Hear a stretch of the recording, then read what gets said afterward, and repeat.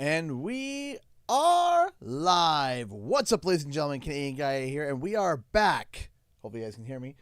I think you can hear me with our 12-hour stream. Woo! It's gonna be we're gonna be streaming for 12 hours today. Already getting a little bit of issues, but I think I'm gonna be able to quickly fix that real fast. Yeah, there it is. There's the butt McButt face for me. There we go. Now I can hear it. There we go. And then you guys can hear it. There we go. Okie dokie. Now we're cooking with gasoline. What's up, ladies and gentlemen? Canadian Guy here. We are back. And I am wearing also my PAX shirt, the plaid that we picked up. Hopefully you guys can hear me. Hopefully I'm not too quiet and it's too loud, or the other way around, because we can always adjust. Let me know. I'll see you later in 3 hours. Yes, awesome. Also, I want to give a quick shout out right away to the moderators, because the moderators are going to be here for a long time and they are awesome, and they always help out with the 12-hour streams. They're always amazing. And I just want to give a quick shout out directly to the moderators. They are amazing. Thank you so much for moderating for today. Of course, you don't have to moderate for the entire day, but being here even for an extended amount of time on a Saturday, especially with 2 streams back to back, you are amazing. Thank you so much, moderators. Give me a minute to finish, get set up, and we shall begin. I hope you guys are having a great start to your day as well.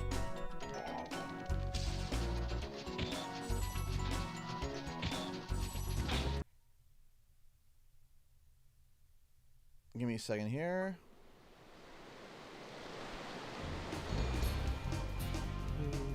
Do do do do do do.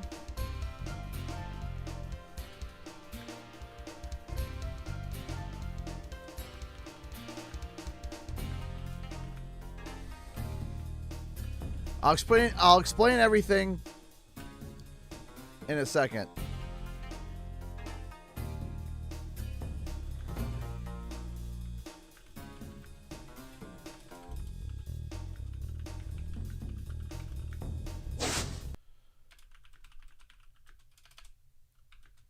Up to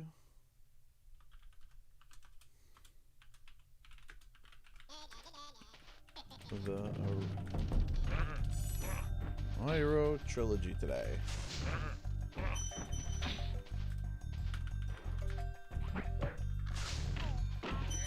Post that there. If you guys want to contribute towards the bar, there is a link in the description below.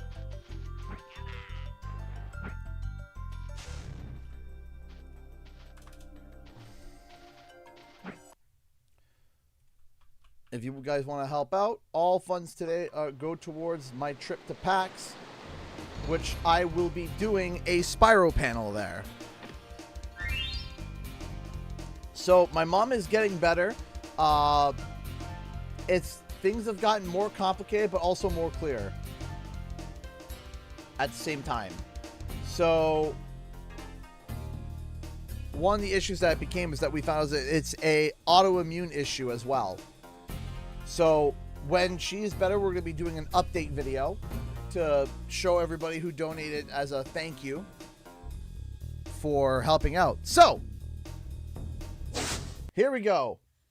We are going to get started right into OG Spyro. I think that we're good to go. We threw the thing on Discord. We got on... Did I throw it on YouTube? Yes, I did. I just threw it on YouTube. I threw it on Twitter. Ooh, let me do Blue Sky. Oh, once I'm almost done. Once I do it on Blue Sky, then we're good to go.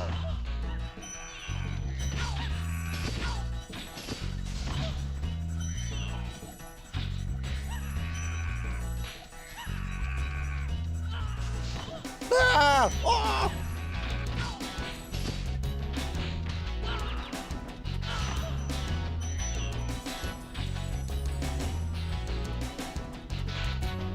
There we go. Okay, so we're over on Blue Sky. We're over on everything. We should be good to go. Here we go. And just to let you guys know that I am going to be doing a panel at PAX East. And I am super excited about that. And it is going to be about Spyro. So you know what?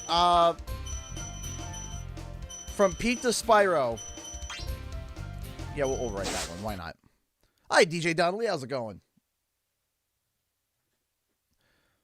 By the way, if you guys are having issues with donating, let me know. Like, if you're trying to use a donation link and it's not working, please alert me so I can figure it out and make it better. It's been peaceful here in the 5 worlds, or is it 6? For a dragon's age. We now have 12,000 treasure, or is it 14,000? What about this Ganasty Gnork character? Now, I understand he's found a magic spell to turn gems into warriors for his cause. I'll take that question. Nasty Gnork is a simple simple creature. Simple! He has been contained in a remote world and is no threat to the Dragon Kingdom. No threat? Besides, he is ugly. Ugly? That does it. Looks like I got some things to do. Yes, you do, Spyro. Yes, you do. All right. Oh, I love these games, but you see, the thing is that I make sure that I play them on stream. I don't play them constantly off stream because otherwise, you know, I would get sick of them.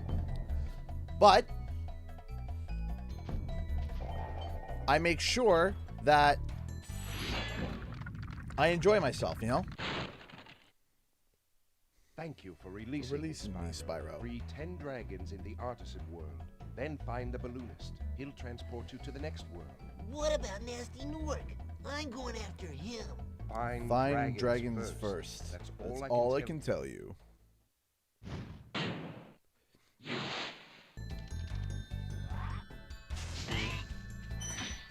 I got to get the right thumbstick out of the way, though. That's the one thing that I always do every time I play OG Spyro is I forget to stop holding the I forget to stop using the right thumbstick for a little bit. I gotta use it. And I gotta get some of the reignited mechanics out of the way. There we go. So, did you guys, if you guys watch it, enjoy yesterday's video? I hope you guys did. I hope you guys loved it. I hope that, you know, as a Spyro fan, it definitely, that video yesterday was definitely more for, like, I don't want to say, like, nothing but Crash fans, but, like, we kind of already got a pretty strong assurance that, you know, Spyro's in development, so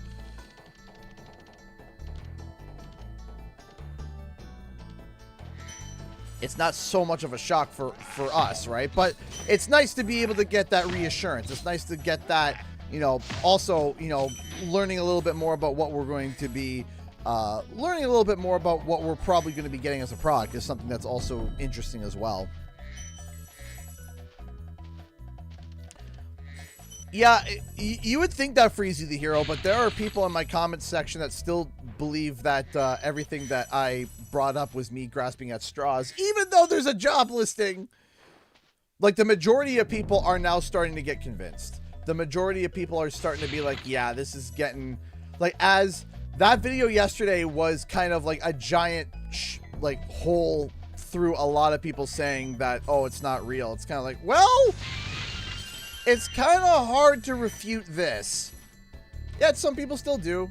6-7. But hey.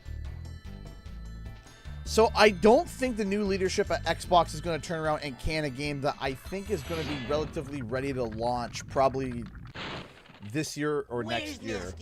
Right? Because on the scale of things... Keep your horns on, Spyro! You have much to learn first. Do you know what the Dragonfly following you is doing?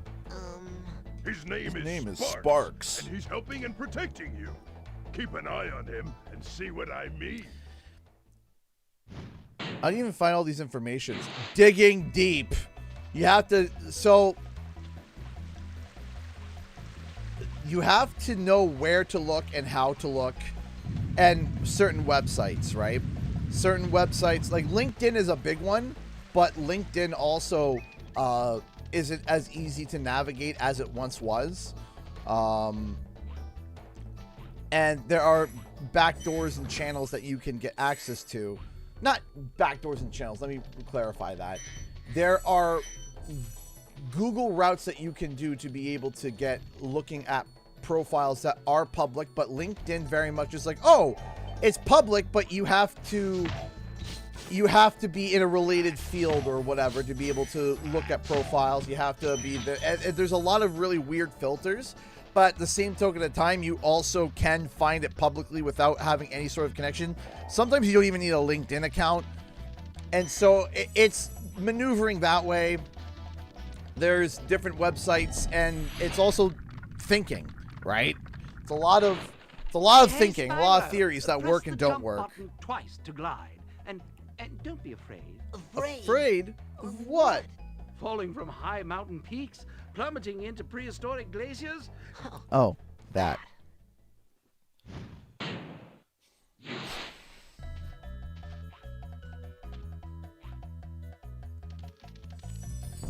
Up, up, up and away.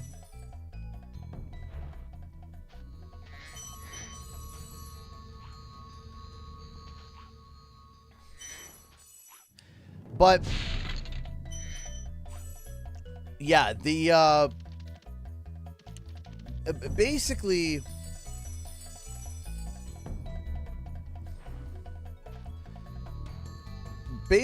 when you're looking for this information, you have to start piecing together, okay, how do businesses work? Why do they work the way that they do? How do they work the way that they do? Et cetera, et cetera. And you kind of just start piecing things together that way, right? And once you figure out how the businesses work and how things work internally, or at least try to learn, once you figure all that out, then you start piecing things together, and then you know where to look, right? All right. So as always, typically on Reignite, we start with Dark Hollow, but with OG, we start with Stonehill. Them's the rules.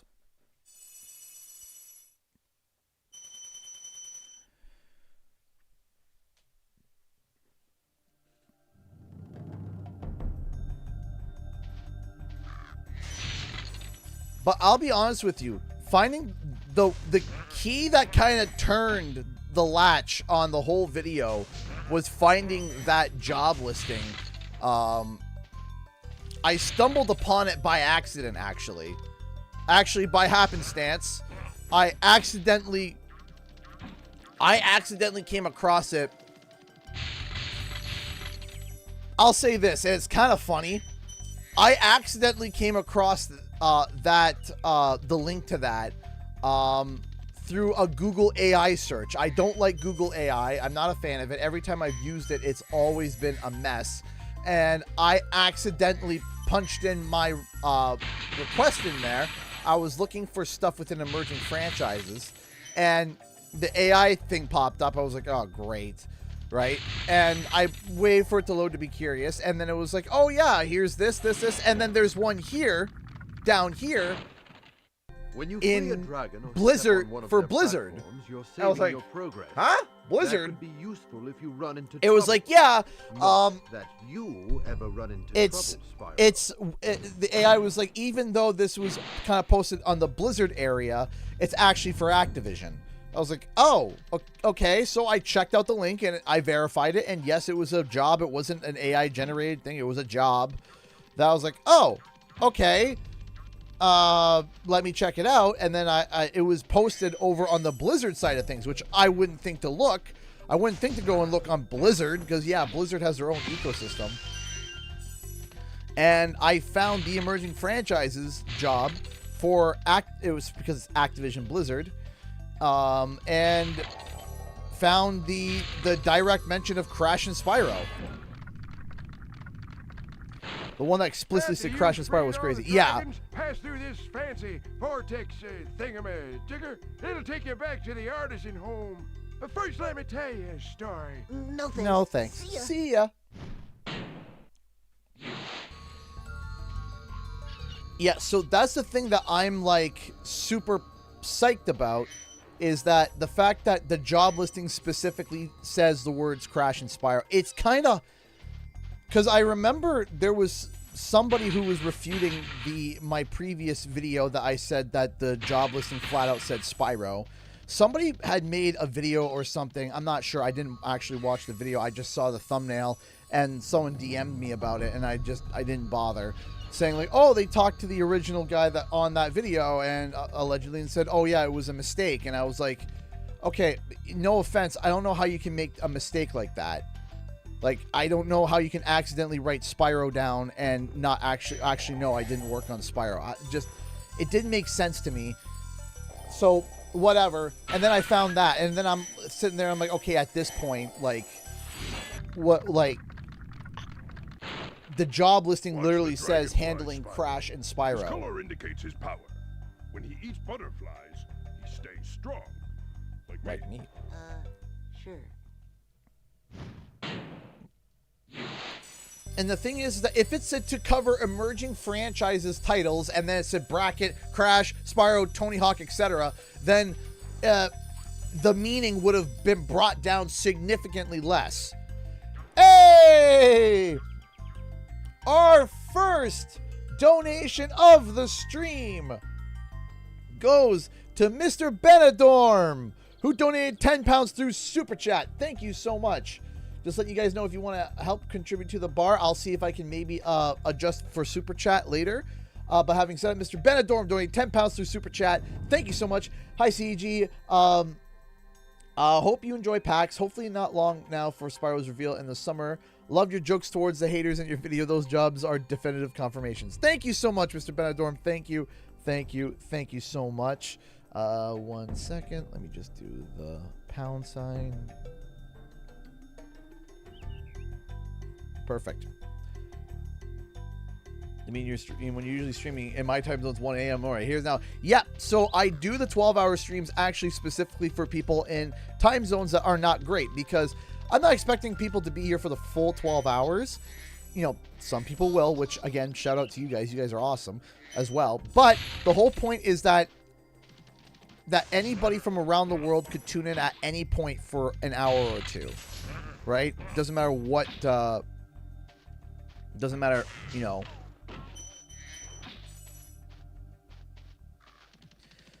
But yeah, no, being able to find that job was a big help. And then it was kind of sitting down and problem solving and connecting. And there's more too. There's more information that I have that I haven't shared yet. Just that I didn't cover it because the video was already too long.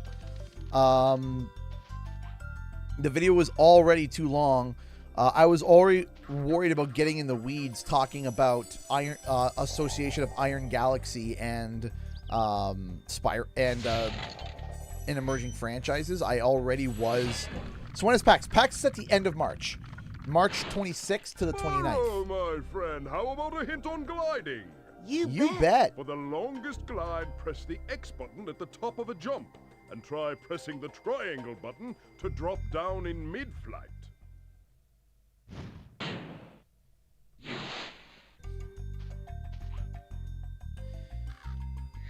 There's even more information that we can ascertain from all the stuff that I talked about. There's more. Like, there's more. There's a lot more than what I posted. Well, okay, I'm not gonna say a lot more. Let me rephrase. There is more. Not a little more, not a lot more, but there's more. Yeah, but if the video was too long, we kind of... The whole point of that video was to get the majority of, like, the big piece of news, and then sitting down and doing a deep dive into each franchise specifically in their own videos. So that video came out, and then I'm going to be doing 2 additional videos, which are also probably going to be 10-15 minutes each for Crash and Spyro, and to isolate them with very little much like, hey, you have to understand this video first to understand this one. So I'm going to be pulling information from that video. Go check it out.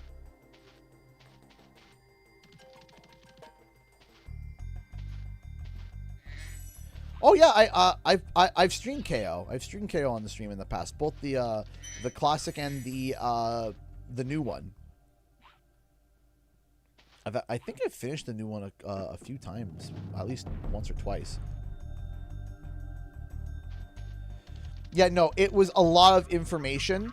You see, you got to be careful. You have to be careful when you start throwing information at people at rapid speed, because then they won't retain it, right?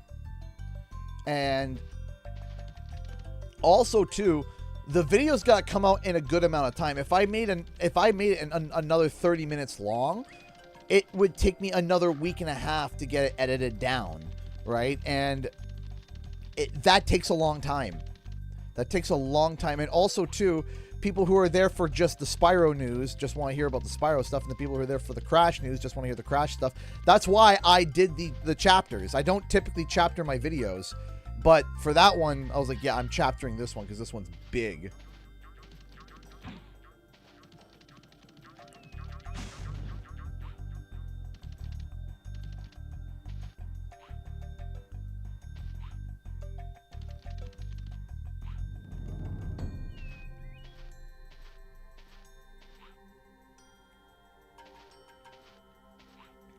Yeah, so there, I believe it was Kingdom Wayfinder and Carlos Morales who started to talk about the marketing for Spyro starting to boot up.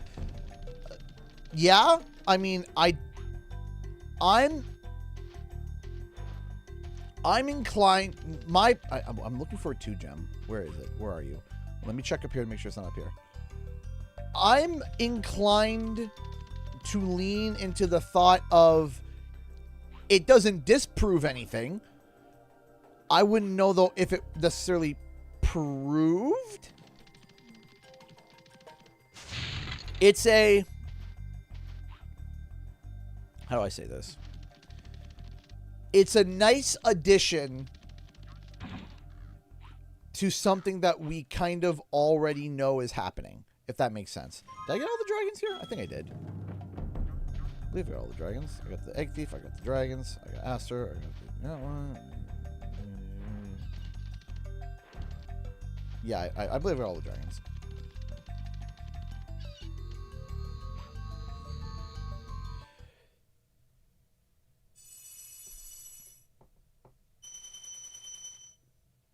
So, like I said, just press select. Forgot about that. I'm going to be honest with you. I totally forgot about that. I also forgot to grab one of the dragons here. How could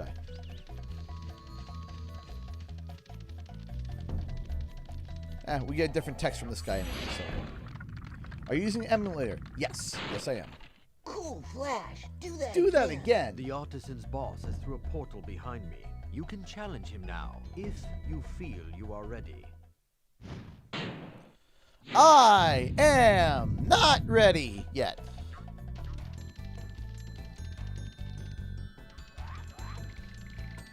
The thing is that, again, it's learning how businesses, and the thing is that learning how businesses work and how each individual business works as well, because there are patterns for other businesses that won't apply to others. Like Activision has patterns that are only applied to Activision, but then there are business-wide patterns too, right? So it's figuring that out. Also, I found something yesterday that I'm going to see if I can look into, that I think a subsect of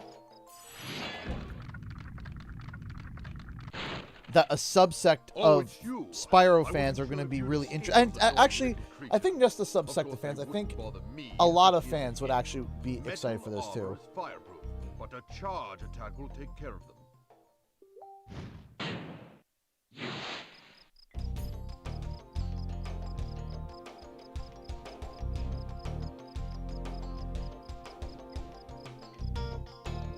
So, last night,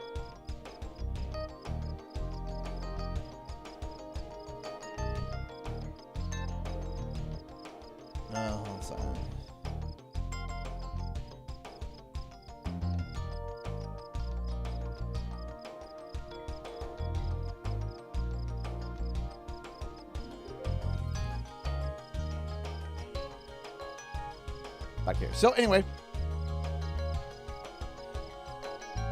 how long I've been a Spyro fan for? Since it came out.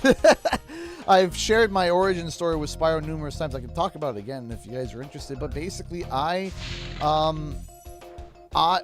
I'm born in '95. So I'm born in '95, and my my brother had Crash Warped first, and I played Crash Warped and I really enjoyed it. And in Crash Warped, as plenty of you know, there was the Konami code to be able to access Spyro. And my brother came home from school one day and was like, hey, let's give this a try. And I was like, okay. And we tried it, and we opened up the Artisan's Homeworld, and I remember falling in love immediately. And it was like, oh my gosh. And my brother played it, he enjoyed it, and then he let me play it. And I remember I would always ask, can you put in like the code? Can you put in the code? Can you put in the code? Can you put in the code? So, your secret safe. I would play Warp, but if my siblings were around, I would be asking to get the, I would ask to, hey, can you please put on, Spyro? So I remember, and then as my parents told me, they wanted to get a game for me because all the other games that were there were for my siblings, and I would ask if I could play the games, and the siblings would be mostly okay, but there would be an annoyance or whatnot. But they wanted to get a game that was for me, and so they went to the store and they found Spyro the Dragon on the shelves, and they're like, hey, you know what? Let's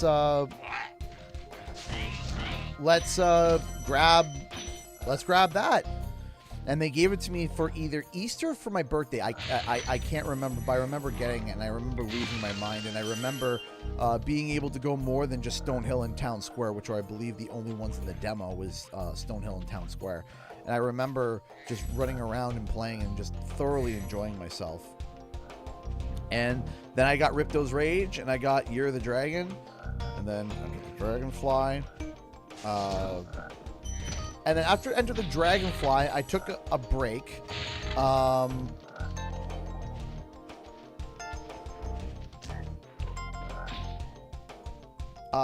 took a break for a while.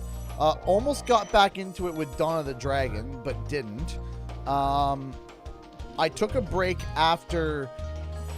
from a lot of the classic games I used to play because my brother had passed away. Like this with the club not the same brother that punched in the code.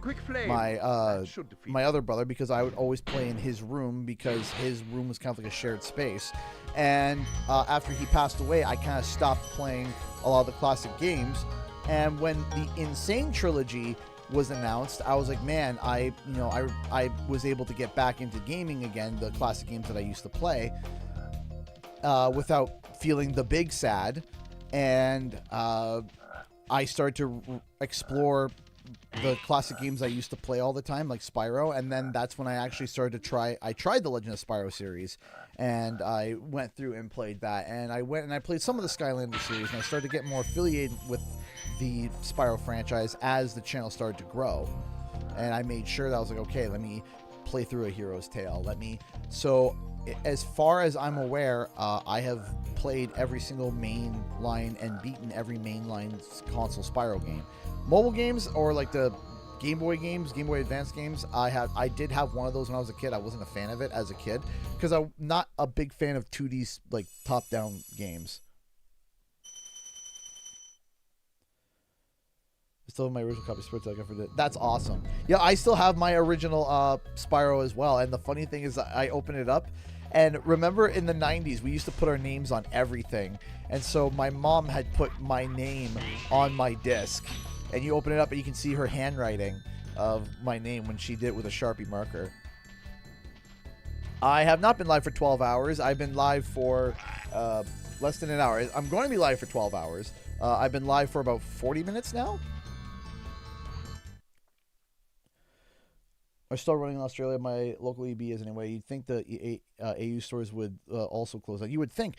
A few of my local EB games shut down, a few of them, but there were only like one or two shut down. because there were quite a few. There were quite a few in our area. So within a 15-20 minute drive,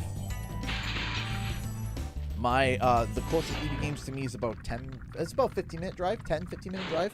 No highways on the other end of town. Square, Spyro. Begin exploring by gliding to that area with the bull. Getting for Easter's Use crazy. the Was it L2 wrapped up and or R2 just getting here buttons you to get go? a good It was look. wrapped up. So my parents, when I was a kid, so when I was a kid,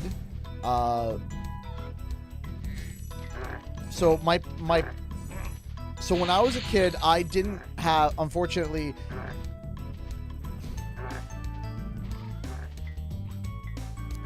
I'll just say this. When I was a kid, I didn't have a lot of family members outside of my immediate family that were present. I had a few, but in terms of like anything extended family members, it was basically really only my immediate family and a few other people as well. And so my parents felt that, to overcompensate for the fact that there were extended family members who weren't quite involved at that point in our lives.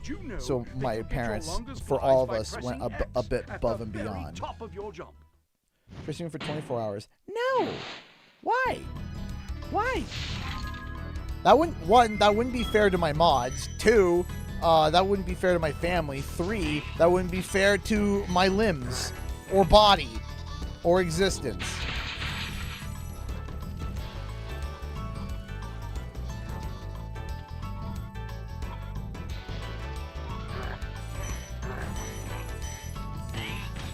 Ow.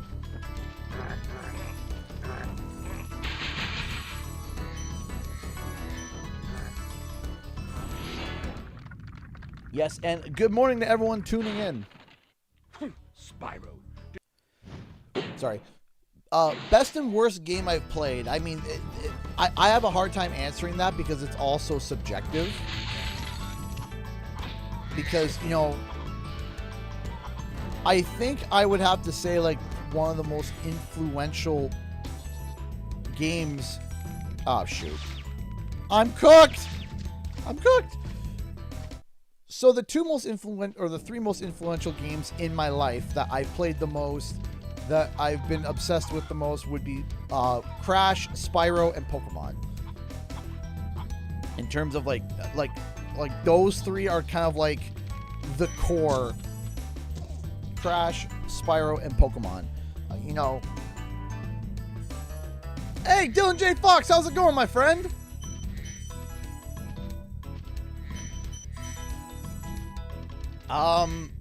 If you asked me when I was 12 what my favorite game was, I would have told you it would have been Warcraft 3.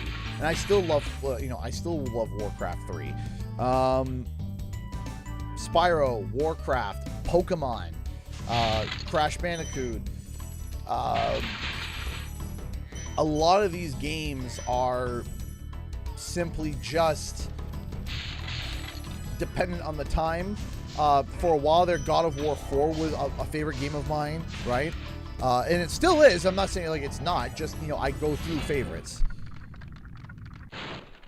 Thank you for releasing me. Just had some breakfast and am huge chilling. I love it when we can huge chill. It's my favorite time because I rarely get it.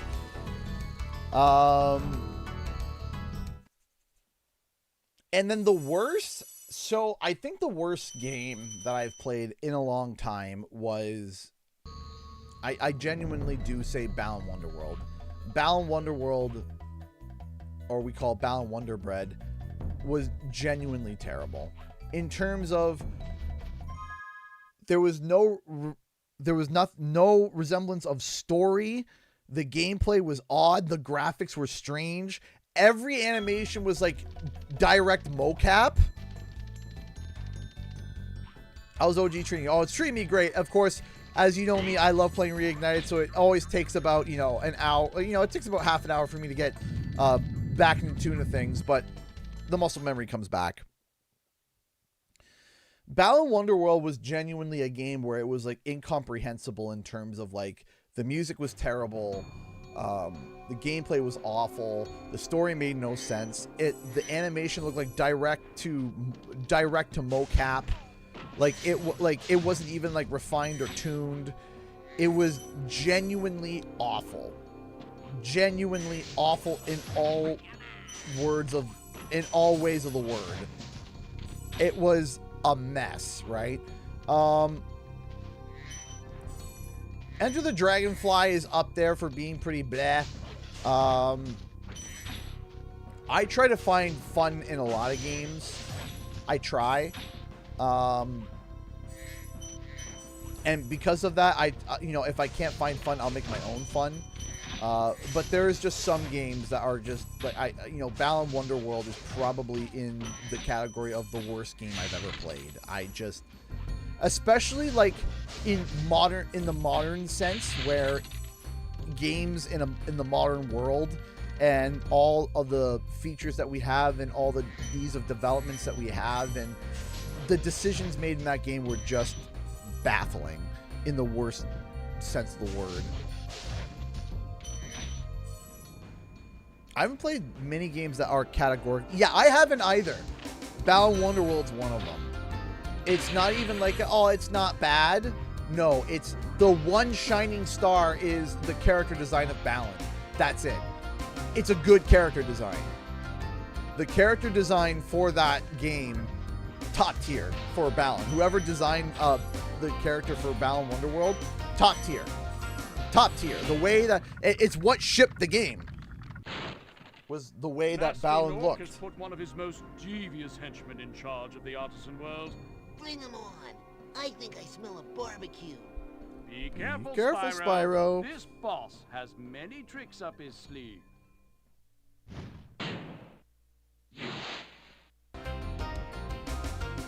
If you could add anything to Enter the Dragonfly, what would it be? A game? Jokes aside, that game needed originality. It was just nothing but recycled assets and just a hodgepodge. It needed cohesion. It needed some sense of cohesion, some sort of sense, and some sort of more. It needed so much more. Once again, guys, all funds raised today will be going towards PAX East. If you want to help support the trip, there's a link in the description below, and it will send you to a page where you can send a tip through via PayPal, or I think, and there's a few other things too. And also, Super Chats will be brought over as well. Having said that, Super Chats, even though if you send a Super Chat wanting to contribute to the bar, due to YouTube fees, it won't be valued too. So like if you're like, oh, I donate $10, it'll be closer to like $7 by the time after YouTube fees and stuff. So every little bit will update the bar with the Super Chat funds. Having said that, yeah, so yeah, help us out get to PAX. I'll be hosting a panel there, and the panel will be about Spyro. Mark of the Balloonist. Wow, I see you've been busy rescuing Dragon, Spyro. You may travel to Peacekeeper's World if you like. Go to Peacekeepers. Let's go.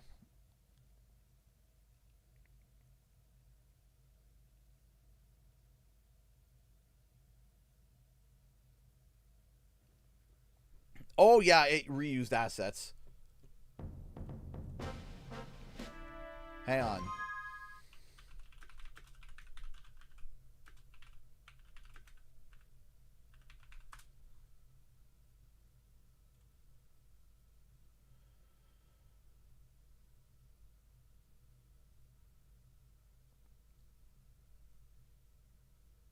Hold on. Oh, we got our first Streamlabs donation for $50. Heck yeah! First donation on the stream bar goes to Jim C, who donated $50 to Streamlabs. Time to get this donation bar going. Ayo! Thank you so much. Thank you, Jim. First Streamlabs donation of the day, and it's $50. What a start. Thank you so much, Jim. Thank you. Thank you. Thank you so much. You are awesome. Enter the Dragonfly. Thank you, thank you, thank you, thank you, thank you so much.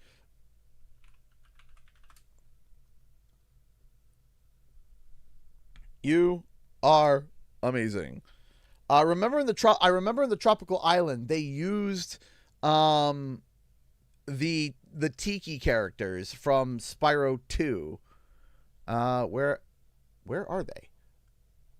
Man, I hate Google search now. Google search is so bad. Google search is just so bad now. It's just terrible. Like, I'm trying to find anything and it just sucks, man.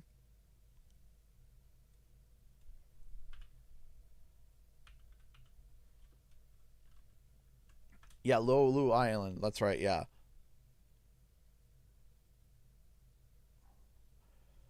They reused the Tiki things.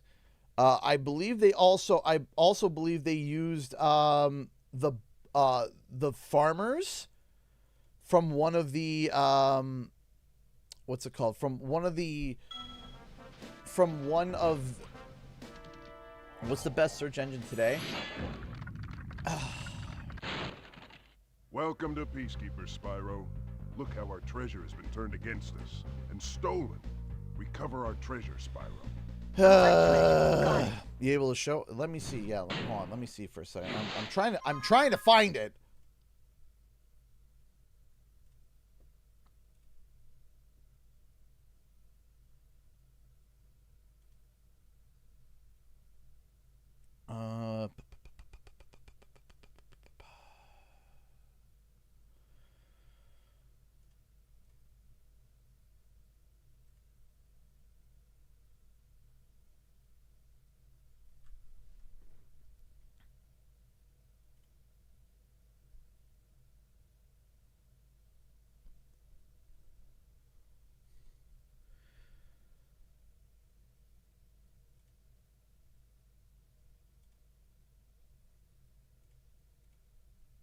Where?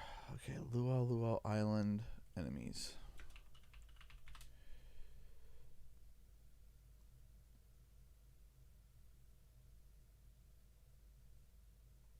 Where are you?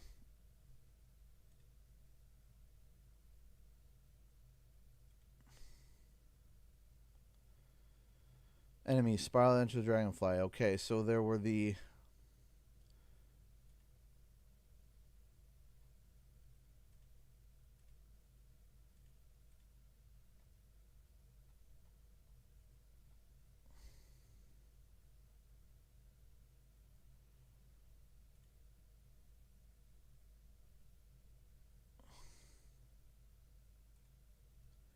Man, why do these pages suck?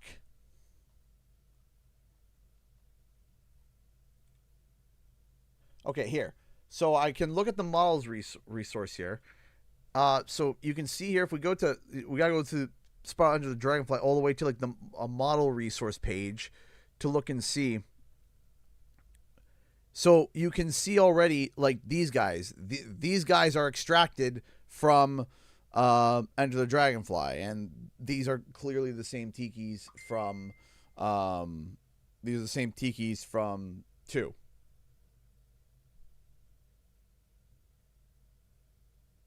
You're right, I did forget Sunny Flight. You're right, John Drew. I did forget about Sunny Flight.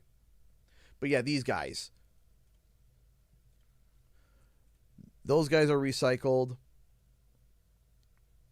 Of course, these aren't all the models. Isle Springs, thank you.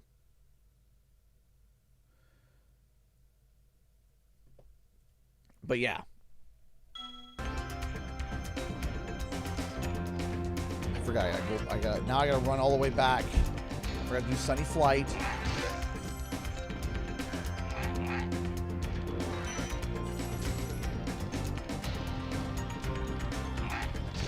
No, there was definitely some reused assets.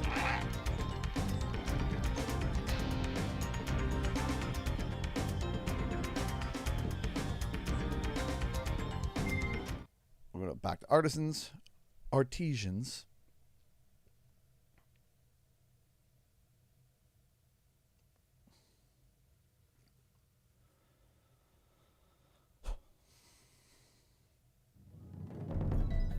we go.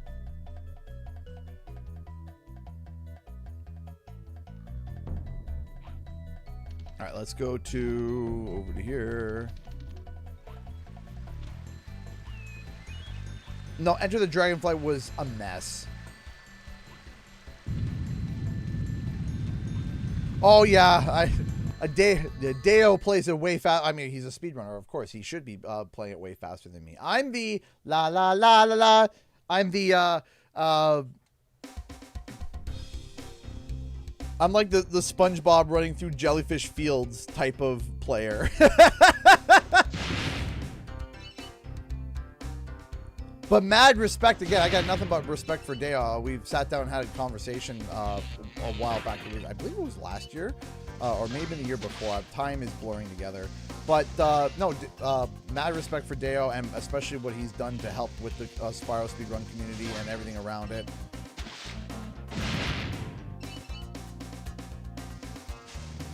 Come on, come on.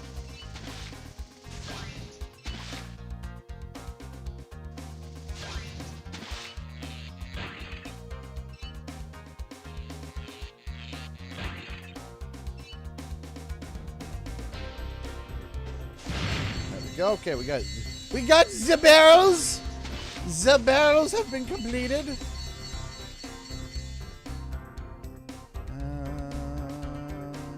Also, we're going for 12 hours, right? You gotta pace yourself.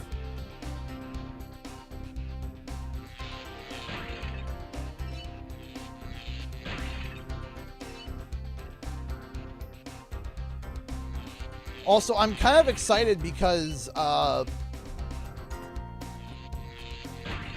it does feel the planes and the ring, yes.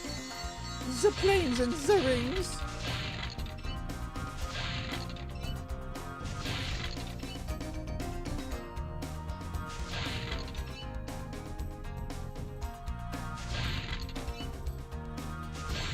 Away we go. Could CTR 2 come before Spyro? Very much doubt. No. No, I don't think so. Unless they're doing something different with it. Unless they're doing something completely different with CTR2, i.e. making it like a remaster of some sort, like. But even then, I don't think I would. I'm not a betting man. I'm not a gambling man. But if I were, I would very much bet against that idea. I don't think so. Because the question that I have to ask, and I'm wondering, is if Spyro started in January 2024, when did CTR start? That was an efficient flight path. Thank you.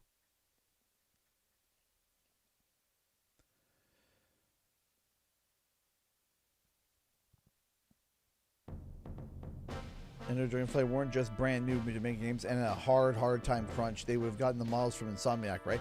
They probably would have been able to get some models or maybe extract them in some sense. I'm not sure the extent to how much work that they had. But, yeah, Check 6 was like the first time. It was like their debut game, and it was... I bet there'll be a Canadian guy, a playable character. I don't think there'll be a playable character, but I will say if there is a reference at all in Spyro 4, just because of how much I've obsessed about it and talked about it for years, I think I would explode. You know, when did CTR start, right? Because if Beanox is working on it, then it's like, okay, then when did it start, right? If we can, and then if we can figure that out, then we can kind of solve the problem for it. Because if we say, because it's, if Spyro comes out either later this year or whether it comes out later this year or early next year or whatever the case may be, we know then that it took Toys for Bob about not 3 years, but shy of 3 years. Like, you know, if like 2 3/4 years, right? That's with a different team. It's their first project altogether. if it started at the same time as Spyro 4, which I doubt, I very much doubt. And the reason why I doubt that is simply based because of the idea that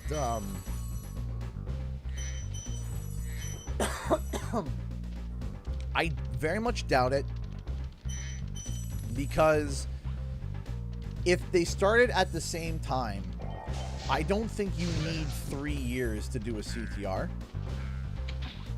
And if they start at the same time, and they're not going to have, so there you have the releases, right? You're not going to have the games release at the same time, right? Activision always spaces them out. The only time that they didn't space them out was Tony Hawk and Crash Bandicoot, was because we were getting to the end of the console generation and they wanted to get the games out. And still, there was even a buffer between them. So they're Crash and Spyro, they see them as nearly the same fan base. Nearly. And because of that, they're not going to cannibalize it. So the game, you know, Spyro would come out, and then CTR would come out. If CTR started at the same time as Spyro, then Beanox would have had 4 years. And according to, you know, Activision, in my mind, with how Activision works, I don't think that they're going to give 4 years of development for a game. I don't think they'll earn them enough money, right? Well done, Spyro. So keep up the good work, and I know you'll fulfill your destiny. Destiny? I just want to kick some. Toast those enemies and collect the treasure. So my thought is maybe it started in January 2025, maybe, if they want to give the same amount of time. If they want to give the same amount of time and have it so that there's a release. Dang it, keep doing that. Have it so that there's a release every, like... Can I stop screwing up? That'd be great. Apparently not. Yeah, 4 years is too much because, you know, and I'm not saying that, you know, it doesn't deserve 4 years. That's not what I'm saying, right? You have to realize, this is what some people get mixed up and confused when I'm talking about these things. I'm not saying it doesn't deserve 4 years. I'm saying that Activision is not going to give it 4 years. Because you have to think, you're paying everyone's salaries for an extra 2 years. Do they think that they're going to get that return on income by giving the game an additional 4 years of development? The answer is probably not. We know how we have an idea of how Activision works, right? We have an idea. We know how they work. We know how they function. We know how things go. And they're not going to give 4 years for CTR. Now, if they give the same amount of time as they gave Spyro, which is, we'll say, we'll round up to 3 years, right? Then it's like, okay, then, did I get everything here yet? No, I didn't. No, still missing a few gems and dragons.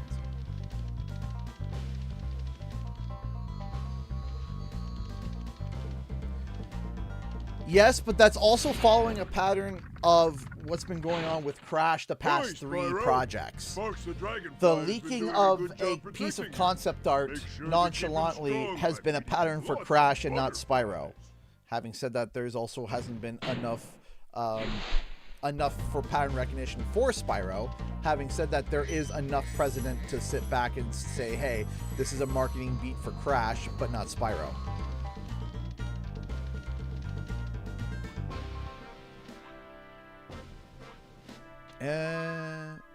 Because while the marketing is still very similar,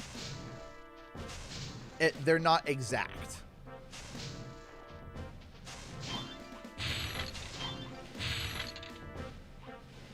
There we go.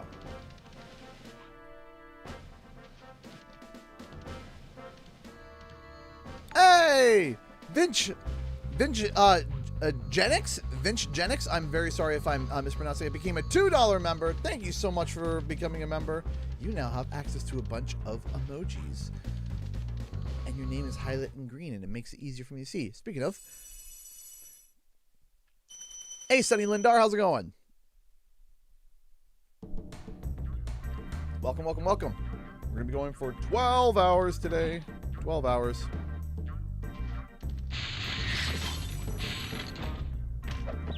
We got a new member.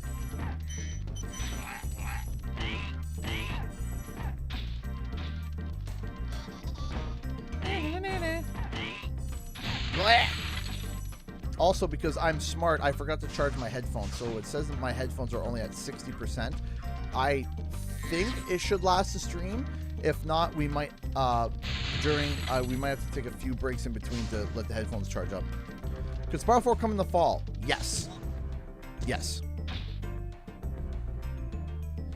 Also, I remember that there was some comments, some questions about Spyro, and they're very fair questions. Somebody had asked, "Hey, didn't you say that you know, that the next Spyro game was going to be big and ambitious? What if they went longer than just 2.5 years?" And that's a good point. Having said that, look at what Toys for Bob was able to do in about 13 months. We'll see, about a year for Reignited. About a year, right? Look what they were able to do, which is incredible. Now give them just shy of 3 years, and what could they do, right? And I'm excited. I'm very excited. Thank you for releasing me. Ow.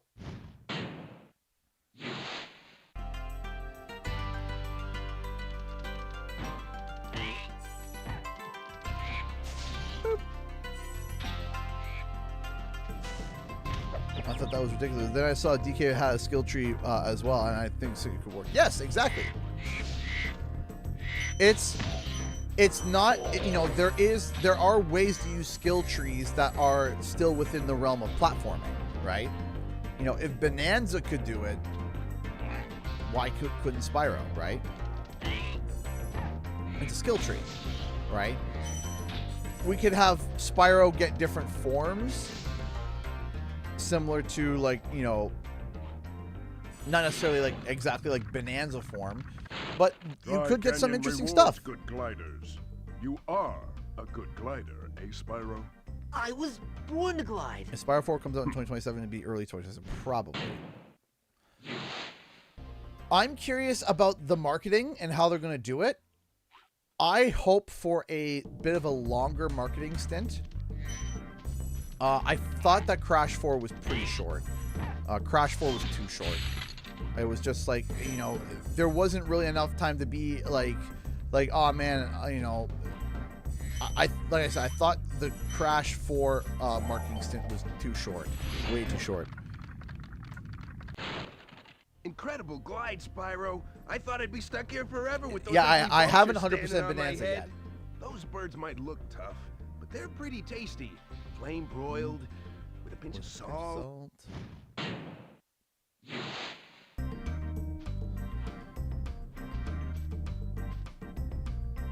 When are you going to stream Spyro Crisis in Chronolia? I don't know.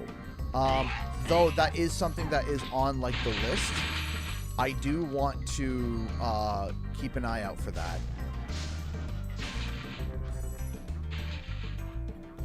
Oh, I was really hyped for Crash 4. I was so happy for Crash 4. I remember crying for Rumble. Actually, my reactions online, you know, people pointed to that. My reaction got into the Rumble. You know, they had like a content creator thing, and my reaction got into the trailer. My voice and everything was in the trailer for the one trailer for Rumble, which I thought was wild. The fact that I'm in a commercial for Rumble, that is still like, it wasn't like a recorded thing that they took. It was taking from my reaction. And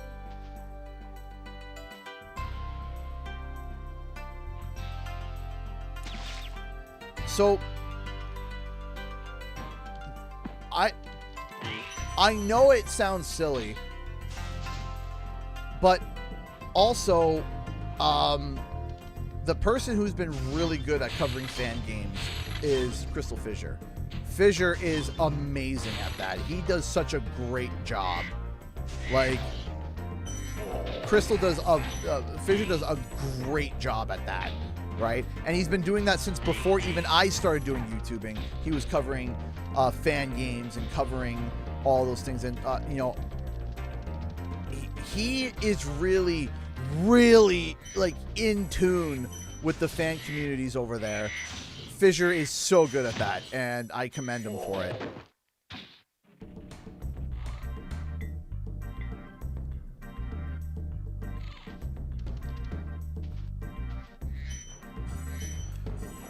Marketing for Rumble was difficult because every single person that talked about it, and there was a problem with that where it was, I keep skipping it, sorry. The problem with the marketing for Rumble was it truly was one of those games where how could you put it down on paper? And it was hard. It was really hard. And even when I was interviewing for it, they were like, yeah, that's part of the problem with Rumble, is that it was one of those you had to play it to figure it out, right? Because people that didn't get it, you had to sit down and play it, and then once you play, you're like, okay, I get it now, right? And even now, when you sit there and, you know, try to explain it, you know, it didn't make sense. I still remember Jez Corden when he was describing Rumble. He was having a hard time. He was like, it was like some kind of brawler. Like, even, and he had seen. Hey, Divinity Style Games, how's it going? Great new video, made nice research. Thank you. Thank you. It was quite a bit. Quite a bit of research was done for that video, and I'm very happy with it. Very pleased with how it turned out. I'm very happy with how it came along. I think there was someone even I think Spyro Jam was before either along Fissure or was like the OG.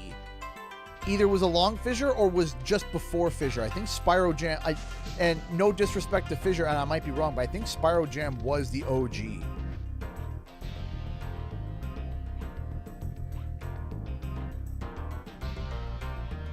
I don't think he's still doing content anymore, but like back in the day, Spyro Jam was like the original like Spyro YouTuber. Crystal Fissure was definitely, I would say, probably second. I don't know if you would call me third. Am I the third? Am I the third? I would feel bad if there was people in between that I'd be forgetting. Good editing. Thank you. Yes, I decided to flex my editing chops a little bit for that one. I was like, you know what? I'm going to flex my editing chops on this one. I'm going to be like, because I haven't done that in a while. I haven't been like, you know what? Let me start doing this again, because not that I've gotten lazy, but you know, when you're editing videos, you know, and you're doing it full time, sometimes you get the concept of pressure and time, and you're like, you know, I don't know if I have enough time to be able to make a joke like that or to go extensive with the jokes. But this one, I forced myself to do it because I was like, this is too much information. Who is calling me? Didn't even, okay, straight to, okay.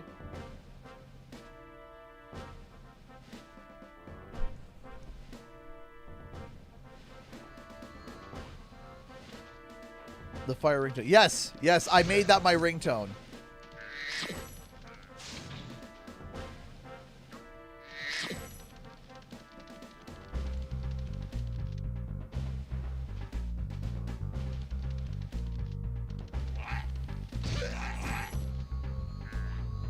The song that was made for the channel last year, which when I have the funds for it, I want to make into make an animation of it. when I have the time, the funds, and the person or people that want to make it, we'll be doing like an AMV music video of it. That would be a passion project that would be really cool to do.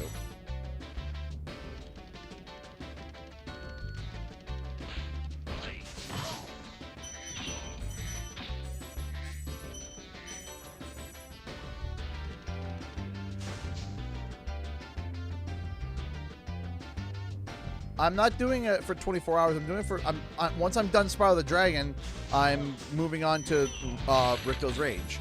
And I'm just going to be playing through the OGs until I'm done, until 12 hours is done.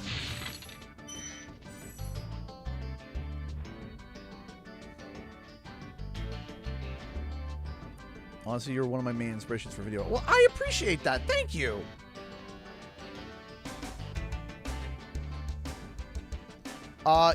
Yes, so it works like, yes, the members are like subs on Twitch. You can gift memberships just like Twitch, and you can add to a membership too.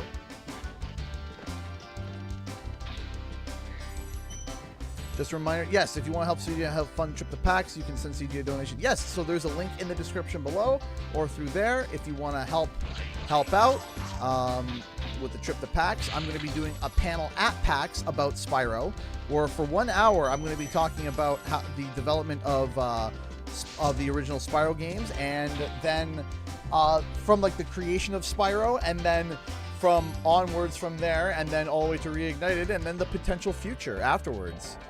So, and I do believe, I don't know if it's going to be streamed, but I was told it's going to be pre-recorded. I'm going to be asking if I can get the recording afterwards. How's a dragon supposed to flame metal armor anyway? Remember, Spyro. Flame I did see Myths Awakening, which, by the way, do the trick.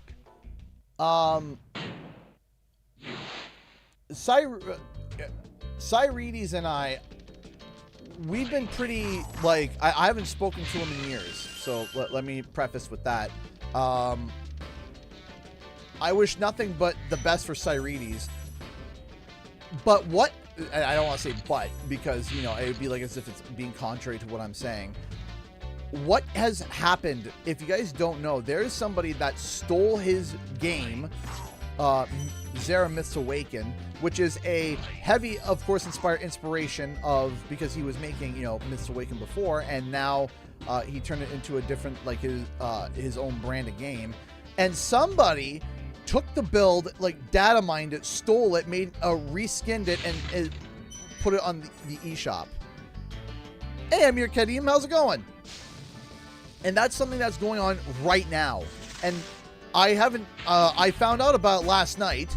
I was finishing up I thought I saw something about, I wasn't sure. Kraken has become a $2 member of the channel. Thank you so much. You now have access to, your name is now green. You have access to a bunch of emojis. Yeah, so somebody, I'll pull it up here. Somebody flat out stole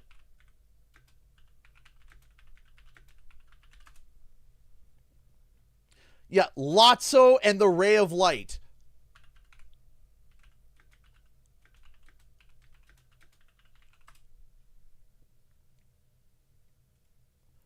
Look at this. Look at this. Lotso and the Ray of Light, right? This is the real game?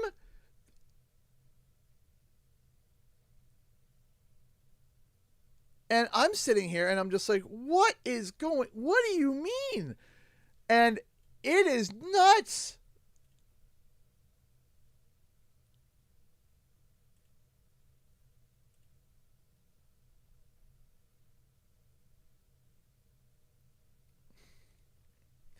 Like, straight up stolen.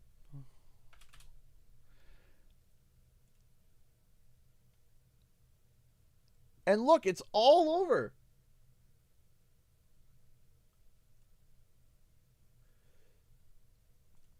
Look. And it's, you can see here, lots of on the Nintendo official site. This is Zera Myths Awaken.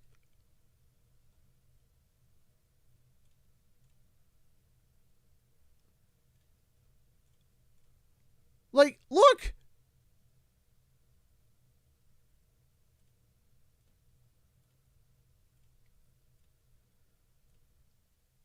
And it's on Switch. And it's insane.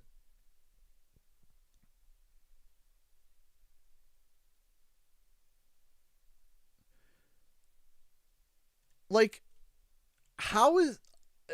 I don't understand how this got passed. I don't understand what happened. Yeah, it's on itch.io here. Here it is here. It's literally the same game.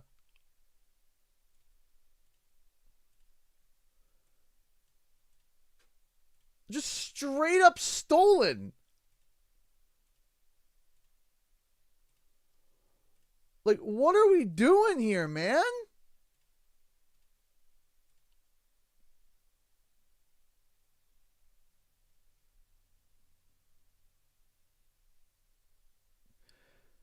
And they're charging money. $25 Canadian. Or I guess $19.99 American. Like, how can you do that?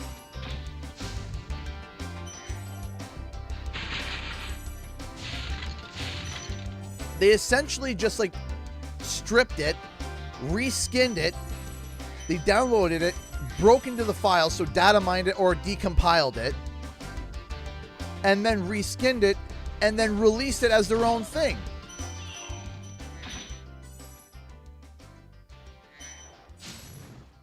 Was PS2 a Hero's Tale, which I never finished. Greens from Croatia. Well, Greens from Canada. Absolutely, you can go to court. It's literally... So people are like trying to review bomb it, being like, hey, this thing is like stolen.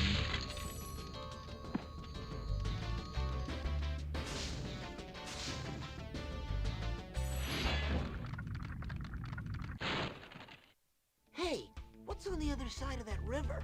Why don't you glide there and find out?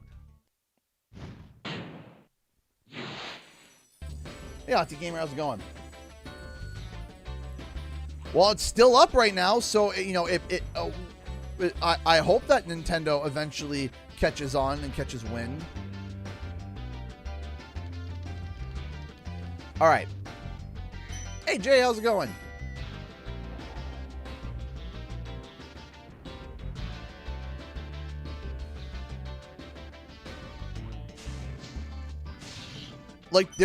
There's no... Like, and the fact that they're charging money is what is, like, like, the scumminess just goes deeper. Like, somehow it goes deeper and deeper and deeper and deeper, and you're like, how, this can't get any worse, and somehow it does, so...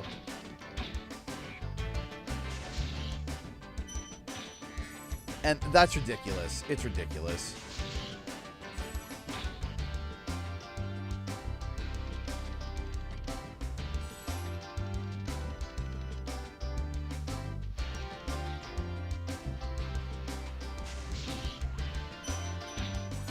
All right, after I grab this dragon, so also I want to make sure everyone understands it's clear. I'm going to be taking, you know, some breaks, like, you know, water breaks, drink breaks, snack breaks, right?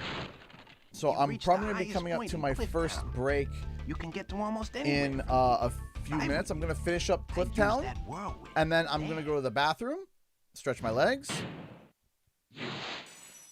And I'll be keeping my headphones on because you guys tend to like to send donations while I'm away from the keyboard, which still blows my mind. So if anyone sends anything, I'll have my headphones on. I'll be able to hear it. I'll be able to know if somebody is deciding to donate to the chair. So once I finish up here, I'm gonna run to the bathroom real quick.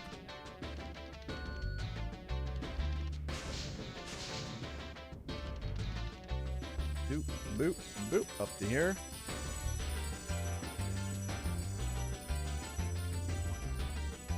Take care, Conky. Thank you so much for moderating this morning. We appreciate it. Go get some sleep. Go get some rest. And take care. And we'll see you later.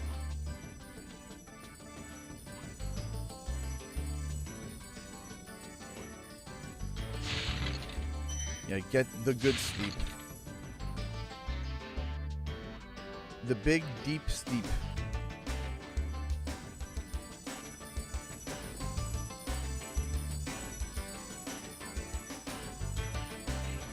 Yeah, we're living in absolute, almost. We're living in crazy times now, man. I don't get it. I genuinely just don't understand it.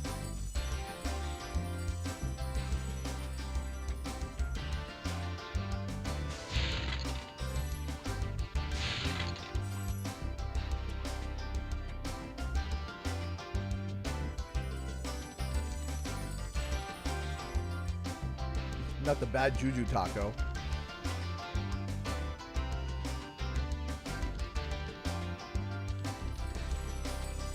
All right, let me finish this up real quick. And then go for a quick bathroom break. Not bad, juju, just extra spicy. Yeah, spicy juju. I don't know how many people know about it. I saw it pop up though, and it's starting to amass the proper hate that it needs and the proper heat to get it taken down, because it should. All right, I'll be right back. Headphones are still on. I'll be right back.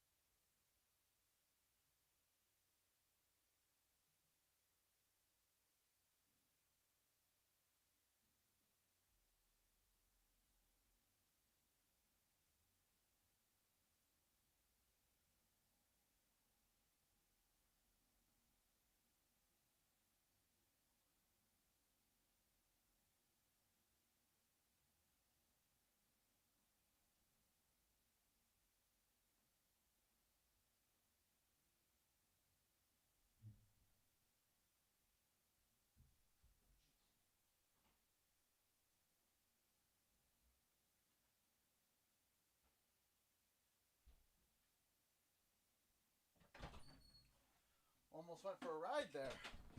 And we're back. Sorry, everybody. Okay.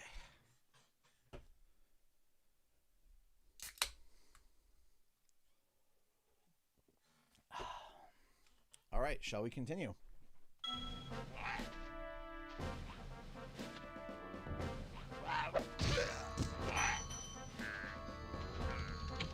Okay. Not missing any alerts, okay. Okay. Let's keep it chugging, shall we? Let's go to Ice Cavern.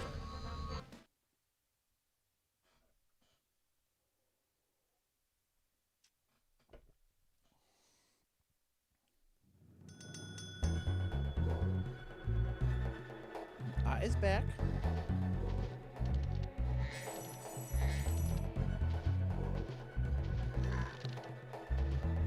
Welcome back.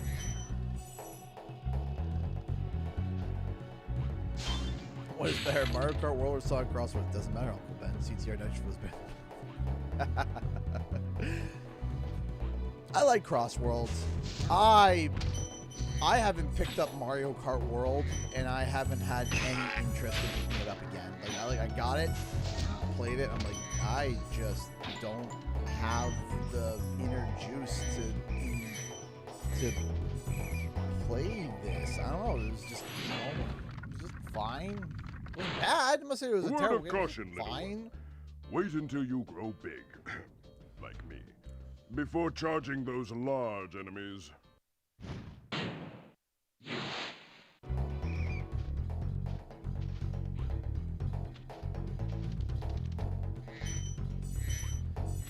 Once again, everybody, today's stream is to help fund the trip to PAX. We do this every year, and it's such a big help.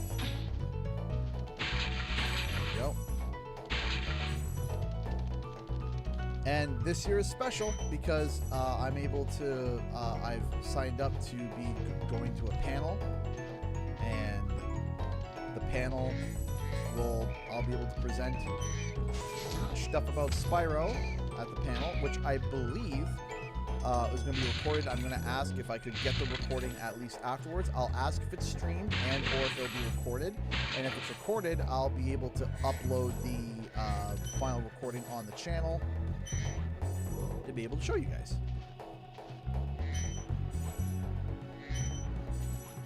What was it? Didn't like it as much as 8 Deluxe, but it was still a good time for me at least. I need to play more of it though. Yeah, it's kind of like there's nothing that's like drawing me back. That's like come and play me immediately. You know. Hey Charles, how's it going? Hey, what's up, CG? I'm doing good. How are you? Boop.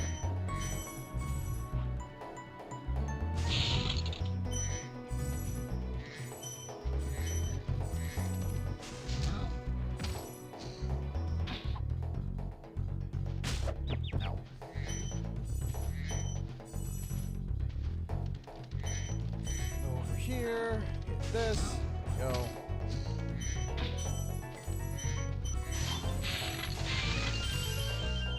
Boink, boink.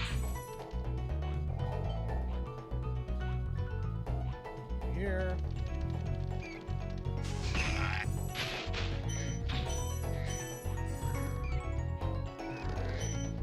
No, this is not the PS3 version. This is me playing on an emulator with a PS5 DualSense controller. How are you? I'm okay. How are you? Very tired. Very, very tired. I had two 14-hour days back to back, and then I'm doing a 12-hour day today. So I am tired. Tell people not to buy it, but there's no videos yet. Really? Jeez. Oh no!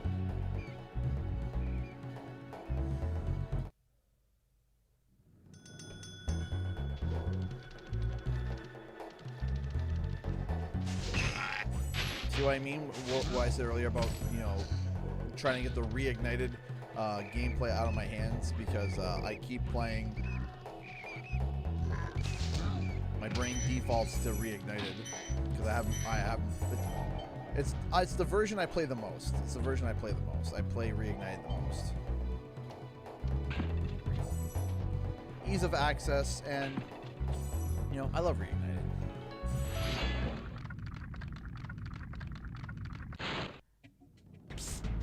Spyro, some big Norks up ahead are wearing armor. And in the ice cave, armor can make their feet very slippery.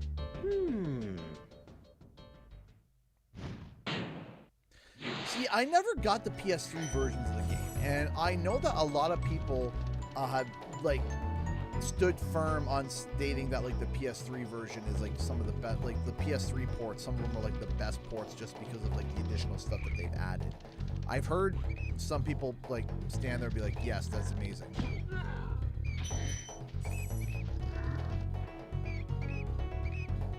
Whether it's real or not, but I never got around to it because I have a big reach on it. You know, you can always do that, right? Because you know, there's no one stopping you. There's no one stopping you. It doesn't matter how big or small you are, right? I mean, you can make a video and give your take on it if you want, right? There's nothing wrong with it.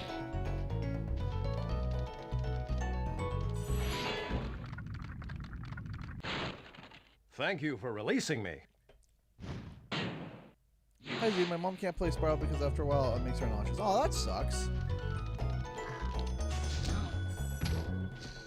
I was like that for the Tasmanian Tiger, actually. The ports, for some reason, were making me feel sick. I don't know why. They were just bugging my eyes out. I bought the whole Tasmanian collection on Steam, and it was just, my eyes just were bugging out. And I was feeling nauseous. I don't know why. It's very rare for me to get nauseous while playing the game. I remember a lot of people were saying that about Reignited. It didn't affect me too badly.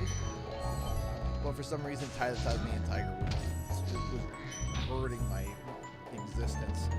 Maybe it was just the day. I'll maybe try again, see if maybe it was... If that doesn't work, I'll try the PS2 port, just like the emulator, to see if that helped. And if it helps or not.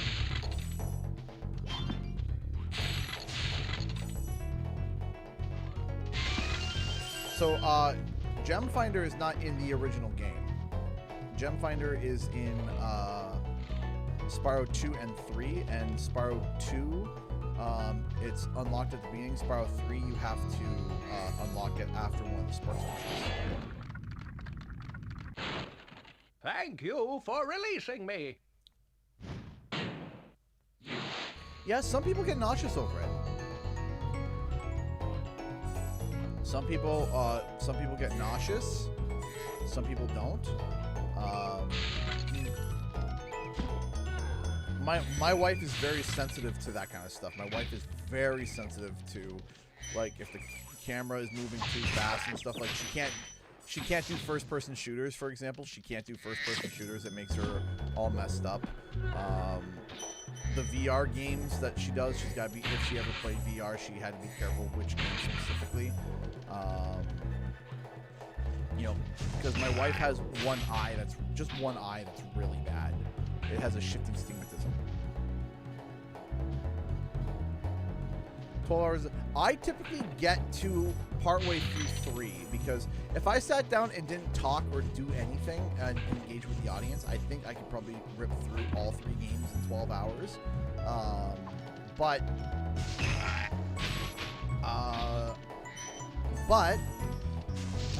there we go. I don't. I talk with everyone. I take breaks, and you know, we pause. We go on minor rants along the way. So I think we typically get to either at the start of 3 or we get through most of 2. Typically.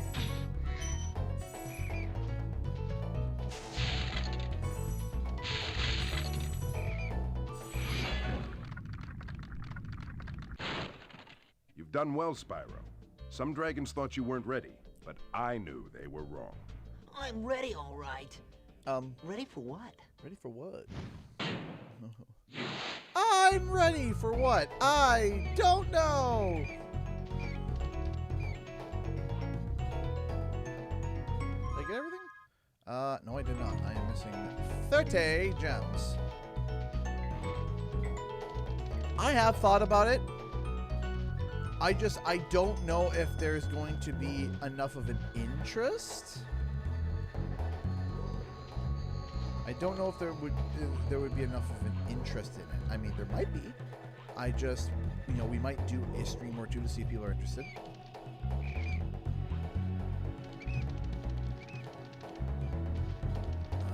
Okay, just looking for 30 gems. 30. That might actually be. Do I still have the key? It might be all stuck in that chest. So hang on.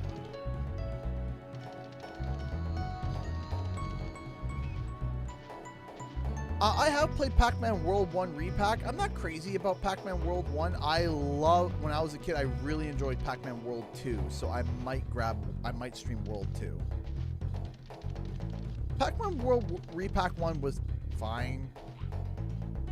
Like, you know, Pac-Man World 1 is fine. Wasn't my favorite. World 2 was my, like, yes, I love this game. And I remember always wanting to play it and never getting to play it because my cousin had the game and my sister and her would play it, and I wasn't allowed to play it as much until one day I finally got to rent it, and when I rented it I was able to play, and I don't think I finished it, but I had a really good time.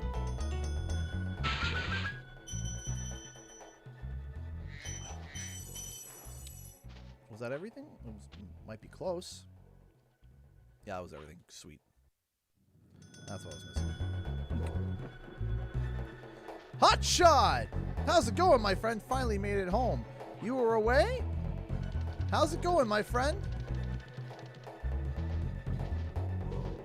Happy to see you here.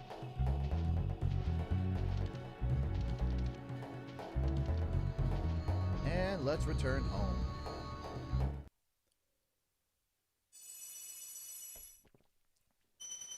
Was at work this morning from 8 a.m. to noon. Awesome. Well, I'm happy that you're here now. I hope that you'll spend some time, hang out with us. I'm being patinged. Who's patinging me?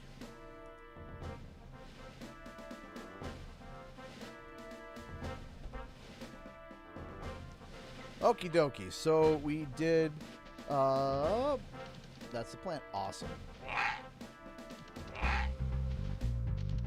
Nope, don't touch me. This time we're gonna do the night flight.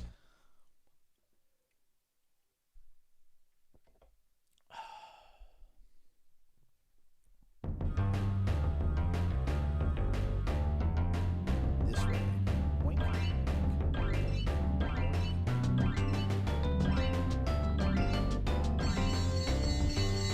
Also, too, I also know that they've been, if they keep remaking, I'm a little bit shocked that they're kind of releasing Pac-Man, like, Repack as, like individual titles and not kind of like a collection. So, before I if I find out within the next 2 months they're doing like a Repack 3, I'm going to wait for them because they're going to put a collection out. They'll put a collection out where it's all 3 games plus bonus stuff. Or put all 4 games, or where, because with 3 or 4, I don't remember playing much of 3. Again, I remember 2 was the one that I was like, you know, like super excited about to see.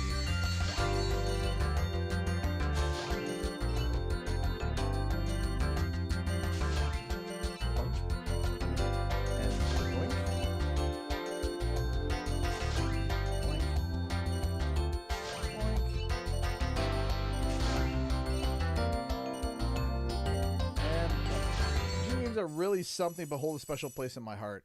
So I'm not sure. I remember I had one. I think it was Season of Ice. Was it Season of Ice or Season of Flame the first one? Because I think I had the first one, which I think was Season of Ice. Okay. So, let me think here. Let me just make sure that we got everything done here. I believe we did. We did that level. We did Dry Canyon. We did Parents Village. Dry Canyon.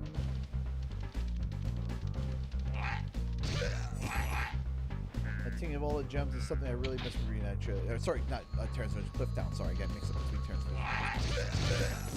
Then the Frozen one, Night Flight. Okay, so I think we are now good to go to Dr. Shump.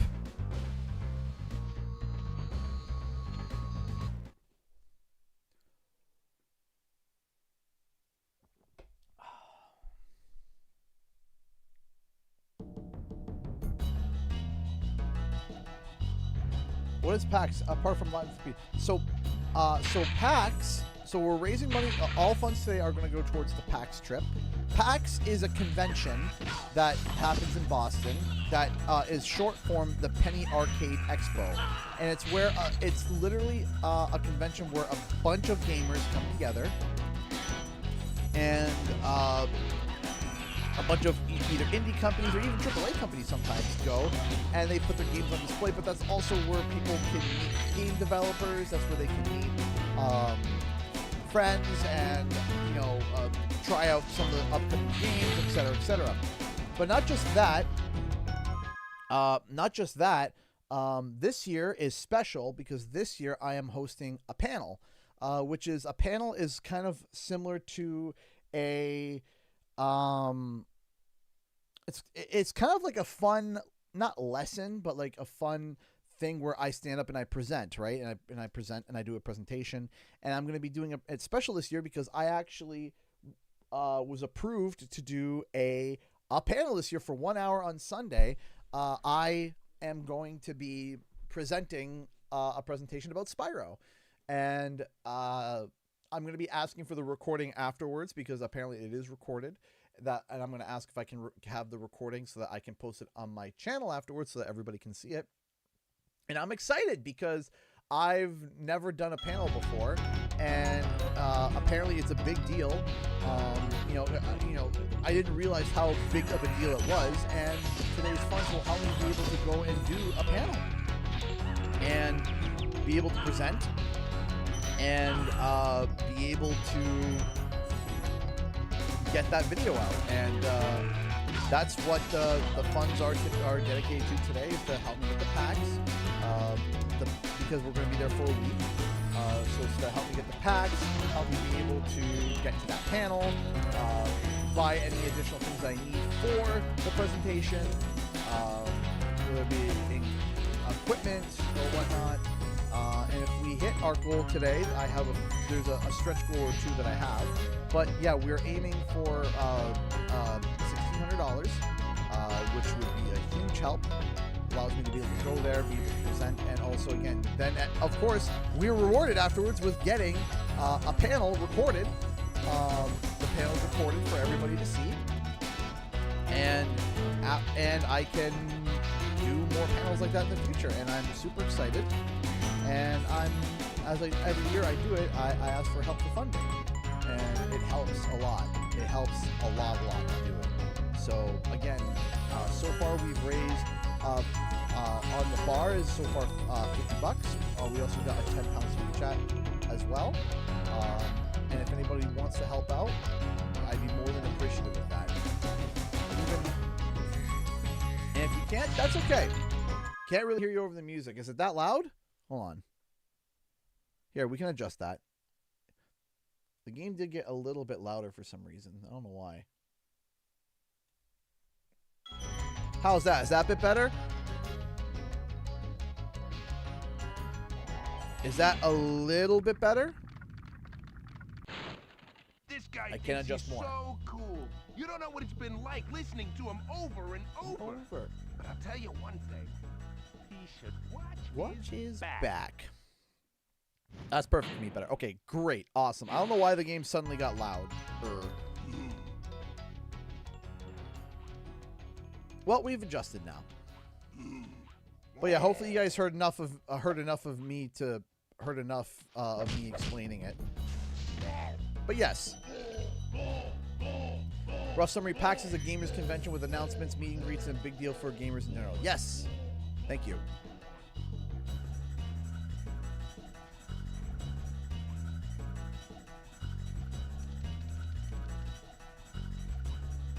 But yeah, we're hoping to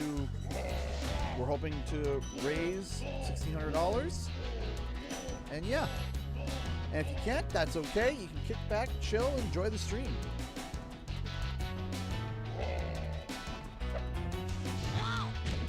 Wow!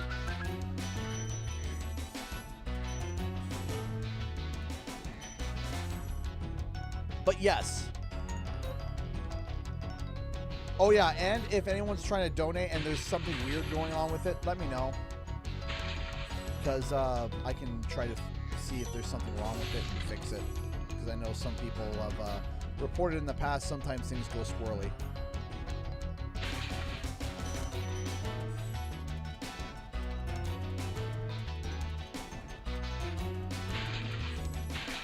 Go.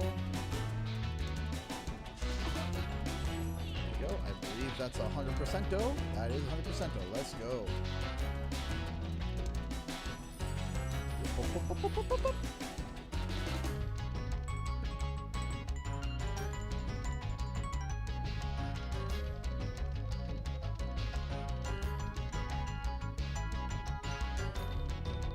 Here, there we go. Pop up and away.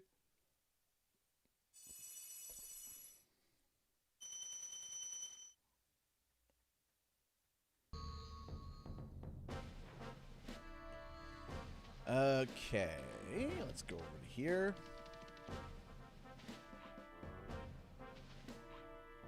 Hey, Beyond Xanos, how's it going? I'm doing all right. Tired, but I'm doing all right. How are you doing?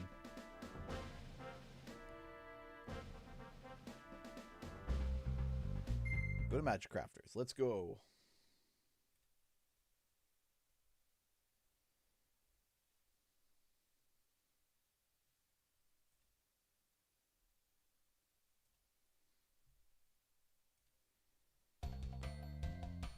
Boom, boom, boom, boom, boom, boom, boom, boom, boom, boom.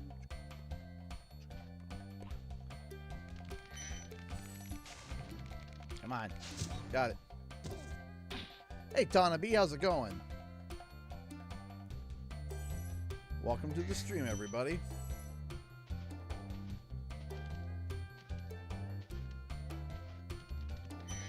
Boink. And boink. There we go.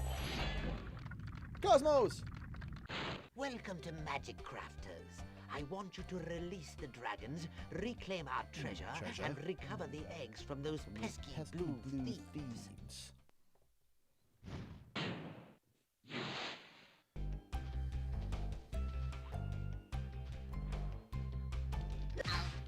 Ow. There we go. My opinion was the Spyro 4 release window. Spyro 4 release window.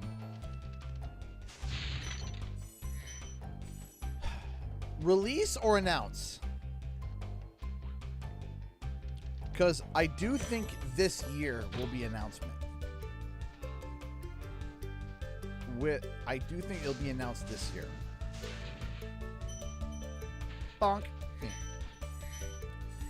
So release, I think summer 2026 is a good ballpark thought.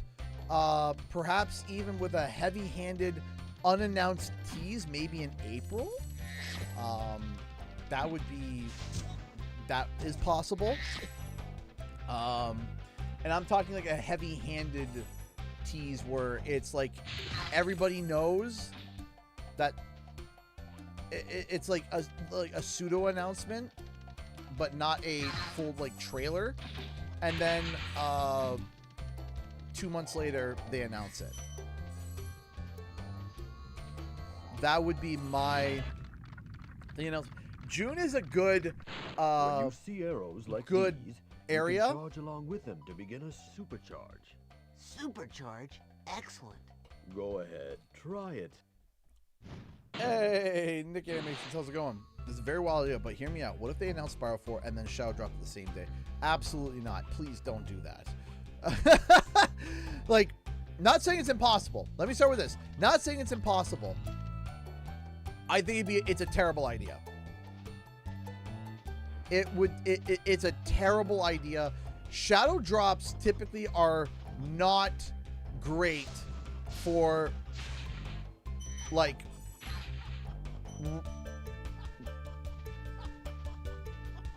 first of all, as a content creator, that sounds horrible. As a content creator, that's horrible. As somebody who, as a consumer, it very much does not come as a good thing, in my opinion. You shadow drop something, like if they turn around and said, hey, we're going to do a nice HD remaster of Season of Ice and Season of Flame, shadow drop today. Right? That would be like, oh yeah, you know, we're happy to announce Spyro. We're also going to be doing a fun HD remaster of these games dropping today. Okay, that, I'm like, yeah, cool, that's fine. I'm down for that.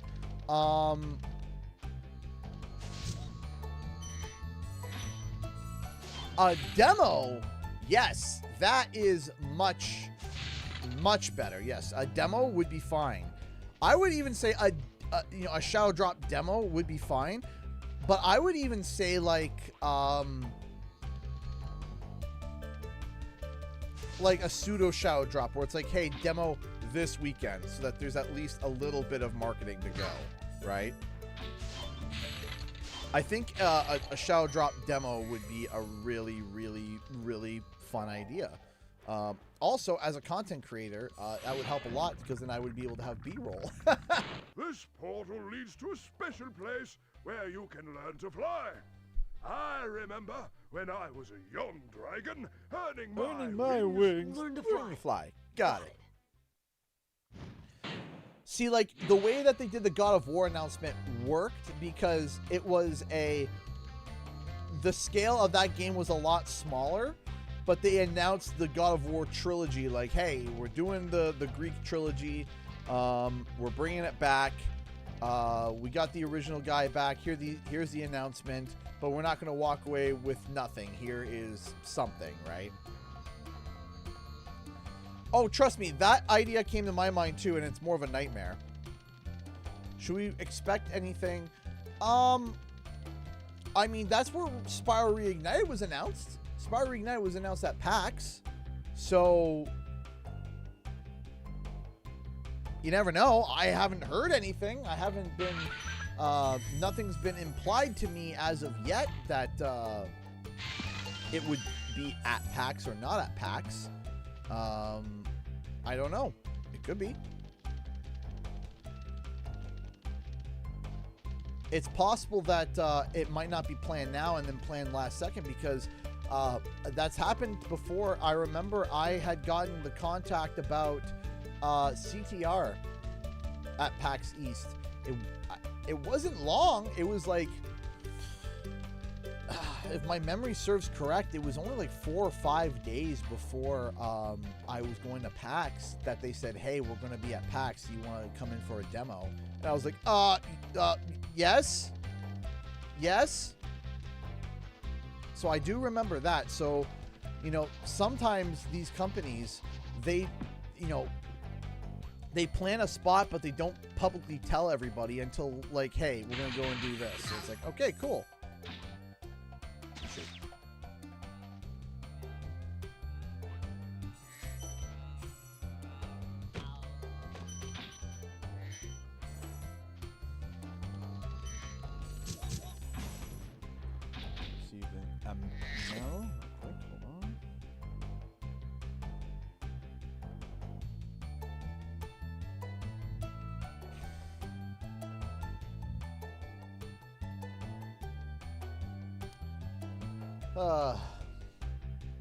Hey, Krasinski, how's it going? What's up, CG? How you doing, man? I'm doing all right. How are you?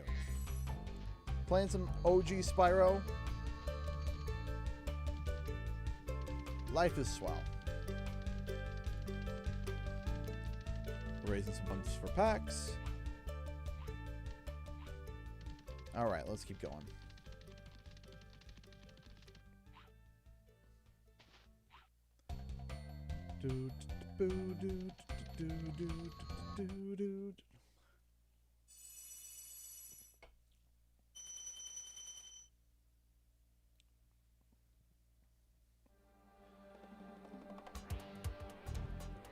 Which also, I'm gonna have to figure something out for, and hey! We got our second Streamlabs donation of the stream. We got a $5 donation from Bring Back Jack. Convince Toys for Bob to remake Jack and Daxter. Ha! I would love that. That would be cool. Thank you so much for the $5, Bring Back Jack. I don't think it's impossible. I made a video talking about that. Because of the fact that they're third party, it is possible. And it definitely seems like Toys for Bob is aligning themselves to being that studio where you would see the text, Toys for Bob, before they even showed what they were doing.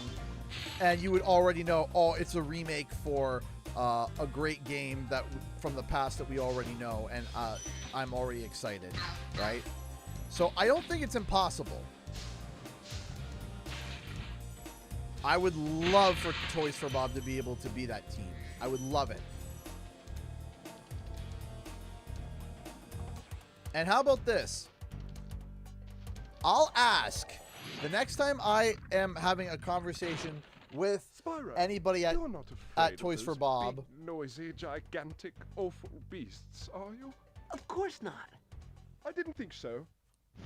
Next time if I have a conversation with someone at Toys for Bob, I will try to include an interview question that involves Jack and Daxter. I will try. I'm not saying it will be maybe specifically Jack and Daxter, but it will involve Jack and Daxter. Oh, no, I messed that up badly.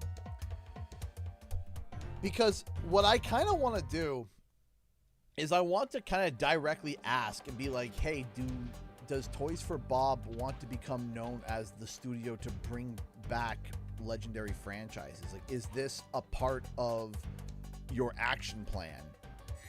Or is, you know, and, you know, I could include, you know, names like Jack and Daxter and all that stuff. I know there's seemingly an interest in Banjo. Right? There's seemingly an interest in Banjo-Kazooie. And Toys for Bob may be working on that. But that doesn't mean that, you know... What is this?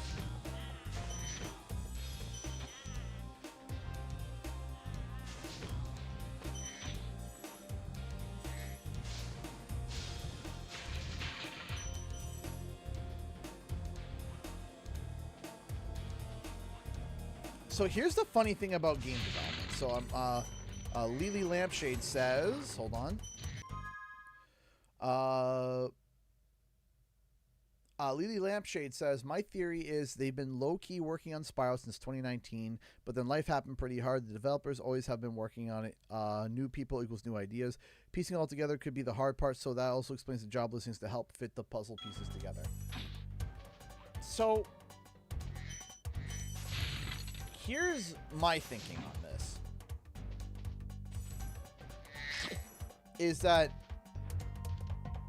I believe that in between all of this, there is most likely going to be, we're going to find out and get more details about it, about a canceled,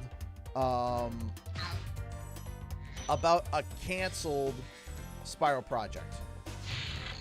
That there's going to be details of something about that coming out in the future. I don't know when, and I don't know, oh shoot. I don't know when, but I got a feeling that we're going to find out someday that there was a Spyro project in development, in the works. Maybe not necessarily at Toys for Bob, but got canned. And I'm not going to sit down and, you know, don't quote me and, you know, don't quote me on this. But there's been a story that I have been looking at for a while about that. And I want to get something more solid on it before I make a video talking about my theory.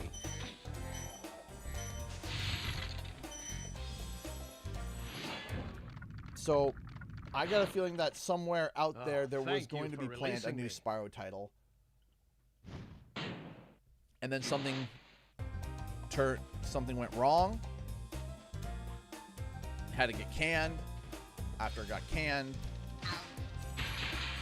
then it was kind of figuring out where to go. And yeah, the problem is that it's hard to be able to have even like a 10-year outlook when it comes to games. It's even hard to do that because even though games, they take so long to make and all these things take forever to get done. But the funny thing is too, see, it's interesting because when I was talking with Dave Goodrich, they made the Crash Team Racing prototype that everyone's going gaga for. They made that prototype in like 6 months with like 7 or 8 people, right? And they made Vigilante 8 on the PS1 with like 4 people, right? So there's an aspect of smaller, nimble teams in getting stuff done, because here's the thing: when you expand your scale of your game, you're not only increasing development time, but you also need more workers to work on that scale, but then that also causes more hiccups as well, right? So it's kind of a weird thing where there's too little people, and then there's such thing as too many people. And it's kind of difficult to kind of get right. Did I get the 2 gems on the side of the stairs over there? I don't remember if I did or not. I think I did. I think I did. Great work, Spyro. If you keep this up, you'll learn all the tricks of the Magic Crafter world.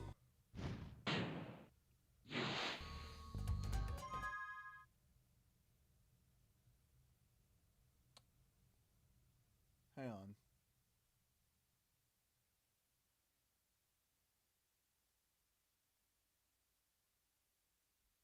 Just had a thought. Just a thought, and hear me out for a moment. Just hear me out for a moment.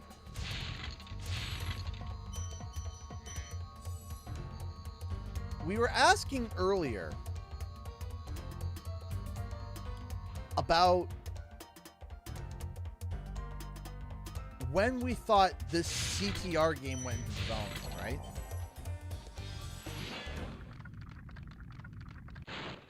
Remember that these blue thieves haven't stolen eggs only in the Magic Crafter world. Don't worry, I'll take care of them. What if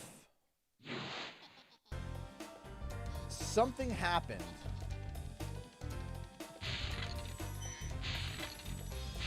after Astrobot won Game of the Year? Because I got a feeling that Astrobot had it winning Game of the Year and it scoring as well as it did, and it being as, you know, such a honest to goodness platformer that it was. What if it caused enough of a stir for Activision to turn and say, hey, let's start working on the next potential Crash sequel? Now, at that moment, Tony Hawk was still being in development. So they turn to Beanox, say, hey, do you want to work on a new... They turn to Beanox and they're like, do you want to work on a new Crash game to line up with Iron Galaxy? Because from what we know, Iron Galaxy's been working on the project since August 2025.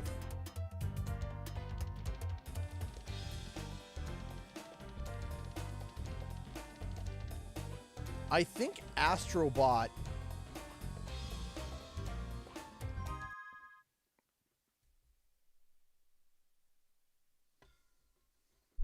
Hang on a second.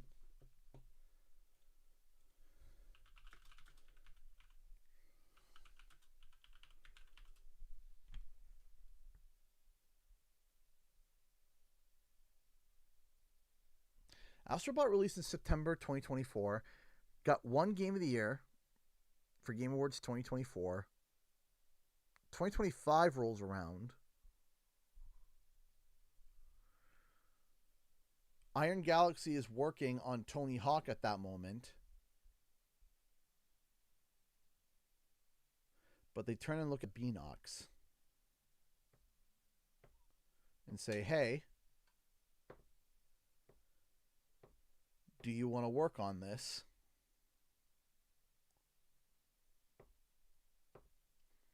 Are we going to get a CTR and then crash afterwards? It would...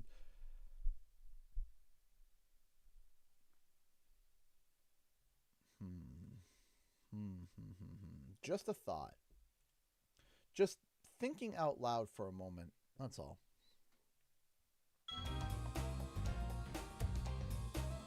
Well, now let me see here. We got everything. Spyro 4 was confirmed. Spyro 4 was started in December. And I think, and in my Spyro video that's coming up next, so I'm not sure what's going to be up next, whether it's my Spyro video or my Crash video, but I've pretty much have been able to cross-reference exactly what happened with the Spyro project. I believe the Spyro project was pitched in December 2023 and was like, oh, okay, you know, start on the vertical slice in January 2024.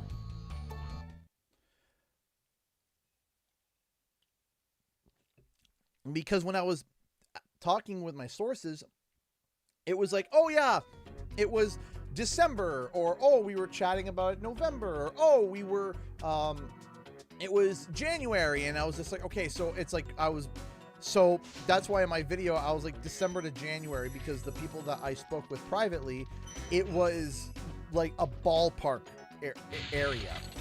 But I think that because I've kind of been able to lock down when it started, and I think I can quite literally point to when the game was being pitched, or at least being designed, because I believe I found enough evidence to suggest it. Exactly, like the exact moment, and backed up by like a few things. So I'm like, okay. And my brain just kind of made that connection now.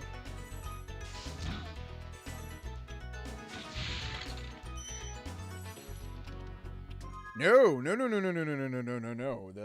The game was pitched or was getting put together, and like getting put together to show in front of somebody in December 2023, and then the approval came in early 2024.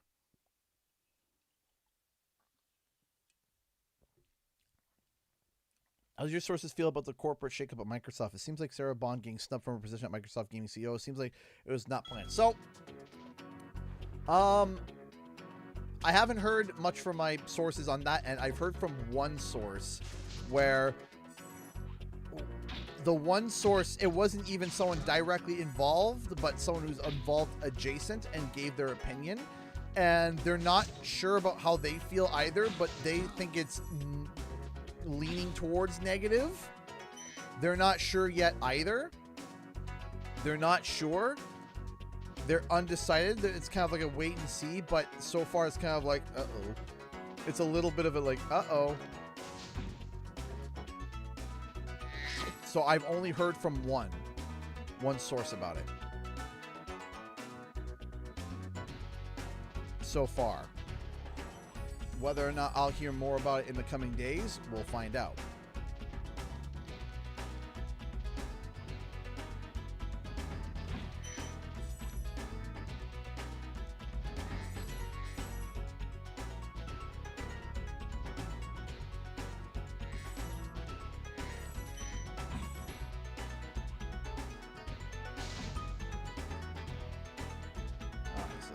Here.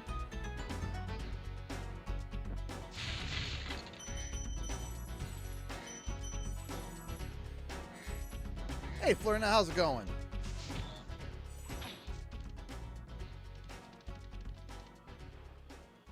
We passed hour 2. We are hour 2 of 12. Thank you guys so much. So far, we got $55 on the bar. Thank you so much for the help and the assistance in that. Thank you, thank you. If you guys want to help and contribute to the PAX Fund, there's a link in the description below. It helps out. Or if one of the moderators could post a link in the chat, that would be great too. Welcome to Wizard Peaks. This is my favorite supercharged spot. Use it to bash those wizards. It's kind of wild. The word on the street is that Phil was supposed to retire after Xbox 25th anniversary, but he got pushed out sooner than expected. Huh. I didn't hear that. What I'm trying to figure out is just why. Hi, my love. Aw, you got me up. Are those the donuts I think though? You went back again? Well, your parents said they wanted some too. Oh. So blame my parents. I do. But I thought you'd like it. I'm here to make you lunch too. Oh, thank you, my dear. Thank you, thank you, thank you. Hi, everybody. Hello. Oh, thank you, my love.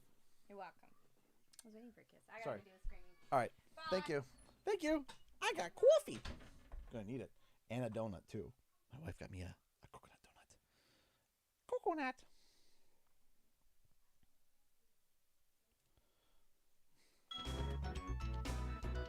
Can't definitely say. Oh, no, of course not. Of course not. But, of course you can't stay till that time.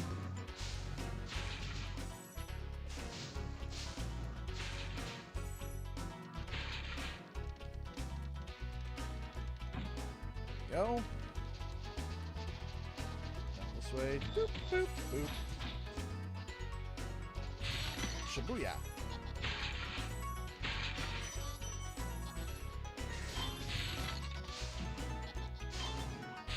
There we go.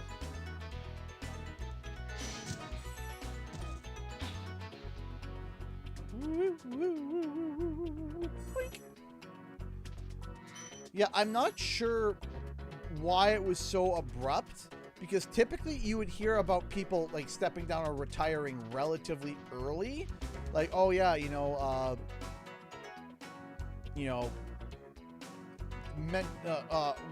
we've heard rumors that someone's gonna be retiring, right?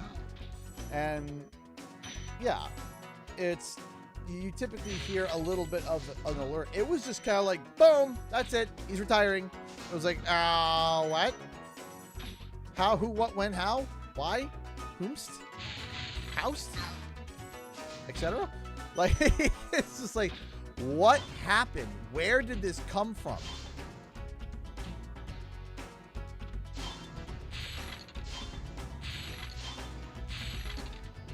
Out of the blur. So I don't know what was going on there. I still don't know. Like, nobody saw it come. I cannot see the emo side poster. I can see them on my end.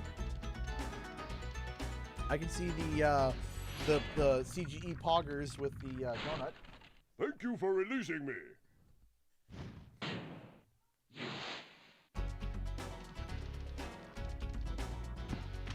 Ow.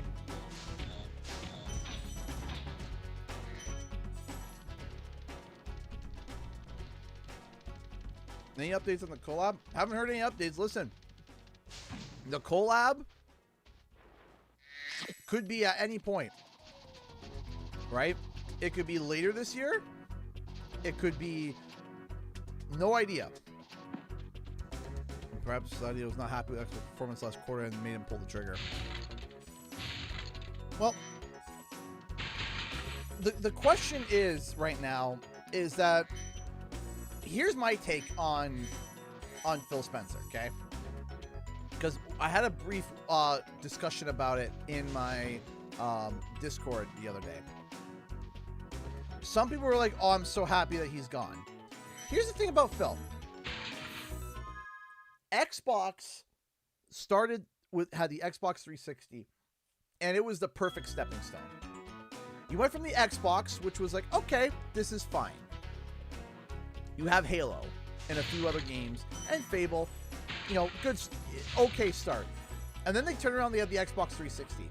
And even though it started off with like the Red Ring of Death and all that, it was still a powerful console. It was still a good console. It still had great games. The controller was fantastic. It was kind of like, hey, you're on your way. And then by the time the 360 ended, it was like, okay, this is a solid product. You have, you know, jumped on the corpse, not the corpse, but you have jumped on the body that fell behind, that is PlayStation. And now you've been able to rise in the ranks. Good job. Well, then they turn around and the president at the time goes, Xbox One. Releases the Xbox One and thinks, yeah, it's going to be a family device. TV. Listen carefully, Spyro. There's a secret area in and it also is underpowered because it's TV and it costs as much, if not more, than the PlayStation. Like, what a catastrophe. And Xbox, for a while, became a giant joke. Then Phil steps in, CEO. Phil saved the Xbox One from it being an absolute laughingstock into, hey, this is a feasible, viable console. We've shrunk down the size, we changed the form factor, we did this, we did that. He did that. And then he went to Game Pass. And then he went into Game Pass. And he invested in Game Pass. All great. But here's my take on Phil. I think Phil was good enough to save Xbox from it going into economic disaster, but I don't think he was good enough to be able to advance it. It felt like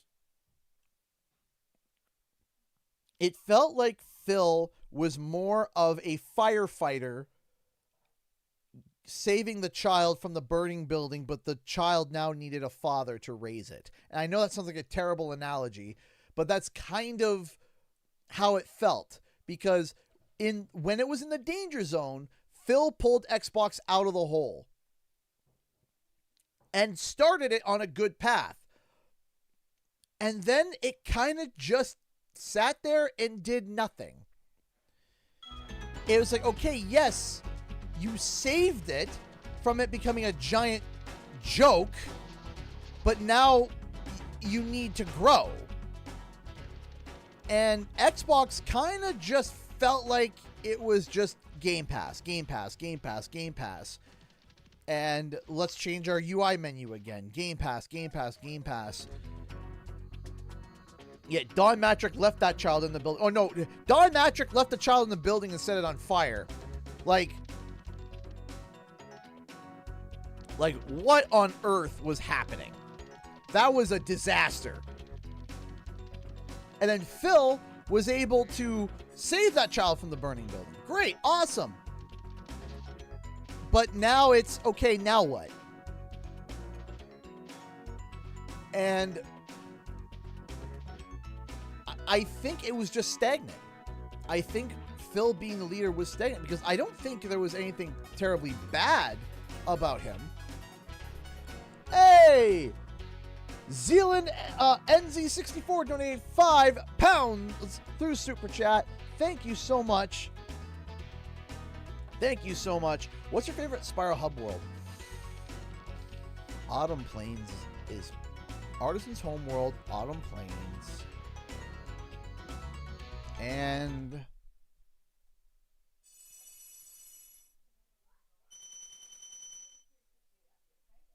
think Midnight Mountain.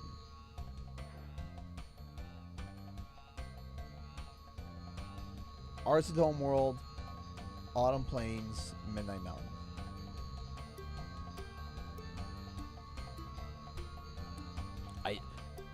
I think that those are really good. I think those are a lot of fun. I really, really like them.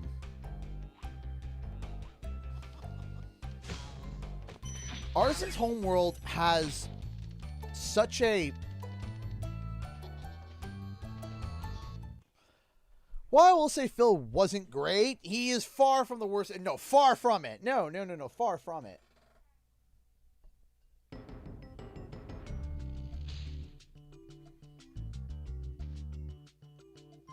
But let me tell you the more interesting story here.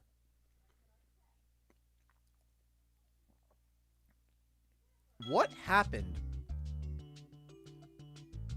with, was it Sarah, the girl that was supposed to take over? What happened?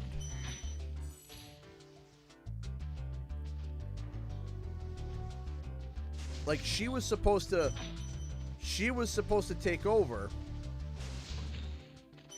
and then she didn't. And I'm kind of sitting here like, what happened? What happened there? So it's hard to get a read on it. It's hard to get a read on what's going on, genuinely, as the story is still obviously like developing and we're still trying to figure it out.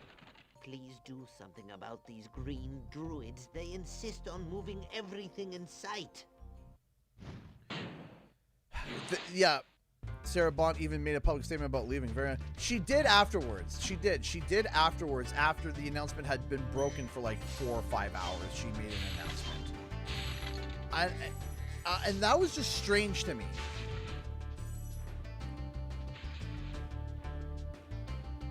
That was strange to me.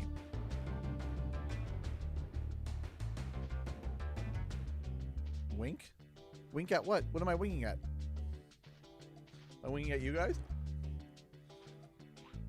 I do have a Discord server. I do. If anyone would like to join, if one of the moderators could, one of the lovely, brilliant, bright-minded moderators, if one of you guys could throw a link in the chat, that would be wonderful. Wunderbar, even. Is there any reason? So the music is really good in the original. It's different styles of play. I would say the original game, the original Spyro, is harder than Reignited Spyro. I think some of the like line deliveries in the original are a bit better in some areas and better than others.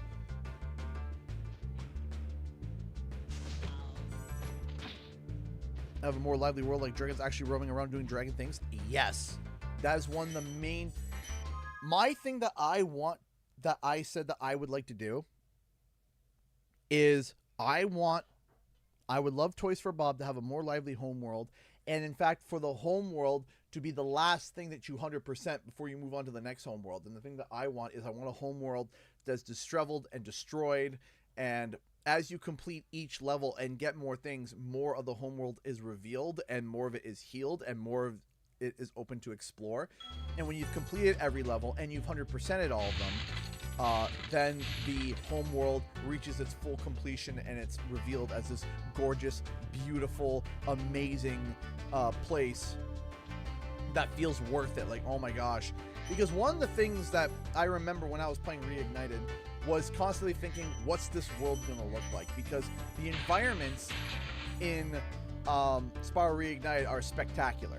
Like, the environment art for Spyro Reignited is 10 out of 10. 10 out of 10. I love the environment art in Reignited. It is just the stylization, the designs and everything I hate those bugs. Beautiful. When I become big and strong, Absolutely like you, beautiful. I'll squash them all. Until then, remember that supercharge makes you invincible. Right, just absolutely gorgeous. I have done a bit of a, I did do a video, I think it might have been back in 2022 or 2023, since if I were to write Spyro 4, this is what I would do. And then I did do a, and I did another video talking about, like, the story of, you know, whether or not Cinder should be in there or not. And so I've done, so I have done some talking about it publicly in the past, but not really as one giant, cohesive, comprehensive video. So I even have a, I even commissioned Mel to create, I created a Spyro NPC that, and like species that I absolutely adore. So I had this idea for a Spyro level. So, you know, let me describe the Spyro level idea I had. And it was a, hey! Kraken donated $5.11 through Streamlabs. Let's make it 6-7% of the bar. What? 6-7%? Is it 6-7% of the bar kappa? Well, whether or not, I don't know if the math is right, but I'm not good at math. But what I do know is that I appreciate you donating $5.11 through Streamlabs. Thank you, thank you, thank you so much, Kraken, for the $5.11. Thank you, thank you, thank you. So let me quickly just explain my vision of this level. So I had this level idea that it would be a celestial level, so it'd be all starlight. So you would enter and it'd be nighttime, and there would be stars everywhere. But the trees, instead of having fruit, would have starlight in them. And all the animals and stuff would be constellations, and based on constellations, and when they were defeated, they would float up away and into the sky as like returning back to the constellations. And it would be at night almost all the time, and it would be, the forest would be, it would be a forest, it'd be bioluminescent with blues and stuff. And then there would be corrupted animals that have like these red, very red, dark, almost like Ganon, like, you know, Calamity Ganon. And the NPCs of that world, I called them starlings. And what they are is, if you don't know, the starling bird is a black bird. You ever see those birds in the sky and it looks like they're doing like the waves and stuff, like when they're all together? They are starling birds, and what they have is that there's these little purple birds with hoods that have constellations all on their wings, and they hold a little lantern of starlight. And when they, at night, and you look up in the sky, you can see stars moving, and it's the starlings doing their wave patterns, and it's them holding their little lanterns. I have the art. Let me see if I can quickly dig it up. And they have like these little lanterns. And when you look up in the sky, you would see the stars moving, and because they're all black, you can only see their lamps, and you would see them moving and shifting like the starlings do in the sky that you see around. And it was this whole world that I built in my mind. There was these, oh, I hope there would be 67 CAD dollars in the bar. Oops, sorry. Hold on. Yeah, here it is. Actually, right here.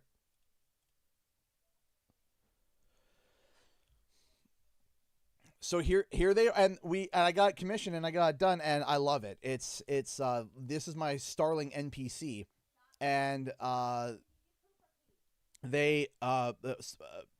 Mel did a fantastic job with but these are my characters, starling, and they're starlings because they have stars. They look like stars when they're in the sky, but they're... Oh, hi, my love. Oh, you are throwing food at me. Okay, thank you so much. Yes.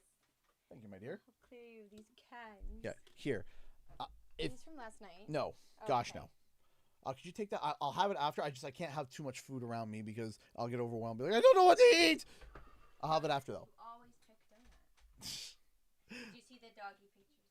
I saw the donkey pictures. It made me sad. I'm sorry, but you know what? They go to all the libraries every once a month. Nice. They're like, okay, maybe we'll visit. Maybe that'd be great. There's our sweeties. Hello, everybody. Hi.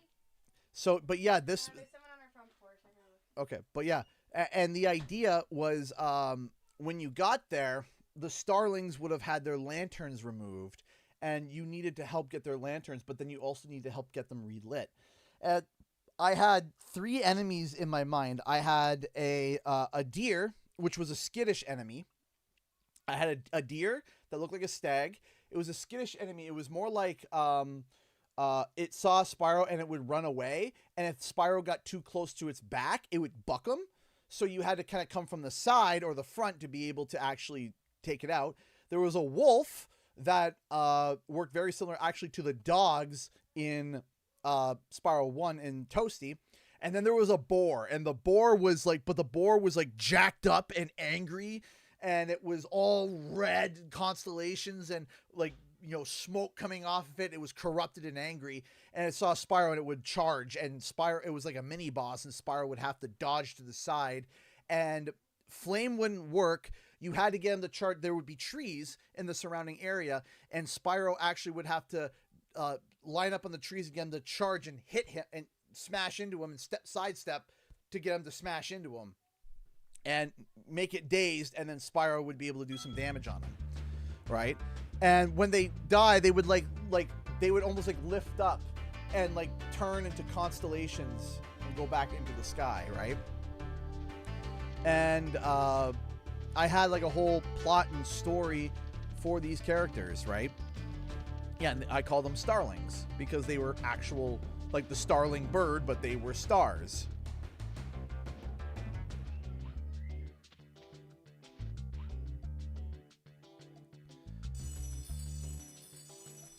Right? It was a really fun idea, and I really liked it. And I had ideas of like they also tended to you would see like the stars on the trees, and if the star wasn't ripe yet, it couldn't go up into the sky. And you would see starlings flying up and saying, "This one's ready," and they would grab it and they let go, and it would go up into the sky, right? They were making like. They weren't making star fruit, but though there is a star fruit, right? It's another play on words. They were making stars to go back into the sky, right? And that's what this forest was, is that this forest was creating stars to go up in the sky. And then when there was a starfall, it would be the animals from the sky. So it was like this whole lore and story of they would tend to the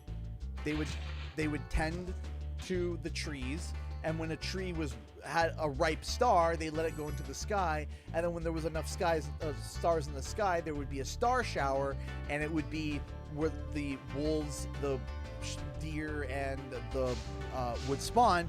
But then these stars started to get corrupted, and then more aggressive animals started to come down, and now it was up to Spyro to figure out, why are these stars getting corrupted? What are these abyssal creatures? What are these bad things? Why are they changing color and upsetting the balance? And that was I had a whole thing set up for that, and I loved it. And like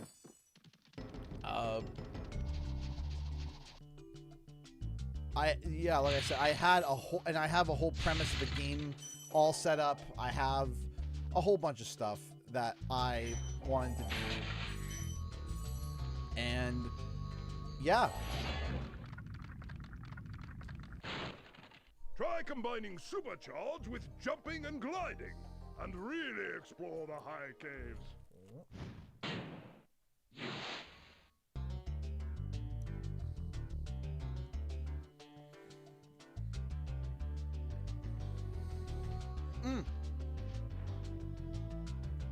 Actually, there is a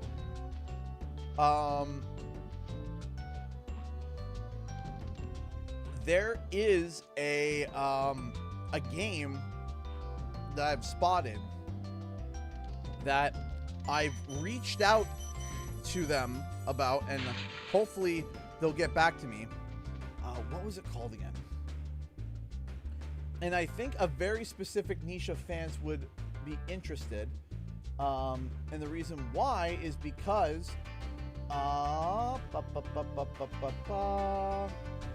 Voidling Bound. So as I was wrapping up yesterday, I was doing a little bit of research because I do that out of the blue. I'll sit down and get an idea and draw it down and then look it up. And I came across, by happenstance, this game. And it is created by ex-Skylanders devs. Which I was like, really? And I looked, I had a head tilt on it. I was like, you know, and they're located in Canada. So automatically I realized, I was like, okay, so that must mean that it's Beanox, right? So ex-Beanox Skylanders devs. And this, I clocked it, I saw it, and I was just like, huh, what is this? I'll play the trailer with the audio lowered because in case it's copyright music, because I don't want to get the stream taken down. But it is a sci-fi. It's a sci-fi game that is a cross between like Pokemon, Skylanders, and Spore. So you evolve your creatures, you hatch them, and they create new creatures. And you're on an alien world. You train them. And then the cool part, and you can customize them, right? Change their color, customize them. You can then give different stats to it. And then, here's the cool part, you then can become them and explore the world as these characters and fight different creatures, get experience, do missions and stuff. And this is created by, this is their first game called Hatchery Games, and it's called Voidling Bound. And it's coming out on June 9th this year. So I came across that and I was just like, wow. And so it is like a cross between Spore, Skylanders, and like Pokemon.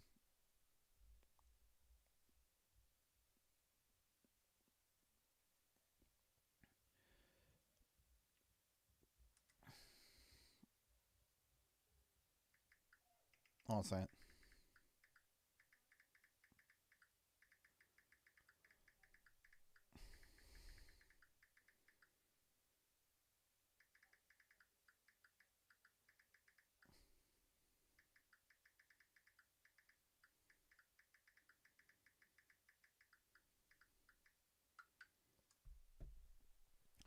What console? So what I heard was what I heard was it's coming to PC first and then apparently Switch later. Oh, there's a demo. I didn't even know there was a demo. Even better.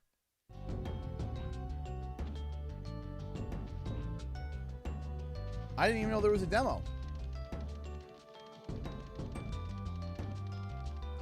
But yeah, it's a sci-fi, and so I messaged them last night. I messaged the studio. Now it is Saturday today, so they might not get back to me till like Monday, or even Tuesday if they're super busy, or not at all, which would suck. But you know, seeing if I could maybe have a chat with them and you know maybe do some sort of partnership or whatever on the channel for it, because it kind of like hits a lot of things that I know that there's a number of fans that are, oh, there we go, that there's a number of fans that are really interested in, right? Grab that, there we go.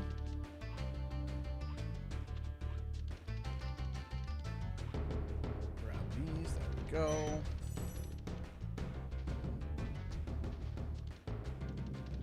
Before D&D, man, I wish I could get in into like a regular D&D session that I could play. I do enjoy D&D.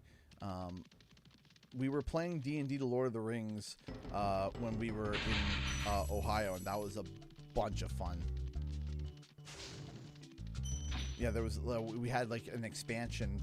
He had an expansion for my brother-in-law had an expansion for there we go. Yeah, had an expansion, and it was for Lord of the Rings, and it was a lot of fun. I wish we could have played more.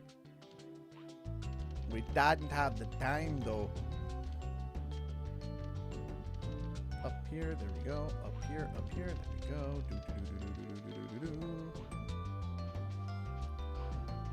Thank you, Martin. How's it going?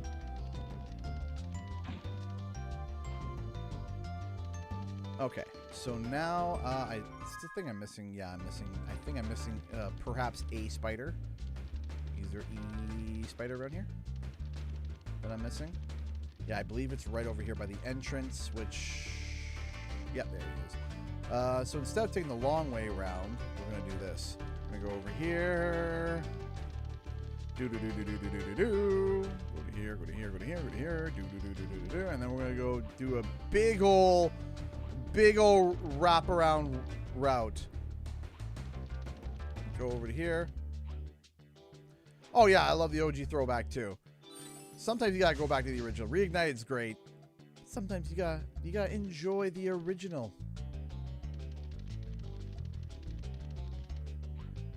Are you a tenor? You're a tenor. Thank you. And that should be 500 out of 500, and all the dragons good enough for moi. Let's get out of here. Go to here, and we'll launch into space. Turn around. To the moon! Wrong moon. I had to go to the other hole. I get confused.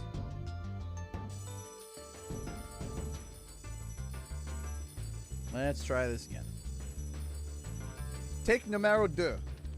Not that hole. That hole.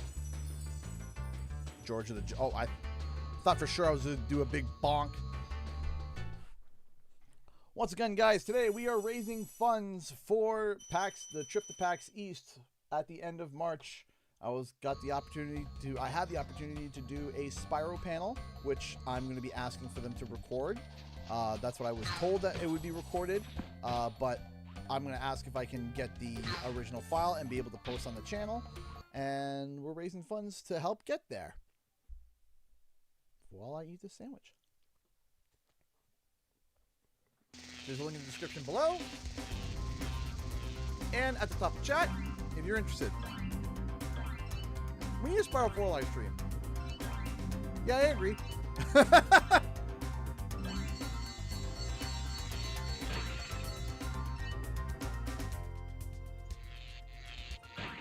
I cannot provide that right now, but I'd like to.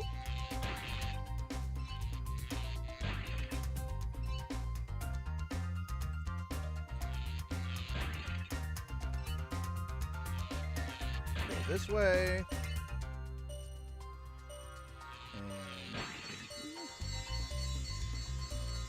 It's typically better to be getting these planes from head on. Instead of you chasing them down, they're coming right at you, so it makes life a lot easier. But I currently don't have that luxury with this run through. Oh, I almost ate it there. Almost ate it, but we're good. I think we're going to be good.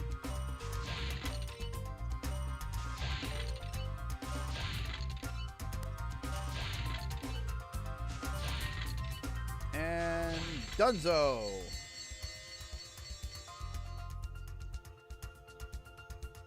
As I wish I could do a Spyro 4 live stream. trust me, I'm going to be pushing for whatever content I can when it comes to Spyro 4. I've been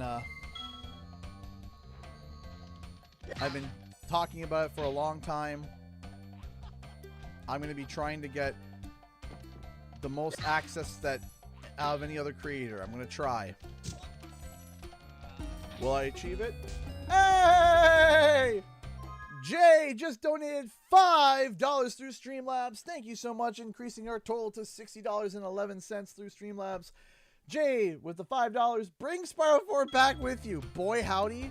If I could, I would. That would be incroyable if I could do that. Thank you so much, Jay. I appreciate that. Thank you so much for the $5. Off the blowhard!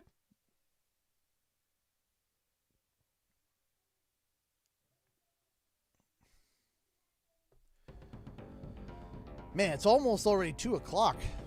Time is ticking, ticking, ticking on. Maybe TFB. I hope that I can get something like that. I remember when Rooster Teeth got an exclusive on their channel where it was Jeremy Dooley got the exclusive, I believe it was Dark Passage playthrough. And man, that was awesome. And I'm really happy for Jeremy for that. And I'm hoping that one day I'll be able to get something like that, to be able to get a channel exclusive like that. Just be like, hey, you get to play through a level and you can talk about it. And I would just be like, ah! Thank you for all that you do. We appreciate you. Thank you. No more Spyro than developers have the past video. I hope they add an Easter egg for you to the channel in Spyro 4 then. I would just ascend to the moon. It would, grown man tears. Grown man tears. Grown man tears would be if I found an Easter egg of myself in there. Grown man tears. I'm not expecting it. I'm not gonna I'm not gonna expect it. I'm not gonna have my expectations there. But you're not the first person to suggest that, and it's the more people suggest it, the more it gets in my head, and the more I think to myself, oh, what if they do it? What if they do it?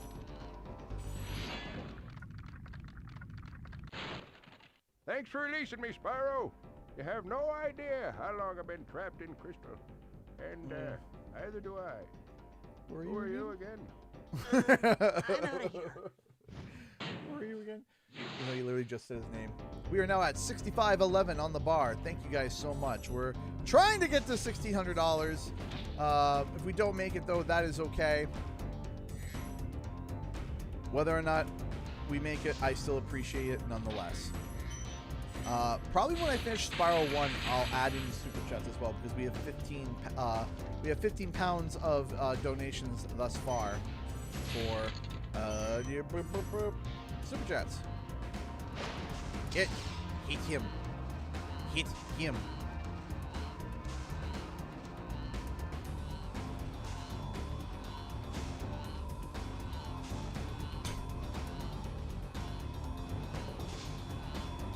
Yeah, as far as Spyro 1 bosses go, boy howdy, they are not great. In my Spyro 4 pitch idea that I had, I thought it would be really cool that when you first get to like a world, you would have to defeat all the enemies in there first and the boss. And the boss would be like a Spyro 1 boss, like just a tougher enemy to beat, and then once you beat them, the homeworld opens up and then you can start, exploring.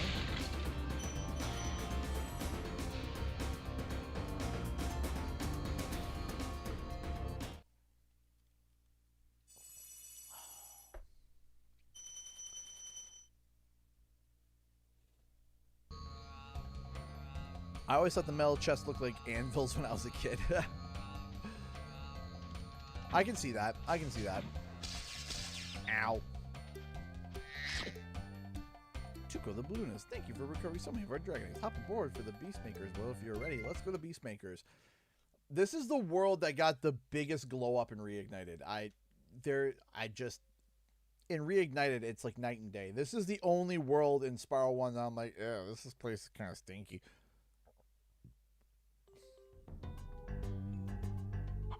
Like,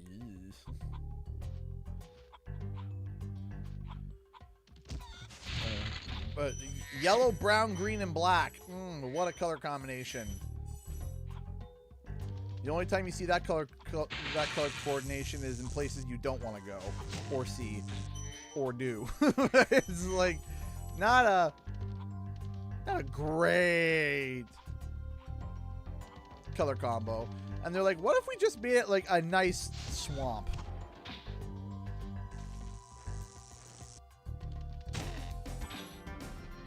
I mean, it really amplifies that statement. And this used to be such a nice swamp. Hey, Monster Society donated $5 in Super Chat. Thank you. Thank you. Thank you so much for that. Thank you. Thank you.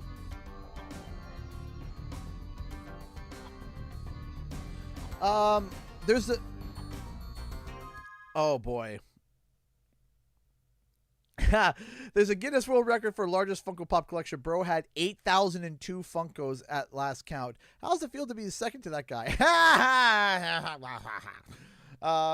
Thank you so much. The Funko collection actually hasn't grown too much because they haven't really been releasing as many lines as I would like.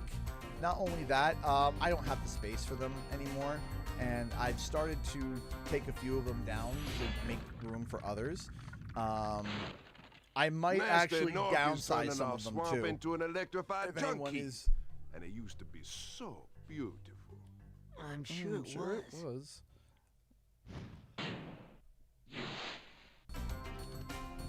I think my last count, I had 210 or 202, 212, somewhere around there. Hey! Thank you so much, Kraken, for the 236 through Streamlabs. Did I fail again with the number 67 on the bar? I wish you the best time. A lot of fun during PAX East. Spyro 4, let's go! Let me see.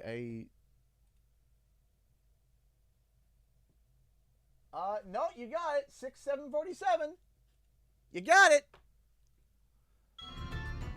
You got the 67. Now, quick, someone donate and change it. No.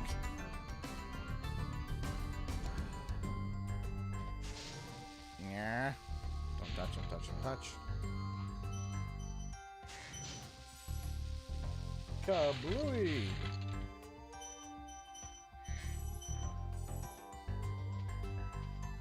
Stop playing when I get to this world. I don't know if it's because of the world itself or I get exhausted by the time I get to it. That's fair.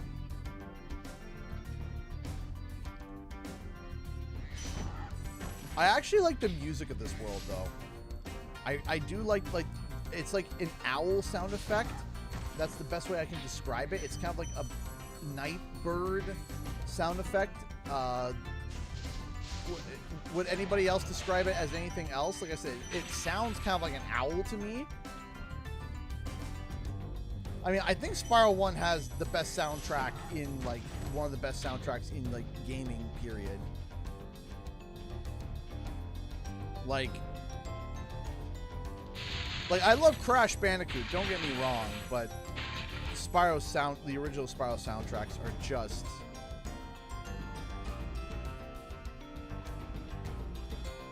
mint. An owl with reverb. That might be it.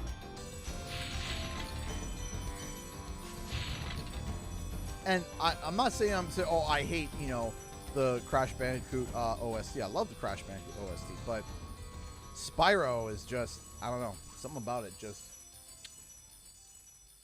it's beautiful. Beautiful. I don't think anyone can donate 20 cents. Spyro, it's great to see you, but I've got to go.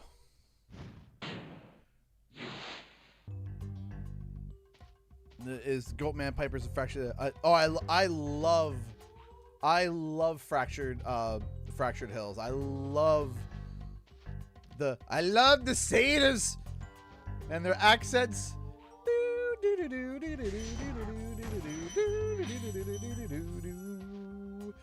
Spyro 2 Hey, CG, good luck with 12 hours. Thank you, Alchabeezy. And good morning to you. Good morning and good night to everyone who's tuning in, depending on where you are in the world, or good afternoon. Good morning, good afternoon, and good night, depending on where you are.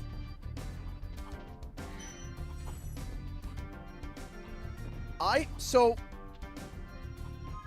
think Spyro 2 would have gotten maybe the best OST if it wasn't for the fact that the original homeworlds just are basically just one key. And that really, because I remember I was having a conversation with my buddy Meka, and the guy, genius with music, still is, always will be, and he's like, do you know what Summer Forest is? And he just held one key on the soundboard. And that was it. That's all Summer Forest and Autumn Plains was just one key being held down.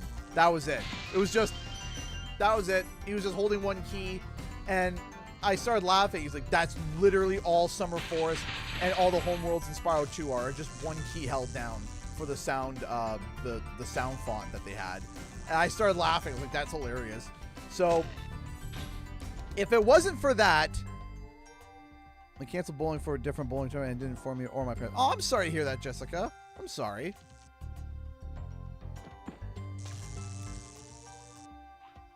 I love the tranquility of Spyro 2 homeworlds. I like it too. As I said, once I found out those Spyro 2 homeworlds were just one key being held, I was like, okay, that kind of docks a few points off the soundtrack, But, and that's where why I put Spyro 1 in first.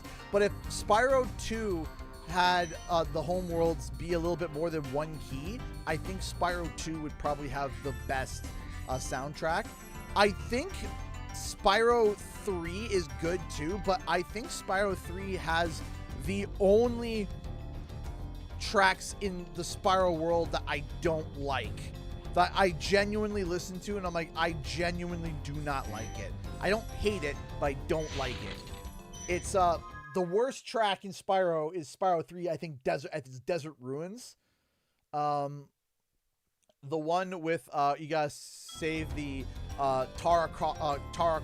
It's a riff on Lara Croft.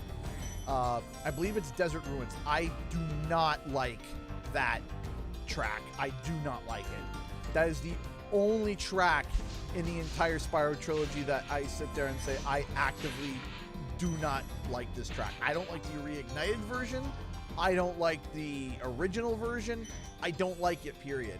And I guess I was told at one point Spyro 3 was still composed by Stuart Copeland, but there was like an assistant. And I guess that was like the assistant song or something. That's the story that I was told. Whether or not that's true, I don't know. I can only tell you what I was told at one point. But that is the only one that I actively don't like. Beyond that, all of Spyro's tracks are either epic all the way down to, it's fine. Like when the floor, except for Desert Ruins, is it's fine, that's pretty good.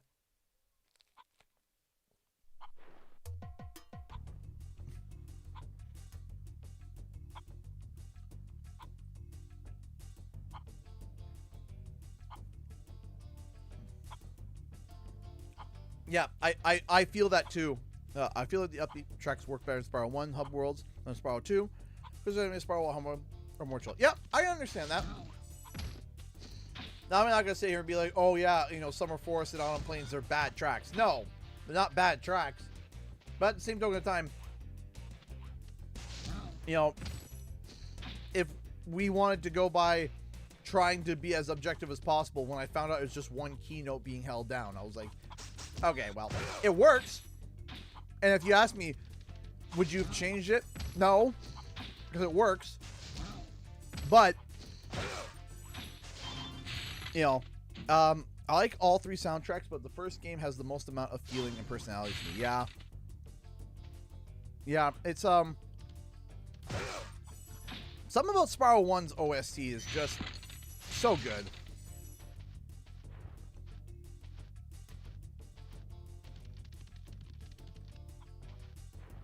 It's one's most subjective. Yeah, it's the most subjective part. It's really hard to be able to analyze music. And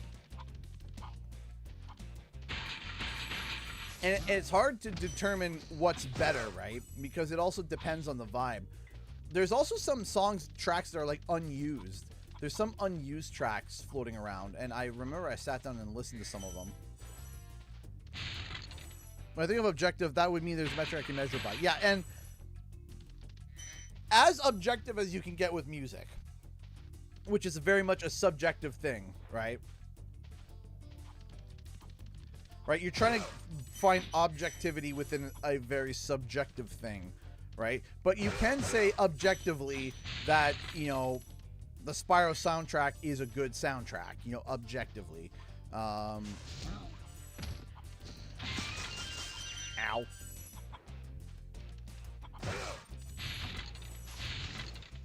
The jazzy feel doesn't fit every level. Sometimes it feels out of place. I don't know. I'm trying to think any levels where it feels out of place. I'm become by trade, so I can't measure it. It's subjective. That's fair. That's fair. That's fair. You know, it's hard to be able to measure objective. Watch out, Spyro. Objectivity when it comes to such subjective art, right? It really stings.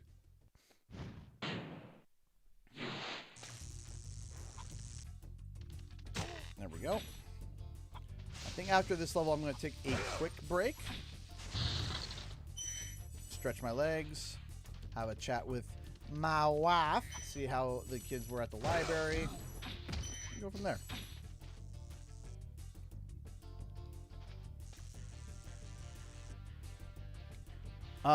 What themes do you want explored in Spyro 4? I want ancient Greek level and an Egyptian theme level as well.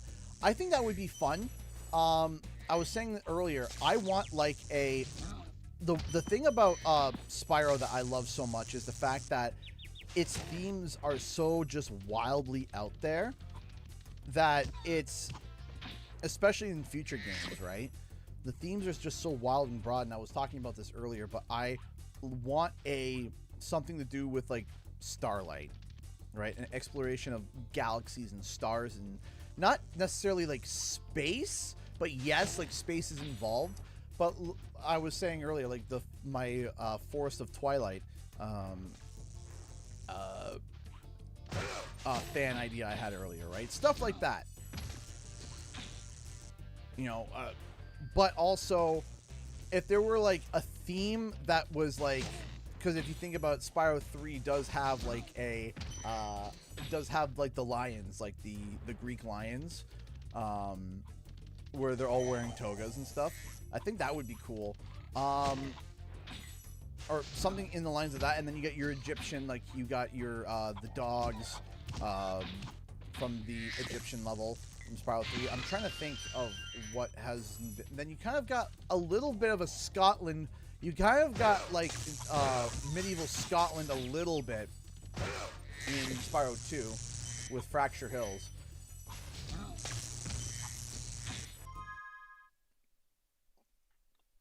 You have kind of a low-key Atlantis vibe. I'm trying to think of like some places that, you know, Spyro has really not gone yet. Shockingly, and you know, as a Spyro fan, I might be misremembering. I want like a deep jungle. Like a deep, deep jungle. Like not a beach with a little bit of a jungle aspect. No, I'm talking like deep in the jungle. There's bugs everywhere. You're sweating to death. Deep jungle. Was it Roman? Sorry, I got mixed up. Like deep, deep jungle. I think deep jungle vibes would be really neat. And it's kind of funny if you think about it. Ow. Sure, like Crash, sure. Spyro. Yeah, a jungle with Aztec-inspired movement. Yeah, sure. Take basically a Crash-inspired level. Sure. But what I'd really like to do is a la Spyro. Swamp. I think that would be cool. But yeah, kind of like ancient Aztec. I think that would be really interesting. Kind of very much Indiana Jones vibes, right? That would be cool.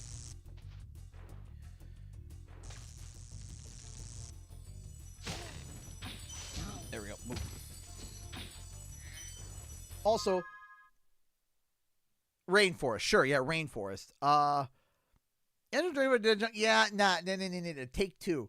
The other thing too that I just had it in my brain and it just went away. Oh, I kind of want kind of like a reverse. I just had this idea. Literally, imagine an inverse of Spyro 2 Metropolis, where you have the robots and they have the animals. What would be hilarious is if you did a flip on that, where it's a future where animals were the dominant species and robots would look like animals. So you would have like a dog with like a voice box that would be barking, but you'd be talking, and all the different like species of animals, almost like Zootopia. But the problem is that there's a bunch of robotic animals that are like them from the original, or like androids like humans. So it's kind of like a play. It's like a callback to Metropolis, but it's a kind of like a flip. Instead of it being robots, these floating ratchet like robots dealing with farm animals, it's farm animals dealing with like robotic humans and androids. I think that would be kind of funny, just kind of like a riff, kind of like a flip on that, but as a joke, where it's like the the animals have, and the smartest animals like a primate, not primate, but like an ape. Thinking too much Pokemon. Let's see, a Magic Chocolate Factory level in the game, any like a Willy Wonka aspect, that would be cool. But you also have to remember too that Spyro also has a lot of levels that are just like, how did they even come up with this? Like Dino Mines, right? They turn around, they're like, hey, let's make a pun on dynamite, Dino Mine, and let's make it a bunch of cowboy dinosaurs in mine shafts. Like they made a pun, in my brain they made a pun, and then turn around and did a level based off of it.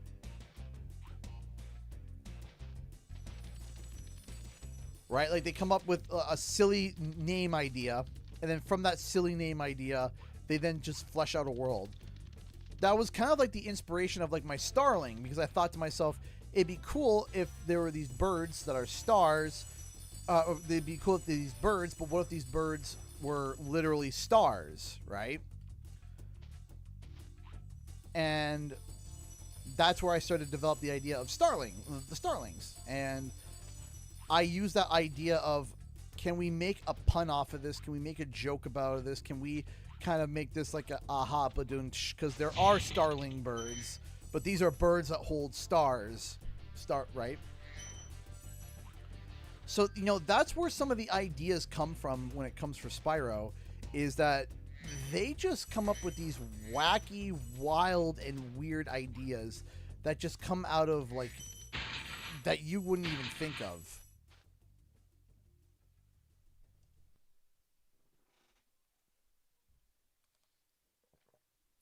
Like Man-E faces, where the guy's face changes. Yeah. But it kind of is. It kind of is. Right? And that's what kind of makes it like kind of funny. Could be retelling Enter the Dragonfly, or is it something else like brand new? I think it's going to be something brand new.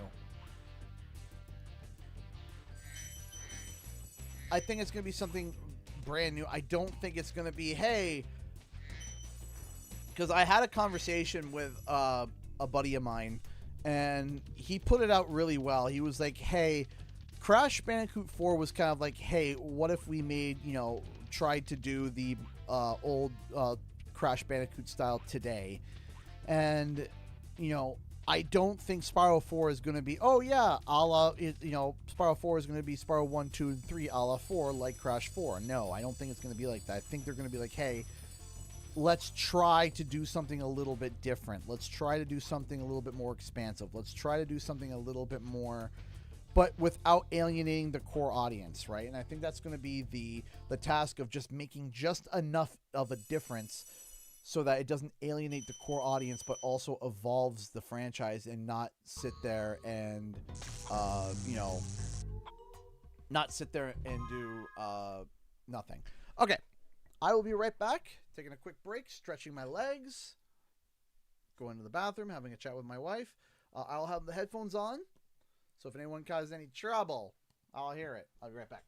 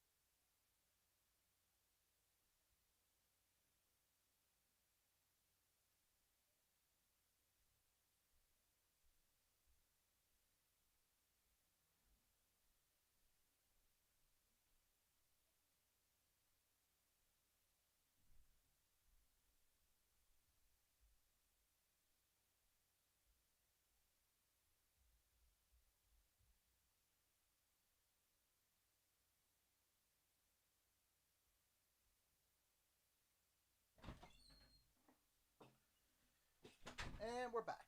All right.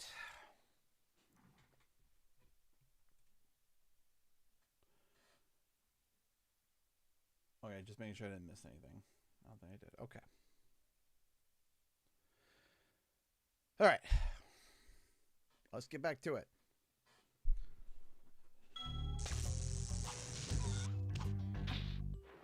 We are on hour 3.5. We're 3.5 hours into the stream. Terrace Village. Will CTR be a remaster or a sequel? Probably a sequel. I mean, there's not... I mean, even, like, you have to realize, even the most, like CTR Nitro Fueled was, like, yes, it was a remaster, air quote, but it wasn't, like, it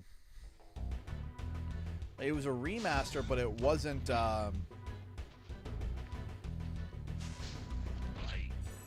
just a remaster. It was a lot more than just a remaster, right?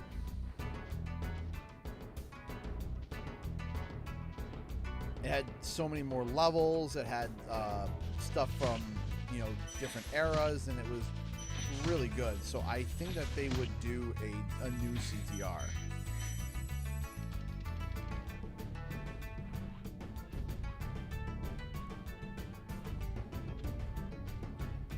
I forgot. Did I miss anything?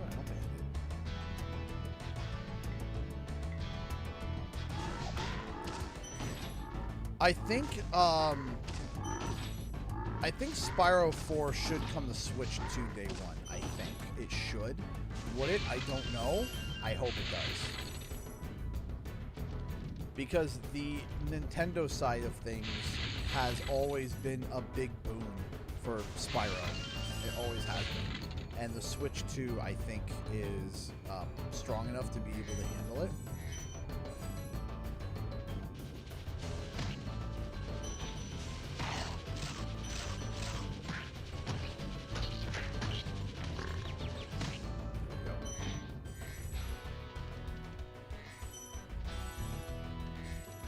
Go over here.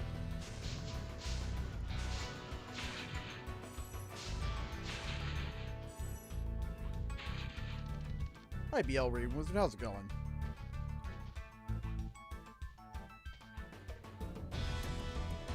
No, not only on Switch 2. Absolutely not. It's going to be coming to PlayStation and Xbox as well, because it's going to be on Game Pass day one. It's going to be a Game Pass day one, easy. It is not going to be only Switch 2. Not to mention, it is owned technically by Xbox, so it wouldn't make sense for Xbox to turn around and make a Switch 2 exclusive. Be on the lookout for attack frogs. They're cold-blooded killers. Attack frogs? And this used to be such a nice swamp. Attack frogs?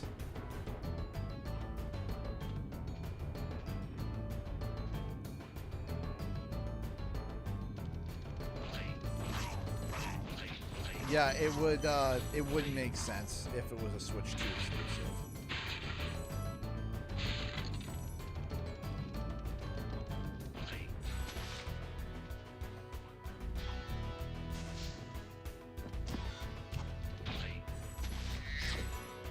It's gonna be most likely multi-console day one.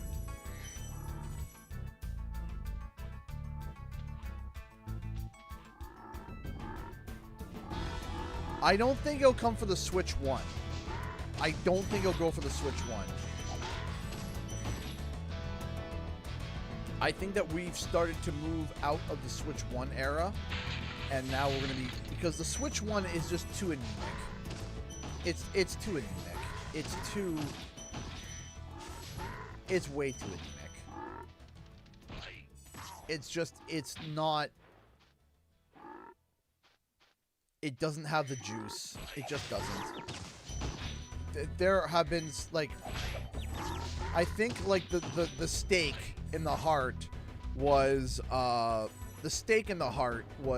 I remember that Mortal Kombat game that came out. It was awful. It was Thanks for releasing me. It not seems just like I've been terrible. trapped in here since I was your age. No, It was awful. Why? I remember. Gotta go.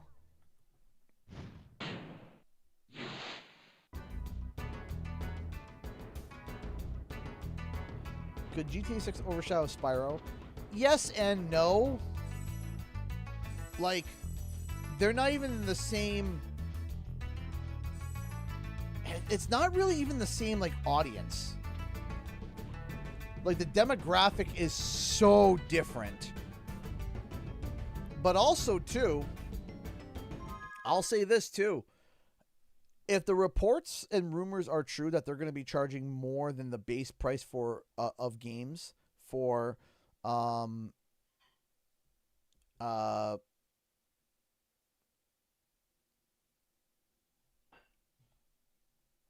was I saying now? It's like my brain just went blip. GTA 6, different. If they turn around and they're like, yeah, it's going to be $100 American, which there were some rumors suggesting that GTA 6 is such a big game that they would come out and say, yeah, it's $100 American. And if Spyro could come along and say, hey, we're $49 American, and it then becomes like, oh, now I'm not going to sit here and be like, oh yeah, absolutely, that means that Spyro will trounce him. No, I'm not saying that either. But it's here now for Canada. $100 for a game. It's here now. After taxes, it's $103 for a game in Canada. It'll affect some people. Not saying it's going to be a big, like, gigantic factor, but it'll be enough. It can be enough.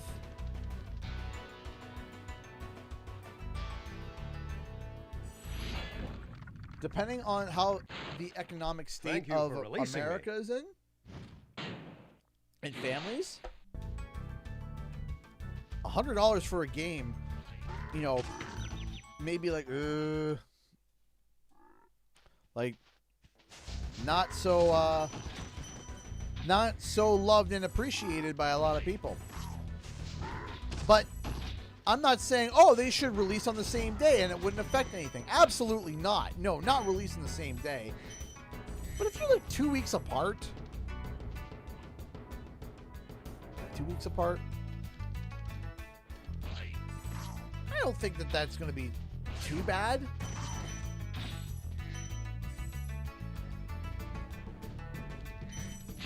Yeah, I'm not saying for them to release within days of each other, like 1 or 2 days of each other. No, that's not a smart idea. That's not a smart idea for any game, right? But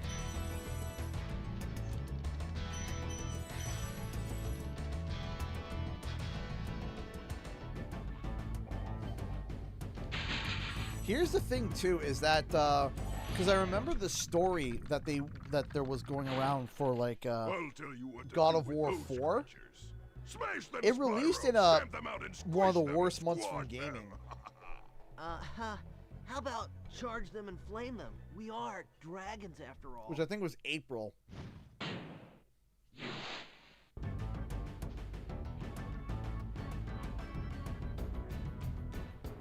And it did great.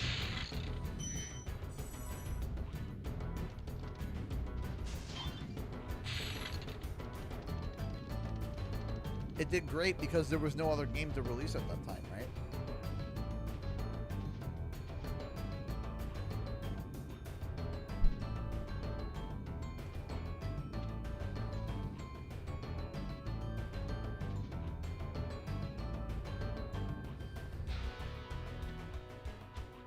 There you go.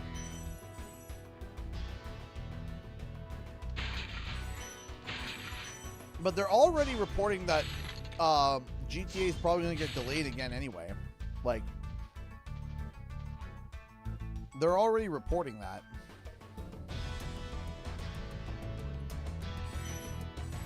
I know, I missed the jump there.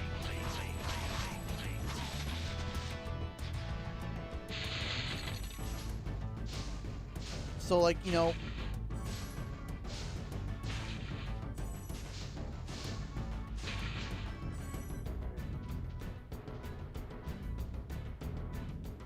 hey, Brian Whitlock, how's it going? The day's confirmed. Okay.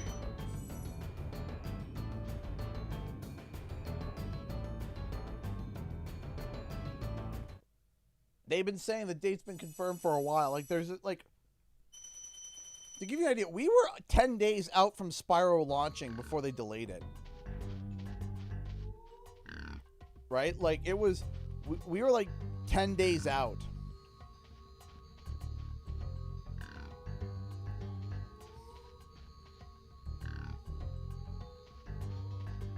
It already has been.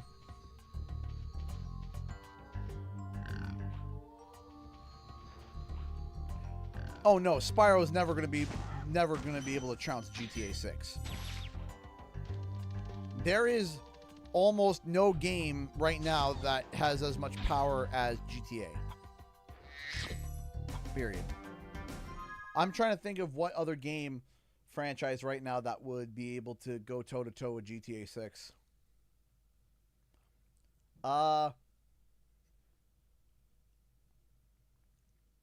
Prime Halo days?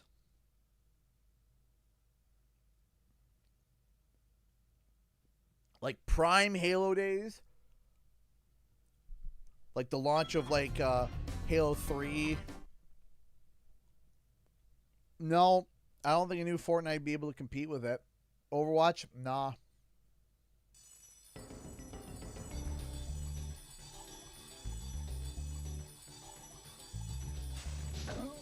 I genuinely don't know.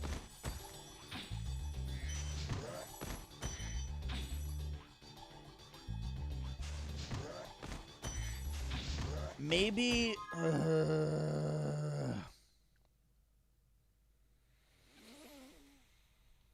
no, not even like Elder Scrolls. I was thinking maybe like if Elder Scrolls if they were going up against the new Elder Scrolls, maybe.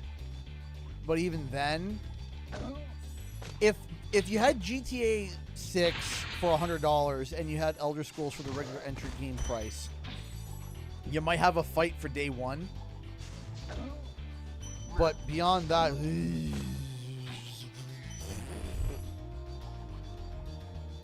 it's you see, it's so colossal. It's so colossal, games can make a living underneath it. And that's the funny thing about it, is that it's such a big game.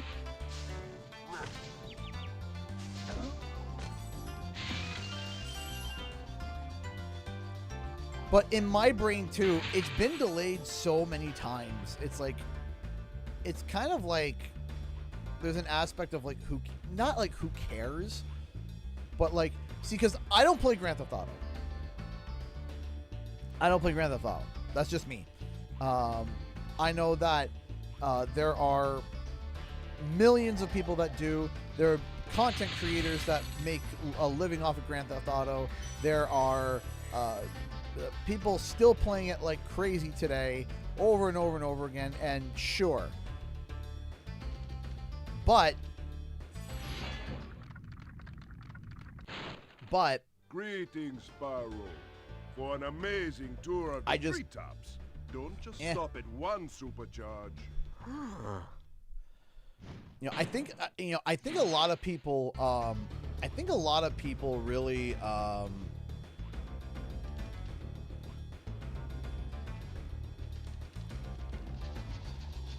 nah, never mind. I was gonna say something, but I thought about it first. I was like, yeah, maybe not. Yeah, well. Almost. Oh yeah, I'm sure that there's gonna be midnight releases. There's gonna be online releases. There's gonna be they're gonna have riots. There's gonna be people talking about it for weeks. I'm sure that there's gonna be news reports on it, and you know, people are gonna be like, you know, my son's been absorbed by this video game. I almost did. There's gonna be news reports about it. And it's gonna be GTA fever for about a month.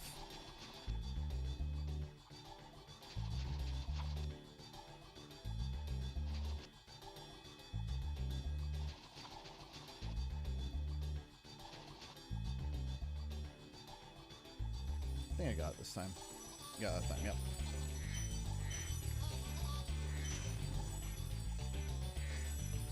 You see, Barbenheimer, though, I wouldn't agree because, again, there's a difference between spending 20 bucks to see one movie and then 20 bucks to seeing another movie. It's a whole nother bag of beans where it's spending, you know, in Canadian, 80 bucks before tax. Quite a ride, Spyro. And then another, you know, $200 plus for 2 games. It's kind of like well, you could have found an easier spot spicy. To get stuck.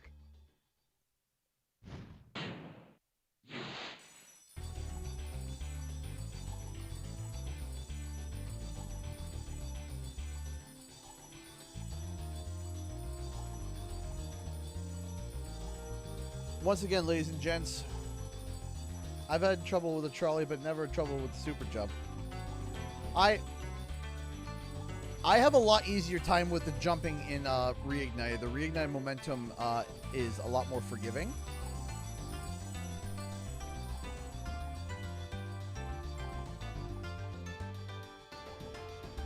Okay, let me see here. Boom, boom, boom, boom, boom, boom. Still gonna go over there, there.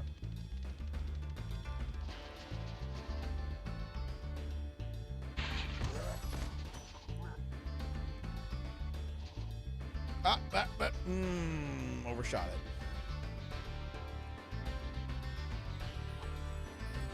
Fuck.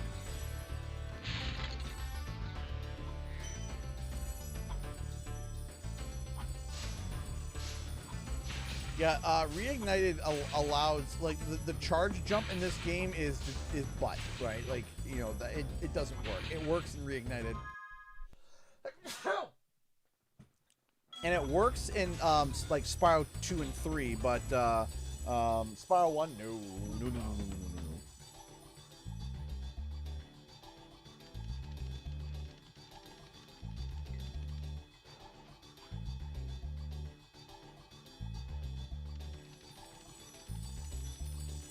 Did the big sneeze.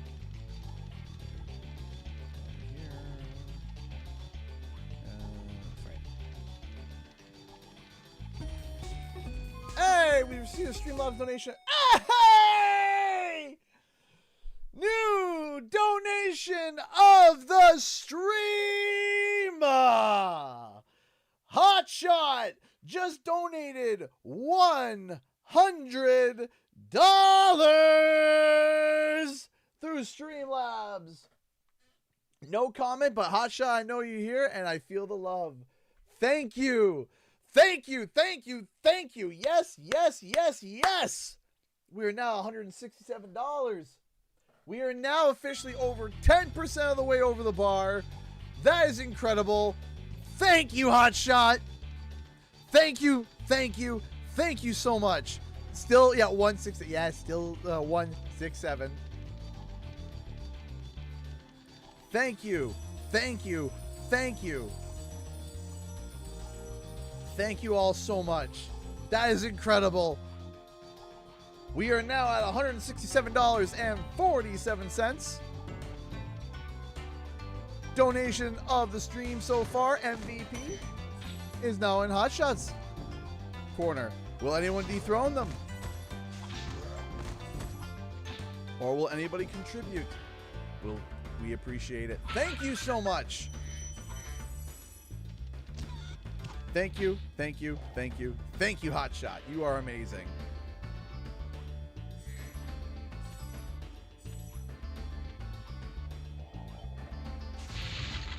$100. That is incredible. Thank you. Spyro, if you jump at the end of a supercharge ramp, you can really go far. I'm all over it.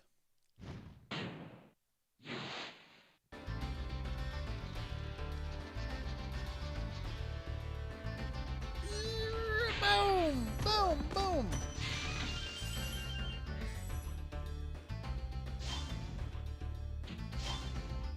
I did do a video on the Crash Landed and I Am Crash Bandicoot years ago. I did, yes. I did make a video about that quite a long time ago. It's actually one of my more top viewed videos of all time.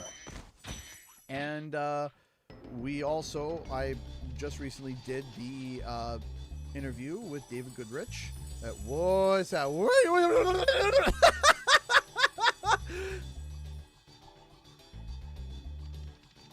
Let's go.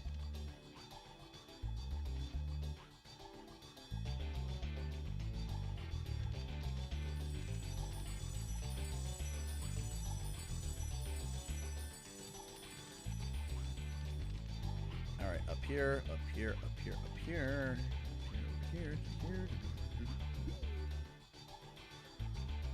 My problem with this level is that it's not even like that hard jump. It's I lose track of what I've done and where I've gone. And I'm like, wait, what am I doing? Where am I going? What's happening?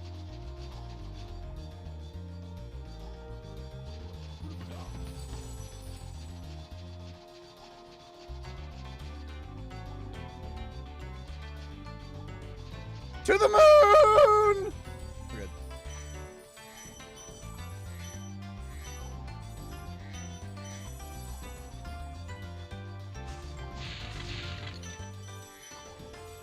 I was supposed to say, where's the gem thief? There he is.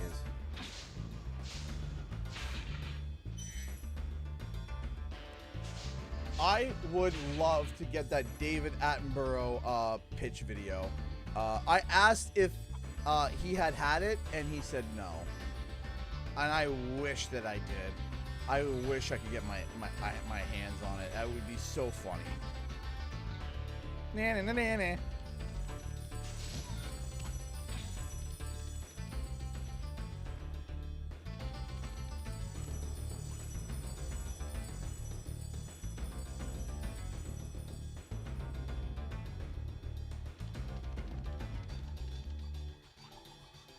I think in video game series, at least with Crash, Spyro, Sonic, the first games of the trilogies, the sense of being a lone wolf, the general simplicity, it's all really cozy to me.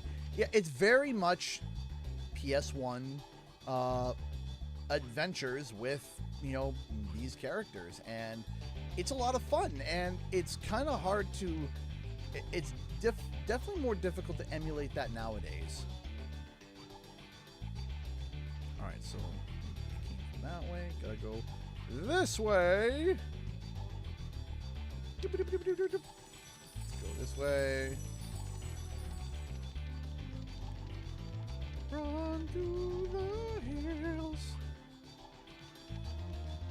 Yeah, I always lose track of like, wait, did I get the gems from this area or that area? Did I get the gems from this area or that area? It's... I've debated in my mind whether or not Treetops is kind of considered as a good design level, and I've actually thought about making a video on it. Is Treetops a good level or is it a bad level? And I will be honest with you, I don't know. Because the knee-jerk reaction is, oh, that one jump is really hard. And it's like, yes, that is true. But also, there's an aspect of, but mastering and knowing the right places to go allows you to be able to get access to that point, and that feels really rewarding. But then there's aspects of like where you're kind of just wandering around trying to get from place to place. And, you know, there's an aspect of there, right? So it's kind of like, is it... you know, is it a good level? Is it a bad level? You know, in kind of just like a conversation of, you know, game design. Like, is Treetops a good level?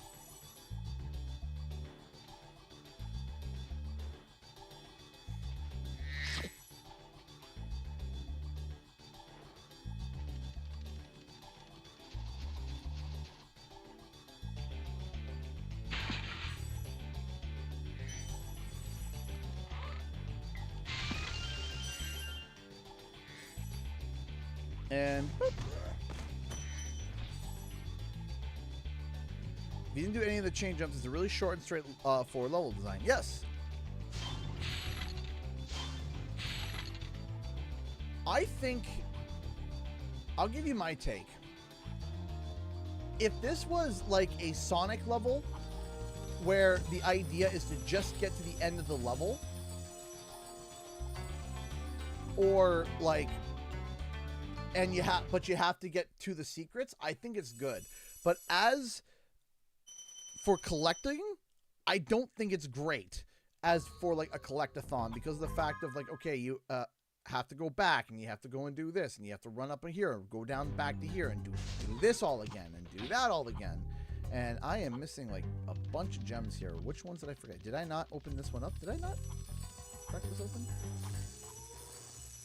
I thought I grabbed the key. Did the key despawn? Go back? Over there? Over there? Over there?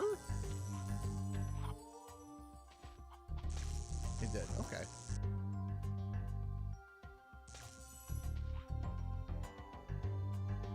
I was thinking about designing and making some simple Spyro 1 keys. I was like, oh, that'd be so cool for the Etsy. Let's go with that.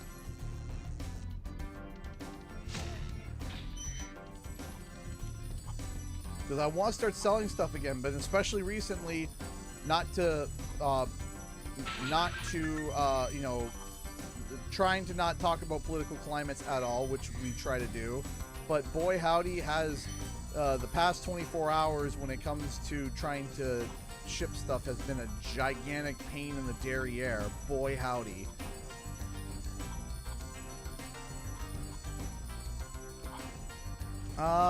Let's go do the flight level before we did Terrace Village. We did Terrace Village. We did. I do miss the 3D printing. I do too. I miss it. I miss it a lot, and I want to do it again. But right now, it's not feasible. I can't do it. Like I am quite literally losing money to do it. If there is something personal that somebody would like, and we can figure out like a manual way of getting the shipment over privately, if there's anybody who is looking for a larger order, like not just, oh, I want a little thing, or I want this, or I want that, and then maybe we can talk about it, and then we would talk about shipping and stuff, and then we would go through privately through maybe PayPal, and then maybe we can work that out. But beyond that, right now, you know, I could open for private sale, but it would have to be via PayPal, and you know, so if anyone's interested in getting some of the 3D printed, like any of my previous customers who are interested in perhaps you know, getting something done or getting a whole bunch of stuff, and it would have to be an order of a minimum amount, because otherwise they're going to be like, it wouldn't be worth it for either of us, because you would get charged with a whole bunch of stuff, and I don't want you guys to get nailed with tariffs through the nose, and you know, and I also don't want to get screwed, and I don't want to screw anybody else over when it comes to the shipping and stuff. It's why I shut the store down in general. I just nosedived just to, you know, make time faster.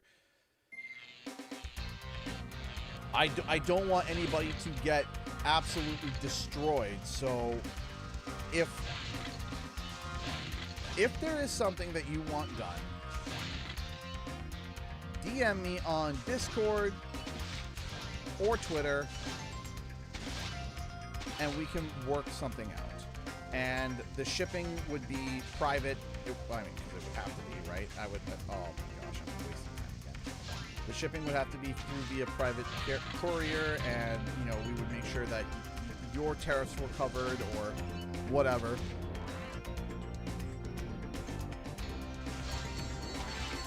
I would go ham in your shop if you reopened it. I would love for you to go ham. I loved having the Etsy store open. The Etsy store was such a nice way of being able to supplement the channel and be able to keep doing this full time. And when that got shut down, I'm staring at this. I'm like, man, I am like, right now YouTube's not paying out a lot. It's not. And right now the only thing that's kind of keeping the channel right there. Oh no, the tariffs have ruined it. Right now the only thing that's keeping the channel afloat right now is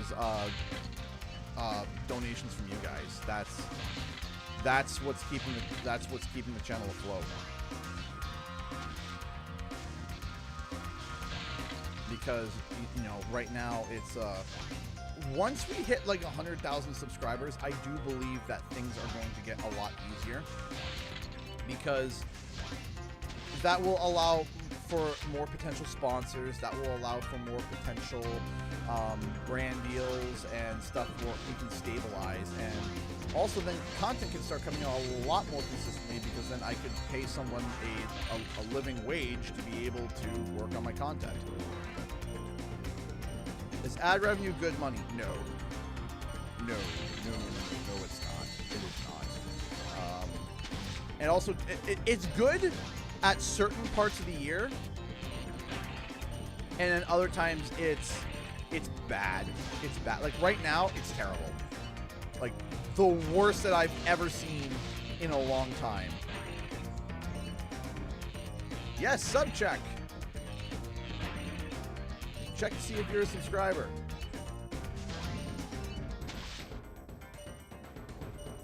Didn't think about that, but yes, double check, because I've had people that were supporting me for years and weren't even subscribers because they didn't even realize, which I thought was hysterical. There we go. That's fine.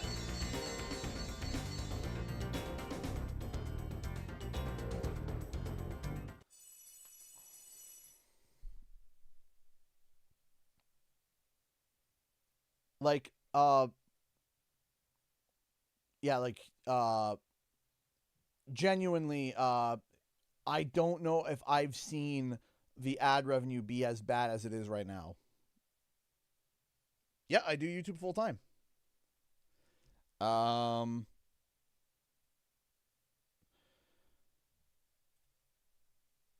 It's to like give you guys an idea of just how boisterous and how all over the place it is, and how much it doesn't make any sort of sense whatsoever. My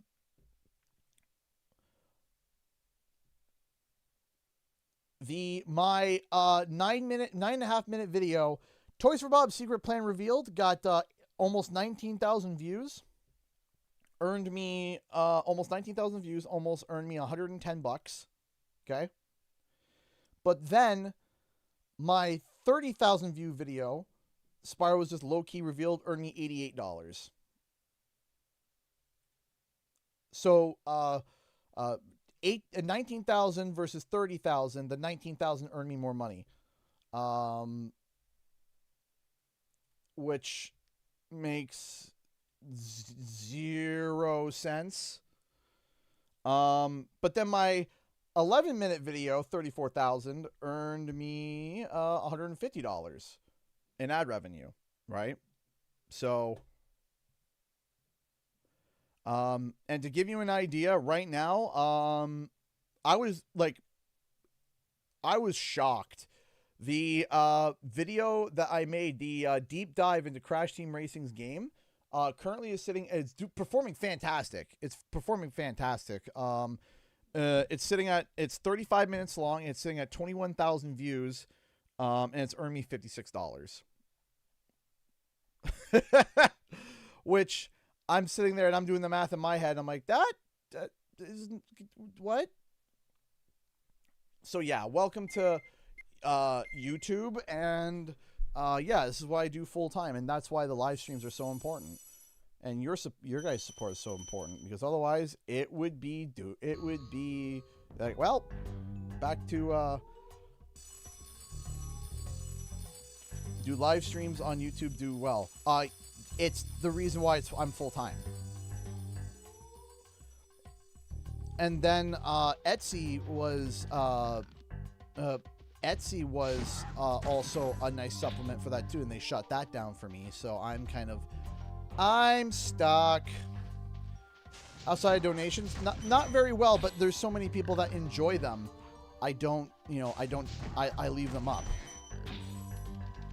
You know, there's so many people that enjoy that, I leave them up.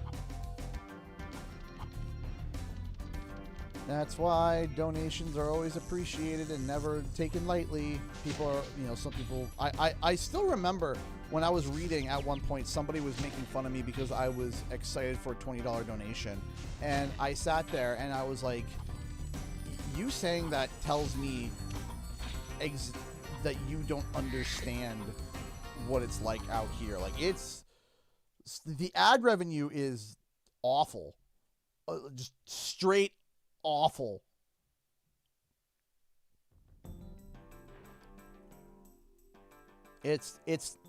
It is not good. It's that Papu Papu video. That someone asked, what about that Papu Papu video? That video has over 500,000 views, and in its lifetime, it's earned me $289 in its lifetime, and it's been up for 7 years, coming up to 7 years now. Yeah, it's been up for 7 years, and it's earned me $289 in its whole lifetime.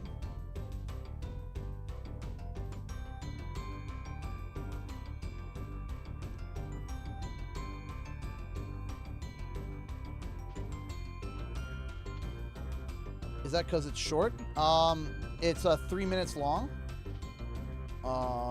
It's 3 minutes long, so yeah, it's probably because it's short. Yeah. Yeah. Per month or for $200 for its existence, not per year. No, not per year. Since it's been uploaded, like. Just so that no one's thinking I'm speaking on behalf of, I'm speaking out of turn. Come on. Why do you hate me, YouTube? There we go. Now you can see Papu's Pyramid in its lifetime since published. So since March 2019, in grand total, it has earned me $209. Are YouTube Shorts better? No. Is that USD? It is USD. I have things set to USD, yes.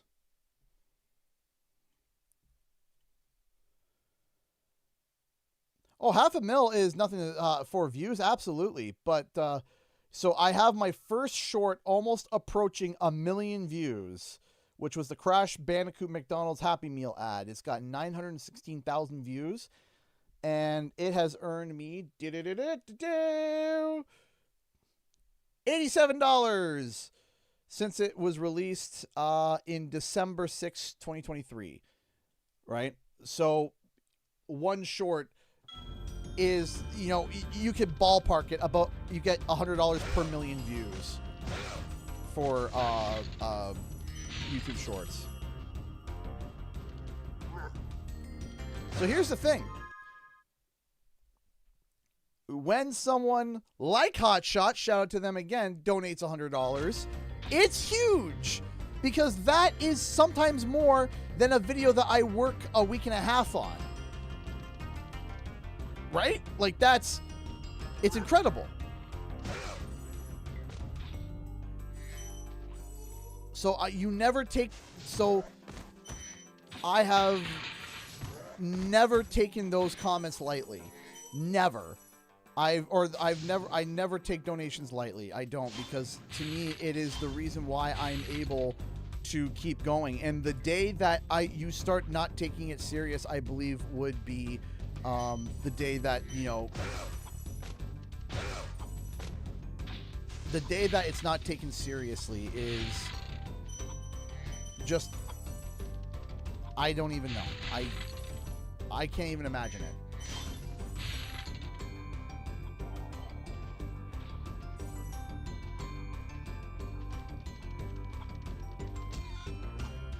Game review, they might do better over time, but it wouldn't be new games. I watched Spyro 1 review from a new channel that came out a few years ago and it did well. No, I don't want to take anything for granted.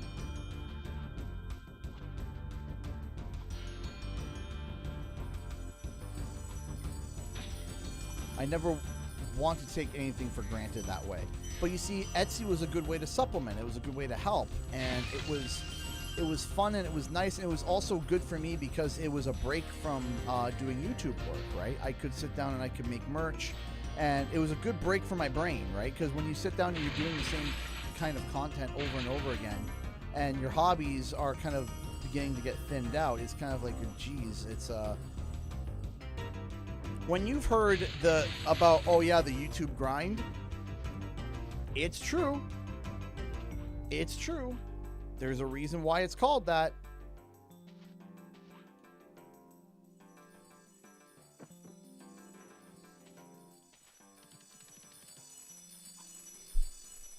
Right? So I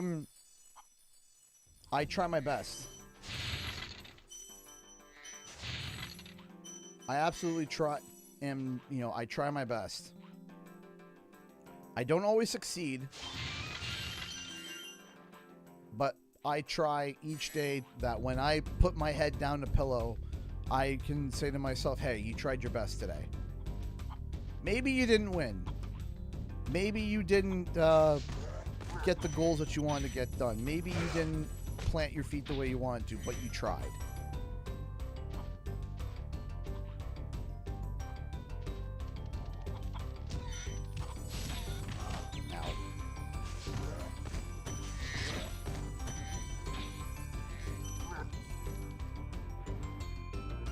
And I try to aim for that. There always can be a friend. Oh yeah, absolutely. There always can be a friend.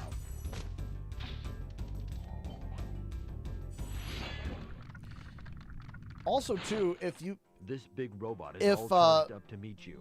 Attacking the power pole should disrupt its power supply. If people want questions about YouTube and stuff, I try my best to give like clear answers as possible. Right? I've pulled up my own analytics numerous times in the past to show and prove something and show like, hey, this worked, or hey, this didn't work, or whatever. Right? So if there's questions about YouTube as well on these streams, absolutely, you can ask them, and I will try my best to answer them.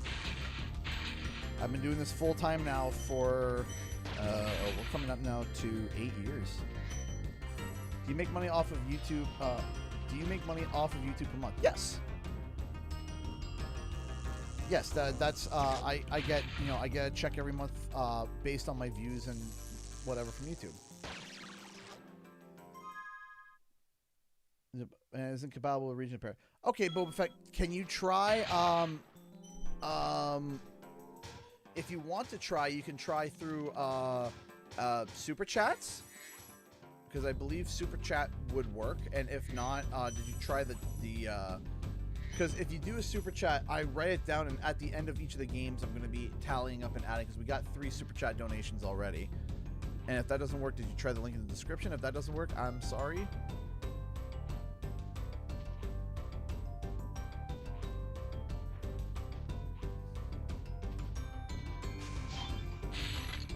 But yeah, we're trying here, and I'm holding on tight, and I'm like, let's see if we can make it to. We're gonna try our best to make it to Spyro 4 in terms of full time.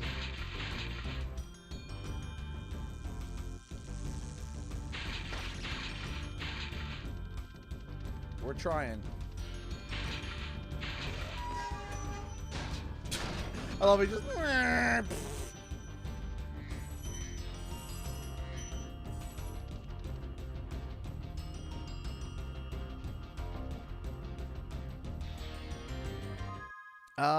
Is it okay to ask, what are your expectations from Spyro 4? I'm expecting something that is going to be different, but a good different. That's my thought process, is that it'll be different, but it'll be a good different. That's my thoughts. How did you decide to go full-time with YouTube? It was a little bit of a leap of faith, and a little bit of a, a slight bit, with leap of faith with a bit of desperation involved. Suffice to say, I got laid off from my original job. I was on unemployment. I don't know if, I know some states in America have something similar to that, I think. But I was on unemployment, and while I was on unemployment, I had nothing to do, and but I didn't want to, while I was waiting for a call back or a new job, I was just kind of twiddling my thumbs, and I was like, all right, you know what, let me try something. And I started to do YouTube videos. Specifically after I got laid off, I had already paid off for Crash Insane. I picked it up, played it, loved it, and thought to myself, man, it'd be really cool if Spyro was remade like this. And I decided to make a YouTube video about it, and found a circle of friends and started to make content. And I was enjoying it. Then I got called back to work, and I was like, okay. But now I know that I got laid off, and because I got laid off, I didn't want to... I'm trying to remember how I did this, because I remember I was struggling last time here too.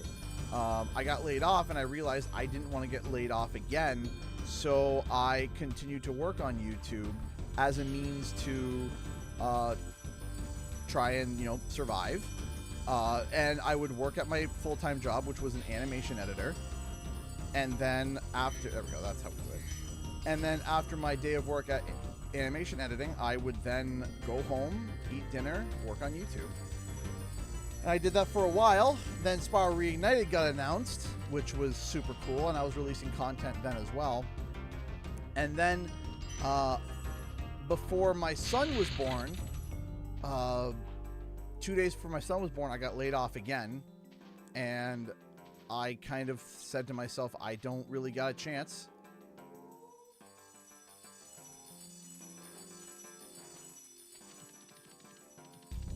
It's like, you know, I don't, I was like, all right, I had about 10,000 subscribers. I'm like, let's make the leap. We made the leap, and we continued. And the rest is history, and I've been doing it full time since. You know, I've been blessed with a channel that I love working on. Blessed with viewers and fans who are some of the biggest supporters I've ever seen. One of the best communities ever. Truly been blessed to be able to do this full time, and I'm grateful for everything that I've been given.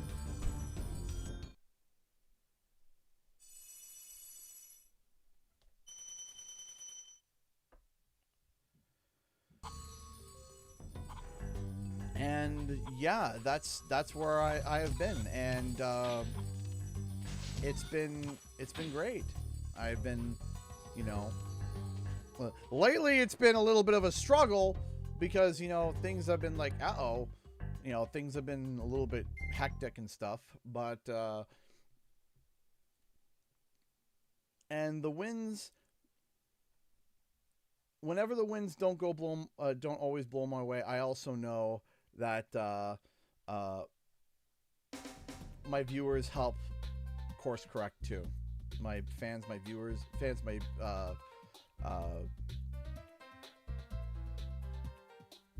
my community helps me able to course correct in the right direction, and they've always been there for me, and I've always deeply appreciated them.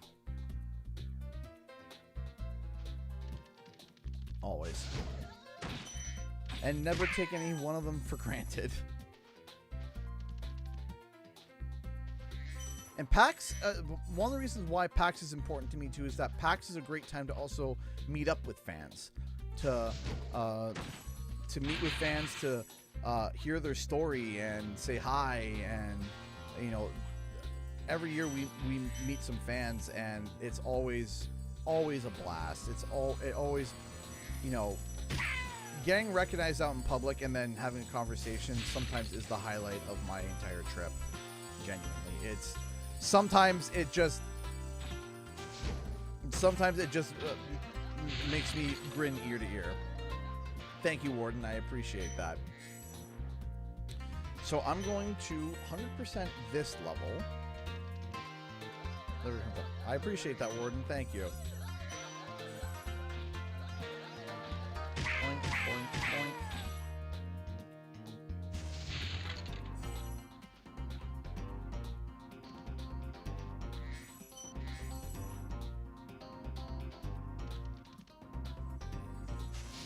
There we go, and there we go, and there we go.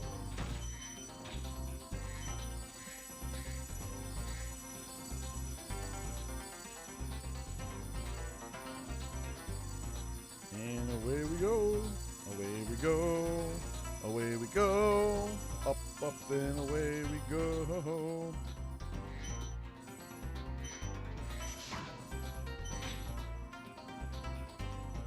And then we go. Nope. This. Here. Yeah, we'll get this world done, and then I will quickly... Oh.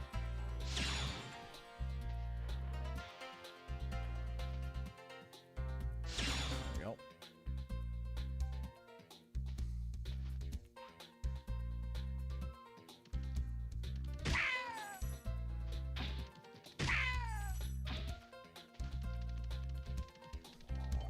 There we go.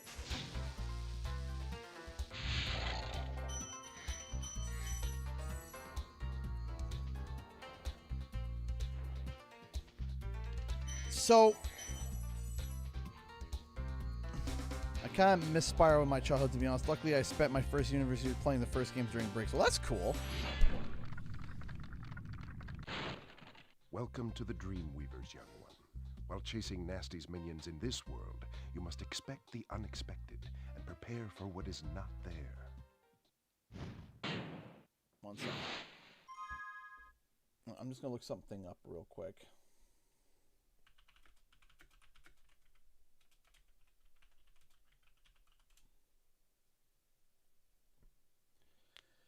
So,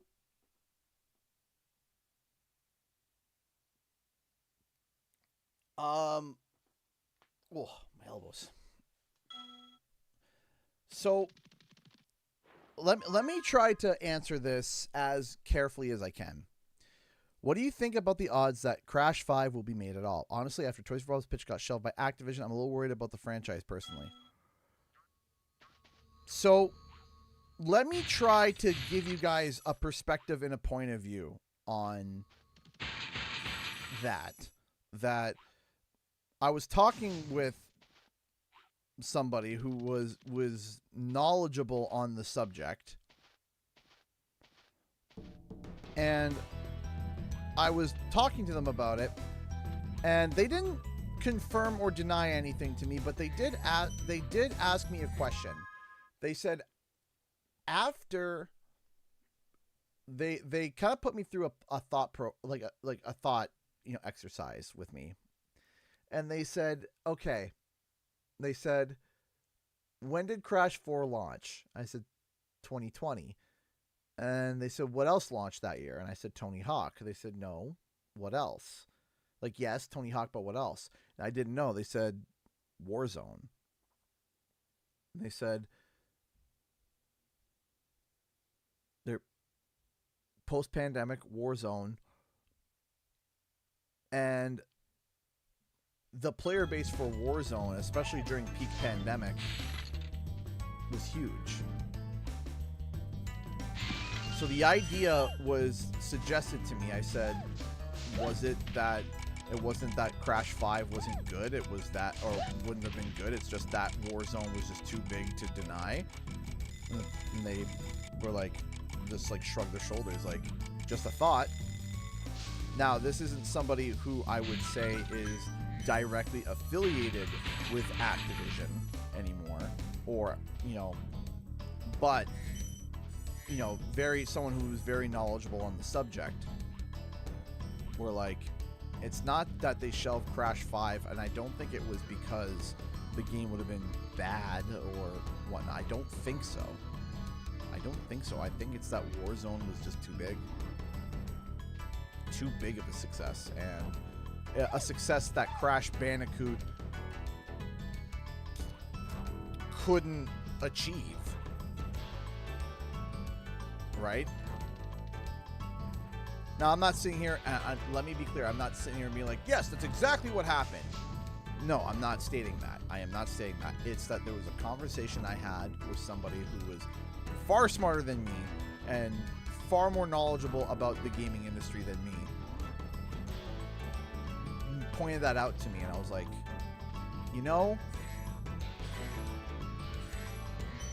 that there's a point there. There's a point to be made there, where it wasn't necessarily that, like, oh, game is bad. It's that there's no way it could perform better than Warzone or Call of Duty in general. Which is, you know, kind of depressing. But at the end of the day, I don't think it was... Spyro. Nicely done. I'll be done when I've toasted that nasty Nork. At the end of the day, I don't think it was that. I don't think it was necessarily that. But...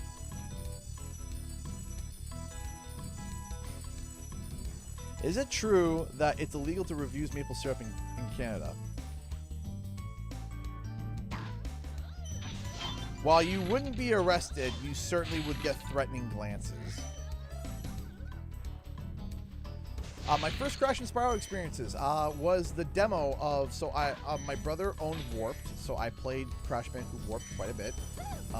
And we accessed the Spyro demo through the cheat code, the up, down, left, right, the Konami code. The fools you see in this world are invincible. And but that does not mean they shouldn't be attacked. Sounds all right to me.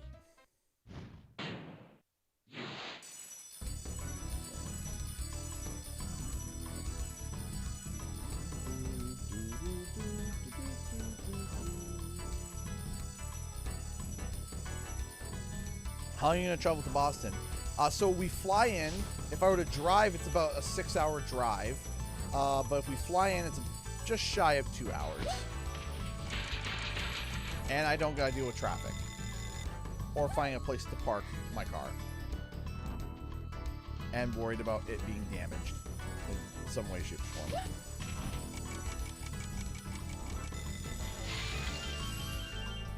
Doing CTR is more reason. They're expecting it will do big enough. Well, now that they have enough of a handle. Also, you have to realize that Activision is now owned by Microsoft. So there is a one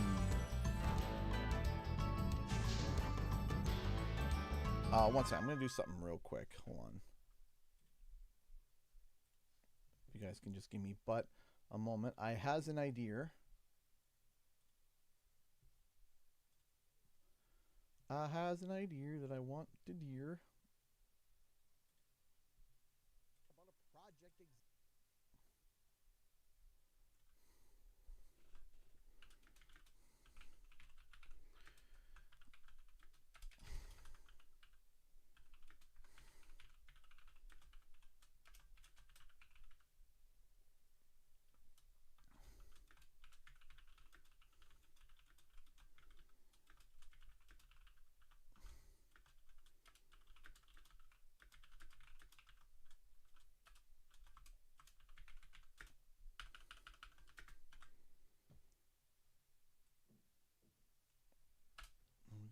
Hold on a second. We'll go over to here.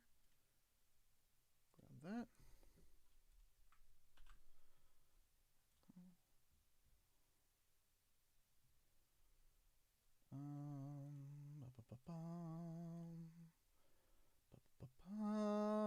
There we go. Just wanted to try something different, see how this goes.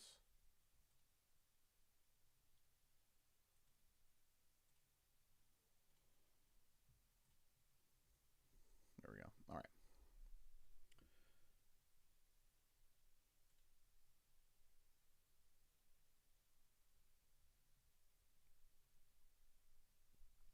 All right. Oh wait, did I say I was going to take a break when I? Yes, I said I was going to take a break after I completed this, the homeworld. Yeah, I'm going to take just a quick break. Go have a quick chat with my wife. Have a drink of water. Sip my coffee. Hi, Zealand NZ 64. Up and away.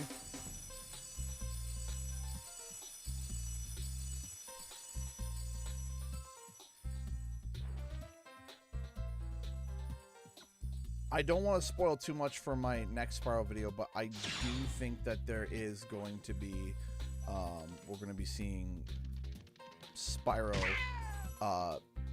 sooner rather than later, I think, personally. I don't got like yes, here is my confirmed date. I know exactly what, no, right now, no. But understanding the market, figuring it out, looking at who's been hired and when, it's kind of like, I think that we're going to, you know, see it relatively soon. Okay, I'm gonna run to the bathroom real quick. Actually, you know, I've killed everybody, so I'll be able to have this run and nobody kill me. So you guys can listen to music instead of just playing, you know, loading music. All right, I'll be right back.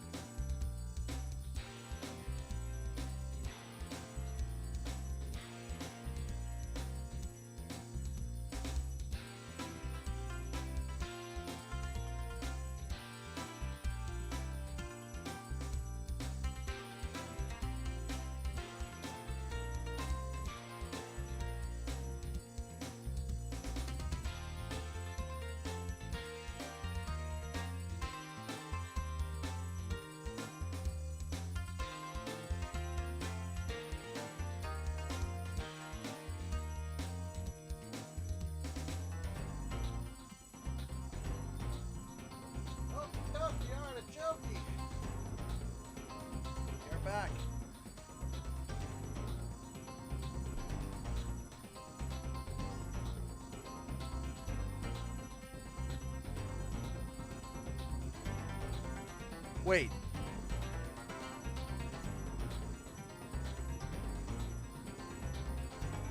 The mushroom's been pushing me in the whole time?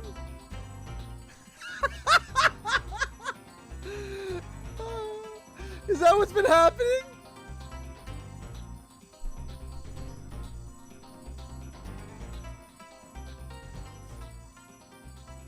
Yeah, now I'm curious. Now I'm curious. Hang on.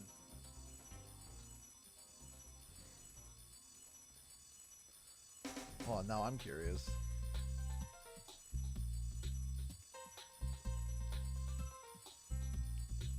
I didn't realize that the critters could move you. Oh no. You get close.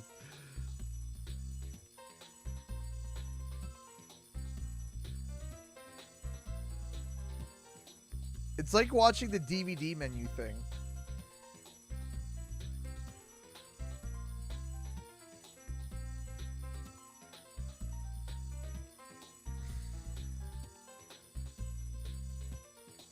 Hang on.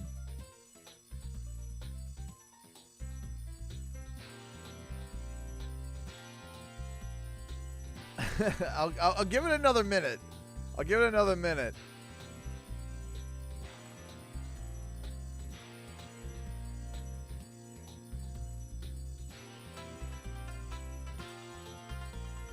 Hang on.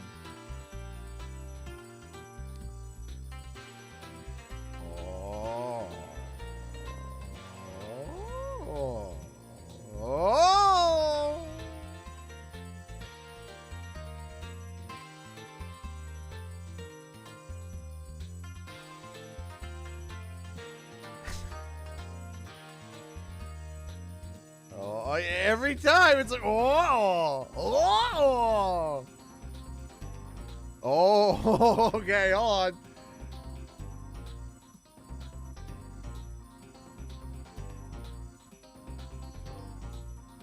I don't know if the mushroom's ever gotten this far.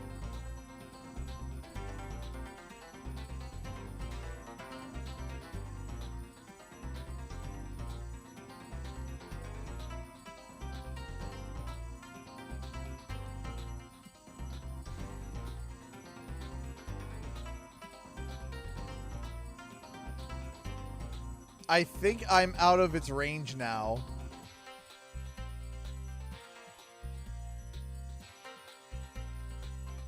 I think I'm outside of its range. Yeah, because I haven't seen it get over to here. That's hilarious, though.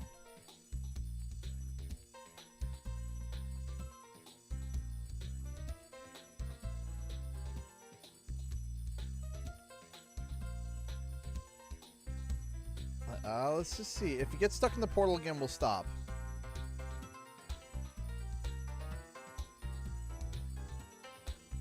Yeah, okay. That's hilarious.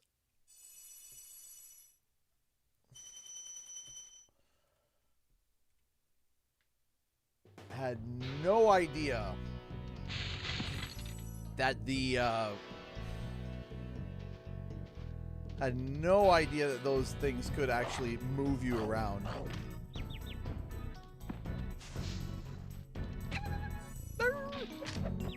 You butt! Excuse me, good sir. Thank you for letting us be entertained by the mushroom. You're welcome.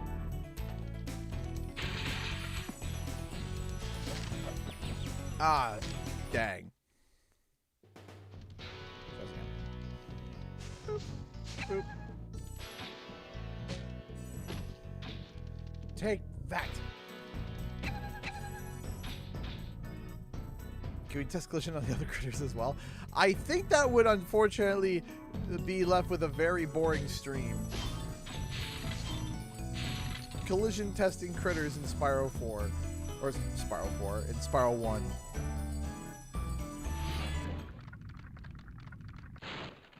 The enemies here can be quite frightening, but you should watch the fools.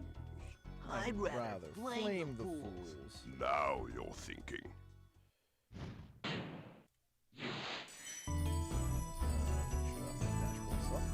Yep. So I'll be doing this plug quite a bit through the stream.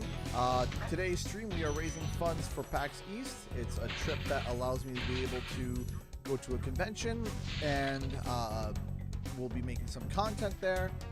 Not only will we be making content there, but we also will be providing a panel, because the panel,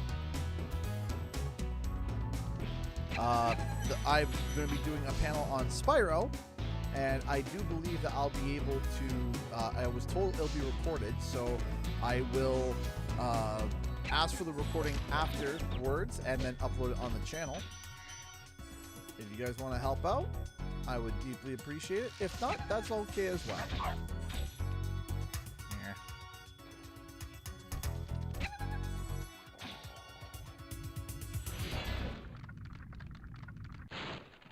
Thank you for releasing me.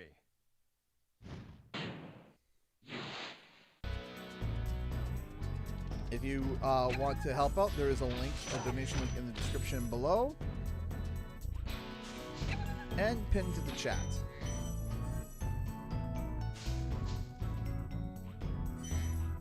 Come on.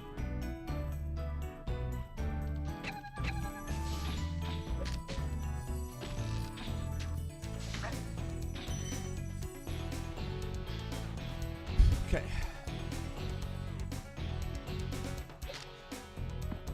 Ow.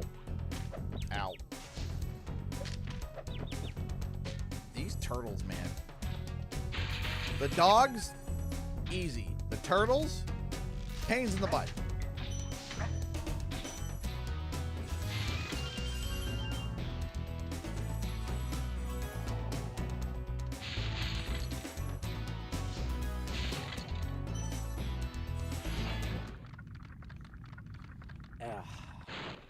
You know, I think you just might be the dragon to defeat Nasty Nork. That's me, all right. Man, the way he said it, that's me, all right.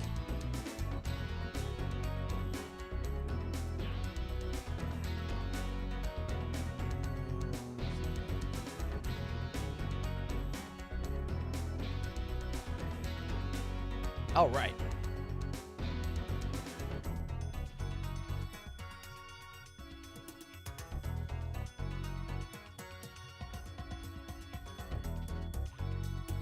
And this way.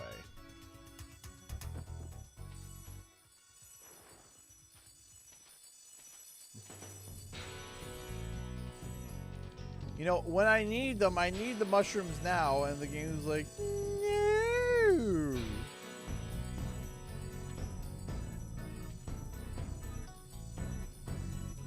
It's like the ASDF. What would you like, sir? Some mushrooms. No.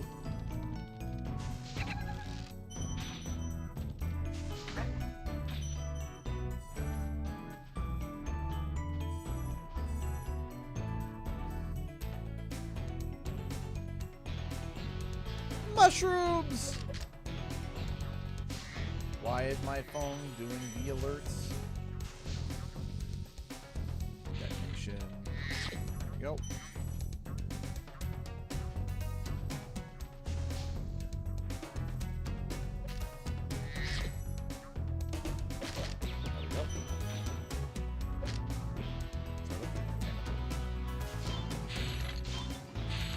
There we go. Jeez, I didn't know you could launch up like that.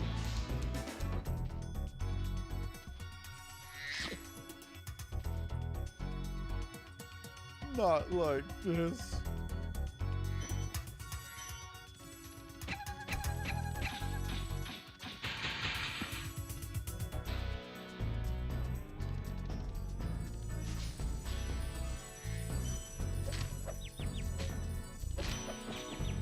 Boy, howdy.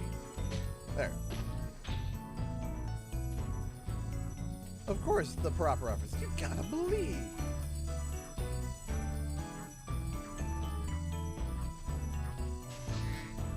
There we go.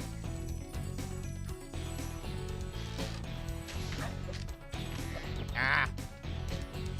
The turtles! No wonder you were going to be turned into soup in the following game.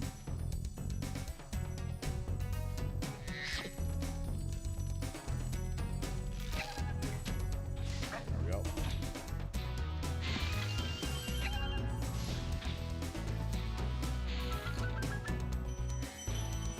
There we go. Ooh, ooh.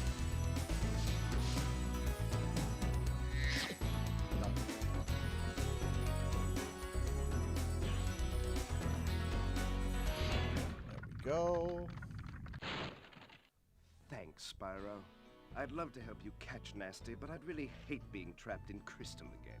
Don't worry. The only one who's gonna be trapped is him.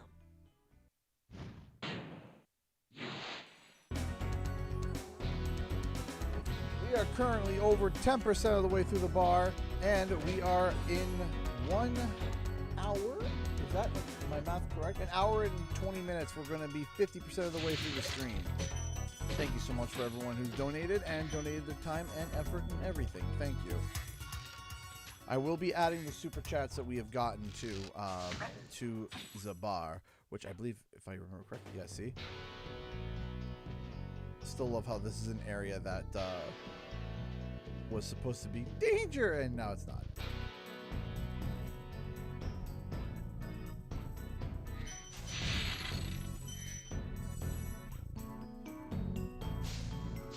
Ah!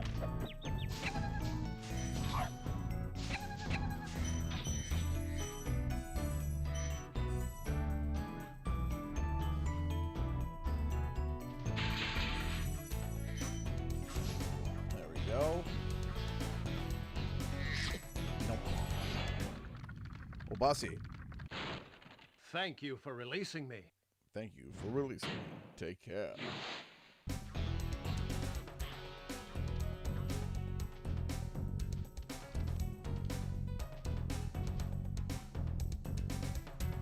Free flying. Down.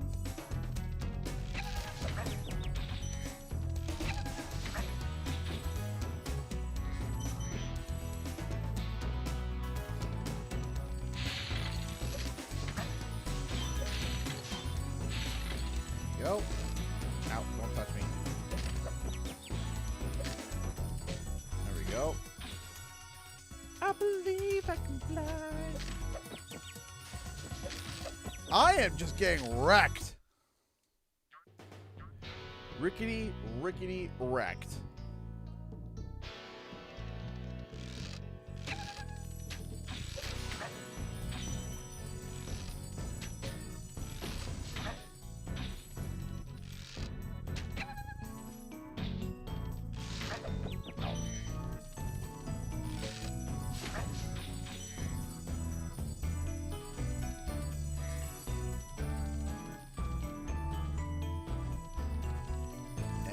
Up, up, up, and away.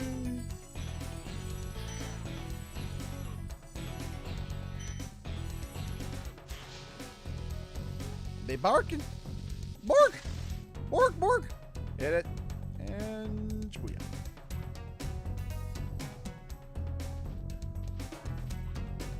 I think I'm missing a few still.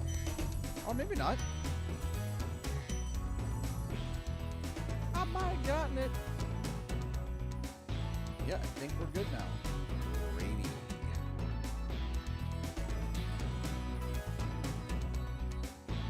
This way. Thank you very much. Go this way. I hated the dogs. They scared me as a kid. That makes sense. Up, up, up, and away!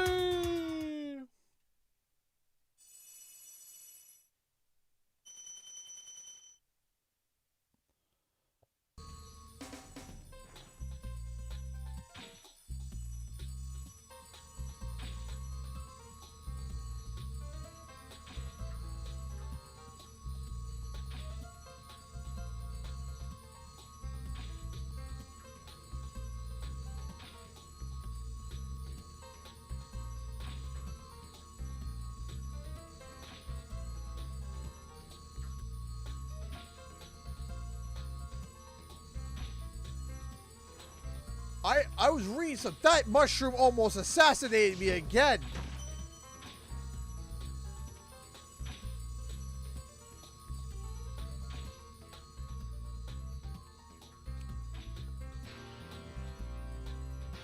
That mushroom is straight up got it up for me. Straight up.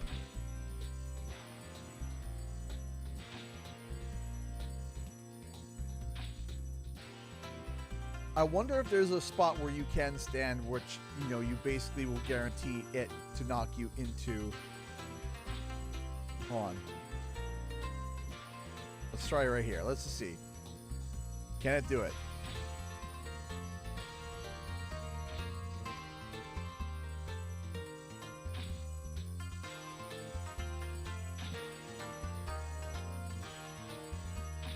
Can it do it? Murderous mushroom.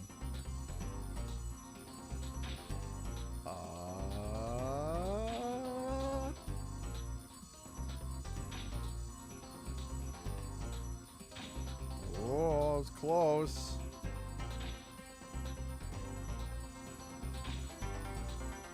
I got a feeling I am just out of range.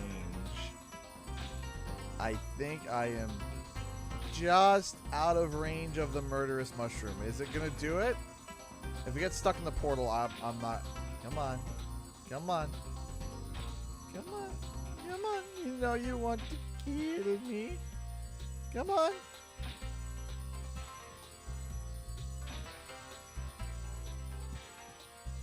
It's doing figure eights.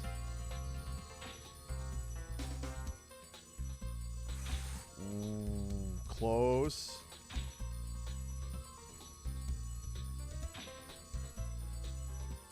I don't think it's going to be able to get me. I don't think so. I don't think the murderous mushroom... It is so close.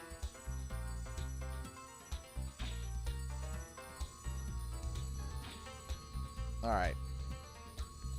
That was close. So close. Murdered by a mushroom!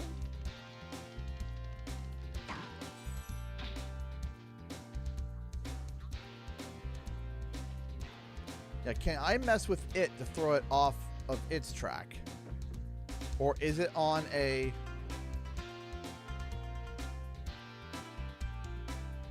set course? Because I'm trying to hit it, and it's not moving. It ain't moving.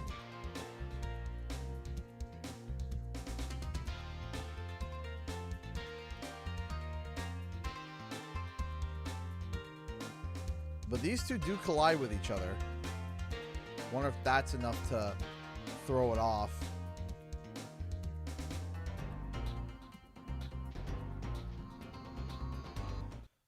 Attempted murder mushrooms. Murder shrooms.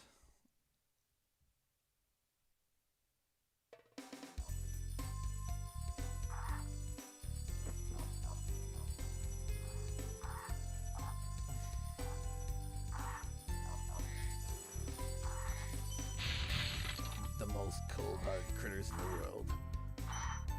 Mushrooms. With eyes. Ow! I didn't jump soon enough, apparently. How dare I? Bye!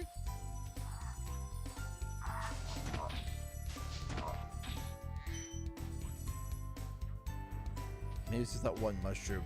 That one mushroom. Murderous mushrooms. I am stuck! Murder mushrooms. Give me life. Lines never said before in humanity. Murder mushrooms. Give me life.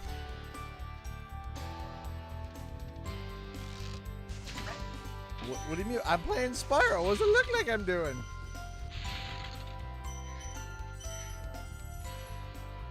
I'm certainly not walking the dog. If I had one anymore. There we go.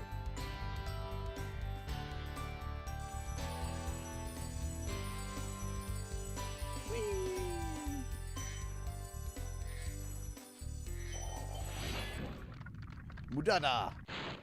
Fairies are always on your side, Spyro. Are they? Are they really?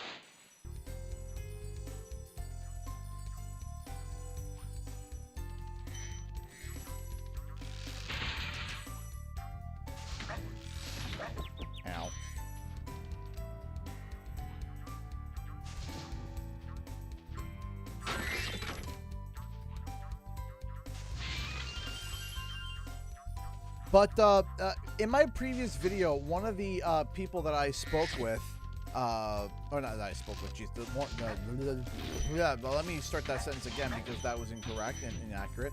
One of the people that I talked about in that previous video that I just made, they were like the campaign manager for like launching games. And the thing that I'm kind of excited about is that, in my opinion, if you have a campaign manager for launching a game, that would typically mean that you are in the ballpark of actually launching the game, right? Like, if you think about it, that we are within the ballpark of the game being launched. And to me, that's tremendous and exciting. To me, that is incredibly. But still remember your reaction to the remastered Dark Hall. Oh, man.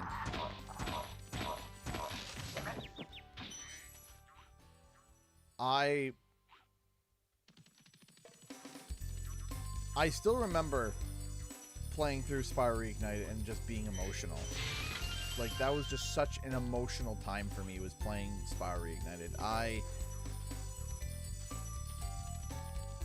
I was so stressed, though, because I didn't get the game like very, very early. I only had it for a few days before everything went live, and I was running around and trying to get things done as quick as possible.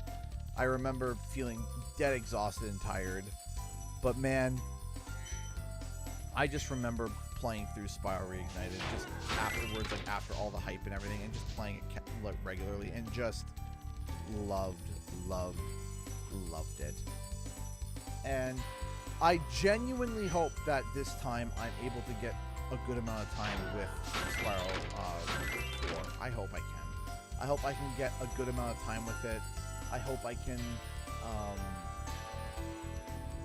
I hope it's not like, here it is a few days early, and, you know, because I remember with CTR, they gave me that super early. I got almost 2 weeks with CTR, which was wonderful. You rarely get games that early, and I was so pleased to get that game early. Ah, Spyro, thanks.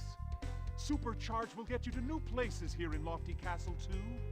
See where it takes you.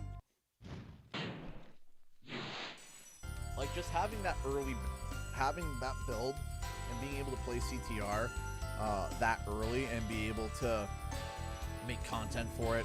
And also, I still remember when day one people were saying that I was cheating because I don't know if you, does anyone remember day one CTR? Because I had the game for like a week and a half. Every race was just like, it was of course a disadvantage because I had practice, but it was nearly every race was first place. And then it was like about a week. All of a sudden, there were people that were starting to get real good. I was just like, uh-oh, my 1 week advantage, my 2 week advantage is slipping. And then eventually got to the point where people were just blowing past me because they were just so good at the game. I was still able to handle myself relatively well, though, during peak CTR. I think I was able to, I was able to hold myself, aloft. But once I was doing more editing and then playing, then I started to fall behind. As one does. As one does when they're not playing the game as much as, Peak CTR was so much fun. Peak CTR was a blast. I still remember Rumble. Remember the one day we were just supposed to do a 4-hour stream and it turned into a 12-hour stream? Does anyone remember that, where it was just supposed to be a few hours and it turned into a 12-hour stream? Because we were just having so much fun. Thank you for releasing me. Yeah, I did change up this year. I decided to hold a vote.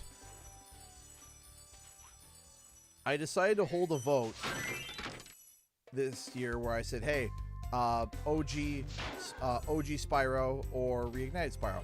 And OG Spyro won, not by much, by like 54%. So I decided to be like, hey, let's try something different. Let's try something new. Let's see if anyone wants something different. And OG Spyro won this year.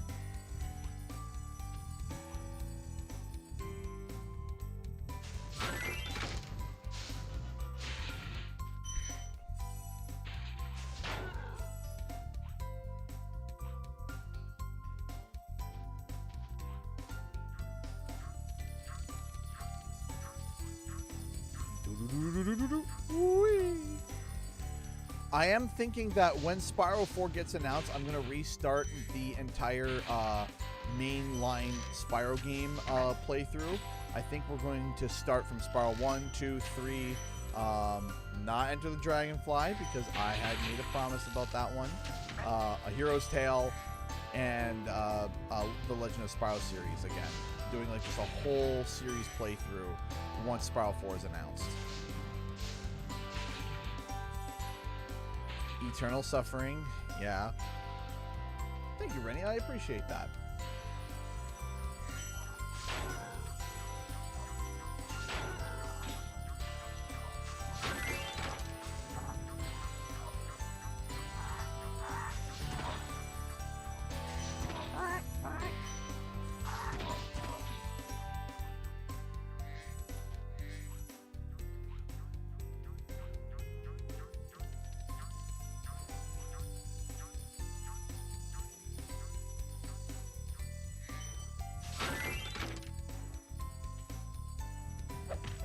I recently played Crash Team Rumble. I played Crash Team Rumble last week. I still enjoy it, and we still got into games.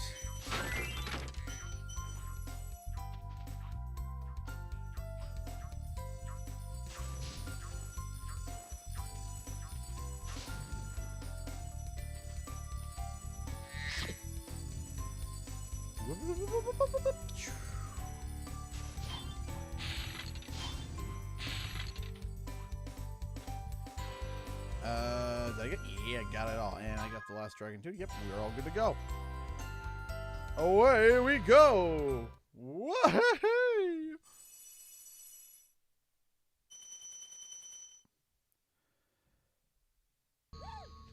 still remember you did the joke about Spyro the Crocodile.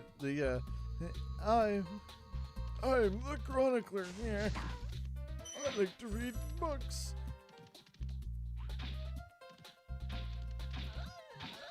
Stop simping for Cinda.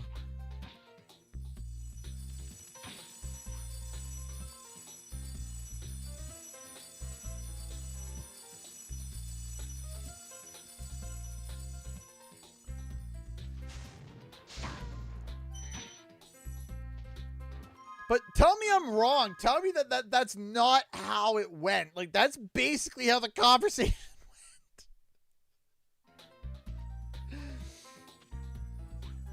I'm like, I was just like, wow, that was, you know, spend the whole game trying to get to the chronicler. You get there by accident. He's like, hey, you should stop doing this. He's like, no, and leaves. Like, okay.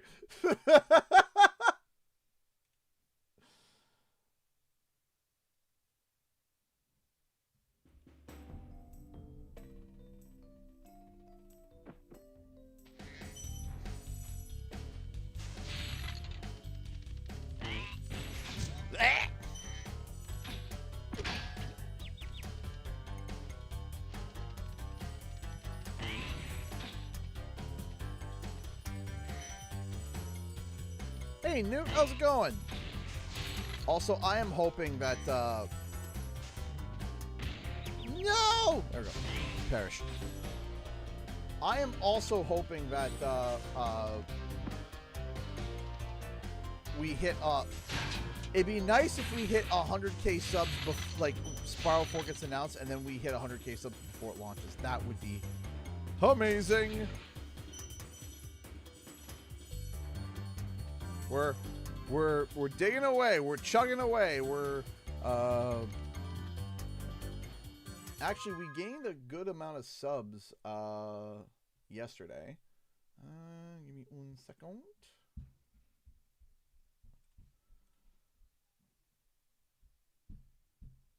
One second.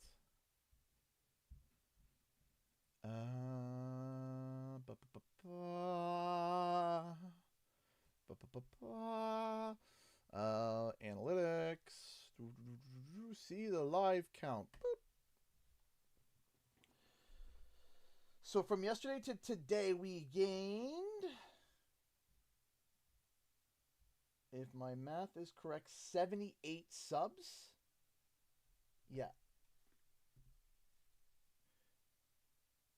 Is there going to be a donation train tonight? I would love there to be. I can't. I am playing until 11 p.m. That is correct. Yes. That's up to you guys if there's going to be a donation train tonight. That's up to you guys. It's not up to me. That's the whole point about donation trains. Is that it's up to you guys. I hope there is, but take a look here. So actually between yesterday to today, since the 19th, we've gained 100 subs, which is awesome.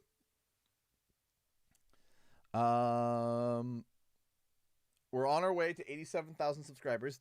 Check if you're subscribed. If we hit 100K, I'm going to be doing another 12-hour stream, except that time it is going to be a 12-hour Enter the Dragonfly stream.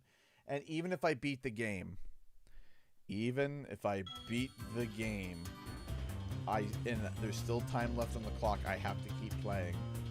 And also, I'm going to try to time it so that I can open my silver play button at the end of the 12 hours.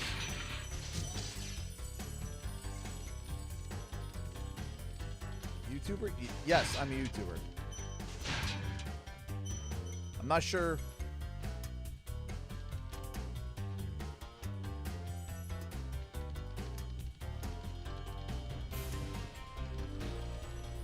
But yeah, to answer your question, if there is going to be a donation train, that's up to you guys, not up to me.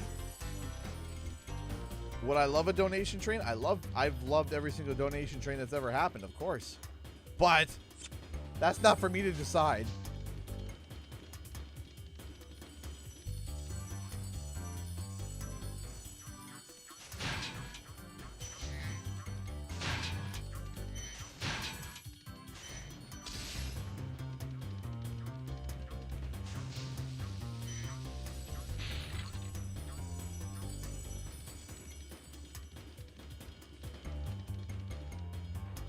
Alright, smooches from a fairy.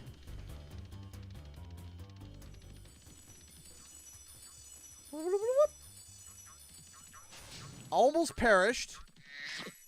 Didn't.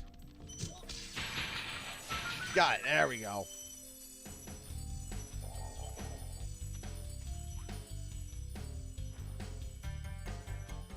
His wife does YouTube also. No, she is not. No.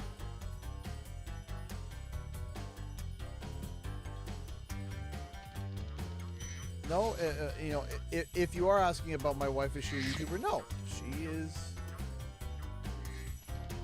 She is my amazing wife who is takes care of the kiddos. Hey, Spyro. All dragons know there's magic in the fairy and takes care of the home. See what it can do to your power of flame. Amazing.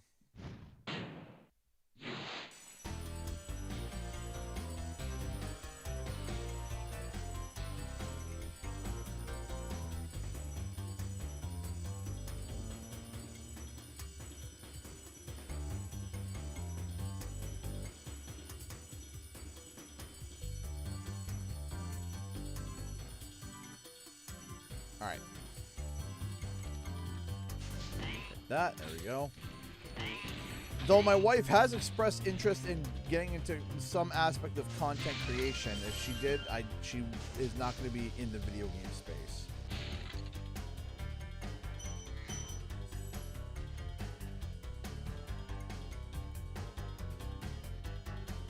Part 2 of Spyro 3's Sunflower playthrough stream? I don't know. Depends on whether or not she's interested, and depends whether or not we have the time and setup.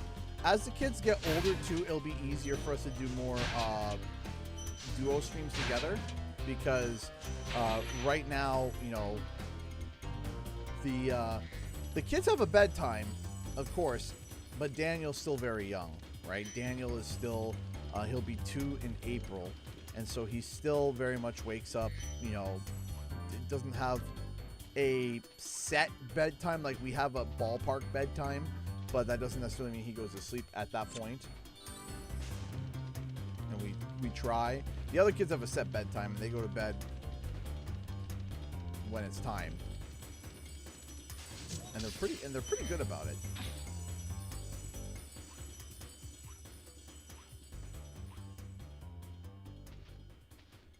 Oh, this way. I always botch this part.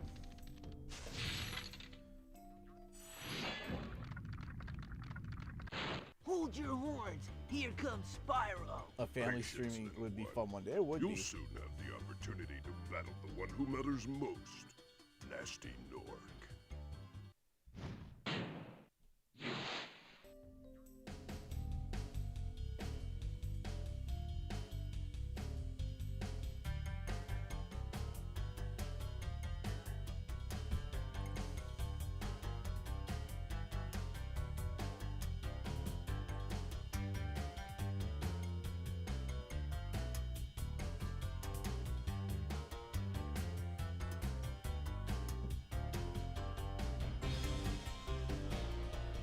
All right.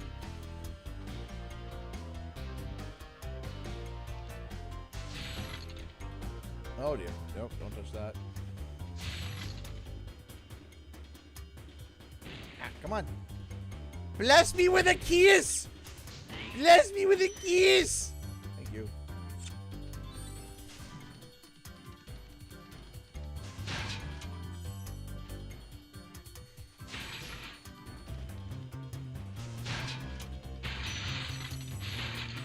Things. There we go. I think when it comes to Spyro 4, I would love to see some aspect of the fairies return. I think that there would be some hilarious moments that could be done because I don't think, I'm trying to remember, and I may be wrong. I don't think there's any more fairies that do any more kisses. Or no, is there? Wait, in Spyro 3, I think in Spyro 3 there is, but no, there's the ice. So there's very little aspects of the getting a fairy's kiss beyond the first game. There is in the other games, like getting the ice breath, but I think it would be funny if there were some jokes about that. It'd be funny if, like, the fairy's like, I'm gonna give you, like, there's gonna be an aspect where Spyro makes a joke, like, you're not gonna kiss me again, are you?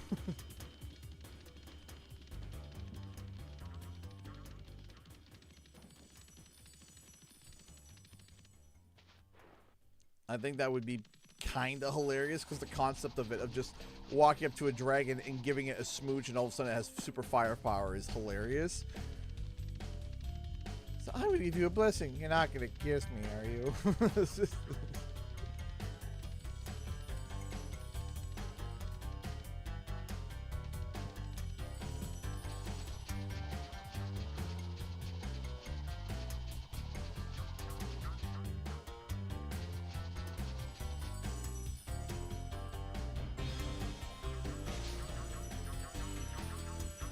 Evil, murderous mushrooms. Giant white clouds. Giant white You've sheep. become a master of the supercharge. Great work.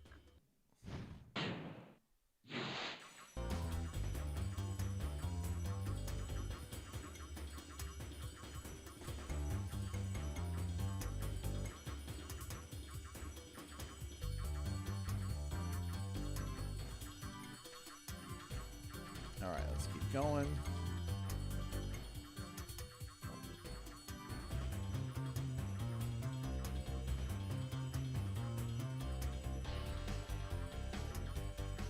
Why was I going wonky? The stream was going wonky for a second there.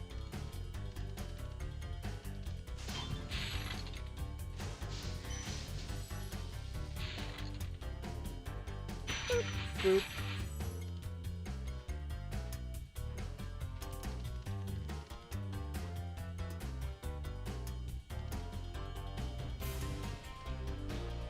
get the permakiss.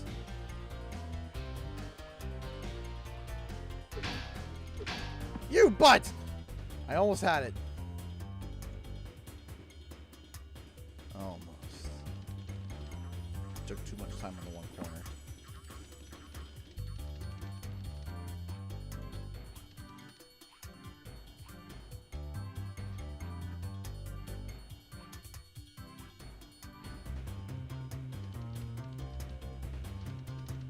Huzzah!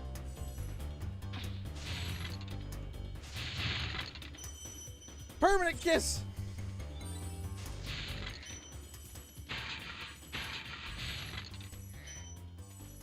Do you guys remember when they announced, when they showed off the new,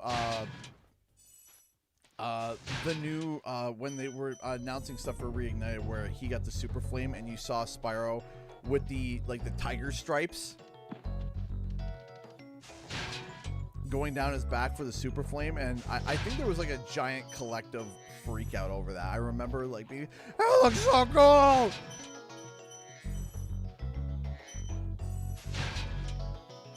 I remember it was a, I remember specifically it was a, hold on.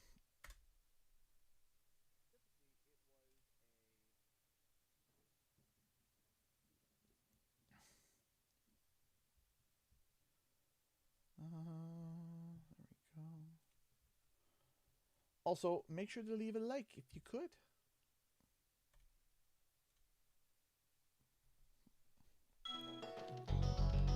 If you're liking the stream, leave a like.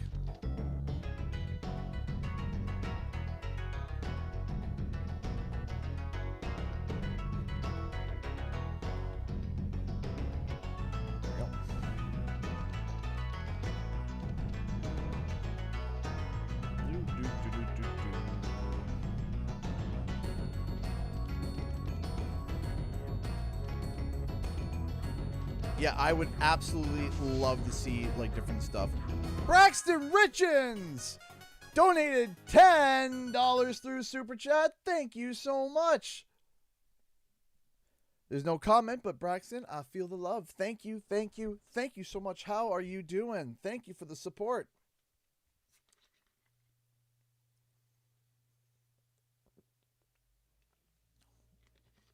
Thank you, thank you, thank you.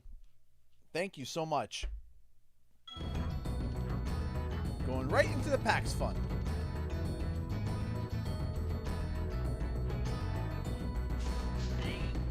Blech. Oh no. No!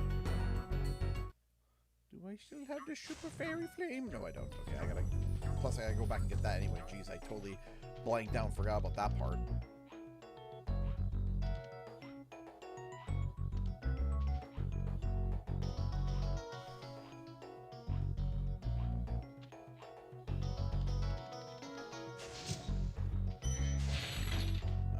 Give me a smooch.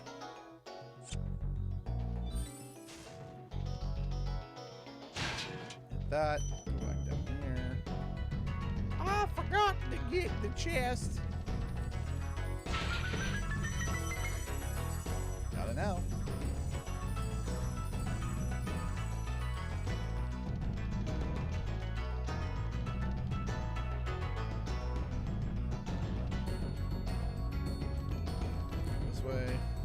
Turning red, Spyro edition. Sure, why not? By the way, is the audio still balanced and still sounding? Is the audio still sounding balanced?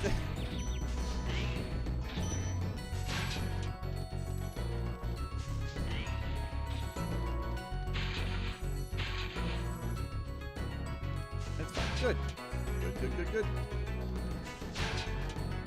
Is it fine or is it great?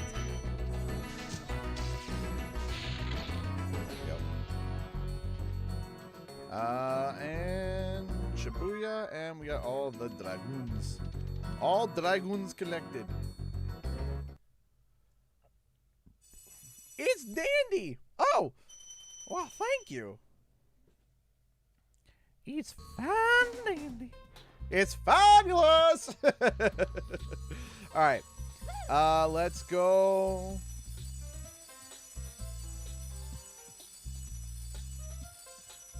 to the ice flight level. Also, why were there no egg thieves beyond here? Like, I don't understand that. Like, because I remember that there's no egg thieves here. So, I would love to have a conversation with Insomniac and be like, why no egg thieves? No timing. That's probably positively good, my good sir. Thank you. I got a feeling I probably had to deal with time constraints. Ew. I don't know if I want my audio to be succulent.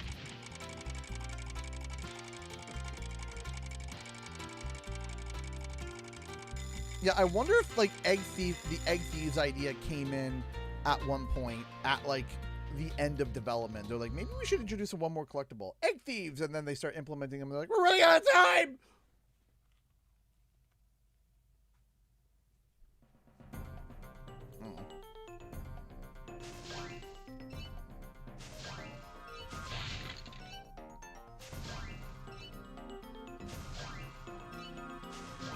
Or they had them at one point. According to testing, they were too hard. So instead of redesigning them or repositioning them, they were like, you know what? Whatever. Just cut them. That's possible.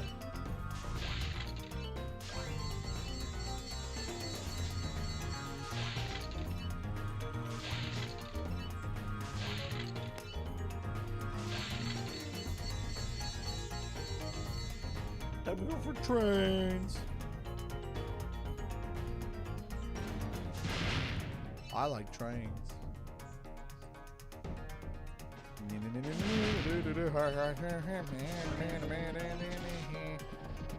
Hitting the things, doing the stuff. Hitting the things and doing the stuff.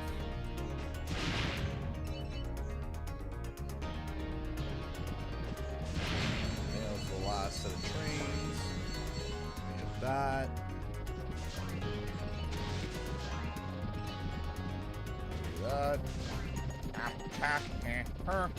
Got it. Got it.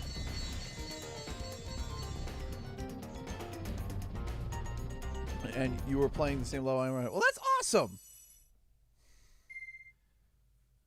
Try again. No. No. Welcome, welcome. And the flying kangaroos from Mystic Marsh were a type of thief. Kind of. Yeah.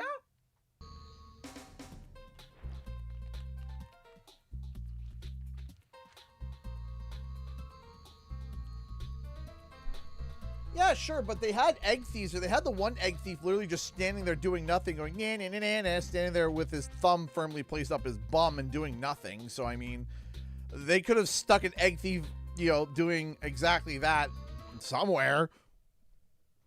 Maybe the egg thief would have been the one shooting the gun. That would have been cool.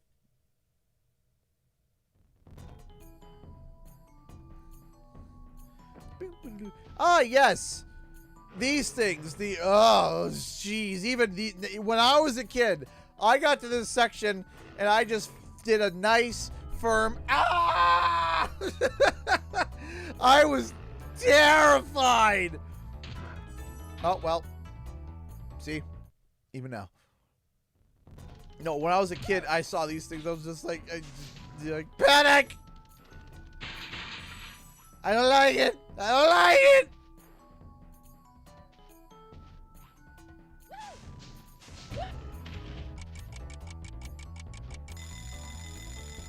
I've said it in the previous live stream, but I'm saying it again. Is that a problem for me to repeat information? That's everybody who was at that last stream. It's like, ah, yes. No, it's a flashback. Okay. I thought you were being like, you've already said that before. I was like, what? Why?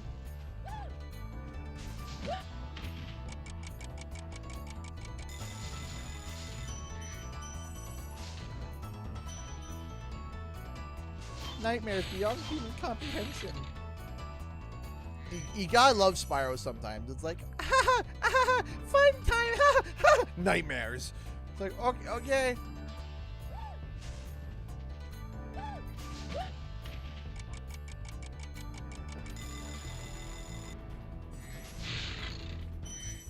I think they did a pretty good job with in Reignited for like toning down the scariness but still keeping them looking like the original. Because like, geez Louise, who designed these creatures at Insomniac? I just need to talk. Did you move on to Resident Evil or something? Did you go to Silent Hill after this? Like what why? In high life, but watch out for flying boxes.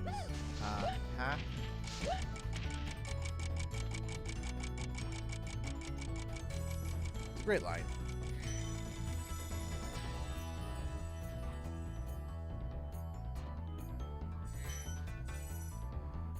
So now we're gonna go back all the way around. Unos. I was thinking, I was like, can I make it without having to hit the second one? Just for kicks and giggles?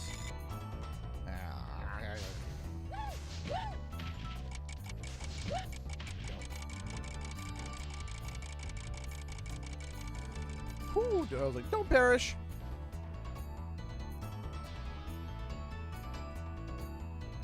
Giant food theme level, that'd be interesting.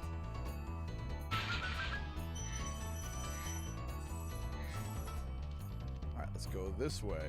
This way. Yes. Yes. Don't die. Okay, well. Alright, we're gonna hit this. Hit that. Go like this. Go like that. I needed to hit another fool. So Cloudy with a chance of meatballs in the game. I mean, a section wouldn't hurt. It'd be cool.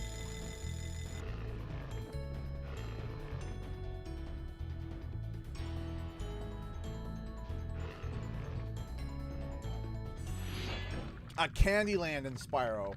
Yeah, something like that. Some Candyland. Thank you for releasing me. Take care. That was one of my favorite dragons from the Reignited Trilogy. The design is really cool. I really like Unica's design. My favorite is Lucas, the one where he's got the map in the wings. Oh, so cool. When I first saw that, I was like, that is so neat. Where he's got the map of Artisan's homeworld in his wings. I remember that was pointed out to us by Josh Nadelberg when I went to Toys for Bob. And I remember him showing us the dragons, and he showed us Lucas. He goes, and take a look in his wings, he's got a thing. And I was like, oh, that is awesome.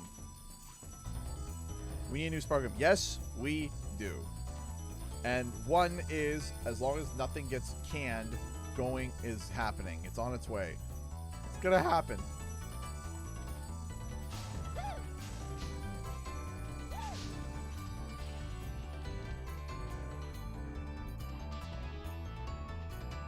It is going to happen, sir. No, I don't think I can go that way, can I? Plus, I go this way.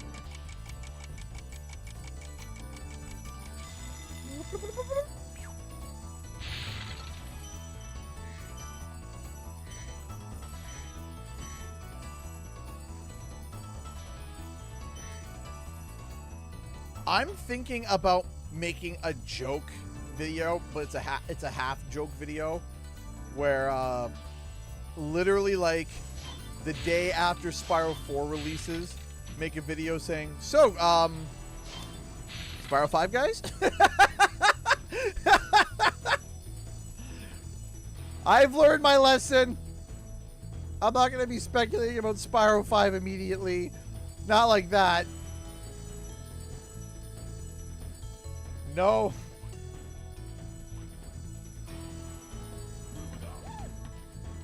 We're not gonna...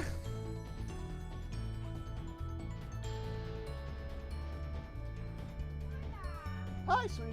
How's it going? It's going going okay. How are you? Good. I'm just very tired. Yeah, that makes sense. You've been streaming for a while. Yep, we're coming up to the halfway point in half an hour. Woohoo! My back hurts a little bit. Your back hurts a little bit? Yeah, we were doing a puzzle. Yep. So far, we're at $167. Woohoo! We're just 10% over the way. Hopefully we'll make it. Hopefully. Just got a CG jump scare. Hey, I forgot I had you on a tab and got a CG. Hi, Lozzie! Hi! We miss you! I love you! I miss you! We lit... They're kids, so they're... They're trying. There is an attempt. You know what? They're good for this game.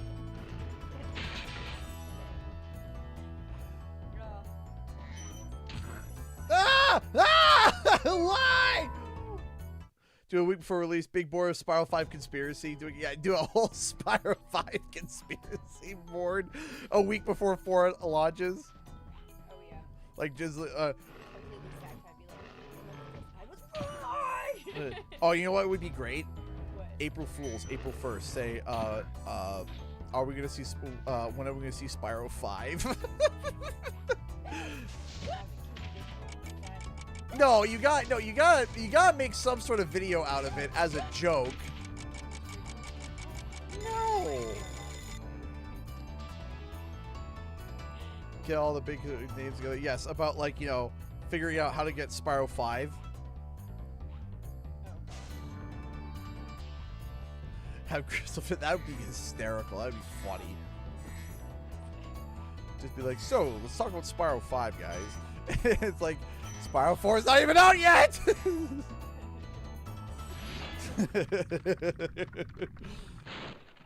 Any advice before this battle? Advice. Hope everyone's good. A wise dragon once told me, aim high in life, but watch out for flying boxes. Huh? Yeah. Got any advice? He's like, aim high in life, but watch out for flying boxes. Huh? Because the boss throws boxes. But it's a classic line that we all Spyro fans say. It's aim high in life, but watch out for flying boxes. Huh? Oh, in the box, yeah. The imagine.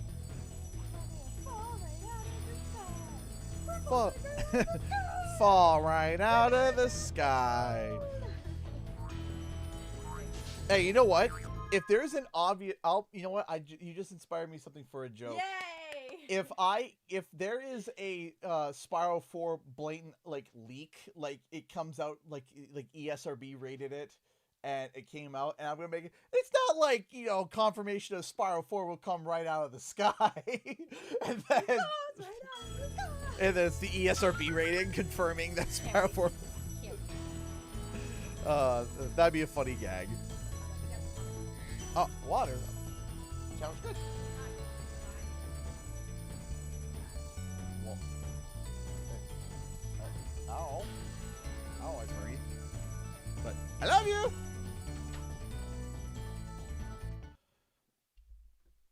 Yes, Lozzie, we are. And how are you?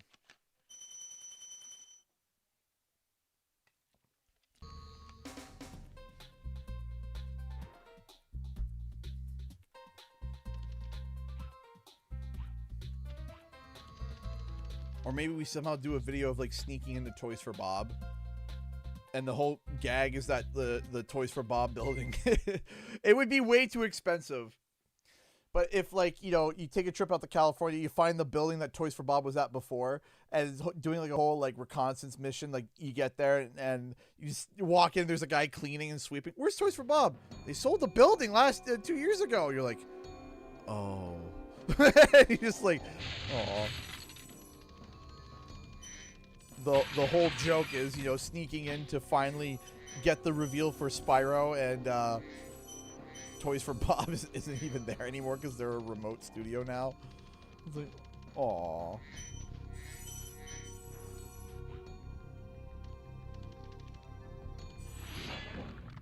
Delvin! Hey, didn't I already free you? You're in Nasty's world now, Spyro, and you are the dragon who must defeat him. Bring him on! I'm ready! Reach the exit in each of Getting over the Nastie's flu. labs. Went out to European speedrun assembly winter. Got sick 3 days in and lost 3 days. However, it was an amazing trip, and I'm very much a speedrunner now. That is amazing to hear. I'm so happy to hear that, Blasey. So grateful and happy to hear that. I'm not happy that you have the flu, though. That sucks a lot. But I'm hoping that you're starting to feel better. I'm hoping that the trip was fun. And So when you come to the PAX again? I kid, I joke. I think we have a bed still available on the roof.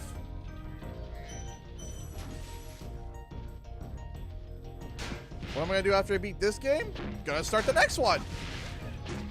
That's what more means. We go to Ripto's Raj.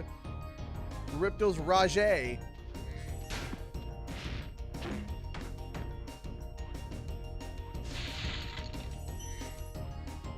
Ripto's Rouge? Ripto's Mirage. Oh, don't die. Man, we're good.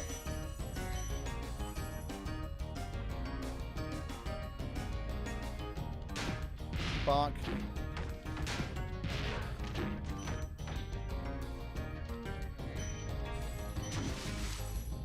Ah, gateway to Glimmer.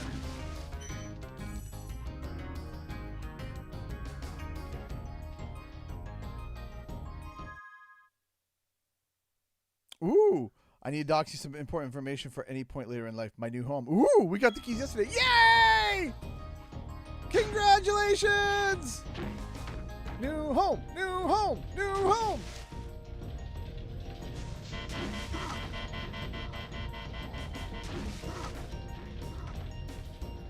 I tried to do a fadeaway there, and clearly that didn't work.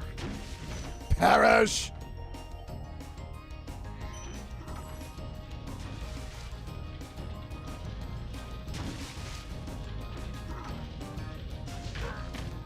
Congratulations, Lozzie! New home. And especially in the climate that you gotta deal with.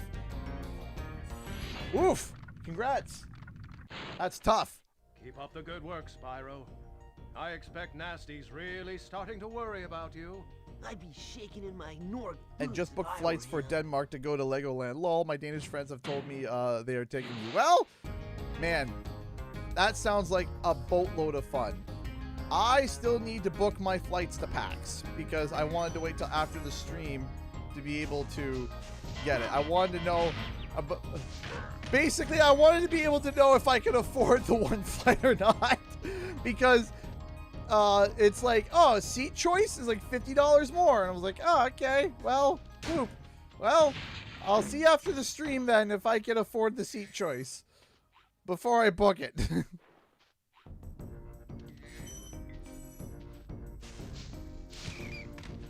I remember the good old days when seat choice wasn't that expensive, and I tried to book it the other day. I was like, seat choice plus $50. I'm like, for a seat choice?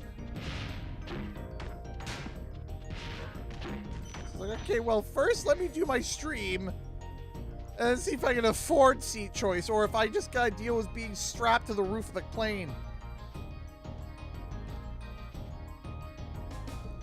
You want to choose your own? Yeah.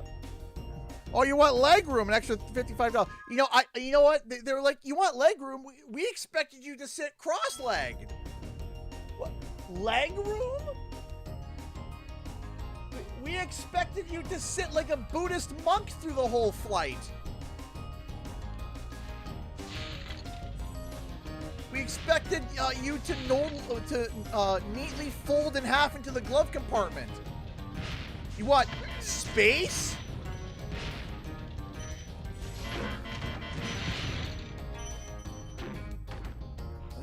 Legs? You have legs on this flight? That comes at a premium. Lucky person having legs? Pfft. Gotta charge extra. Don't complain. You're lucky you have legs.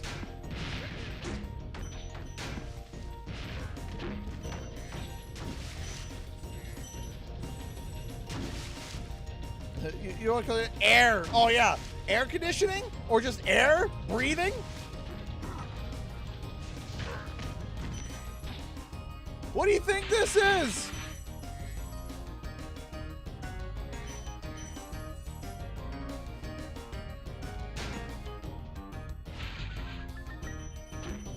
Yeah, they want to charge you for everything.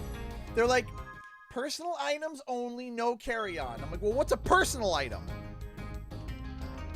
Like, okay, what do you mean by carry-on and then personal item? Okay, so what if I bring a laptop bag the size of a carry-on? Is that bad?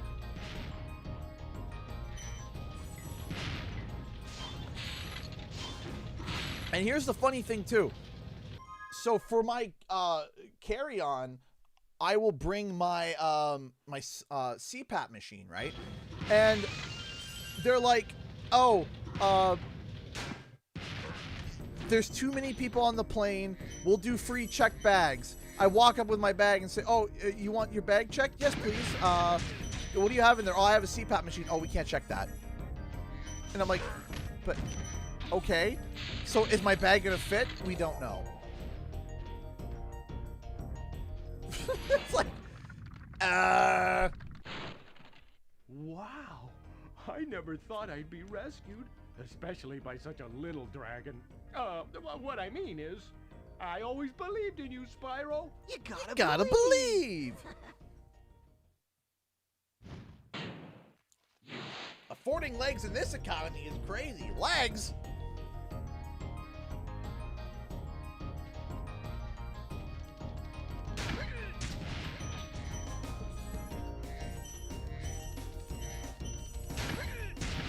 Talk about, you know. Hey! Tommy50 donated $5 through Super Chat. Thank you. Thank you. Thank you so much, Tommy. Thank you. I'm going to put that down on the list. As soon as I'm finished this game, I'm going to be adding it to the bar.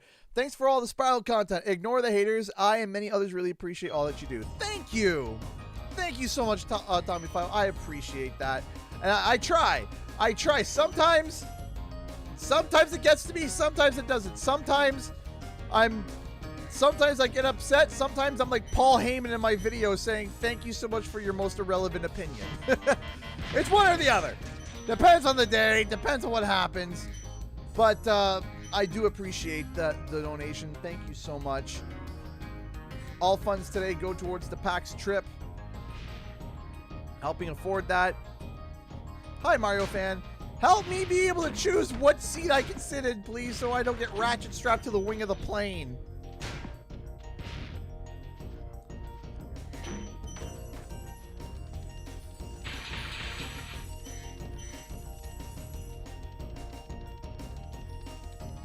Personal from carry-ons. Carry-ons on whether or not they fit under the seat. I guess. It's just wild to me. It's how they nickel and dime you for plane tickets. It's just like, man. And don't even get me started about how expensive airports are. It's just ridiculous. You walk in and it's like, hey, you want a cheese stick? That'll be $7. It's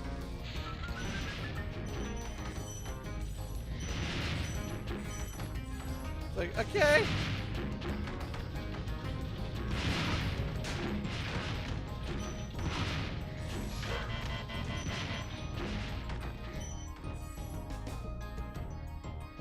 No idea why this community sometimes seems to hate speculation over new Spyro games.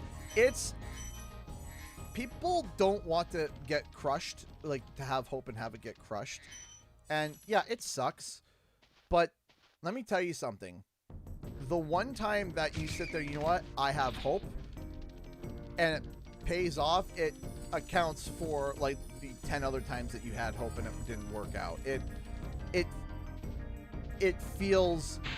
it's amazing. And the thing is that I'm always a believer in hope. You gotta have hope. You gotta have hope.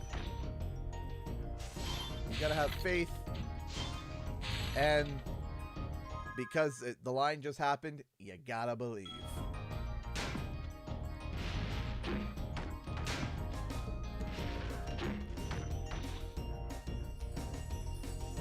Also, that job listing just flat out saying Crash and Spyro just made me laugh hysterically when I found it. When I found it, I'm just staring at it. I'm like, dude, Crash and Spyro.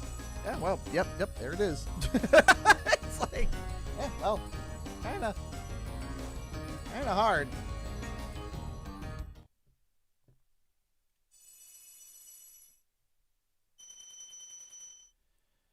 You gotta do what? You gotta believe.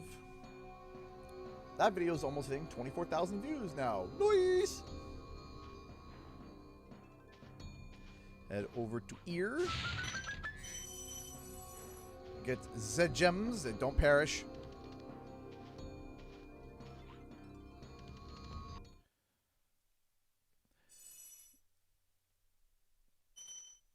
I think it's because they do that, Tommy 50. I think people genuinely do that. They don't watch, they just comment and ditch.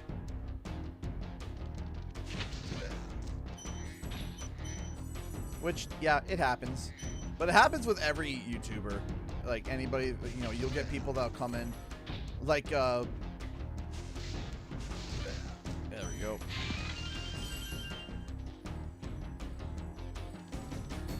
But that happens.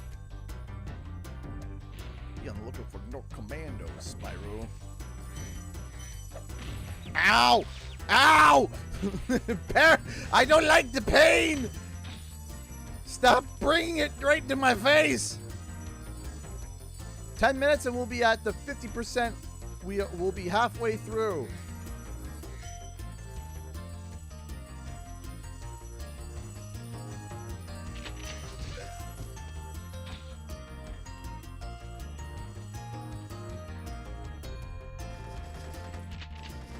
Yeah.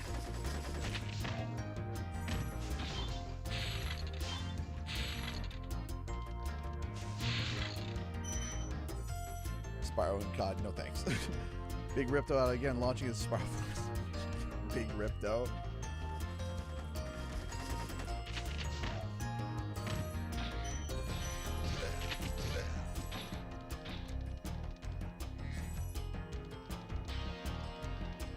There we go. And there we go.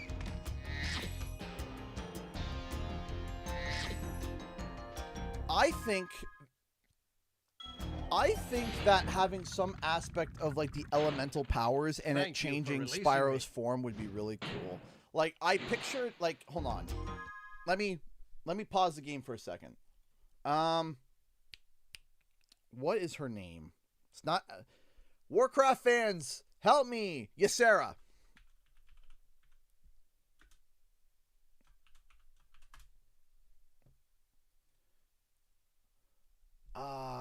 It's not the one I'm looking for.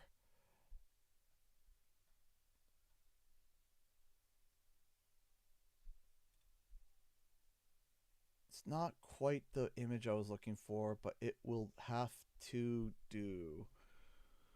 So, in WoW, there's these different dragons, right? And in WoW, there is one specific dragon, rest in peace, is Ysera. And Ysera is a nature dragon. And what I thought would be really cool is pulling up the idea of because there's actually somebody that made a piece of art about it years ago that was awesome on Twitter years ago. I have to try and find it, but we have the Winter Guardian Spyro, right? And I thought it would be cool that if Spyro had different like breath powers or whatever, that he could switch between and it would look different. And someone made art like for the different seasons, but I would love like an Earth Spyro where like the horns turn into like stag antlers with moss in them. And it becomes more green and it does like, you know, earth breath or whatever or something like that, and a different moveset, and then it would be so cool. It would be, and the form would change, and maybe it would start off as like just like a simple basic recolor, but as you add more power into it, its looks change. And it's like, oh yeah, you know, Spyro starts off with like kind of like a green hue, but then you know, when you put a certain amount of like powers into it, the antlers turn, the horns turn into antlers, and then some moss starts dripping off from the more that like you add into the skill tree and power up. And I think it would be really neat. I think it would be really neat to see something like that if that's the direction that they're going with, like the you know. Instead of just like, oh yeah, different elemental breaths, it just changes. It'd be like, okay, let's completely change the form and have something different, but not go too far as the Legend of Spyro, because I think Legend of Spyro went a little too far into RPG. I think we got pull that back a little bit, and I think a little bit back to like exploring levels and stuff, but not exactly like. I kind of want the homeworlds to be like a smaller version of like Sonic Frontiers. Madeline, how's it going? Crystal mythical fantasy creatures as collectibles. Obviously there'd be dragons, but it'd be cool if some levels had fawns, unicorns, etc. That would be neat. I'd be down for that. Madeline, how's it going? I hope you're doing okay and that you're feeling well.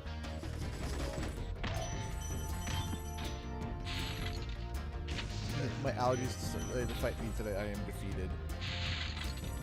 I am sorry that they have overcome you. I hope the stream helps with overcoming said things. I think the thing for Spyro is that they have to try and make it the advertising that we're right, oh shoot, I goofed it. Right when the game launches, or right when the game trailer comes out, they're going to have the advertising have it look like it's like a classic Spyro game with a little twist. And then I think later in the advertising, they're going to start ramping up a little bit on some of the differences. I don't think they're going to be opening with like how different it is right away. Ah, dang it. Dang it. Ooh, I like the idea of maybe like each like clan, like Artisans, Peacemaker, and Beastmaker have different like skills, and that Spyro leans towards one or the other. I think that's cool. I have my babies recovering well. Yay! Congratulations! That's why I said, how are you feeling? I was hoping that everything was going well. Congratulations! How are the twins? Sleep deprived? Yeah, that happens. That happens. There are moments where you get sleep. Keywords moments, but you get moments. It happens. It sounds like a myth, but it happens. Hello. Is someone being sassy? He just woke up. Oh, did you just wake up? He would only What was his upper lip? He dropped a can on his face. He was trying to put it on the counter for me. He dropped a can on his face. I was like, oh no, buddy, don't! And then bonk. When did that happen? Right before his nap. Right before his nap.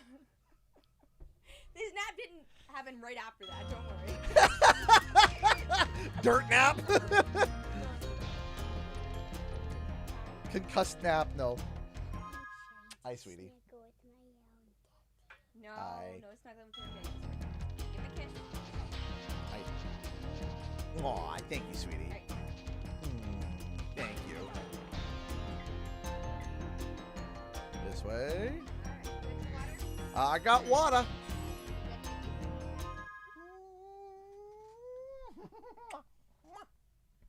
I gotta smile. I gotta smile. Oh, your chocolate donut. Speaking of, could I have the donut? My donut?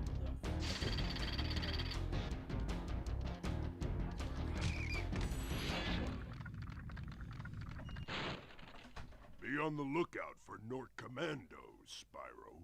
They better be on the lookout for me.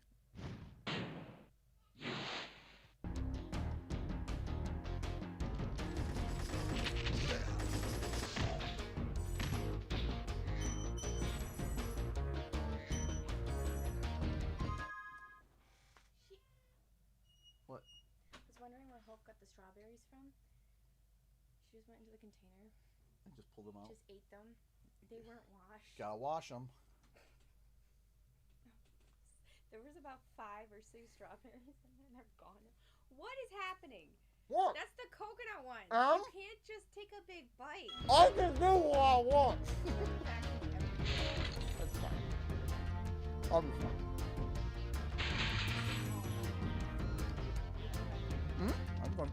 We're almost done this game. We're moving on to Ripto. No.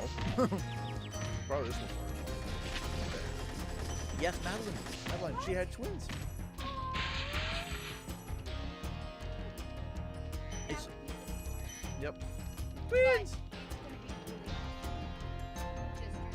She was like sleep deprived, but we're doing good. That's gonna happen. I said sleep will come eventually.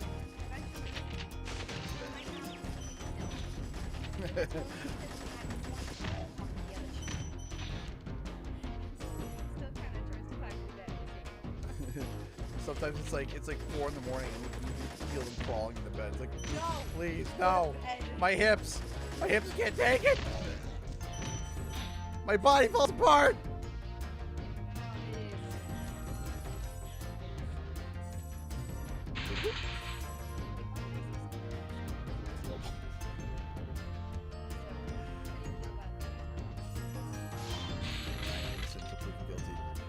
I was not proven guilty. Not before a court of law. It's 5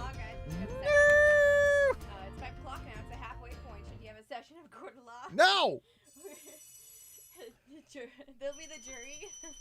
Who's the jury? The chat is the jury. The chat's gonna. They want to hang me out by my shirt. Is not a unbiased jury. No! The chat wants to hang me out to dry. We are at the 50%. Oh my goodness, that's calling me. All right. Goodbye. Off to go. Be a mother.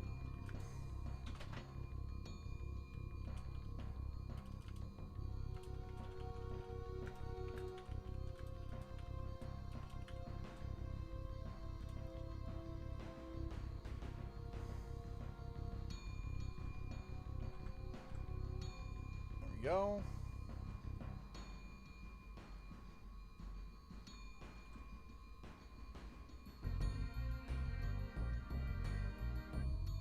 Here, real quick.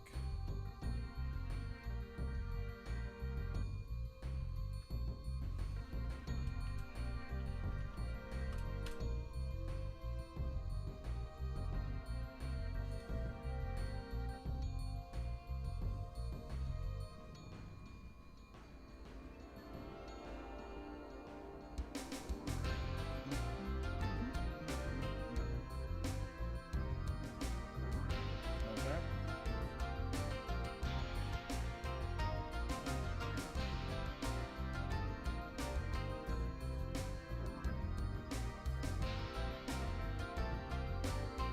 All right. Rat. Rat. Rat. All right. Time to beat Ganasty Gnork. Let's go.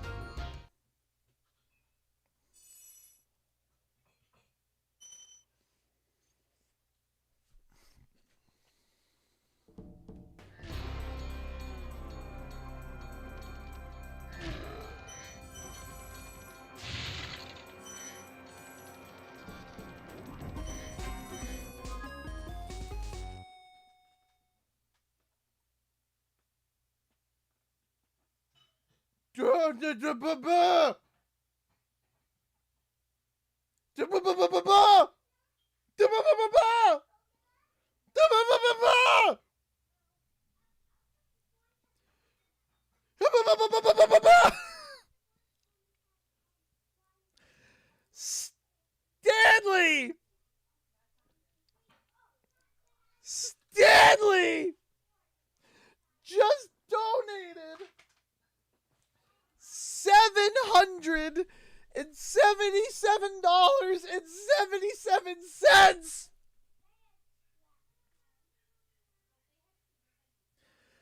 $777.77. Quote, I was going to be a good boy today, but... Ah!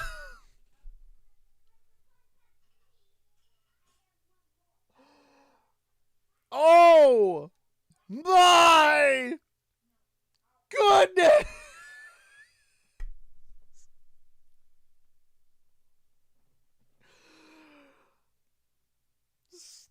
Stanley raises the bar to $945.24. We are now almost 60% of the way there. Are you kidding me?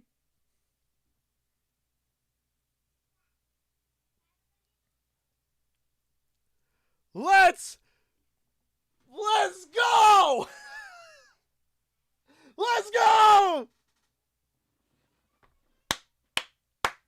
Yes! What? $777 from Stanley! Woo! Stanley! You hear the kid? Yeah, the kid's hollering. That is awesome. Let's go! Let's go! Thank you!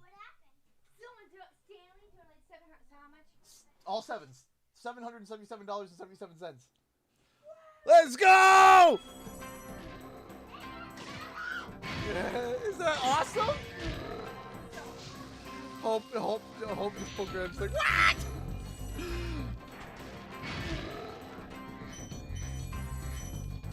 That is amazing! Stanley. Thank you! Thank you! That is incredible! It's funny, Hope pokes her head and she's like, oh my gosh! Oh, look, did you guys hear it or no?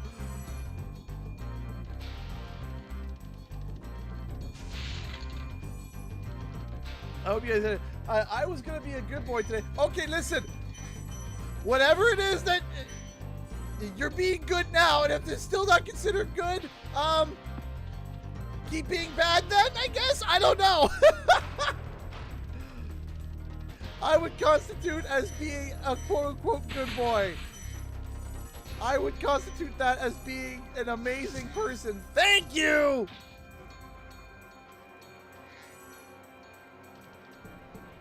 Hey, we are at 50% of the way to the stream, and we are almost at 60% of the way through the bar.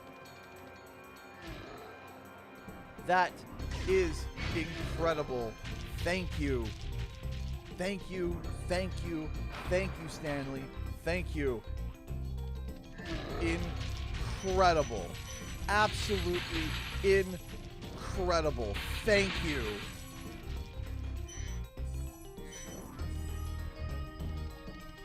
Time to toast that Nork. We always have to do at least one lap with him because we gotta collect all the gems. I might actually even do an additional lap because I think I might have missed a few gems because I was getting too hyped up and excited about getting $777 from Stanley. That is awesome. That is amazing. This community genuinely is... I can't even say it. I'm just so floored. So floored and amazed. My face hurts from smiling already. Thank you guys. Genuinely. Thank you. Did I miss a gem? I feel like I missed a gem. Did I miss a one gem? I'm gonna go back and check. Aha! My copy of Spyro 2 fixed. Yay! After I can finally fully experience. Yay! Oh my gosh. Whew! Feeling quite literally reignited after that. No pun intended. But let's bloody go, man! Let's go!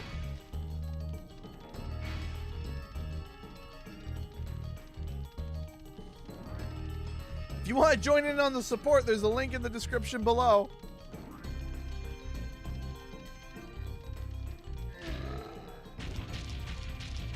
I am amazed.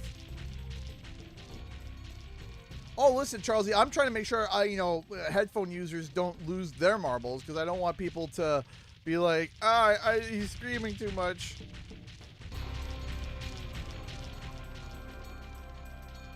Let's go, man. And also, just to let you know, 7 is my favorite number, so... Oh, come on! You might be able to pick the seat. I know! I might be able to pick my seats! Which is awesome! I get to pick my seats!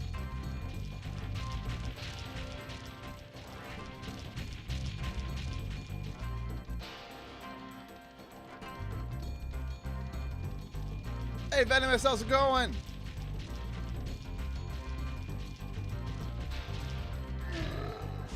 Got him that time. There we go. Got your green butt. The green booty.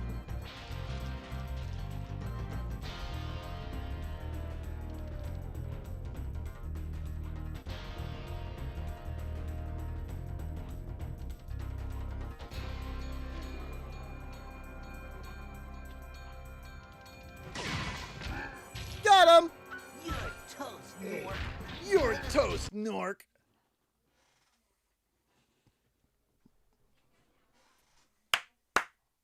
Sorry I took so long. Let's go! I kind of forgot about you.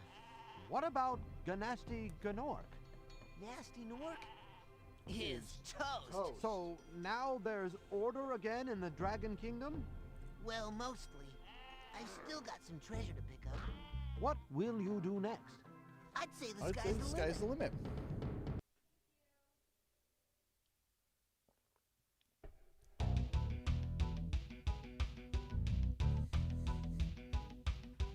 Oh, Dan Johnson.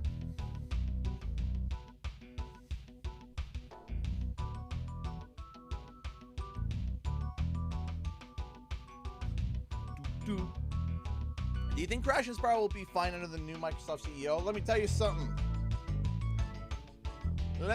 something. You know what Xbox needs right now? Games. They need games. You want to be really dumb right now? To cancel games. That would be really dumb. So right now, it's, hey, if there's something in production, it better stay in production. Yeah, we need to go to Nasty's lair.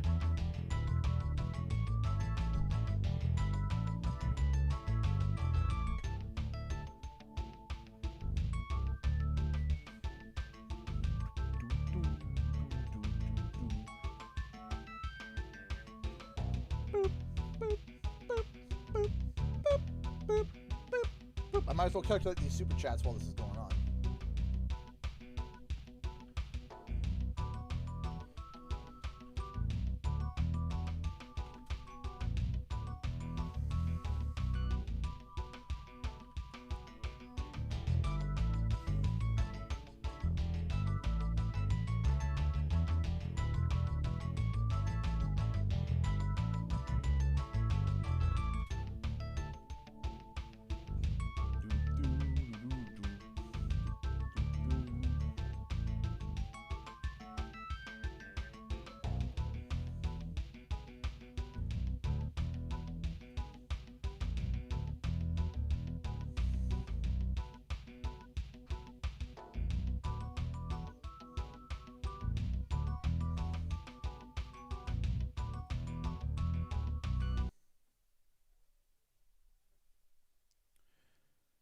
Returning home.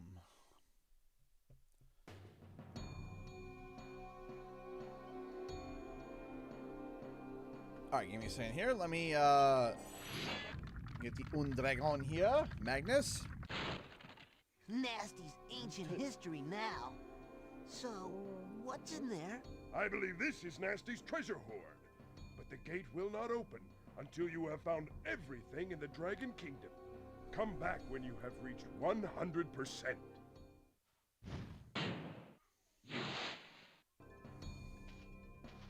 Open says me. All right, we'll do Nasty's loot, and then I'll tally up the super chats thus far, and then add it to the bar. Add it to the bar.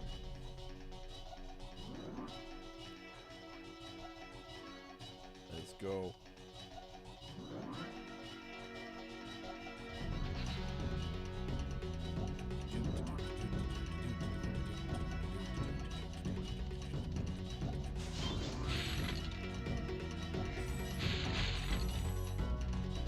Nice. Ah.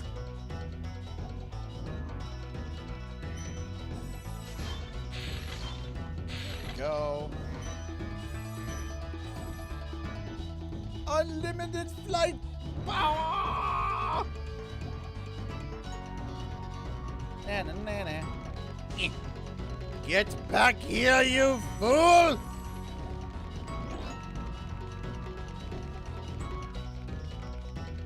Perish under the heat of my breath! Gotcha.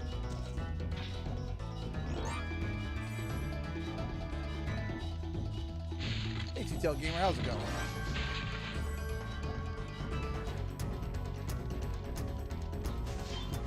What would be the best reward for getting 100% on Spyro 4? A cinematic to confirm that Spyro 5 is in development. And to outright confirm it so that I don't want to have to be sitting here being like, it'd be like, this is a gift for CGE. You 100% of the game, good job. We're making another one.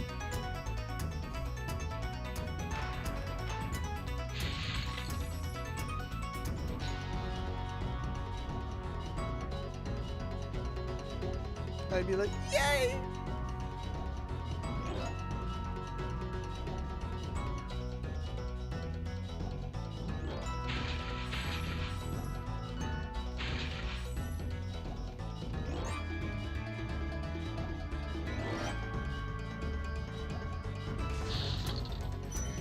There we go.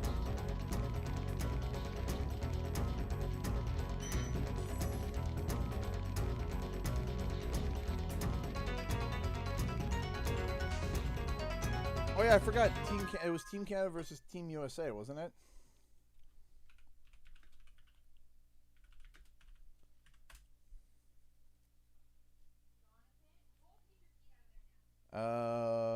What time?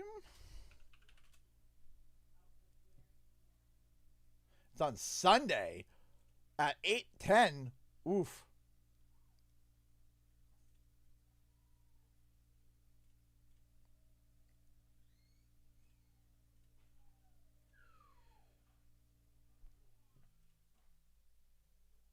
Jiminy Christmas. All right.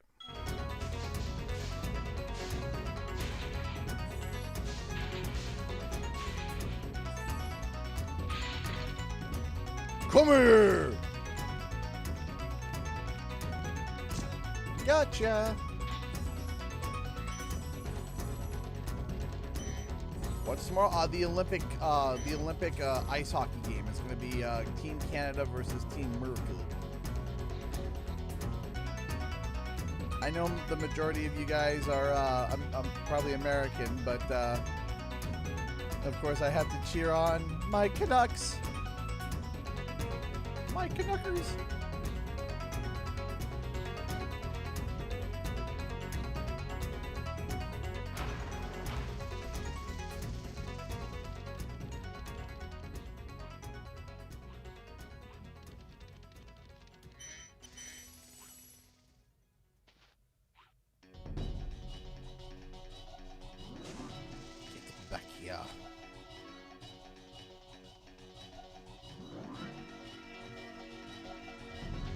Canada. Did I get him with that? Max range fire breath.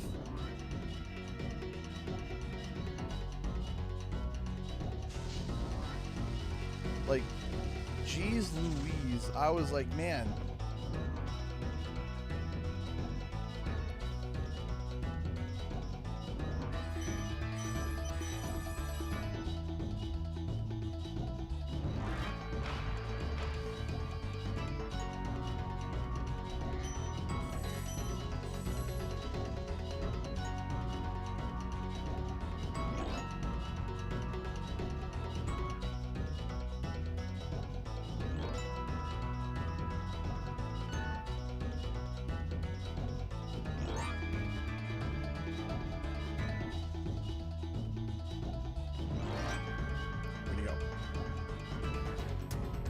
Where'd he go?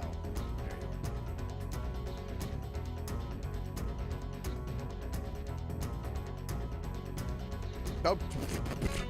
Okay.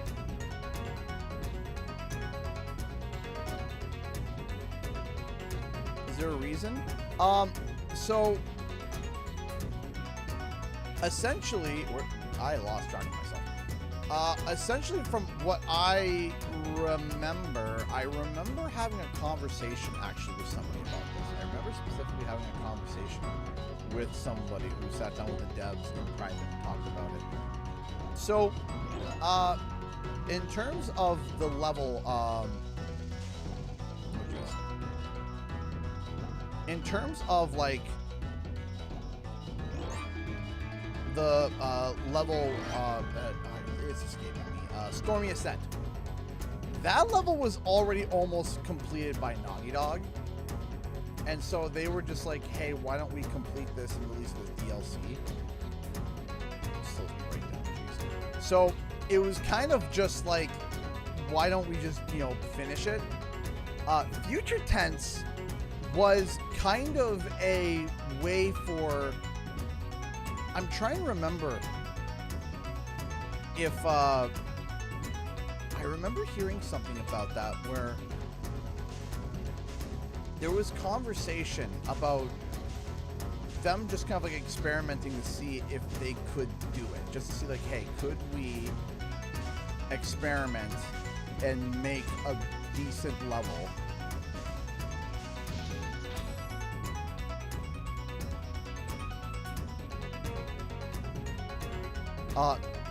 Crash 4? Oh, geez. Kind of had like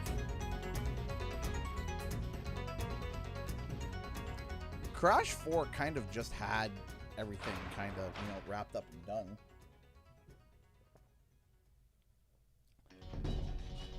Though I wouldn't have minded some DLC for Crash 4. That would have been awesome.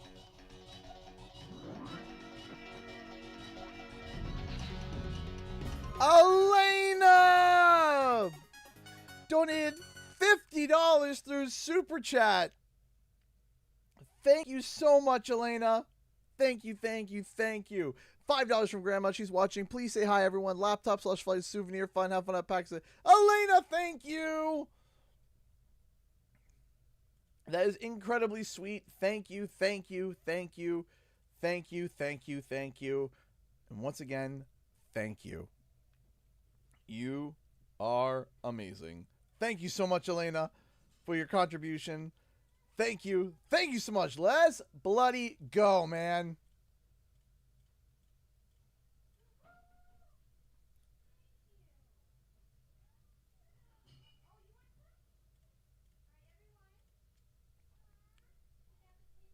Sorry, I have a scratch piece of paper here writing down the super chats and stuff so I can add it to the bar. Welcome back, Joseph Double. Beep beep beep beep beep. Beep beep beep beep.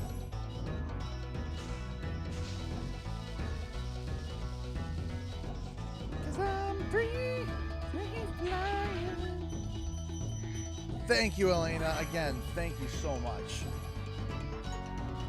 Up to here, and down below, turn around, and here we go. Hey, you definitely gonna reach your... I hope so, We don't bank on things. We don't bank on it. Because I hope we do. I hope we do. I hope we reach our goal.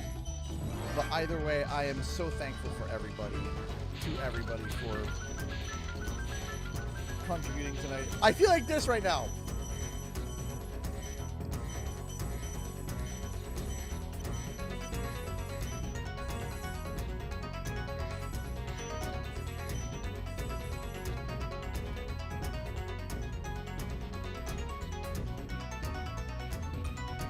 Is that everything? I think so. There it is, ladies and gents. There we go.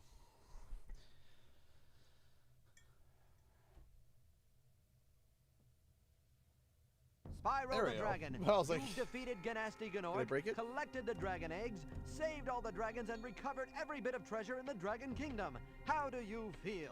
I feel fired up, Bob. And I'm happy for the Dragon World, of course. I certainly wouldn't want to spend the rest of my Dragon days butting heads with Nasty Nork and his weird minions. What's a minion? Never mind. You know what they say. For every good battle, you need a good adversary. And I felt that Nasty, in spite of his misguided nature, was a worthy opponent. Uh-oh. Here we go again. All right, give me a second. I'm just doing quick math to fix the bar real quick.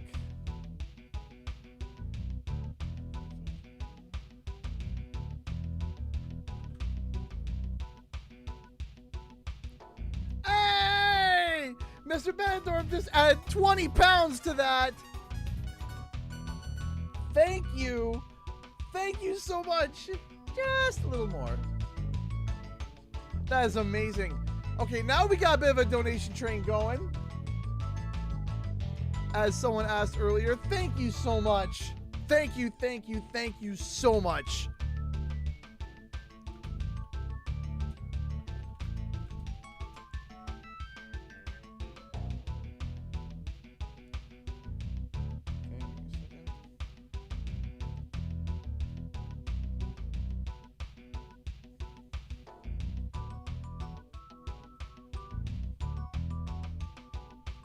Okay.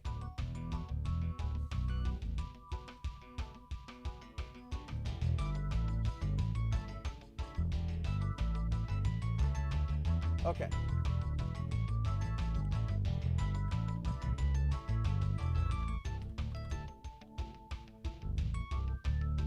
The total that we're at right now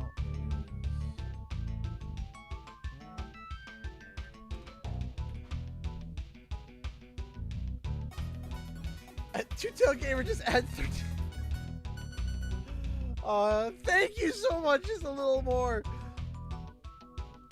I keep doing math. You're making me do math. Thank you. Thank you. Choo-choo.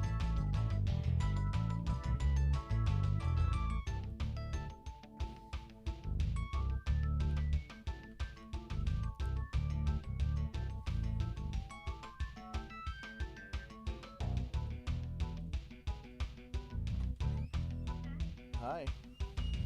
Ooh, look at that yellow. Yeah, I know. We got a little donation train going. Just, I'm trying to do math, and pound sterling. That's Ah, Mr. Bean. Okay, hold on. We're almost ready.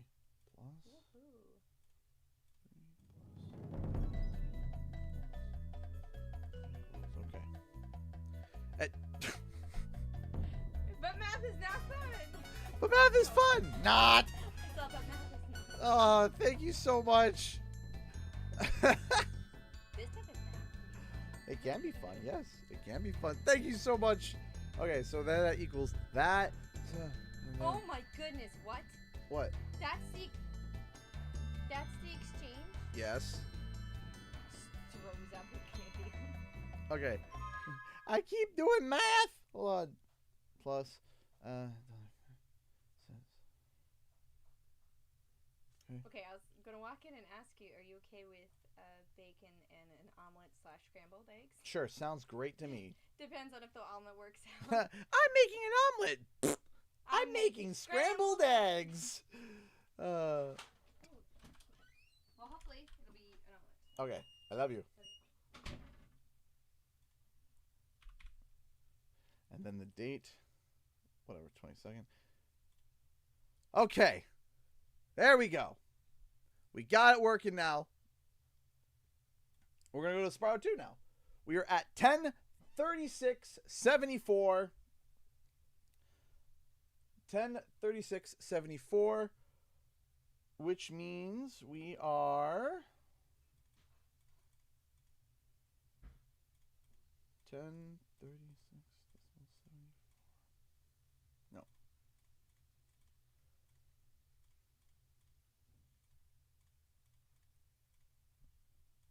We are $563.26 away from hitting our goal. All right. So give me but a moment here to get the next game set up. I is going to quickly save state. There we go. Then we're going to go here and say power off. Yes. System. Start file.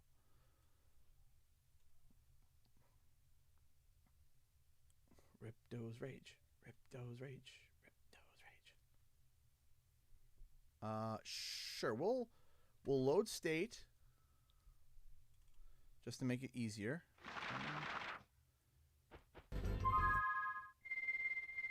Exit level. This is the last time that I finished Spyro 2, but don't worry, we're going to go right to the start. I am playing in an emulator, yes. It's my preferred way to play. Yeah, Ripto's Rage! Let's go! Bonk!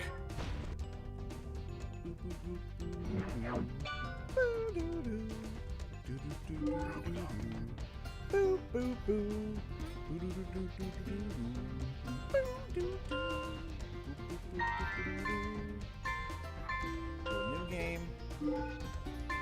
Overwrite. Let's do it.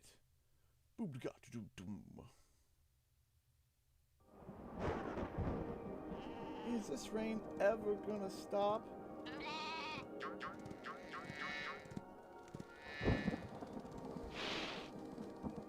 Is this rain ever gonna stop? I've forgotten what the sun looks like. We should go on vacation. Somewhere warm. Somewhere sunny. Dragon Shores. Yeah, I haven't been there since we kicked Nasty Nork's butt. But how about it, Sparks? You up for a vacation at the beach? Last one there's a Nork.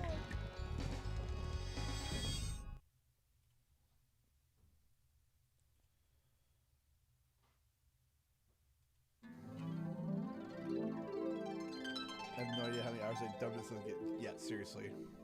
Is it working, Professor? Almost. Just a few more adjustments to these orbs and... Maybe this isn't such a good idea. Bringing a dragon here could just make Ripto angrier. Calm down, Hunter, and stop fidgeting. But you saw the professor's book. They have claws like this, teeth like this, and they spit fire like this. They sound much more dangerous than Ripto. That's exactly the point. A dragon is our only chance of stopping Ripto, and you know it. It's working. It's working! I've got a dragon! Whoa, rough landing.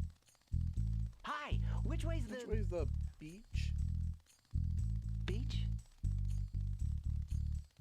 Hey, stop staring. Haven't you guys ever seen a dragon before? You're a dragon? You got a problem with that, pussycat?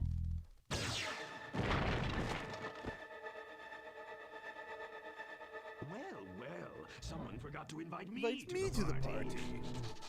Were you trying to keep something from me? A dragon? You brought a dragon to Avalar? I hate dragons!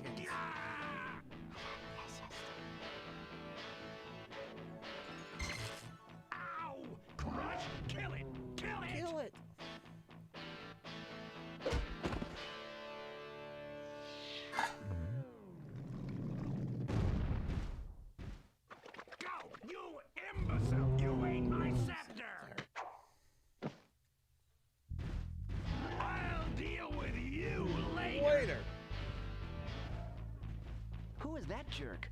That was Ripto, and we have to get rid of him. He's causing all sorts of trouble around here, but I haven't got time to explain. Here, take this magic guide to Avalar. It'll help you begin to understand our worlds. Right now, I have to follow Ripto and see what he's up to. I'll meet you in Summer Forest, okay? Hey, wait a minute! How do we get ourselves into these messes, pal?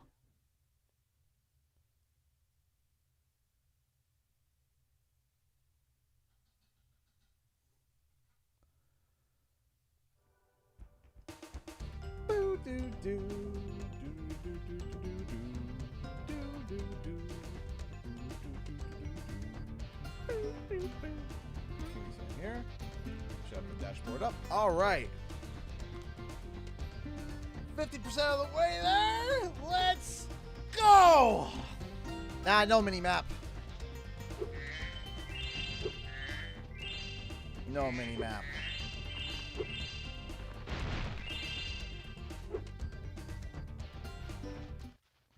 Hi, Spyro. Welcome to Glimmer! Unfortunately for us, a mob of lizards just showed up and started stealing all of our gems. Can you stop them? Sure. Uh-oh. Hang on. Spyro 2. I forget. Ripto's Rage. Turn off.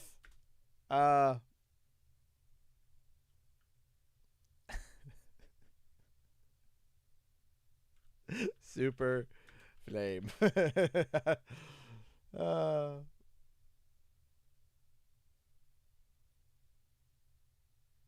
Okay, yes, you're giving me a reignited trilogy, but what about the original?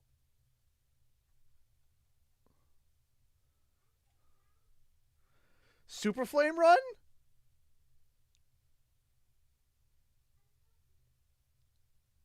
Are we, do we want a super, no, we don't want, do we want a Super Flame? I started blasting. I've never done a Super Flame Run.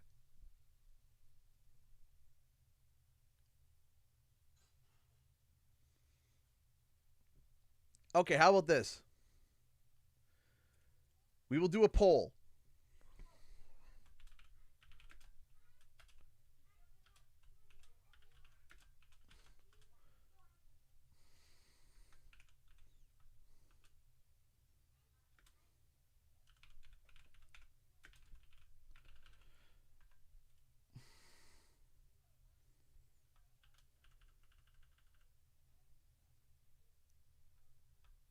Okay. All right, I started a poll in chat. Okay? I'm going to take a brief break. Not long, because I do need to stretch my legs. It's been 6.5 hours. I need to stretch my legs. But I have put a poll up. Okay? I've never done a Super Flame Run. I've never done it. So I'm interested. So I'll be right back.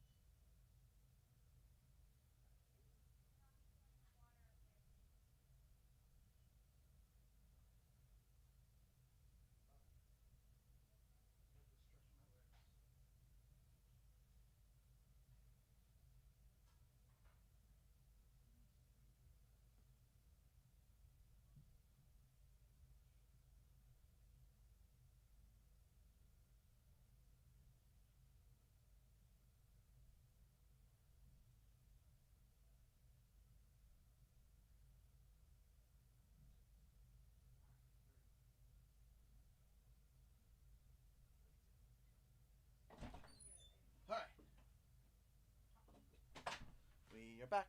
We are back. We are back, back. Ooh, would you look at that?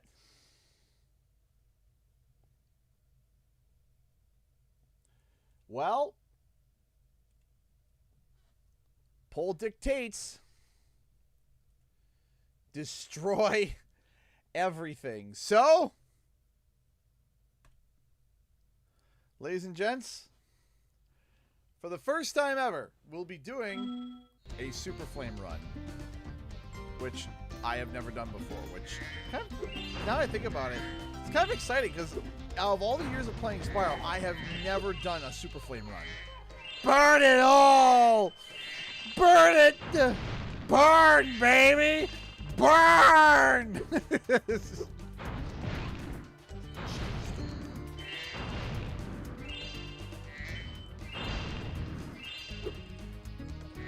Blow it all up.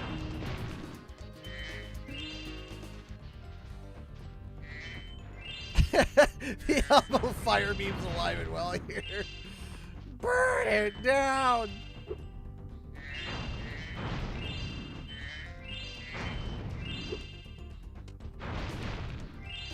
Really nerdy joke. Call me Seth Rollins because I'm gonna burn it down.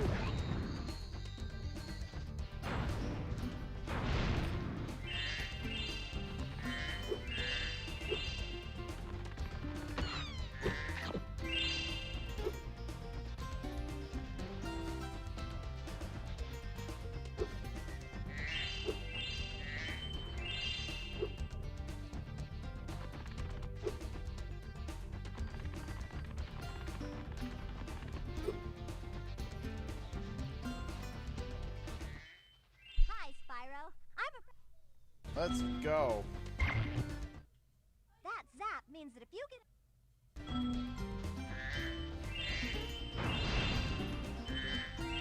Don't bring that accursed thing in here! He wants to show it to you, Daddy.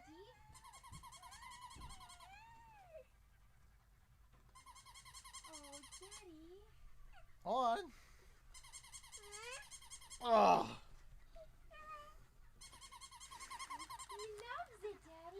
It screams for life!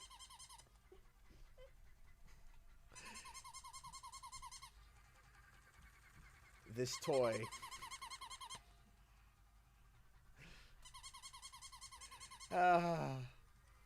We did not buy these toys.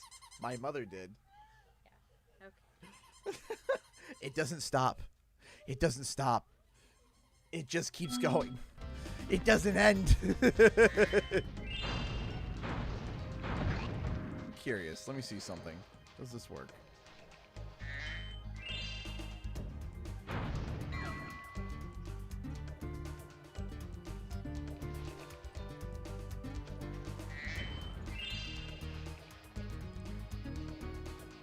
And for some questions regarding Crash in your latest video, keep a thank you, Dragon Ball 620. I appreciate that.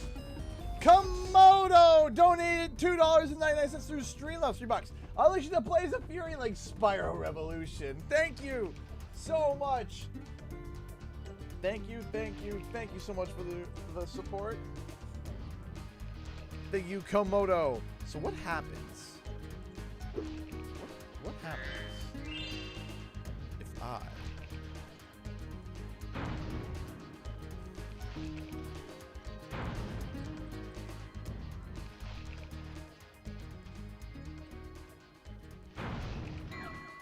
Actually, hang on. No, I should wait. I should get that going first. Once I get that going, do that. Get teleported up there. Get the orb. Run through. Fly over to there.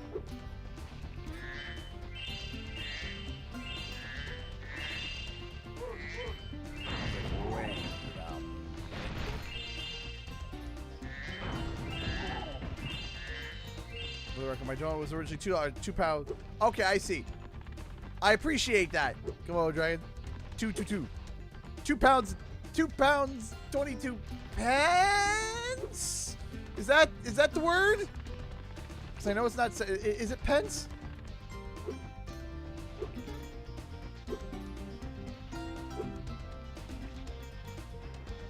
All right.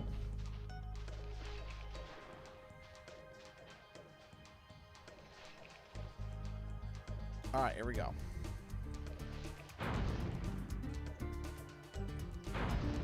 Dang you, fire pole. Hold on.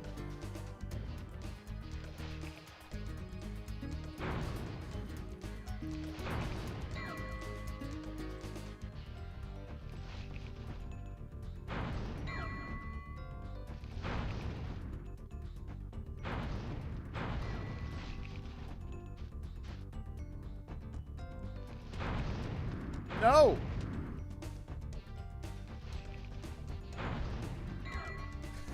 Thanks for helping me light the lamp, Spyro. For a while, I was afraid we were going to... Wait, no! But if I... Wait. Yeah, no, if I gotta go back... I still gotta pay the dirty bear! Because when I go back to go do the one mission... Still I have to pay the filthy bear. But do I have enough? I might have enough money. Maybe. I don't remember if you get if it's enough money.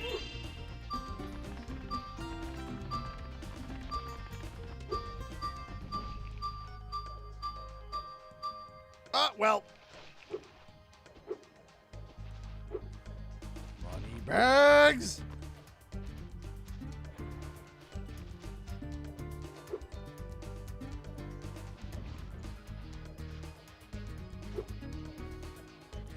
I always wonder, how do you do the double jump?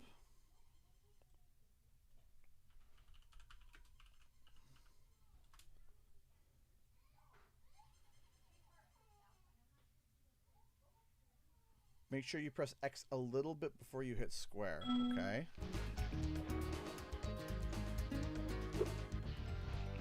Was that it?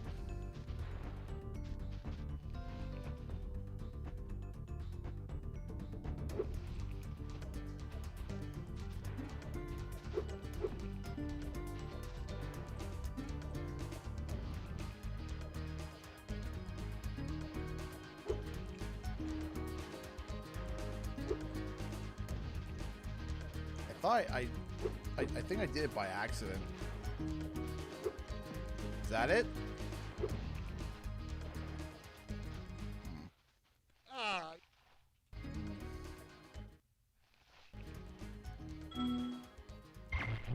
well. It's just a small fee.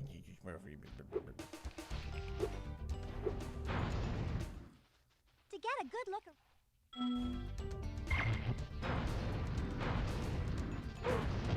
Burn it down! Burn, baby! Burn!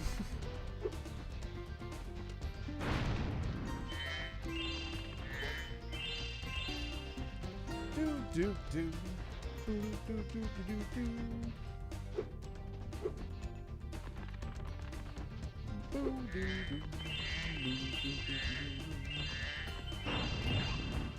Boy.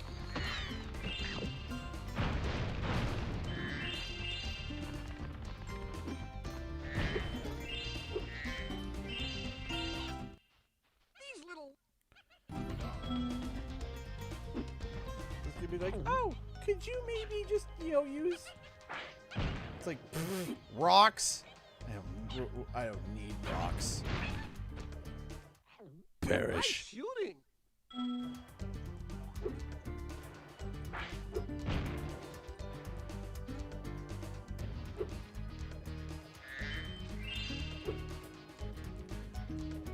Rocks? We don't need rocks. Perish. Apocalyptic Spyro! You can spit. Yes, I can spit far away. Guess what? Kapow!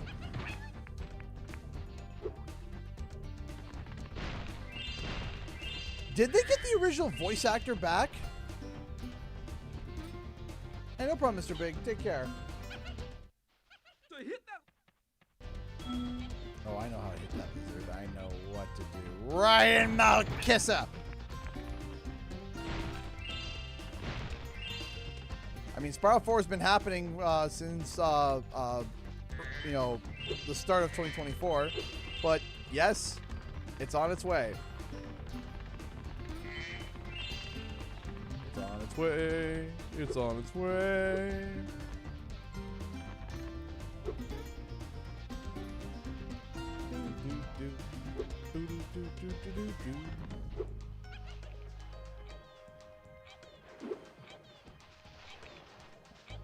Where are you going?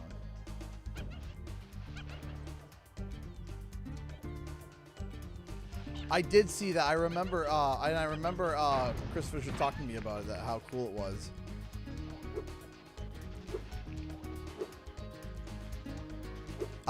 We're not certain on the reveal yet.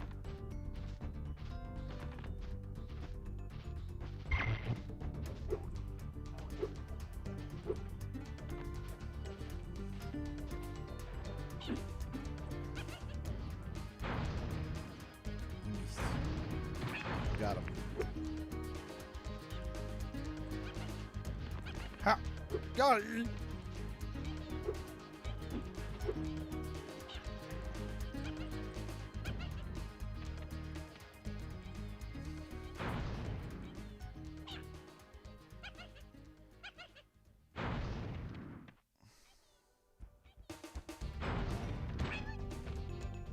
Got him. Yay! You saved my crop of gems from the lizards. Here, take this orb. Some girl with wings dropped it here yesterday. Some goyle with wings. Alright. I'm gonna keep the calculator up.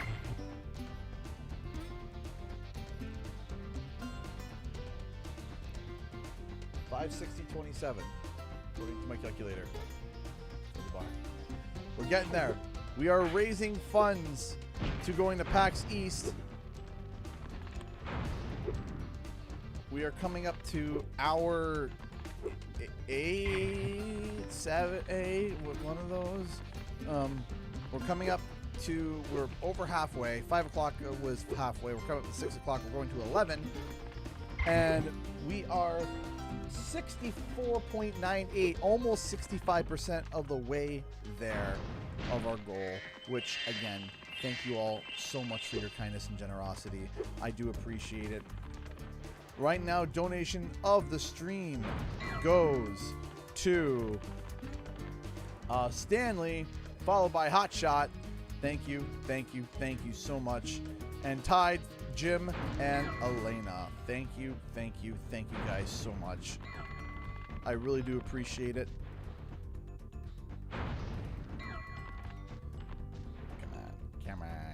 Come on, hit it. Yeah, there we go. Okay, where's the last one?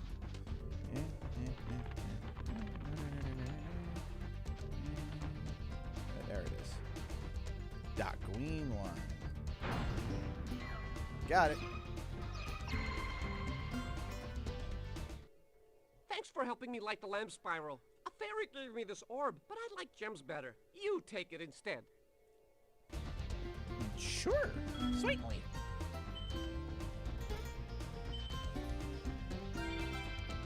Where is my coffee? I had a cup of coffee. Where is...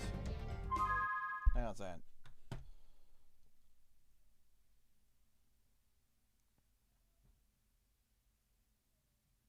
Oh, I had a cup of coffee. Did I bring it outside? Or up in the office? Hang on a second.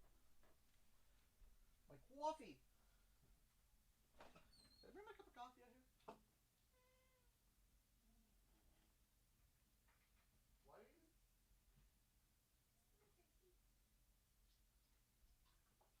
What? You didn't. That was empty, and I even thought you put it on here because you were done with it. No! I'm sorry. No! Why do you do this to me, woman? I love you, but why? I'm gonna raise it for the steamed tea.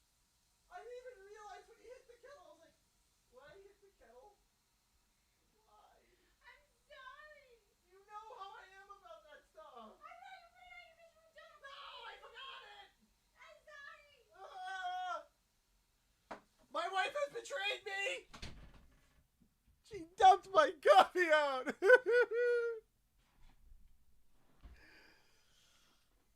My wife has betrayed me. How could she? She's making a tea, but I'm sad.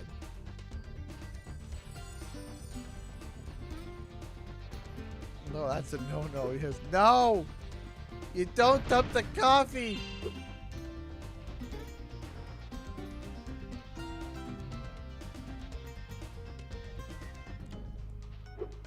Ranking the levels, maybe.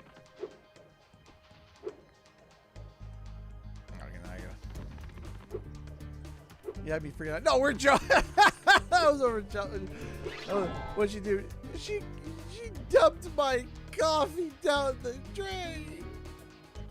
My delicious coffee. She dumped it down the drain. Oh, the horror, oh, the betrayal. Listen, I'd be upset too if my tea was dumped out.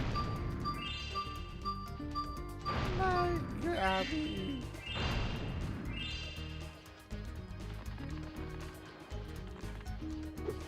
That's criminal.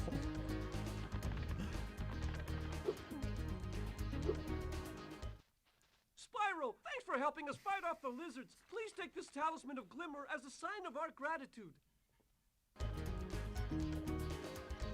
The guilty look on her face, because I walked out and said, where's my coffee? And she pauses, and she gets the big eyes, says, where's my coffee? And she walks, and her finger goes over to the kettle and starts it.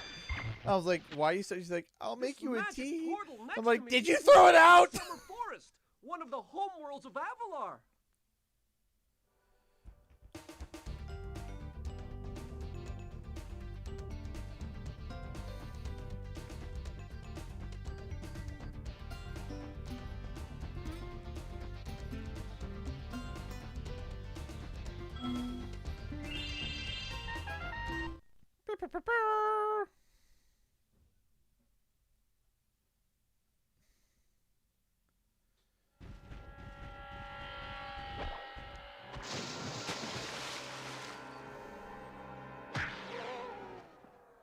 Oh no.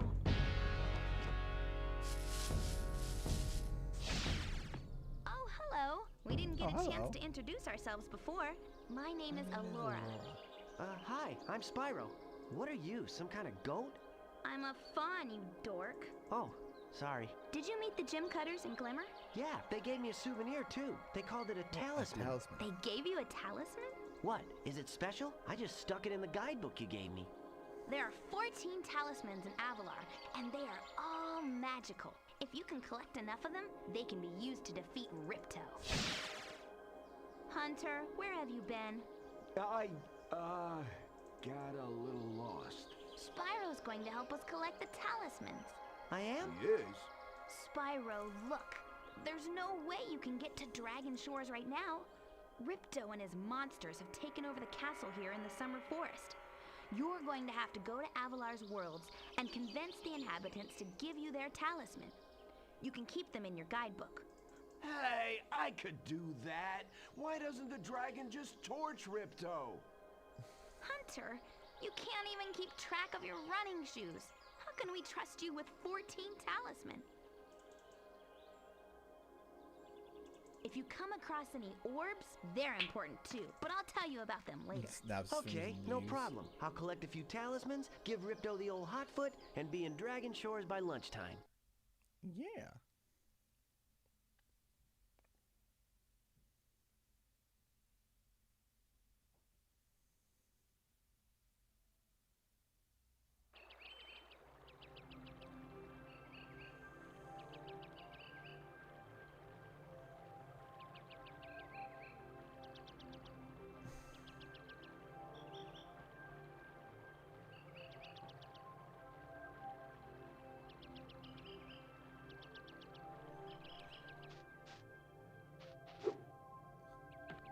So, I don't know where my running shoes are. Well,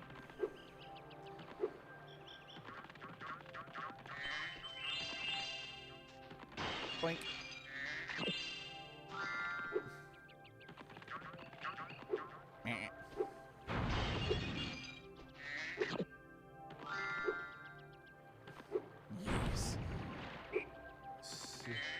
Super flame, burn it to the ground.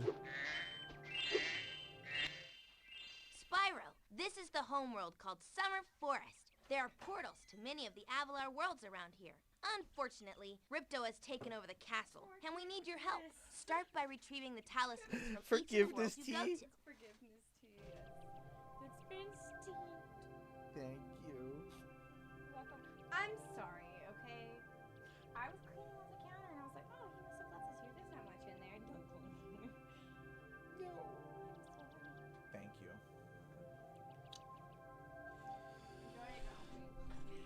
Hey, Drama King! Alright, King of Drama. Thank you.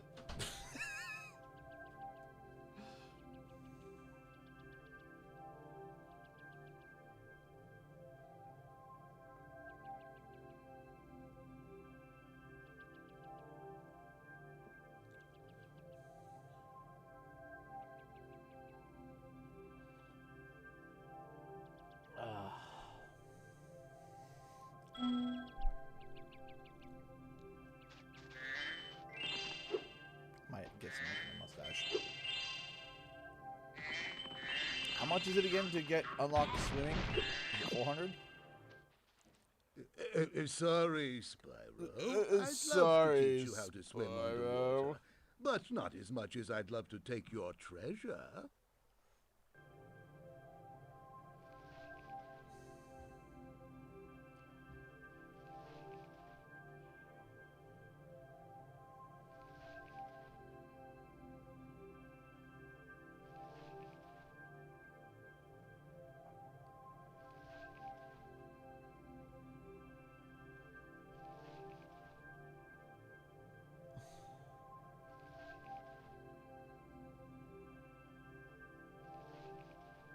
All right. 500? 500?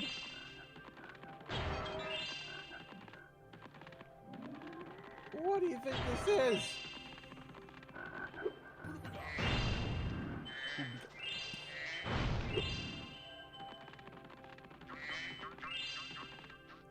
By the way, thank you guys for over the past few days.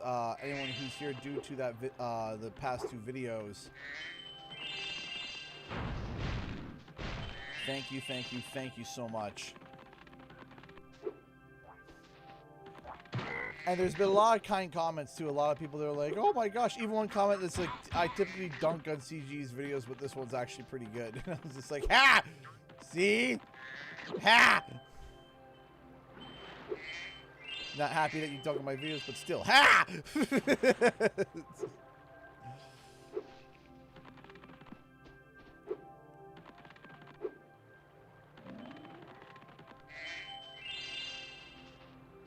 Sat down and did research and backed up my claims. And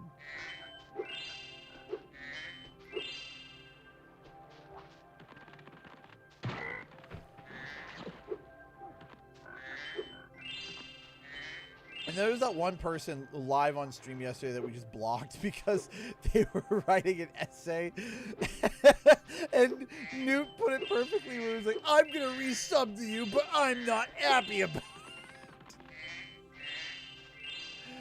Oh, that was great.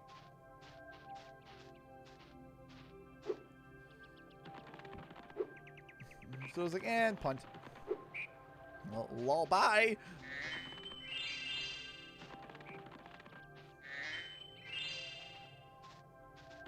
Ten out of 10. Would do again.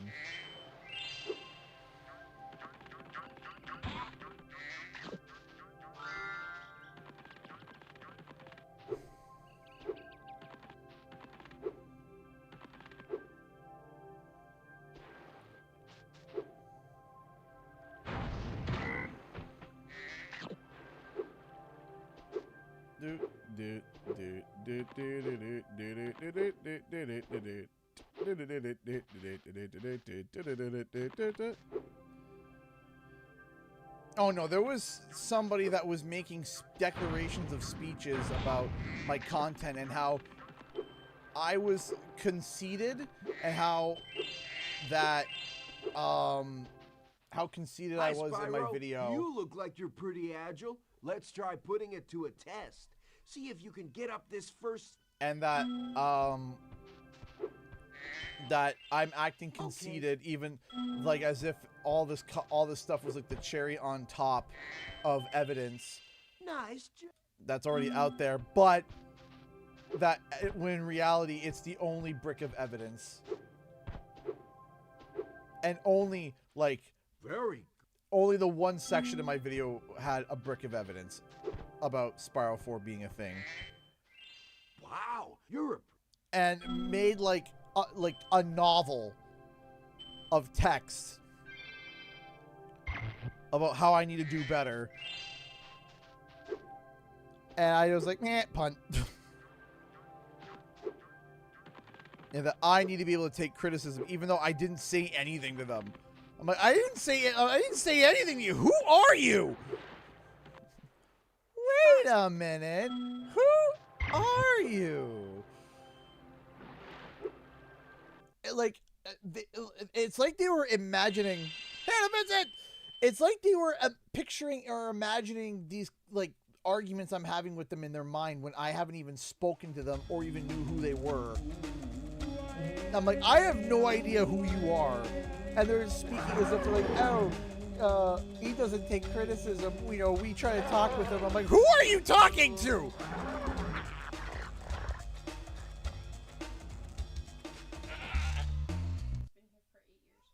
Huh? 8 years? 8 years of this, eh? Uh-huh. That's right. Hannah Vince has been here since the green room. The green room, by the way, the portion of my laundry room. Yeah, there's still a portion of the laundry room that's still green from the green room. A Yeti has been rampaging around our home, but we've managed to trap him by shutting all the doors. If you talk to the other brothers, they will open the gates and guide you to him. Say hi, everybody. Say hi. Don't hurt yourself.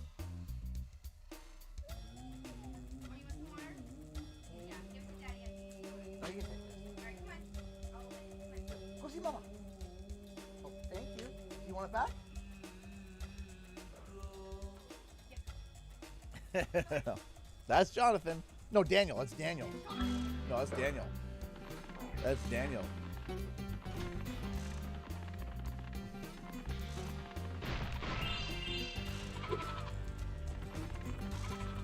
There's the also another comment that made me laugh. Someone commented today, they're like, fake on the video. I'm like, what's fake about it?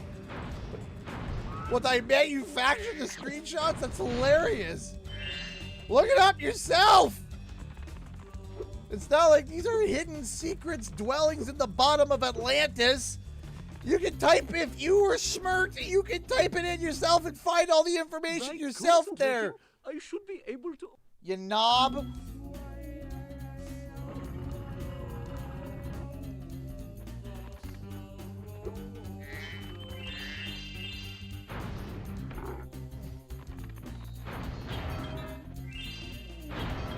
I'm showing you screenshots. Do I have to spoon feed you the URL? Hi, hi, Jonathan. Hi. Oh.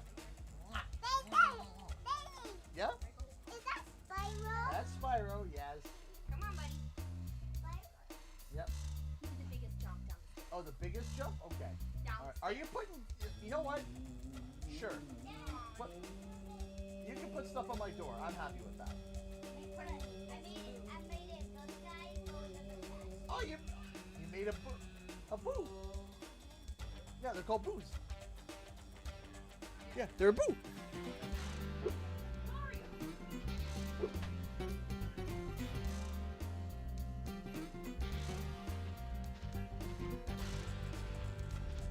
How dare you not inject a URL into their veins? Yeah, seriously.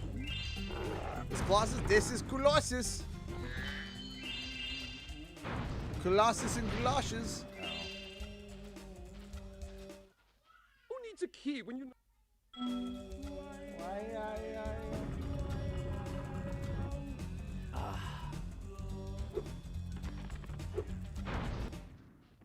enemies like this, yeah. The goat get just when I fired the thing and the goat guy in the background. Flame attacks, man.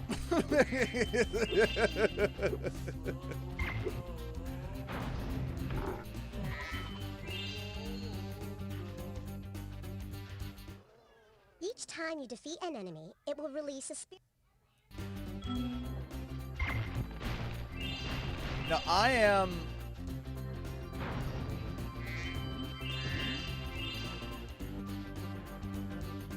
Oh yeah, remember when the pizza box was fake?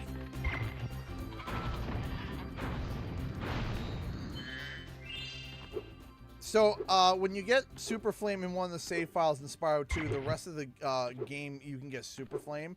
And I turned around and I was like, hey chat, do we want Super Flame or not? And we did a poll and 88% of people said burn it all down. So we're burning it all down.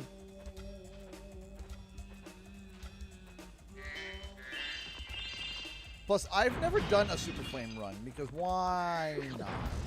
Why not?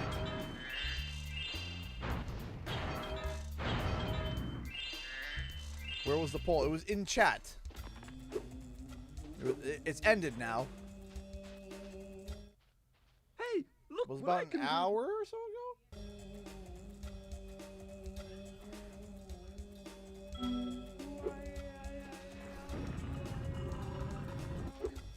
I think it was before you got here, I think.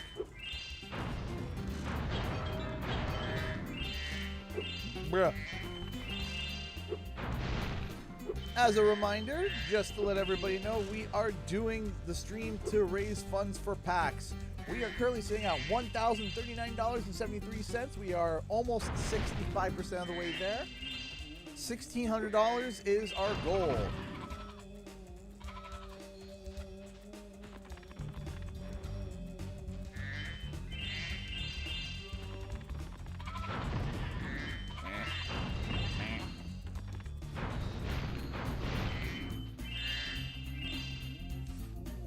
And if we fill the bar, I'll even get to pick my own seat for the plane.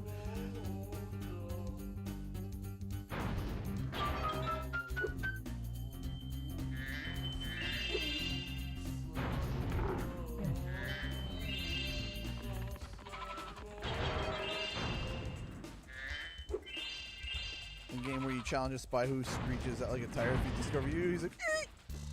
I think that, yeah, that's this one, yes. I was like, is that one 2 or 3? But that one is for this game, correct. Wait, is it the... No, I thought it was the second one, is it not? Is it the third one? I thought it was the second one.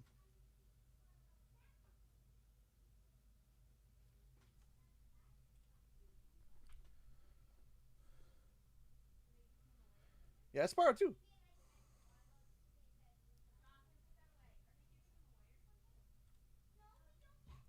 Oh yeah, I showed this on stream yesterday.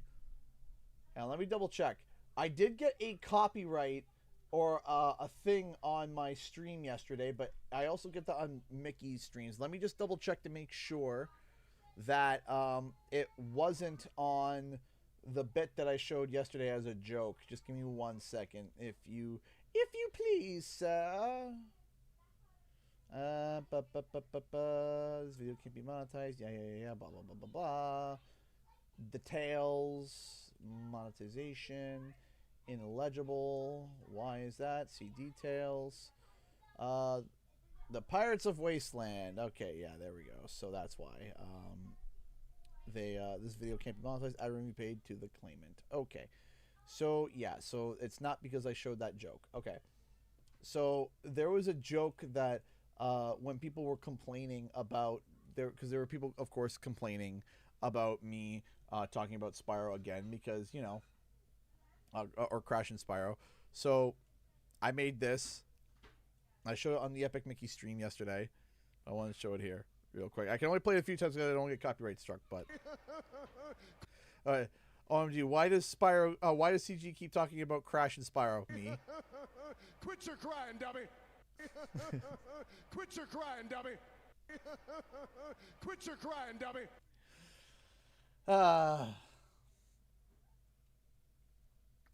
That's how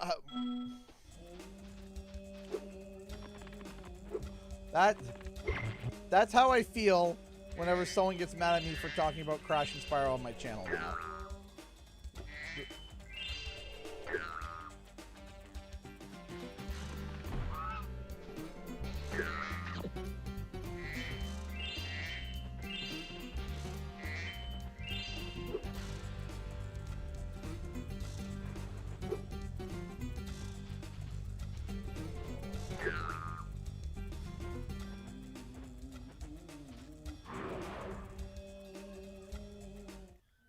Oh, thank goodness you scared that evil spirit away. But now it will hide in the statues. If you were to flame all 10 statues, I'm sure you would chase it away for good.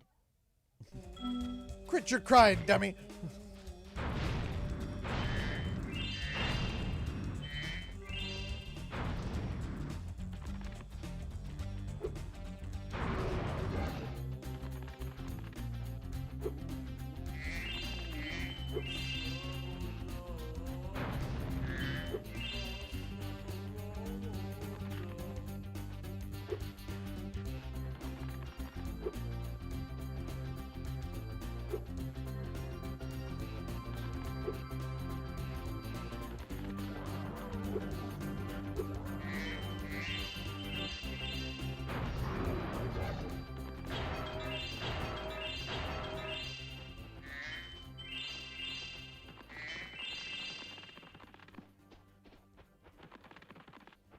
All right, let's go.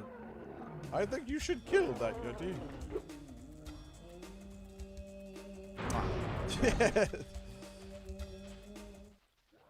Even though I'm a vegetarian, I think you should kill that Yeti. He's pretty tough, though. In fact, I'm not so sure you're up to it. Now, quit your crying, dummy! I mean, howling, laughing. Yeah, by the way, for those who don't know, that is a wrestler named LA Knight, and he is my favorite wrestler right now. I love LA Knight.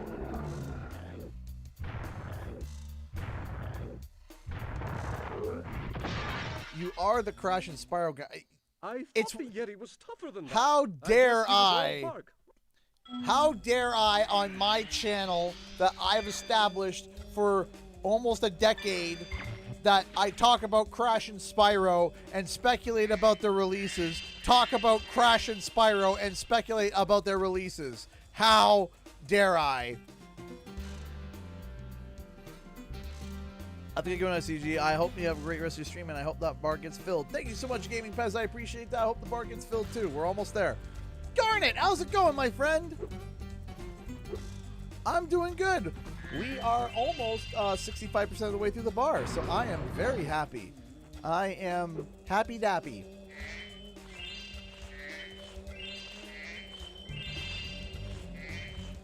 Thank you, thank you, thank you. But yeah, no, it's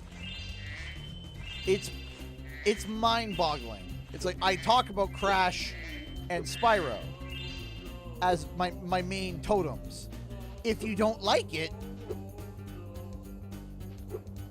then I don't get it.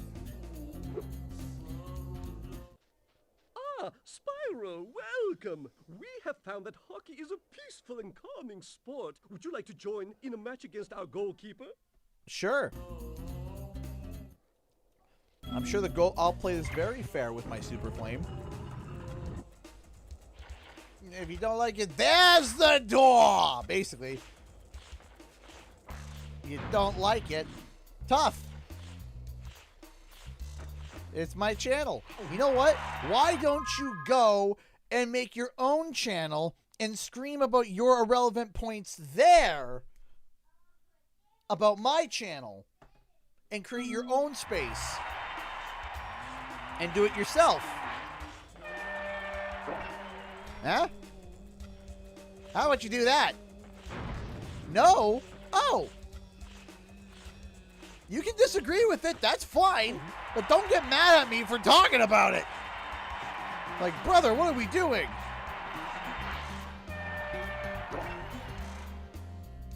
Again, quit your crying, dummy.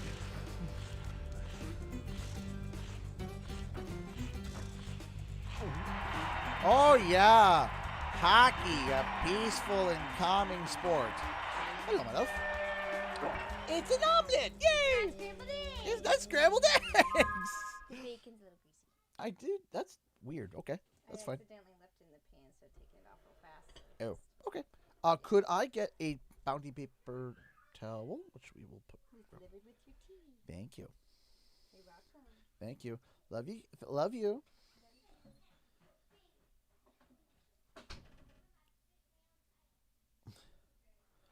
Oh yeah, I got 8 subscribers. All right. That's a nice looking omelet. It is a nice looking omelet. She did a great job. 1 second.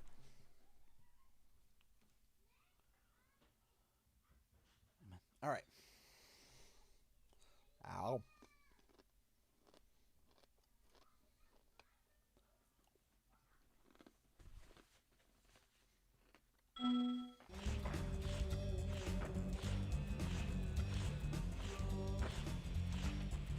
There we go.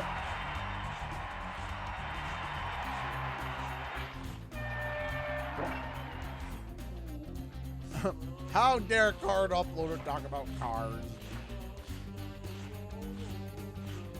Same thing.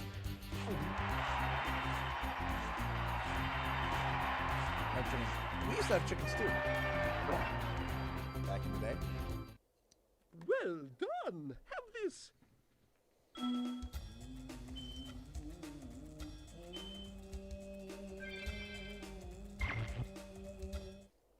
Would you like to try a game of one-on-one? Sure. Garnet Dagger, yes. The first to score 5 goals. Which is a waste of time to watch someone you don't like. People are weird. shooting. People are weird.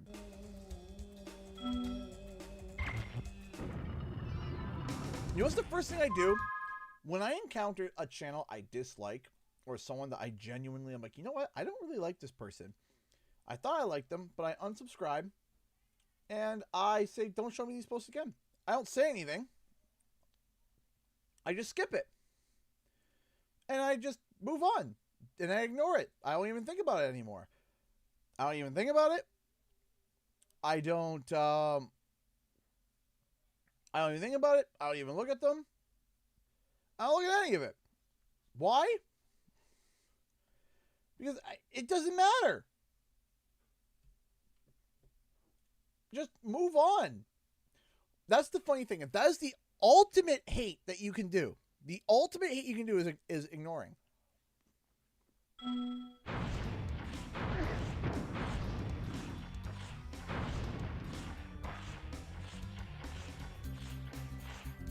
It's the ultimate hate for a content creator. Wow. I got scored on.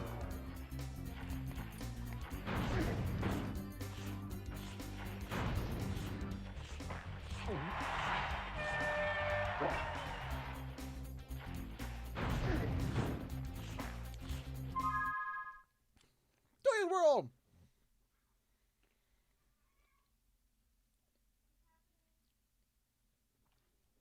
Yeah, I know on Twitter someone made a CG save you a click hate account. Like, these people are nuts. I can't imagine making an entire account for someone you hate. Seriously.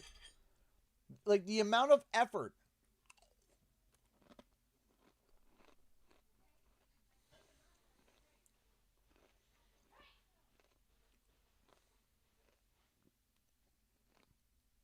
Like, the amount of effort that takes to do that.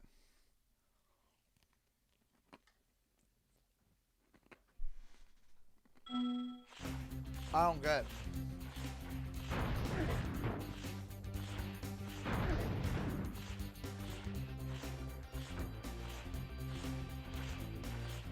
Pick up the puck!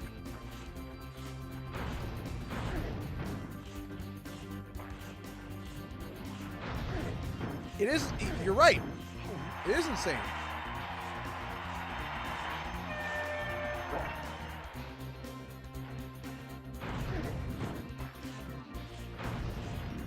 Yeah, you're literally... Like, I don't understand. That big is crisp, but man, it's delicious.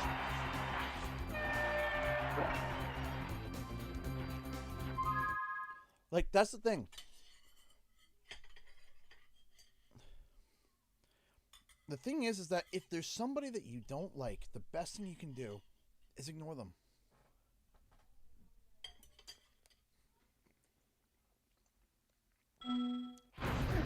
That is the ultimate.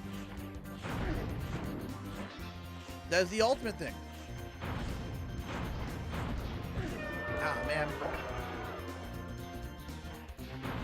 Yeah, same here, Toys World. Oh, what?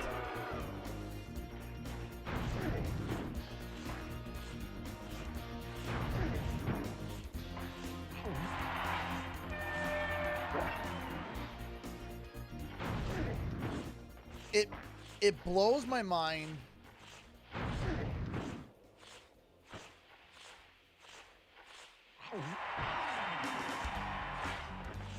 It's like, man, we're really not, like...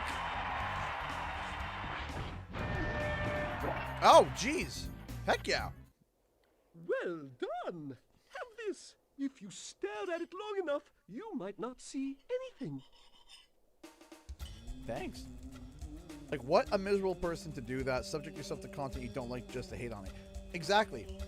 It's like people that hate watch movies. Or TV shows.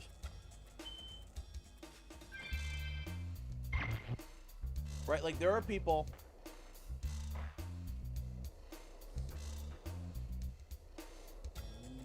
Like, there are people who are genuinely I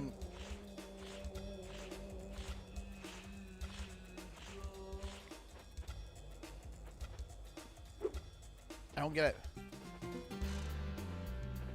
So, for example, there was that Velma spinoff that not a lot of people like. And there was so many people on Twitter saying, I watched it and I hated it. Here's why I hated it. And it got so much hate that it got approved for season 2. And I'm like, you idiots.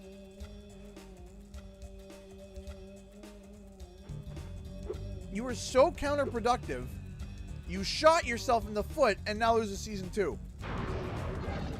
Congratulations. You're stupid.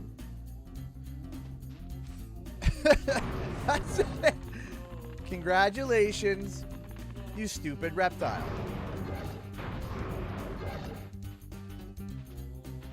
Like, congratulations. Views are views. They don't care. They don't care. It gets a view.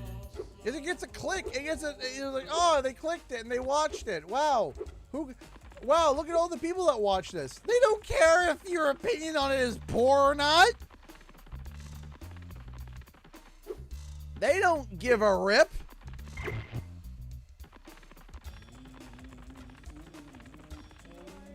They don't give a flying donkey's magical behind who watches it. Well done, Views Spyro. are views, clicks are Scared clicks. the evil spirit away. Why don't you take this? I borrowed it from the temple. They don't need it.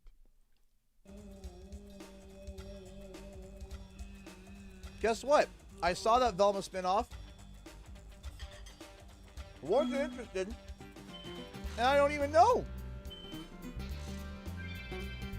if it's a good show or not. Because I didn't watch it. Because I wasn't interested in it.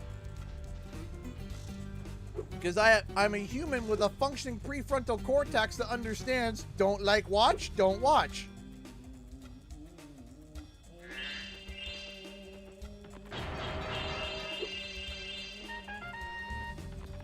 So you stole it, Professor. Temporarily loaned. So you stole it.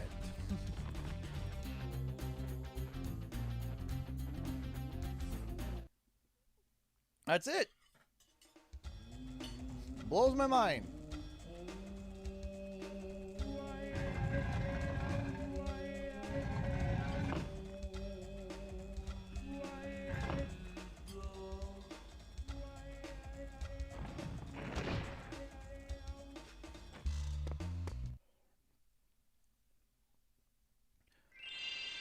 It's like, oh, this movie looks terrible. I'm going to go pay a ticket to go and watch it. Oh, I hated it. They're not asking you at the door when you leave whether or not you like the movie or not.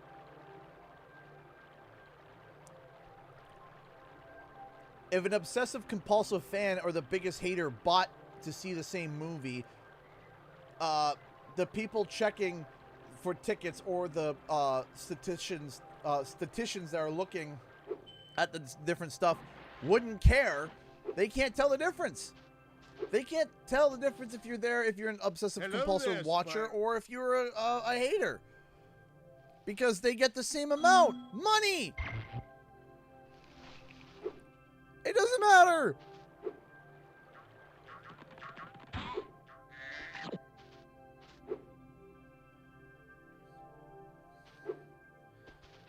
Santra, hello there.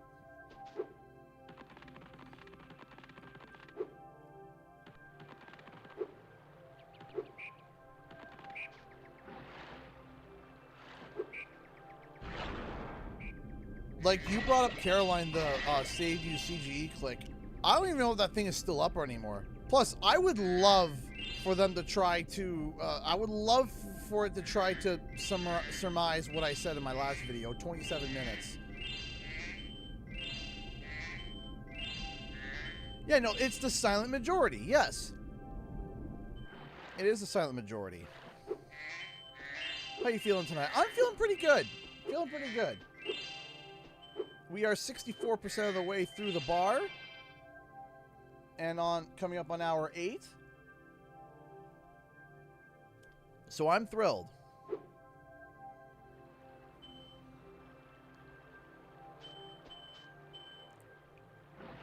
No, yeah, it is a silent majority, right? The silent majority is crazy.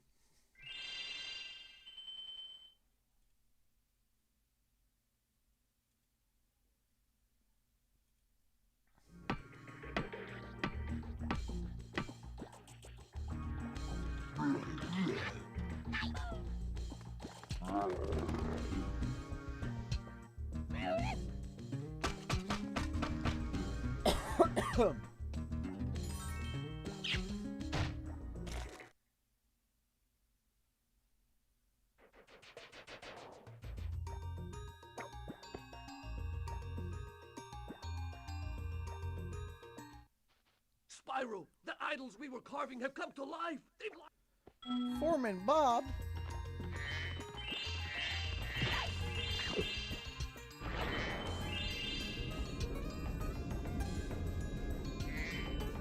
No, it's genuinely, if you don't like me, leave me alone. That's it, right? If you don't, and you notice too, one of the things that you find kind of funny is that there are people, hey, Bearded Rebel, there are also people that veil their hate as criticism, right? And they're like, oh, you just can't take criticism. Because I remember I was told that you can't take criticism. You can't take criticism. Okay, I can't take criticism. Okay, so what did I do right in my video? Every comment that you would see from the people that said, oh, that would leave a comment veiling their criticism as hate. Oh, yes!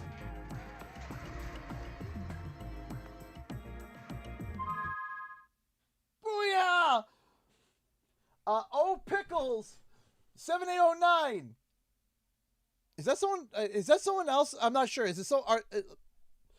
I wanted to break the Canadian with my last paycheck. It was twice what it normally is due to PTO. Haters gonna hate. Ignore them. The best revenge is a life well lived. So glad you're a good one. One of the very few without any allegations. Thank you. That's yes from Hannah Vincent for a donation train. $100. Thank you so much. My wife just went woo. Yes, thank you. Thank you. Thank you. Thank you. Thank you. Yes. We are $460 away from filling the bar. $100 from Hannah. If you want to join in on, Hannah's calling for a donation train. So if you want to hop on, there is a link in the description below or at the top of the chat. If you want to hop in. enjoying the train, I'd very much appreciate it. $463.27 from Phil in the Bar. Thank you so much. Thank you, thank you, thank you. You are amazing. Thank you, Hannah. Thank you, thank you, thank you so much. And for all your years of support, too, beyond just... I've been locked in here. Beyond just recently. You've been here for... my wife came in to remind me that you've been here for years. Maybe even longer. And I am thrilled. I am thrilled. And I am so happy. Spyro, you did it! I mean, I knew you could do it. Now, meet me at the pond for the next challenge. Thank you, Foreman. Foreman Bob. Foreman Bob.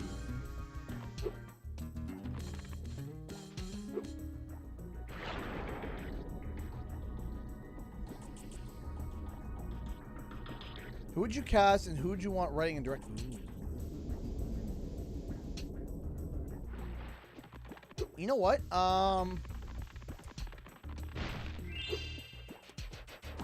would I want? So as a director, give me the director of the Sonic movies. If we're doing live action, give me the director of the Sonic movies.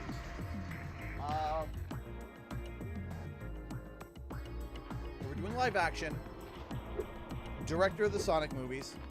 The thing is, he understands the important thing about the director of the Sonic movies is that he understands the fan bases very well. And you see, you're sitting there and you're watching the Sonic movie, and it's for every level of fan. Whether you are a diehard fan or an entry-level fan to Sonic, there are bits and pieces for every single type of fan. So I think that he has an understanding of fan culture. He has an understanding of what makes people happy. He understands how it works. And so because of that, I do believe that he is... I believe that he would be an excellent choice. He would be an excellent choice to direct Jeff Fowler. Thank you. Then I would say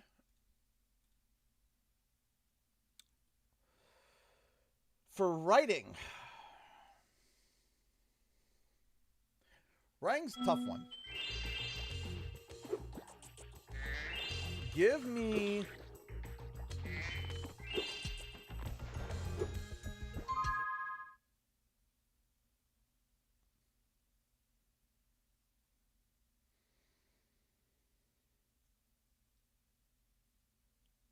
Give me the writer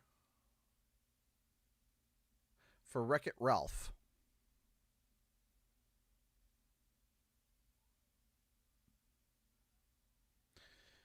Give me the writer for Wreck-It Ralph. The first one, of course. Give me the writer for Wreck-It Ralph. This idol says he's hung. I'm curious. Does the oh, it's like the redfish is back. Give me the writer for Wreck-It Ralph. And the reason why is because Wreck-It Ralph had such a great plot twist to it and was just well put together. I think Jeff Fowler and the writer for Wreck-It Ralph coming together to make a Spyro movie would be really, really cool. Oh, shoot.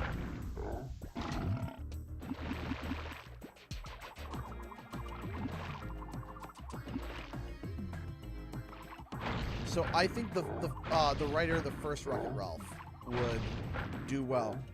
A secondary one that I think, and it might sound random, but one that I really think would be interesting would be the writer for Elemental. I think the writer for Elemental would be really good too, because Elemental had, Elemental had really good world building. That's the one thing that was really good about Elemental, is that the world building was really unique. And a surprising amount of heart, and I think that would be another really good candidate. Okay, Spyro, just one more puzzle to go. I'll meet you over by the college stones for your final challenge.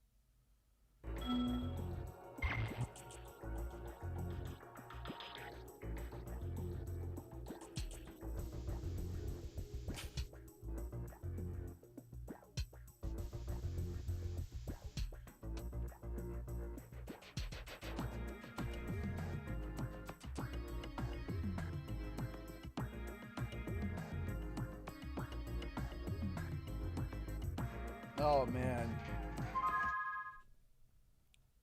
Something I want to show you guys that was just so bad, if you guys don't mind. It's AI slop, and it's me making fun of it because it's terrible. Hang on a second. I just want to show you guys something for a second, okay? Here's the thing. Toby, Spidey versus Carnage. This kind of fight would cost millions in production. See Dance 2.0 did it in minutes. And they have this whole sequence here.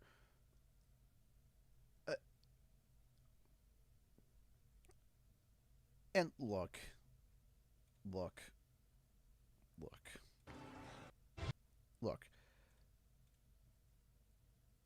This... Here's the thing. Look, this is terrible.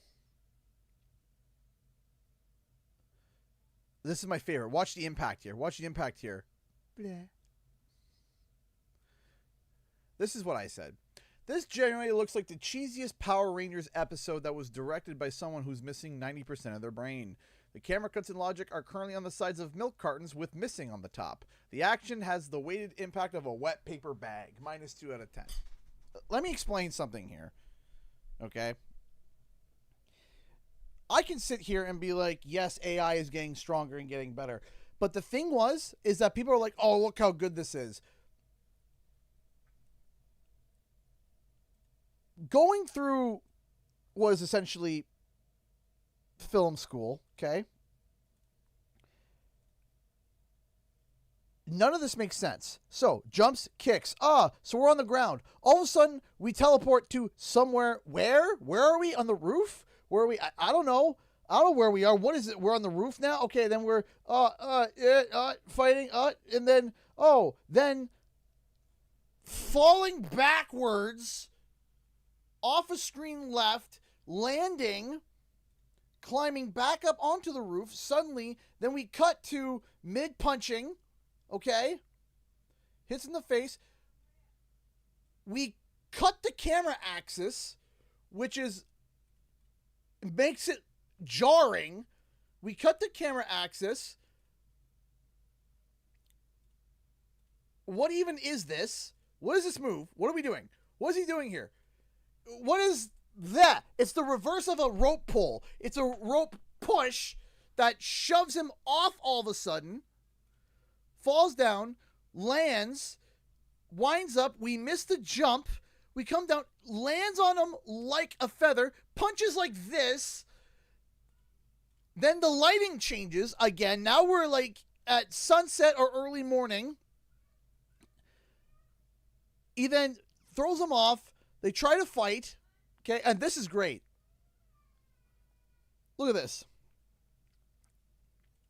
Look at this. It's like a flat PNG image on the face. And then this is what drove me ballistic. He does this. All of a sudden, the webs change direction, and Spidey's behind him now. Lands on him, and then punches him. So you have to realize here, at this point, he's on his knees, roaring. Then it's here. So how look, he's standing, lands on his back. Then we cut to them on their knees. And then this is not, what is this?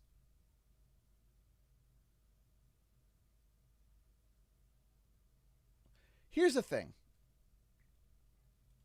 Let me explain something, okay? Visually, visually, if I stopped at any of these frames at any point, you could be like, okay, sure, that looks kind of decent. This looks bad, but here's the thing. There's a reason why filmmaking is an art, okay? The reason why you see these multi-million-dollar films and that there's a flow, and the reason why is because all these people know how to shoot a film. They understand how to shoot film. AI bros don't know how to shoot a film. They think we're just going to type in a prompt and the AI is going to know how to shoot a film. It doesn't. There's continuity all over the place, and you say, oh, those are little things. Those little things turn around to make it go, what was that? What's going on here? This doesn't make any sort of sense. And people are like, Hollywood is doomed. No. You see, you give someone who's a filmmaker those tools, who's an actual filmmaker, and can actually adjust them, now you got something interesting that could be like, okay, this could be passable. But you got people that just think, I can make my own feature film in one prompt. No, you can't. You're not going to be able to. I'm sorry, you're not going to be able to. Because let me tell you something. Let me explain something to you, okay? I'm going to show something else because I've worked in the industry. I've specifically worked in the visual effects and animation industry. I have. So I'm not talking out my... I went to school for editing and for editing and film. Let me ask you something. I'm a client. I'm sitting here and I'm watching this slop. Okay? If I turn and say, make this nighttime. Make this night. When the AI has to regenerate it, okay? When the AI has to generate it, it can't just be like, nighttime. I want you to keep everything else the same, but make it night. Well, the AI's got to regenerate it again. And it's going to make changes that I didn't want to change. Hey, make it so that he has 4 tendrils out here, but keep the rest the same.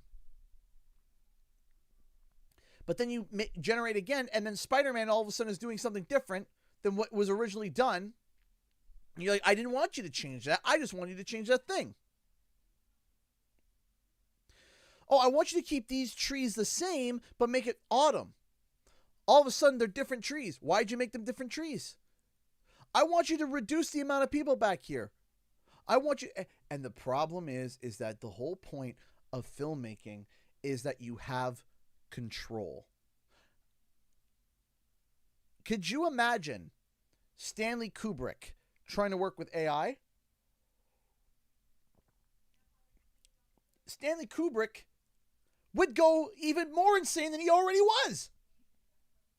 Okay? The one take I think he did was like 400 takes for one shot to get it right, to get it correct, to get it right to where you want it. That is the point of filmmaking, is getting it right. Getting it like, hey, who is Stanley Kubrick? A borderline psychotic director that was also a genius, but also not all there, and treated actors like meatbags until the film was over. Then he had great respect for them. Stanley Kubrick, one of the greatest minds for filmmaking. You give Stanley Kubrick AI, and he would go berserk. And not in a good way. The guy would go nuts. And why would he go nuts? Simple. He would go nuts because control. He wants control. And if you're the director, as you should have control. You're the director. That's the point. I made a joke back in college that ruffled my one professor so bad, so awfully, that when my buddy went back to the same class nearly 4 years later, he still told stories about what I said. That is how badly I ruffled this professor, who is 20 years, maybe even 30 years older than me. I ruffled his feathers so bad, he was still telling stories about me years later. I hadn't gone to that school at that point when I heard the story in 5 to 6 years. And when my buddy went back to do another section, he was still talking about me. So here's what I said. Here's the joke that I said. Director, dictator, what's the difference? Now, it was a joke that we said amongst us because I got to direct a short movie. It was a joke. It was a joke. And then I got a hat that said director, dictator. And that drove him even bananas. But let me tell you something. The director can dictate how the film goes. Does the director want it to go this way? Is it financially feasible? Yeah, it's going that way. That's the difference. A director can turn around and talk with people and get their input. A director can turn around and say, you shut up, you shut up, you shut up, you shut up, I'm taking control. That's the point of a director. A director can be as tight or as easy as they can go, barring the amount of film and funding. That's it. When you got AI, you are no longer the director. No matter how much you want to scream and shout and prompt and cue and this and that and the other, it don't matter. You ain't the director anymore. You ain't got the reins. You're writing a prompt and hoping that it spits out what you want. And if it don't,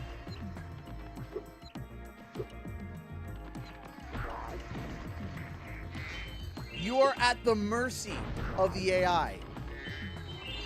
You're not the director anymore. You're a prompt writer you're a prompt writer at a gambling machine hoping to get results.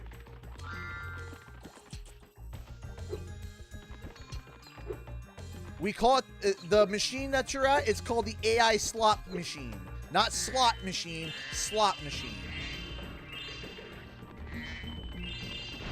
You're an AI, you are addicted to AI slot machine, hoping and praying that it spits out something that looks like a resembled result.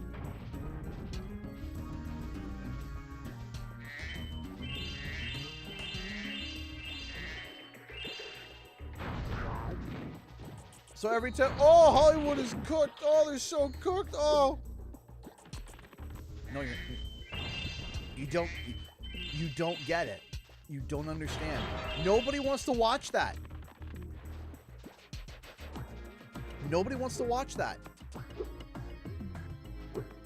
Because these people, they don't understand how films work. They don't understand why do you do these shots? What's the point of these shots? What are they doing? Why are they there?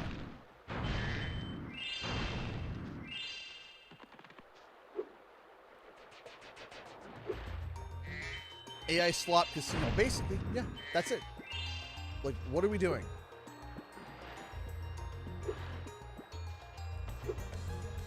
Details that make sense visually, not mattering if people already think this AI video good when they are visually inaccurate. People already need media dump. Yeah, there was a research paper that came out, or a review. I don't know if it was a paper or if it was a review or whatnot, but that there was an internal talks at Netflix where it was something like they had to talk about certain things for an extended amount of time and put these certain plants and payoffs in places because people are on their phones while the movie is on or while the show is on. And they need to be able to make it so that if they're paying half attention, they still get it.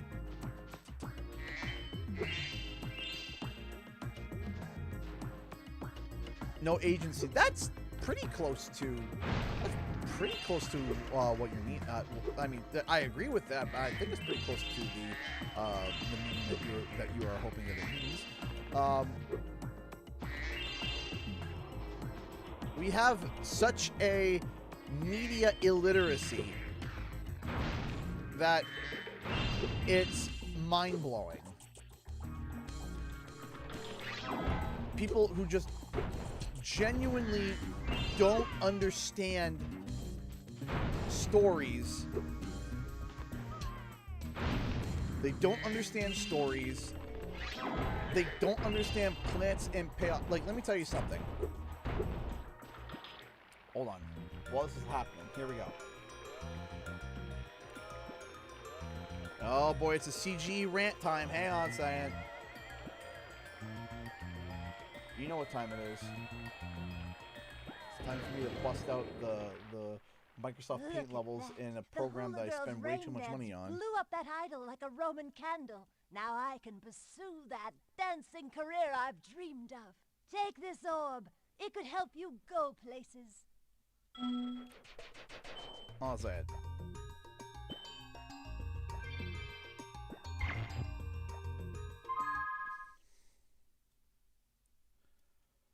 Okay.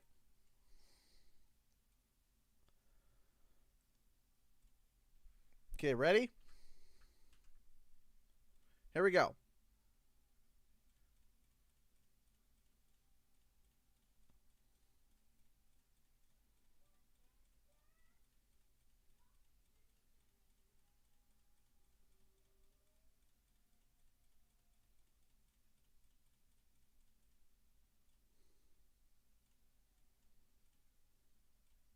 What color stands out the most in this picture? Where's your eyes going to immediately? Where's your eyes going to immediately? When you look at this picture, what is your eyes looking immediately? Blue. Right. But there's more red on there. There's more red. There's more red.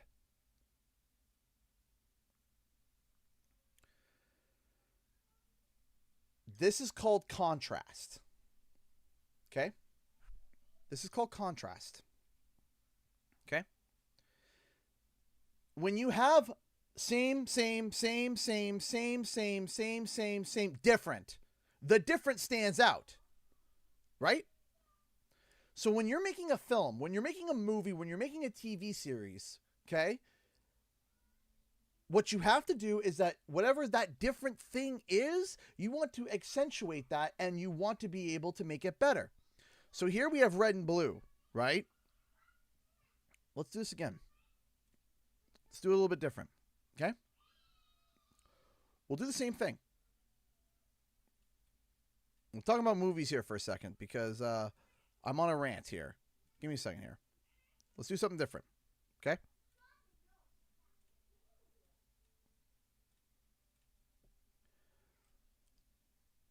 Okay.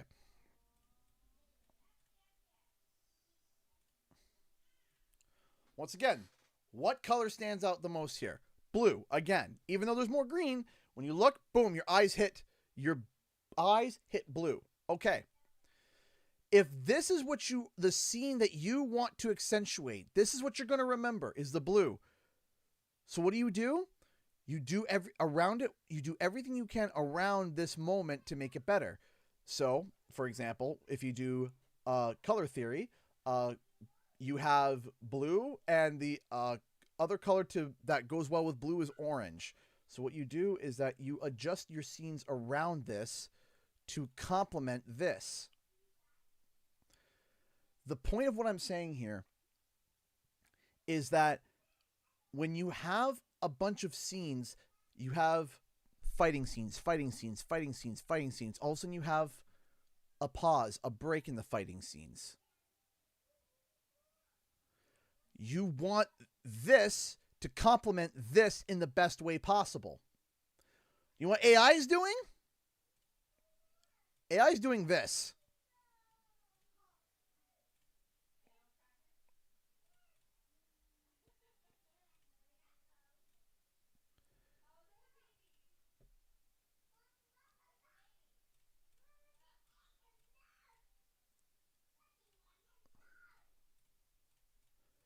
That's what AI is doing. This is what it does. It doesn't understand rhythm and flow. It doesn't understand. It doesn't get it. You can't tell. It's all slop. It's all blue, but different slightly shades of blue, and nothing stands out. Because AI doesn't understand, and people that are behind the AI don't understand how to have something stand out.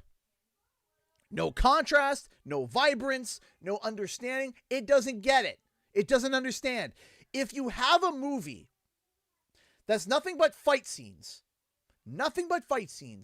okay, where it's 75% fight scenes, the thing that stands out in that movie is the other 25%.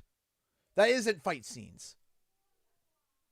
So sometimes the best fighting movies only have 25% of fighting. Why?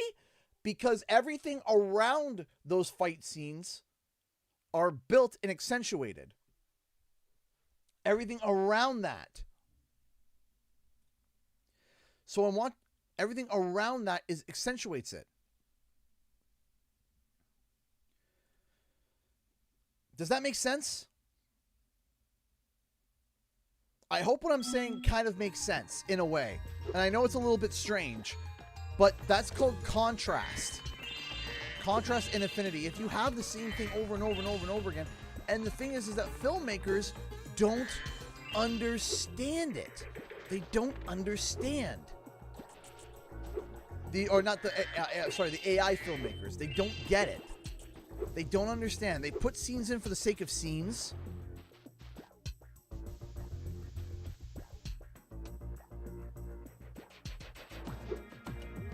It doesn't add up. It makes for bad content, bad films. And then people don't understand, why is this movie sucking? Hi, sweetie. What's up? I'm going to tell you a quote. A quote? Child. Which one? Jonathan. Jonathan, okay. He's like, so I'm sitting on the chair, nursing the baby, and the children are watching Shrek. We're all having a good time, right? Yep. And then Jonathan goes, Mama, can I get in the car? I'm like, no, we're going to do that tomorrow when we go to church. He's like, I want to get in the car. I'm like, all right, fine, get in the car. And he's like, okay, but the car's nursing. He wanted to pretend I was a car. What? He said the car is nursing. The car is nursing. He wanted me to be the car, and he wanted to get into my lap and But Daniel was nursing? So Daniel's nursing, and the car's nursing, and I'm like, what? The car's nursing. You're the car. I'm the car. You're the car. I'm like, what? Yeah. That's funny. That is funny. I still think quote of the year still is, but Mama, he's gonna die. That one's a great. That is fantastic. It's an amazing. You gonna tell everybody about that? I told people already from an earlier stream, but I'm sure there are people here who haven't heard it, so I'll talk about it. Awesome. All right. I love you. What did you? Dinner was delicious, by the way. It was? Yes, it was. Thank you. I'm glad. You full? I think so, yeah. Probably a snack. Yeah. I love you. So, here's the story that happened the other day, and I apologize to those who already heard it. So, about 2 weeks ago, the two youngest boys are playing with Legos, as boys do. Daniel is trying to stick Legos into his mouth, and of course, my wife is digging them out of his mouth, saying, "Hey, get out of his mouth." He's not trying to swallow them; he's just trying to chew on them, right? So my beautiful wife steps out of the room for a second, and Jonathan starts. I just realized I could have done this with super breath. I didn't need to do all of this. I feel dumb. Anyway, so she steps out of the room, and Jonathan starts screaming bloody murder. And starts screaming bloody murder.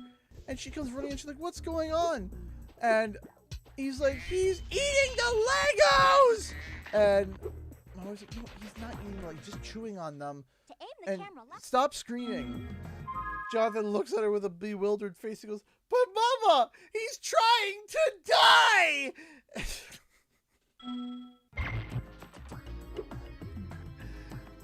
And I just burst out laughing. But Mama, he's trying to die! And I just about died.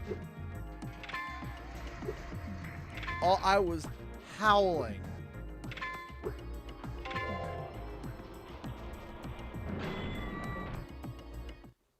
By the way, he's 3 and the youngest is 1. Oh, it was so funny. The colors like the bright fight scenes are done against earthy colors and dark backgrounds, helping them stand out. Plus, the emotional beats amongst the battles hit harder because they break it up. Exactly. That's how filmmaking works. But these AI tech bros don't understand that and just say, yeah, look what I did. Ha, ha, ha, ha. Look how good this looks. It's like, 1, no, it doesn't look great. 2, why?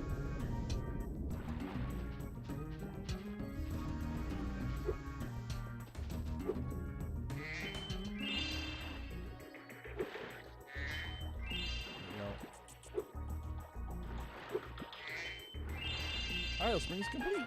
Yeah. Alright, I'm going to run out of here and then we're going to take a quick break. Go to the bathroom. Stretch my legs. We got another 4 hours to go, ladies and gents. We are 8 hours. 8 hours, ladies and gents. 8 hours. And we are 71.23% of the way through the bar. We just need over $400, and we've raised enough money. Thank you all so much once again. Give it up for hour 8. Woo! Woo! All right. I'll be back. Oh, that's a pretty well-filled bar. It is a pretty well-filled bar.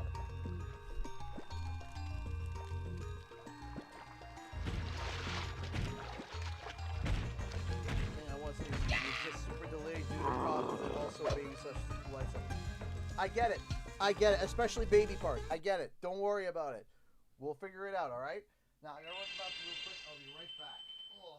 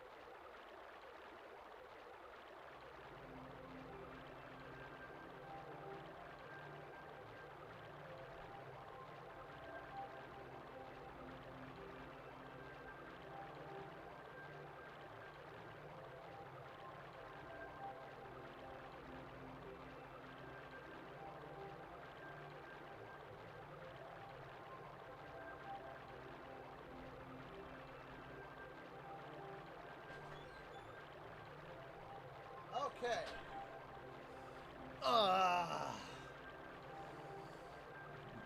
But no, let's go.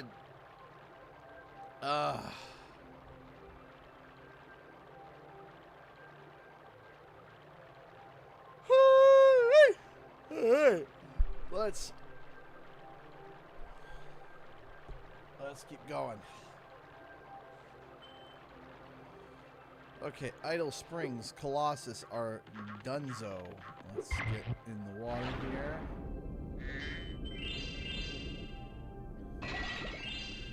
Hey, pirate novelist, how are you doing? I'm happy that you're here. Woo-hoo! Very pleased that you're here.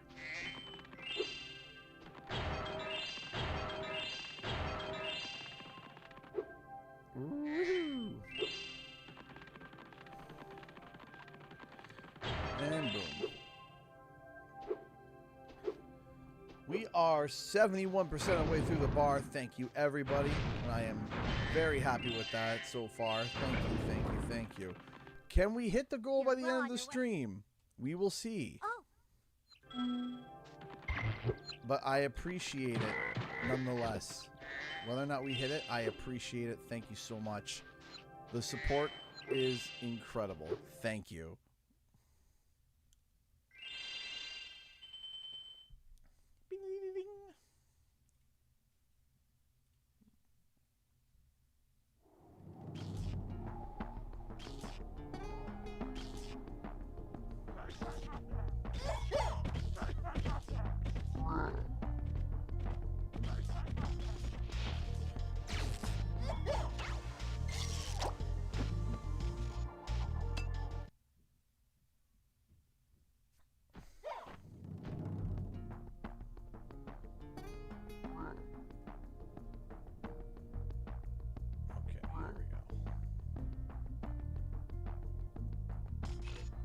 Oh, my neck. Hoi! 10,000 years can give you We've such always a had trouble kick with in the gear neck. grinders, but now they've set up force fields to separate us. If you can find diodes, you can use them to turn off the force fields. Yeah.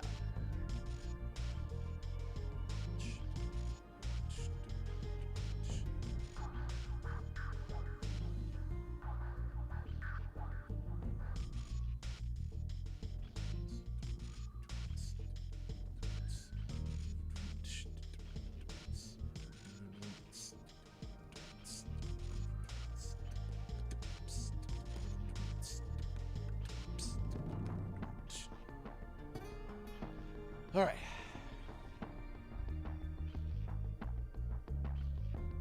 Let's do this. I think there's a diode around here somewhere, but my eyesight isn't what it used to be. Yeah, turn around, brother. It's right there! And yes, we are playing with the Super Flame power-up, because why not?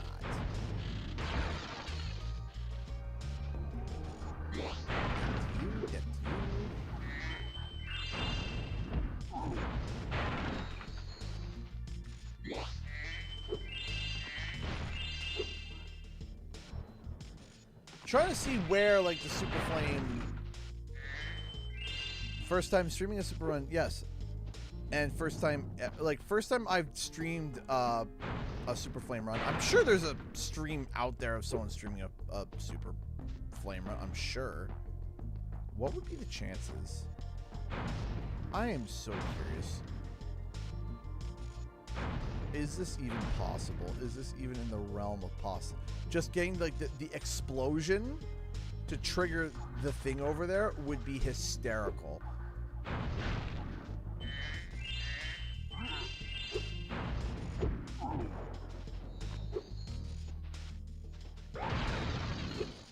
Bye.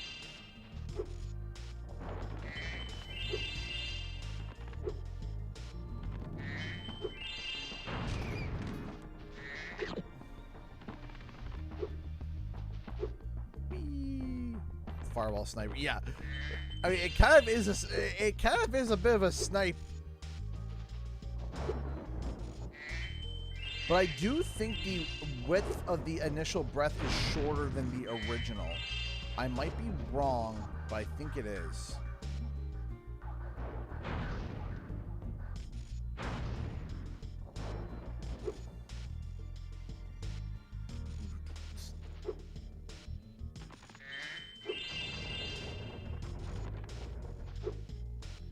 The soundtrack on this one's really good.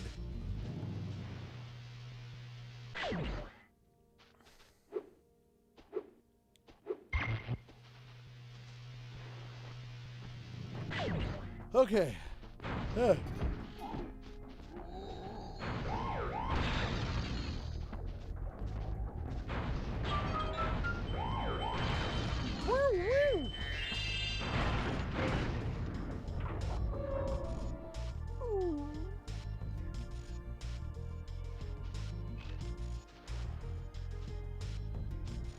Nice job, Orange Lightning. That's always fun.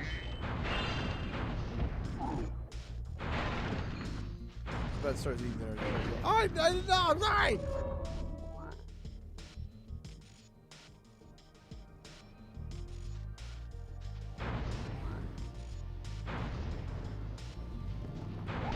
There's a bunch of mods that do go back to like the original.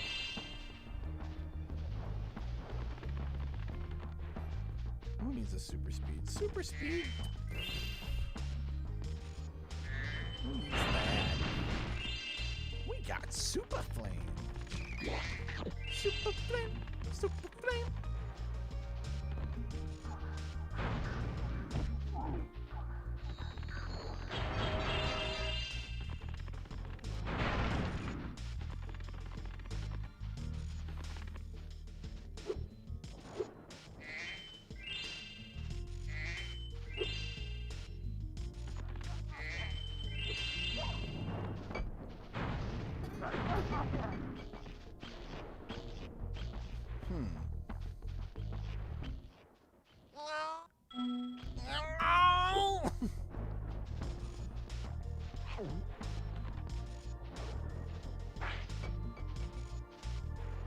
That one didn't. What? What?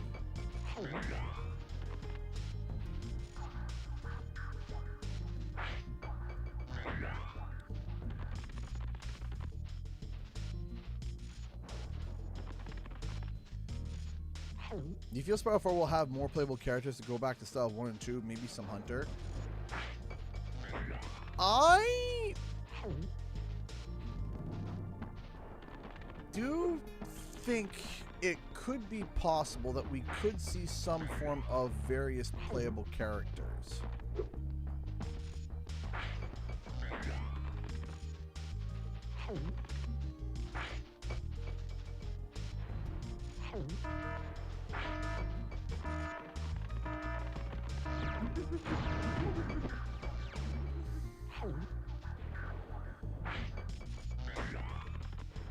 Yeah, stand right there and smile. Rickety, rickety, wrecked. He needs more fiber.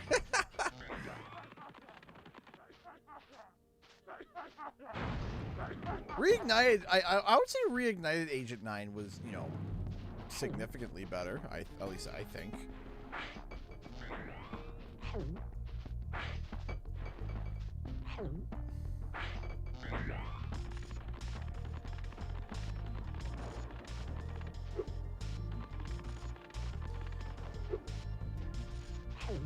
Can you actually get this mission done without...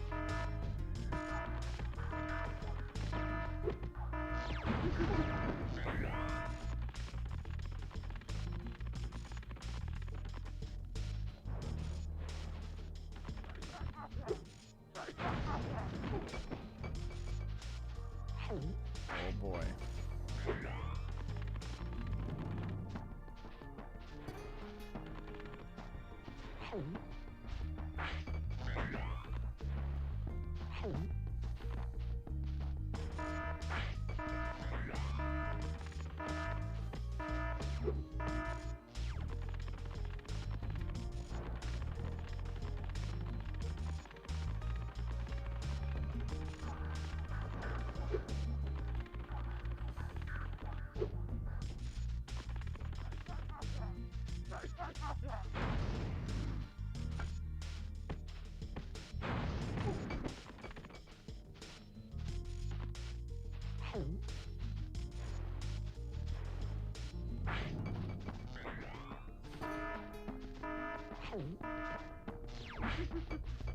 Oh, that's right. The Super Flame is going to make that mission so much easier. I just realized that. That's right.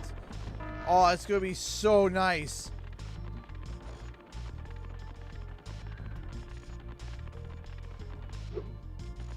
Actually, Sergeant Bird's rockets had homing in Reignited.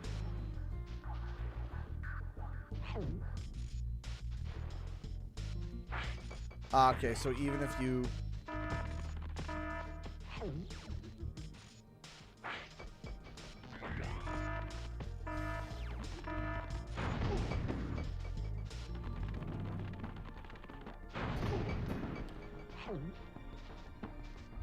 That would have been cool if it was like, hey, like, could have been an achievement, like, you know, call it fast charge, like having the extended, like, or like the fast, like, charging block, quick charge, and it's get all the orbs on before you defeat all 10. That'd be an interesting way. Thank you, Spyro. I found this shiny thing mixed up with our lightning stones. Please, take it as a reward.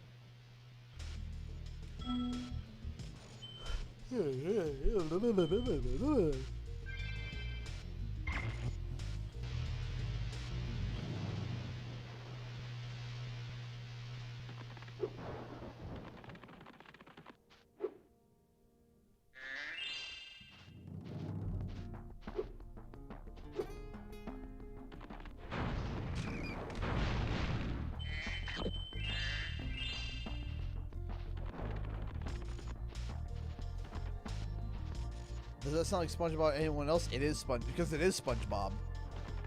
It's Tom Kenny. It sounds like SpongeBob because it is SpongeBob.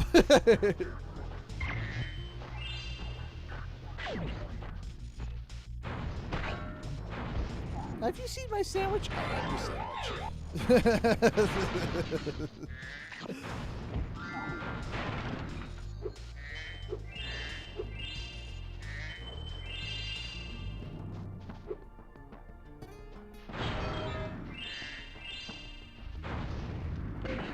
Bonk.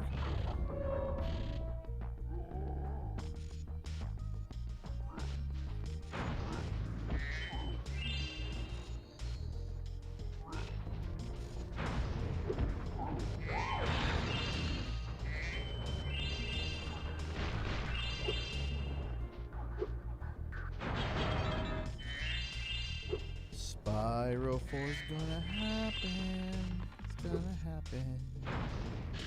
I just feel gold that. It's good. Right in between.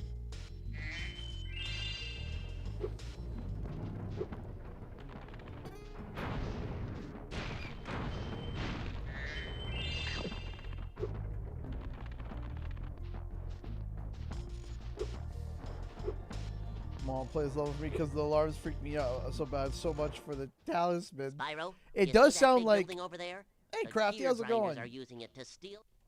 I mean, it does kind of sound like a fire alarm. Oh, I was the kid that would be terrified of fire alarms.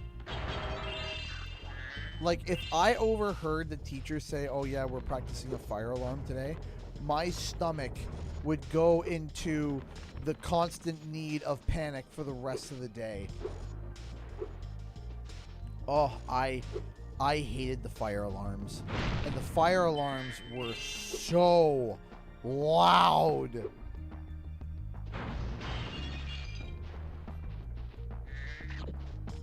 Oh, fire alarms were the worst. Fire drills were the worst. I hated them. Every second of every day, I hated fire drills.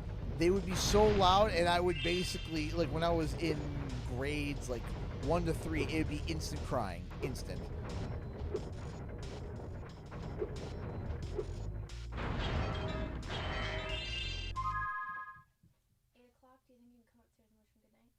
Eight o'clock, go upstairs and say goodnight to the babies? Yep. I can do that. Awesome. Alright, love you.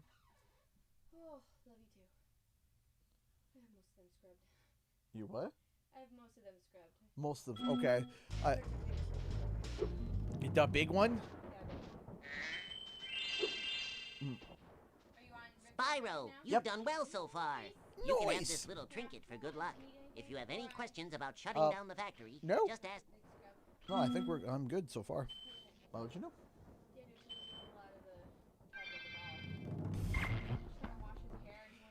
The next glides are tricky. You'll have to use your hover maneuver to make them. Press the triangle button during a glide to hover and get extra height. Yeah, seriously.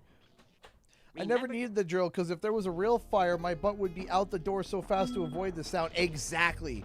But here's the thing. I've also heard some like places have like fire drills that are like relatively calm. That isn't like literally like to the point of like making you deaf. It was just like whoop whoop whoop whoop whoop whoop whoop whoop whoop. Like it just sounded like the whooping snakes. Dagger donated $10 through Super Chat. Thank you so much. Back in college, I opened my dorm door and I saw a girl who had her dorm open burn her hair. 2 seconds later, it was 30 degrees outside. I did not leave my dorm room.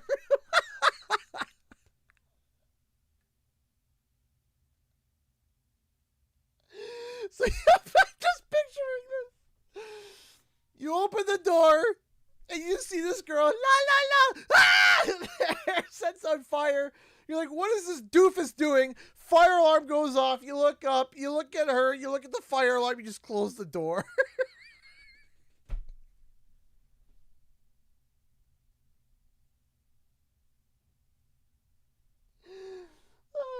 I ain't going inside for this, dummy. Door closes. You know what? We call that an executive decision.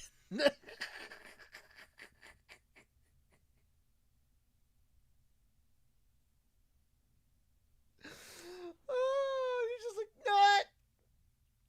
I just gotta. I know why this thing's going off. I'm in no danger. She's in danger, but I'm not. She might be in danger. I'm not. An executive decision has been made. You're like, you know what? Nah. I'm good. I know I'm safe. She's not, but I am.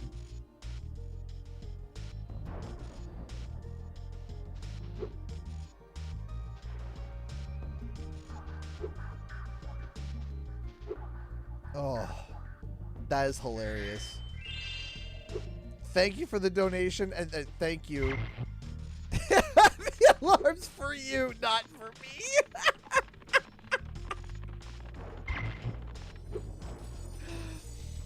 Oh. Well, the alarm is to let everyone know that your dummy self is there for everyone to know. That you're dumb. Capital D, dumb.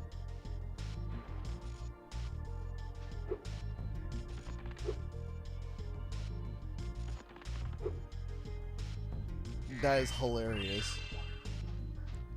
Back in high school, I had I guess elementary, I had a buddy. His name was Josh, and when him and his brother were arguing, his brother would say something logical, and then finally, as the the catch-all, like Spyro, help! The no you. If he just turned around and he put on like just an accent, I don't even know what the accent was, but they'd be arguing, and finally Josh would just say, "You're dumb!" Just out of the blue, just, like in the middle of the argument, just saying, "You're dumb!" They were Italian. Thanks for shutting down the factory. Here, I found this stuck between the gears. You can have it if you want. They were Italian, but they're arguing. And finally, when Josh has had it, just the southern accent, it's this weird, like, "You're dumb!" came out. And I was like, what? This fire alarm could have been an email. Dear students and faculty, please do not set your hair on fire in the dorms. Signed, all of us.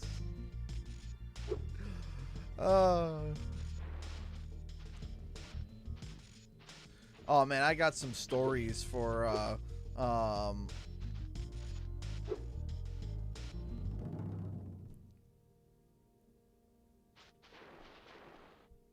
yep, this is Tom Kenny. Oh man, I've had some stories about school and dorms and stupid things happening. Some stories that are just like innocuous and silly, others that I still question to this day, like, what?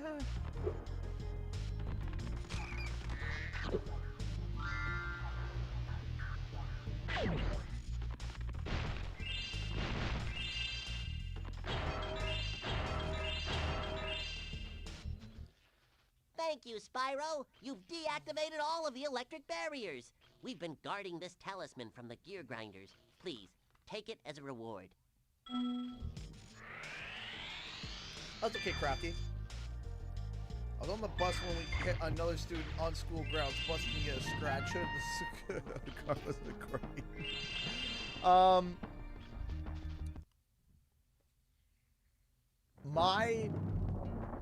Nah, I'm not gonna say that story. I'm not gonna say that story for the sake of saving face for somebody. I'm not gonna say that story. But we had some interesting stories with some of the schools and stuff. They're quite funny.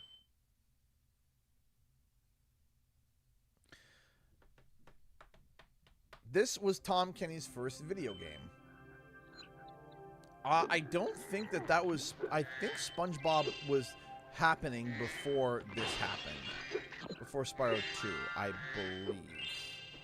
Maybe? Hold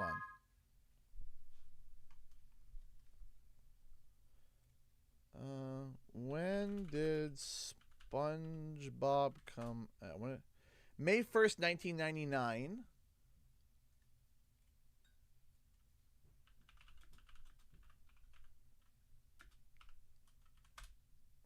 November 2nd, 1999. So, no, SpongeBob was first. Right? Because May and then November. But you have to realize stuff was already recorded way before. So he did the SpongeBob voice before it was popular, right? He probably recorded... audition for SpongeBob, and they're just like, hey, do the Hurricane creature voice. No, that's not what happened. But he's probably like, oh yeah, for this show that I did this funny little voice for SpongeBob SquarePants. I'll just use it for this, right? And then SpongeBob blew up. And when SpongeBob blew up, of course, when no one expected that. Because by the time... Nice work, Spyro. The orbs you're carrying have activated this special portal. You won't find a talisman in the Ocean Speedway, but if you're fast, you'll get lots of treasure. Have fun. What's the point? Laura, what's the point?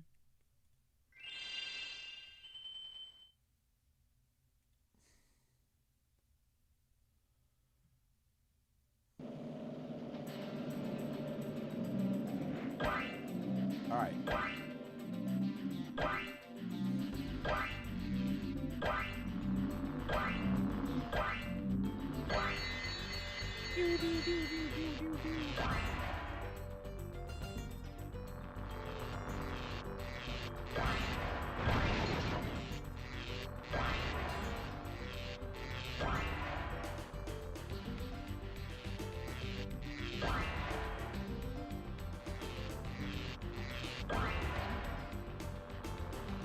I have no idea the exact. Google said May 1st. Unless Google's been wrong. which admittedly it hasn't been great.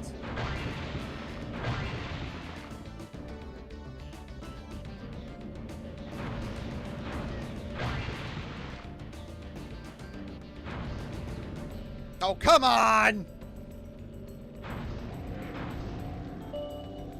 This pig! The audacity of this pig! The audacity of not wanting to perish. How dare you? Or dog, or whatever it is. I think it's a pig. Whatever creature you are, you muppet mouth moron!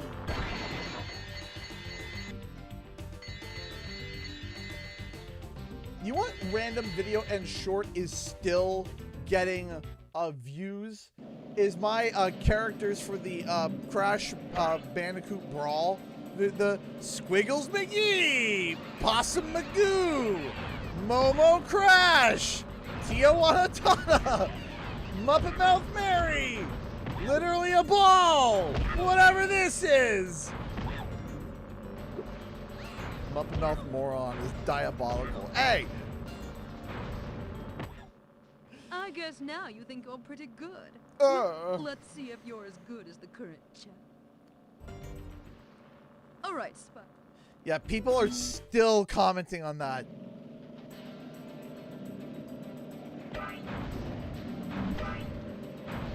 Is it illegal to take out Hunter? Muppet Mouth Mary! Squiggles McGee and Possum Magoo.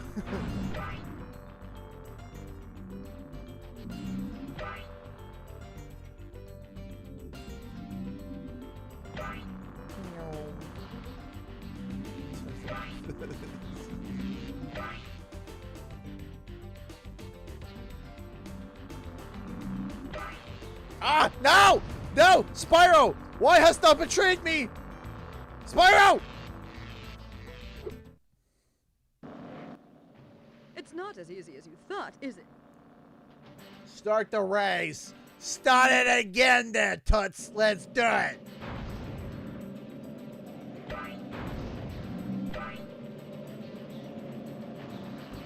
Well, yeah, of course it get copyrighted. That's how it works.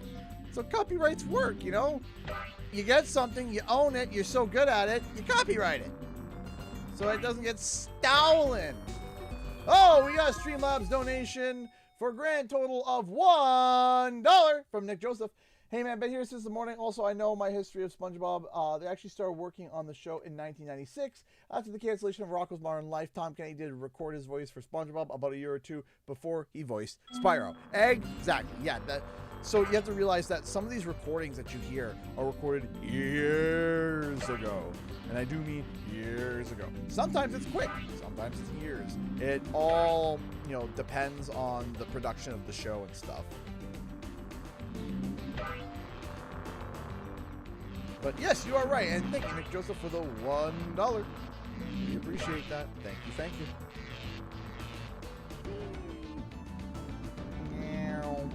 Meow. Boink. Boink. Boink.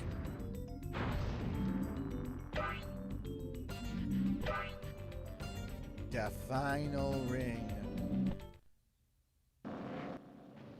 Great job, Spyro. That was some excellent flying.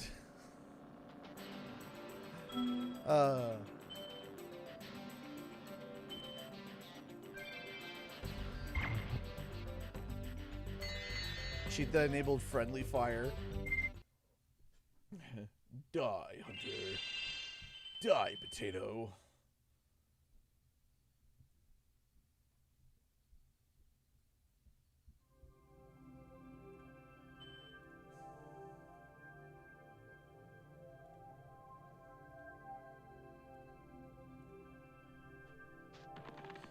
Man, when that new ASDF movie came out, I did my thing whenever they released a new ASDF by binging the old ones. And when I heard die, potato, it was like memory unlocked. You know how many times we said that in like high school when that stuff was coming out? we'd be sitting there, and we'd just be sitting there eating lunch, and also just hear "die potato," and it was just like ASDF was our high school, man. Say, Spyro, you see this wall here? I bet you're dying to know what's on the other side. If only I had a few more gems, I might be able to remember how to lower the wall. All right.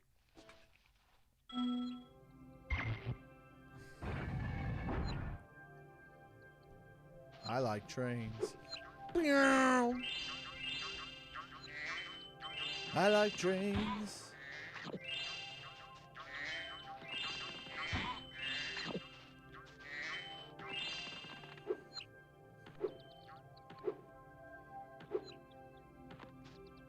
Burn the bear.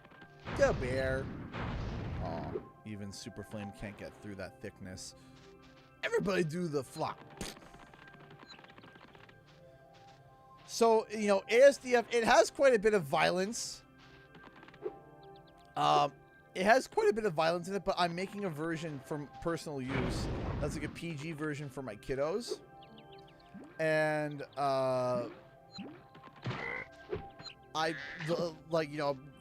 removing the I don't want to live anymore, removing and the copious amounts of blood in some of the sections.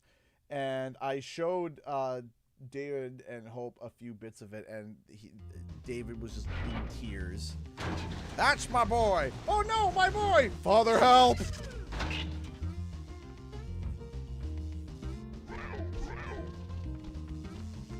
That's my boy. Oh no, my boy. Or still. Hello, my turtle. Hello.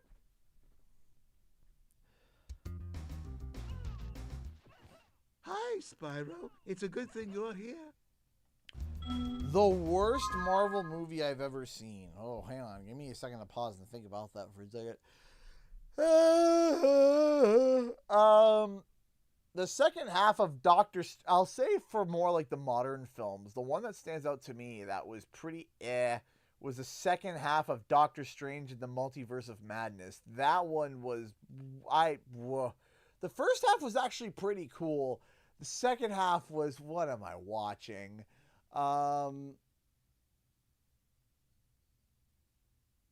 Captain America, the New Day or whatever, or a new era, whatever it's called. That one was It was fine. It wasn't bad. It wasn't good. It wasn't bad. It was fine. Let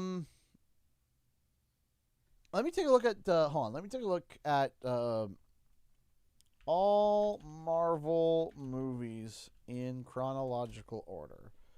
Let me take a look. I have seen most of them.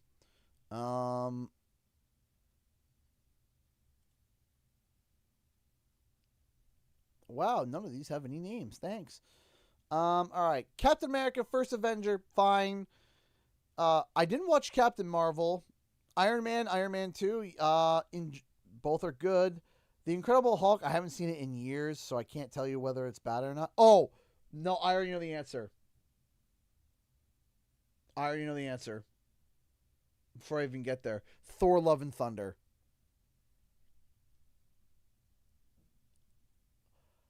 Love and Thunder was awful.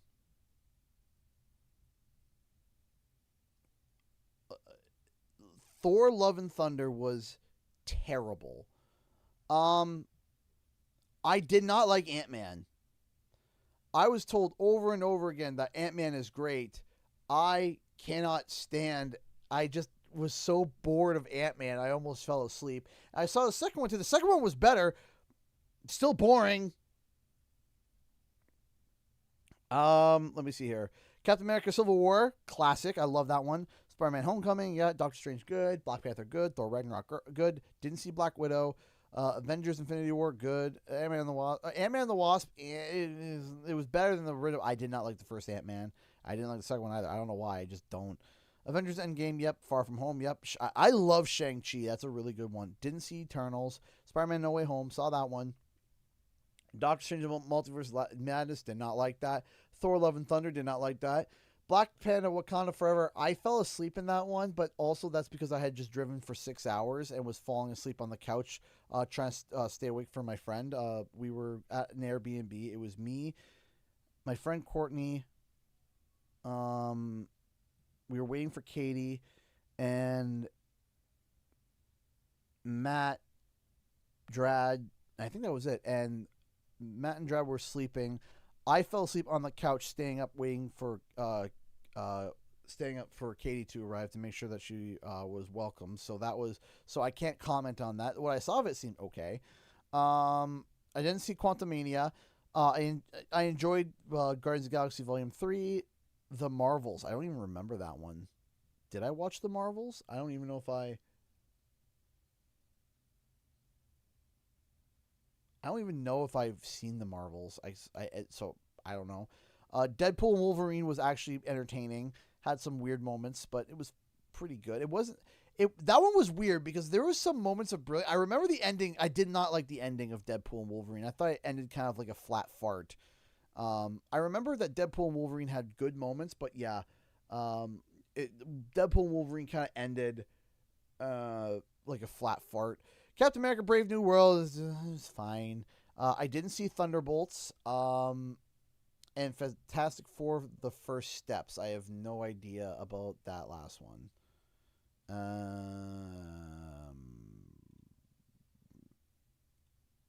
Yeah, I did not see Fantastic Four.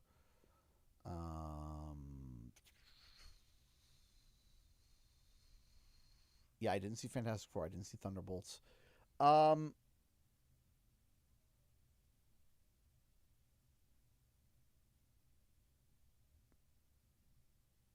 Yeah, so I'm going to say Love and Thunder. And also that's because it was such a... I think it was such a colossal fumble because we had just came from one of the best Marvel movies, which ironically was Ragnarok. Ragnarok was fantastic. Like, I could watch Ragnarok again and again. I love Thor Ragnarok. Fantastic. Better than the original Thor, better than Dark World. Like the original Thor and Thor Dark World were just kind of eh. Then Ragnarok happened, and I was like, "Oh my gosh, where did this come from?" Ragnarok is amazing, and then I go to Love and Thunder, and it like filled their pants right through their britches. I was like, what happened? That was terrible. Like, it was such a shock because after Ragnarok, I was like, okay, they got their stride, they got their vibe, they know what they're doing for Thor.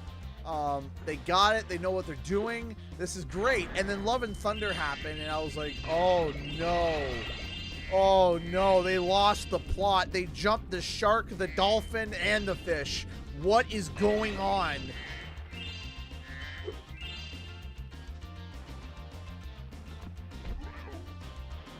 Like, what happened?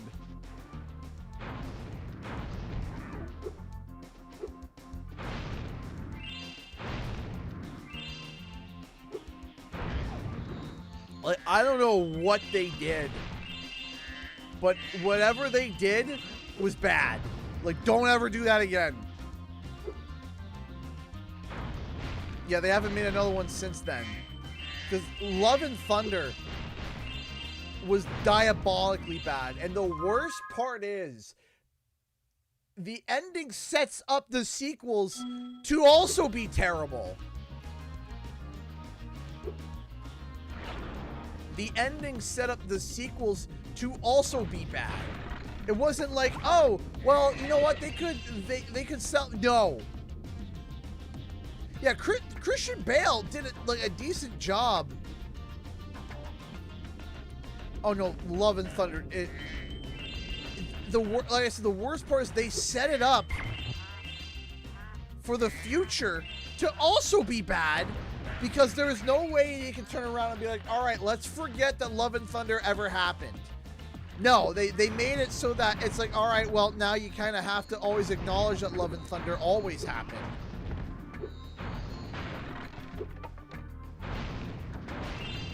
And here's the worst part, is that there was an element in there for Love and Thunder to be heart-wrenching. And I mean heart-wrenching.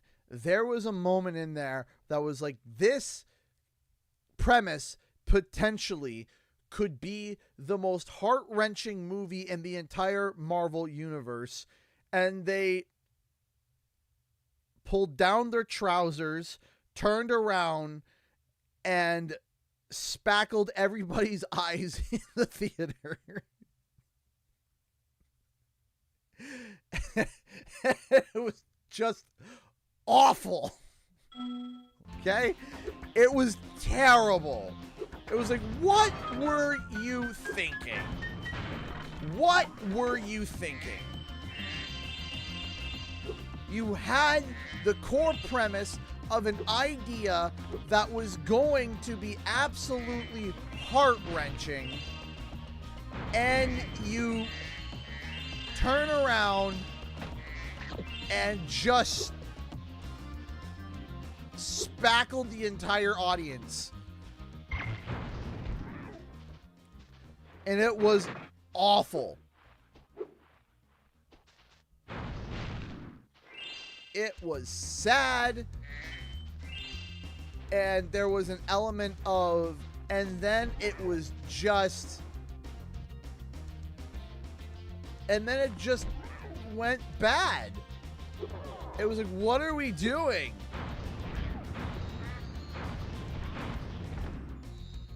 Hi.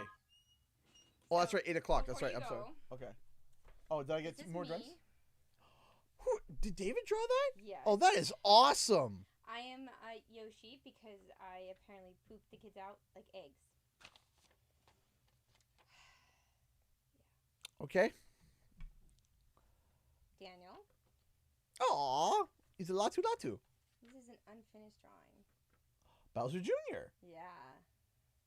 Wow. You did good. I don't know if anyone can see. I'll try to show here. We'll go full camera here real quick. It's really good.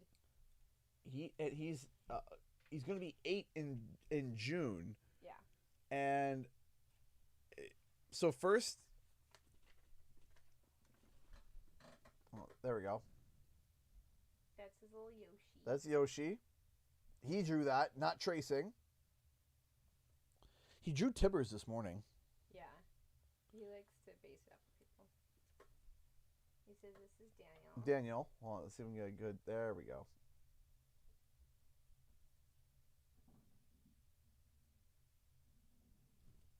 And then, partway through, he wasn't done yet, but look at this Bowser Jr.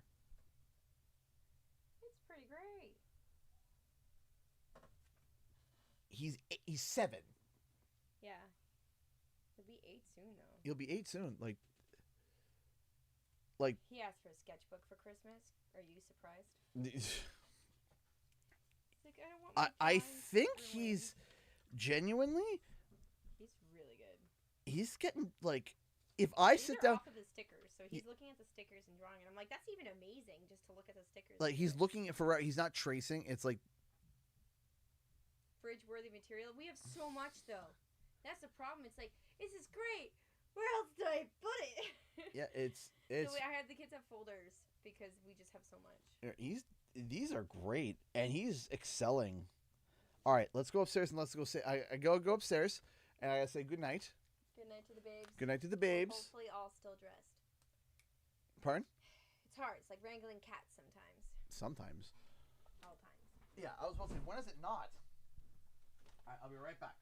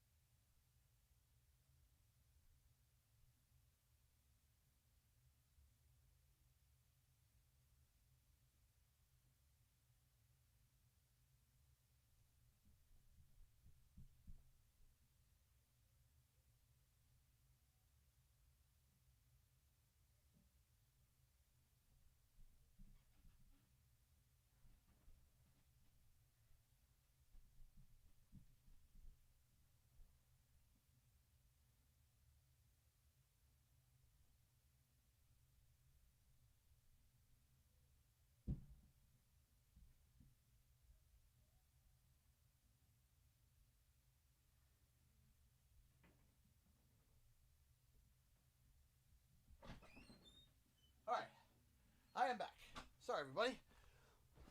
Oh. Is he? No, I had to go. I had to go put my children to sleep. I had to go and say goodnight to my little babies. All right. I don't think I missed anything. Okay.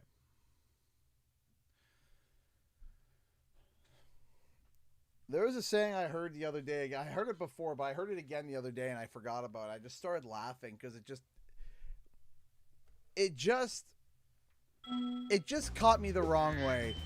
I heard someone say, "You'd be smart if you weren't so stupid."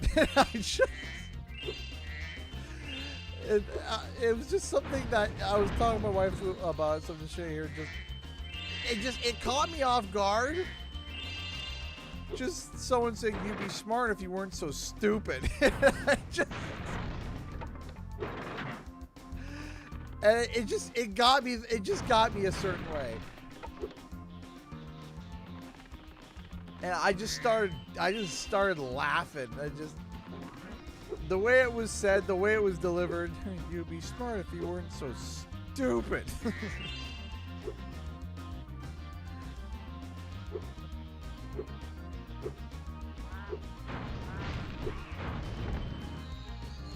Well, it's not wrong. Exactly. It's not wrong.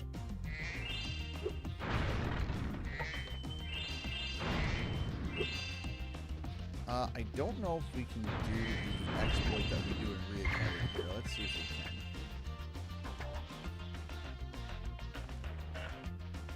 Because I don't think the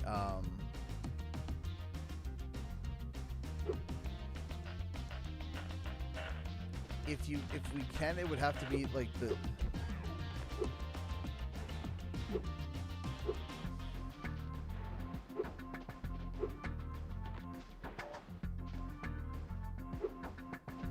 I think you would have to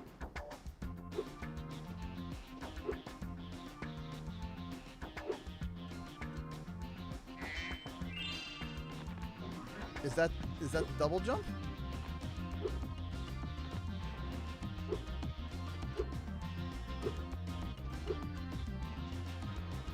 Did I do the double jump there, or was that not the double jump?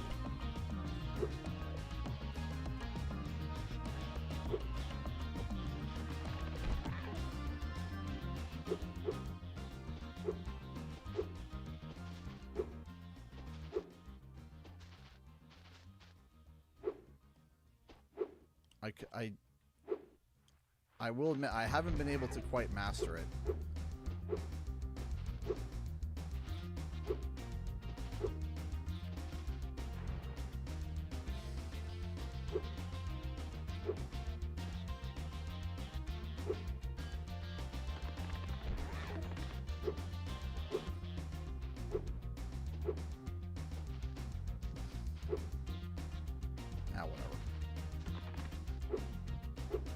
Whatever.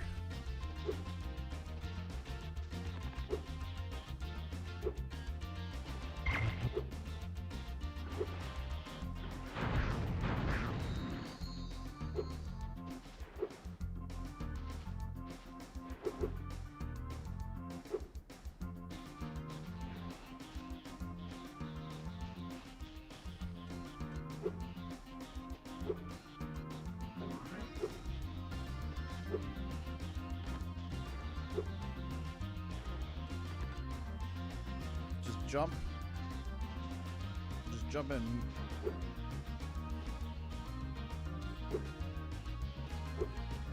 Yeah, we're 9 hours in. And we got another 3 hours to go before we hit 12 hours.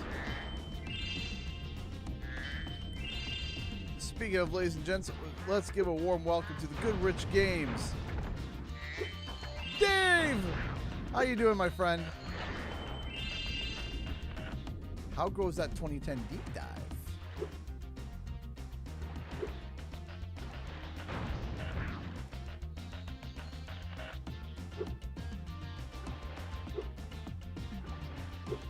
Was that it?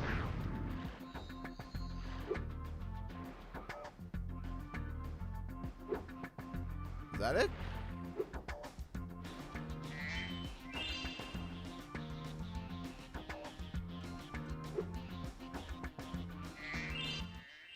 There's a chef at the...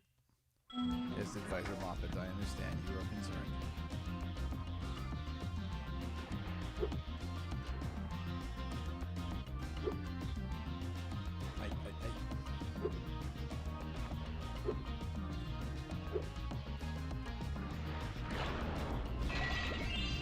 Watch it after the stream or you take a break. I will watch it as soon as I'm done this stream. Impressive.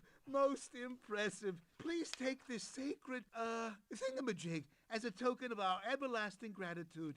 Ah, thank you. You got rain in the desert for the first time in forever, and it's so loud. What did I miss? I don't know. I don't know what you missed. Once again, we are, ladies and gents, we are raising funds for...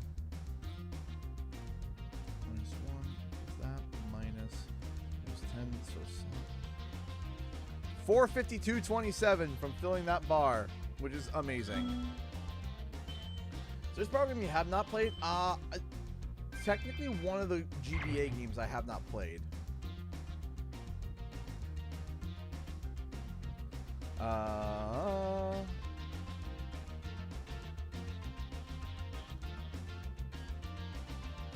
think it was Season of Flame I haven't played, because I played Season of Ice years ago. I'm trying to think, is there any Spyro game that I have? Let me look it up. Do I have a PS5? Yes, I'm playing on PS5, right? Yes, I do. Hold on. Blah. All Spyro games ever. Let me see. Okay. Spyro Night Trilogy, of course. Skylanders, yes. I haven't played Shadow Legacy. I haven't played Attack of the Rhinox. Or Season of Ice. And Ripto Quest? I think, wasn't that an educational game? Or... Oh. In the mobile phone version of Spyro Ripto Quest, I forgot about this game. Hey, we just got a donation from Goodrich, dude. Dude, Dave. Dave just donated $50. Are you kidding? Enjoy PAX, Dave. You didn't have to do that. Thank you, Dave. That is awesome. Thank you, Dave. Thank you. That brings us to 402.27. Thank you. Thank you, Dave. That's incredible. Again, I will read all the messages that you sent. I see a whole swath of them that you sent. I will be looking into them. As soon as I'm done here. Again, thank you, thank you, thank you. Thank you, Dave. You are awesome. Thank you. We are $402 away in 27 cents, and we got another 2 hours and 40 minutes, something like that. And we've raised so far, technically $1,197 because we got a super chat that came in. And we're sitting at almost 75%. That is incredible. Thank you. Do your stream, don't let me interrupt. Hey, I appreciate it, Dave. Thank you so much. Now you, on the other hand, move your butt. Move. Move thine butt to thine place. Get. Uh-oh. There we go.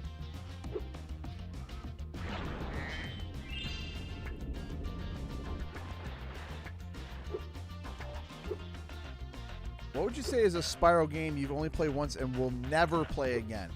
I don't want to say that. I don't want to say any of them because I don't want to say I'll never play them again.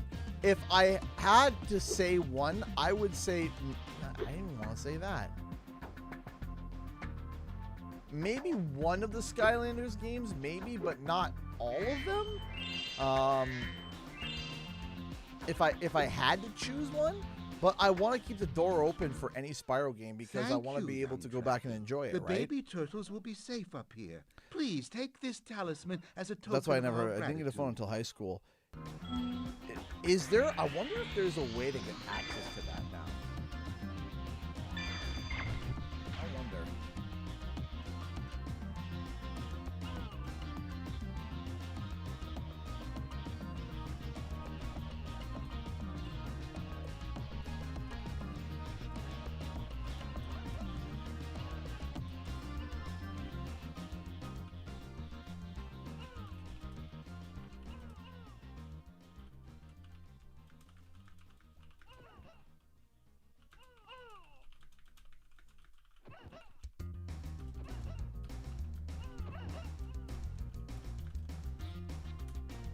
Yeah, I'm curious.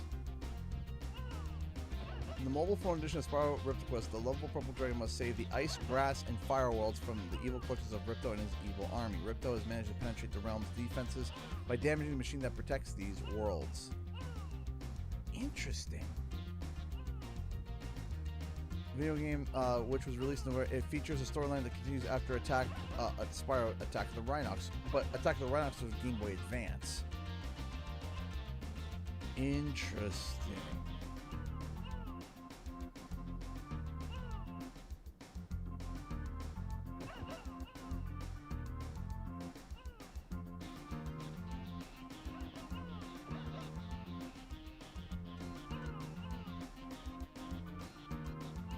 Interesting. I'd have to...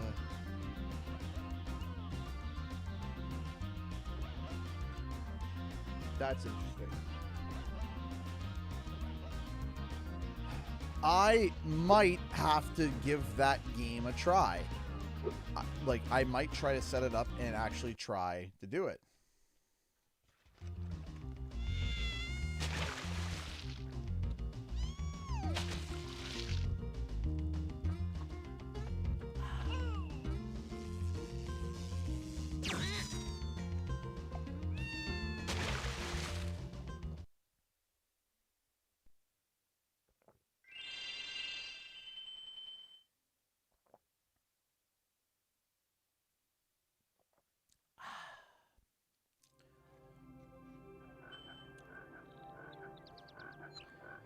You see, I've already played it once.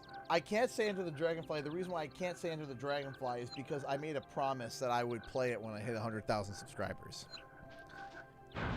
And I can't break that promise. I can't do it, Captain. I can't break the promise. Can't do it. So I need to, I need to...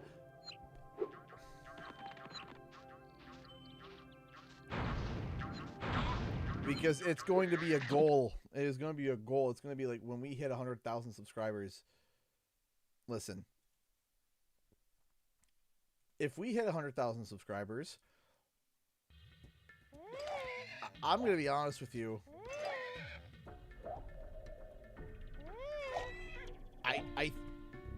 I think I would just explode. Just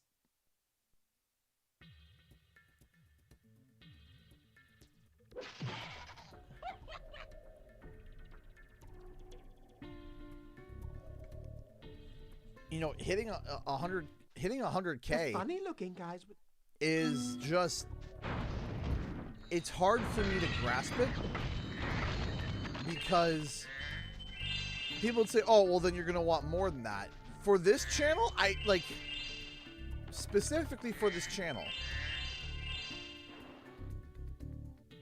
maybe I'm being silly. Maybe I'm being silly, but being one of the few... What are we sitting at right now? At this very moment, we are sitting at 86,615 subscribers. From the 19th to yesterday, we got a significant chunk of subscribers. We've been averaging about 10 to 12 subs a day.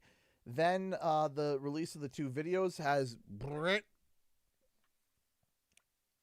So, I'll be honest with you.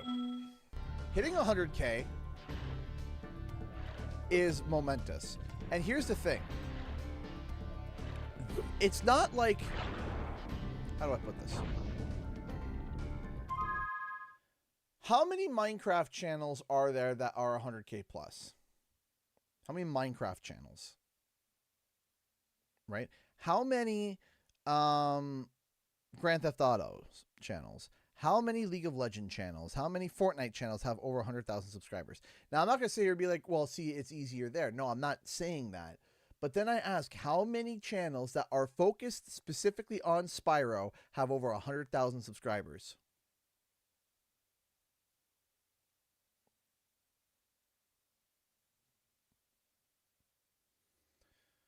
The only person I can think of is Crystal Blazer. Has got a lot. I think Crystal Blazer is... what is she at?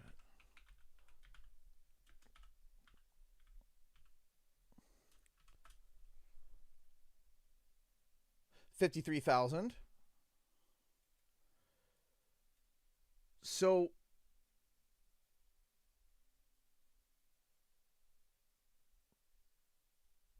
what other Spyro specific channel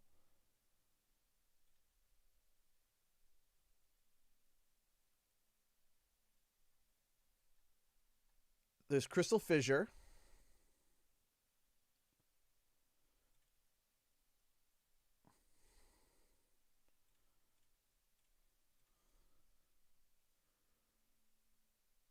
And I feel bad if I'm missing somebody. I'm going to feel terrible if I'm missing somebody. If I'm missing someone, I'm going to feel awful.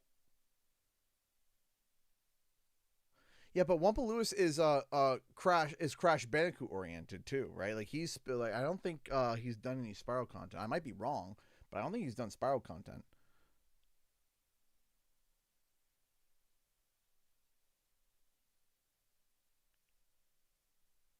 So it's me. Yeah, but Kadikarus is not like specifically only Spyro. And granted, I'm not only Spyro either, but Kadikarus does a lot of other stuff as well.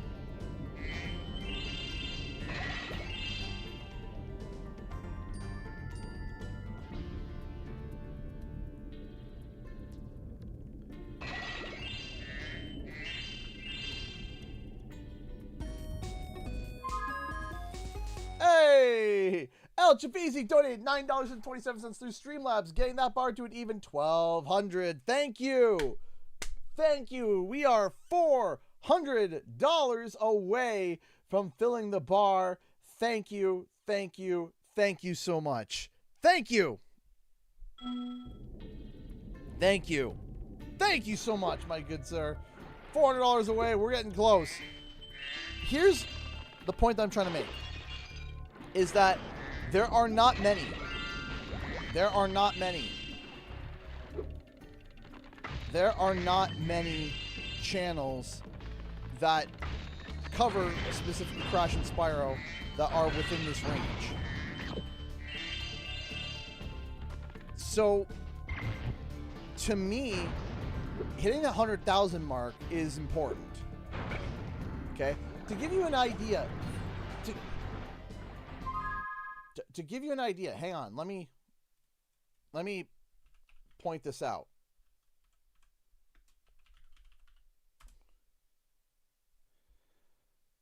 The Crash Bandicoot channel, the specific official Crash Bandicoot channel, has 144,000 subscribers.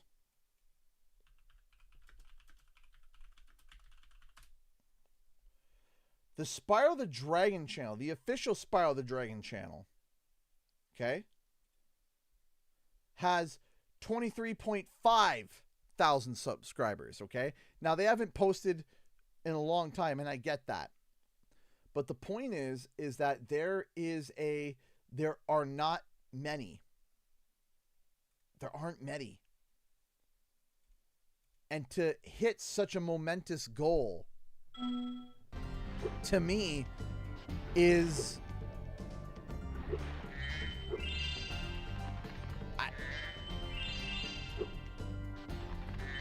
unfathomable.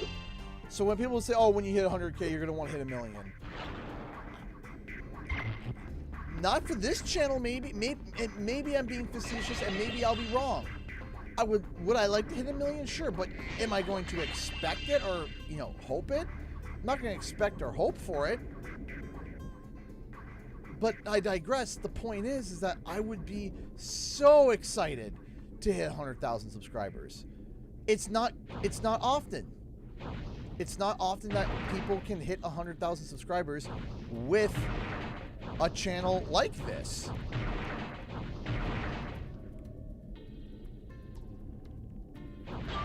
So yeah, hitting 100,000 subscribers would be very important to me.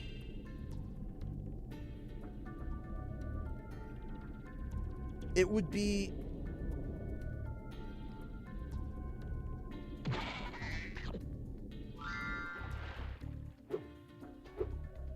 It would be something that would...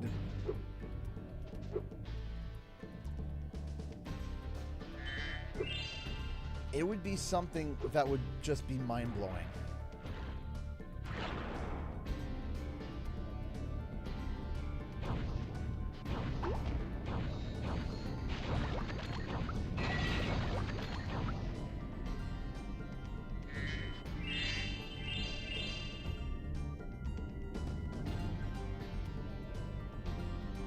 Yeah, no, I've been trying. I've been trying to do higher production stuff, right? It's like if you 100K, you're 1% the top, almost 1% top in your field, right? I think. I'm curious. How many subs do you need to be in the top 1% of YouTubers? To be the top 1% of YouTube creators, you generally need over 100,000 subscribers. Reaching 100K puts a channel in the top 0.7 to 0.8% of all creators, while 1,000 subscribers placing the top 10%. So yeah, you would...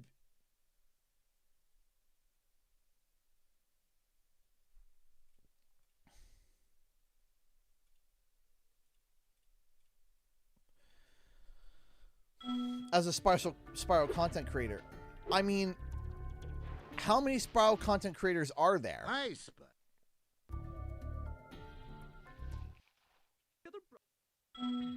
How many Spyro content creators are there?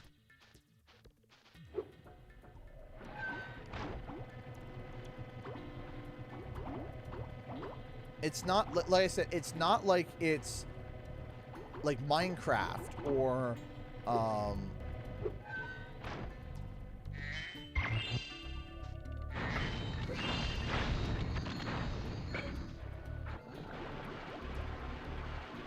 I think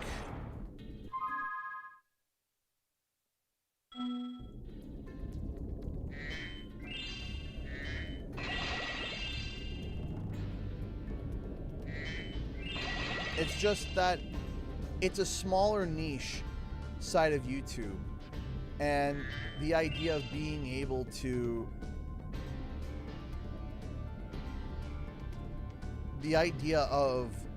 being that is something that is just such a large responsibility that I never thought that I would be able to achieve to like, get that far.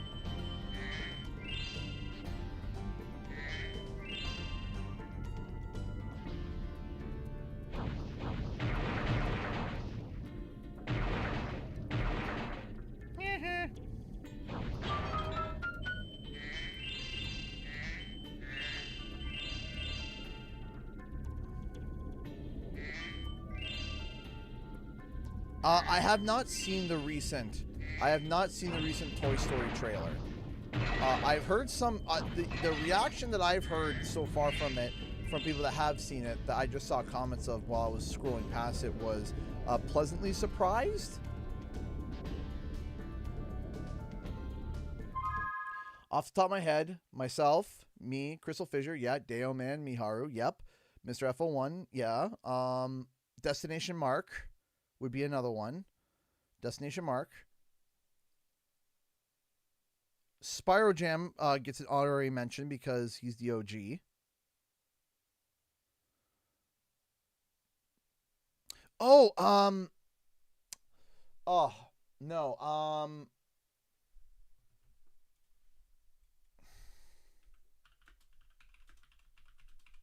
it's gonna bother me. Square Eye Jack.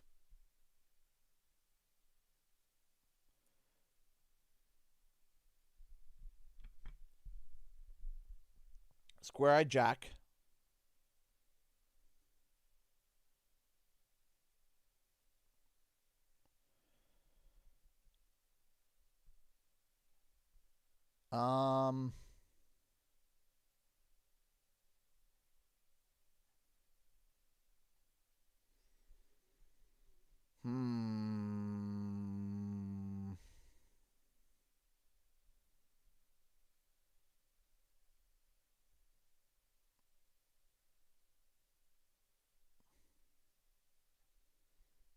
Teal Game Master, like Teal Game Master, for example, is it like Teal Game Master does like a lot of generalist stuff,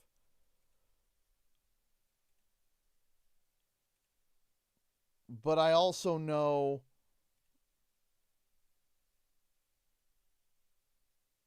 like they do a lot of stuff. But I also know that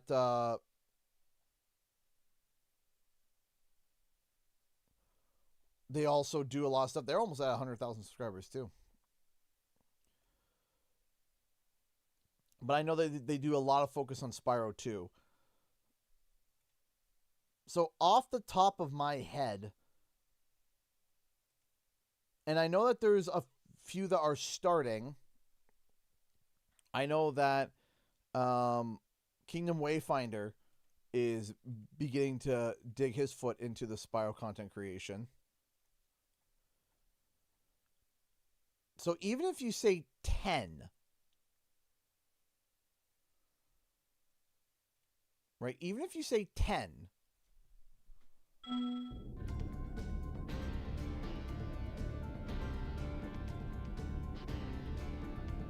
yeah, even if you say 10,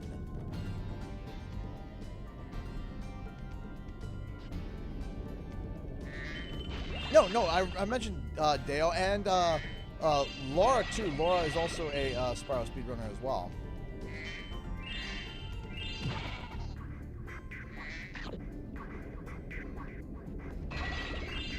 This isn't a I'm better than everybody else comment. No, it's the fact that it's not a big niche. It's not a big niche, and what's nice too is that if a content creator like me can reach 100,000 subscribers on YouTube for Spyro, what happens is that to grow from 100,000 to go from there, I was told by a number of people that when you hit 100,000, all of a sudden it's like, and you get manually verified, all of a sudden it's like boing, like there's this big bounce, because it's like getting from this point to this point is a big jump, right?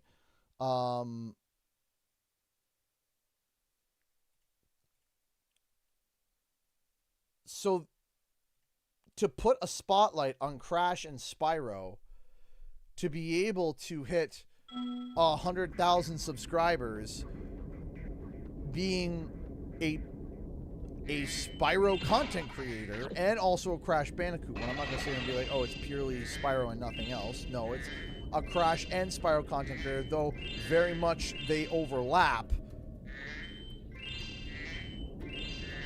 I don't know. I think it's pretty cool.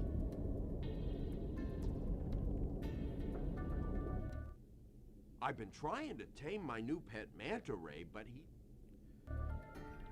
You bet. Let's do it.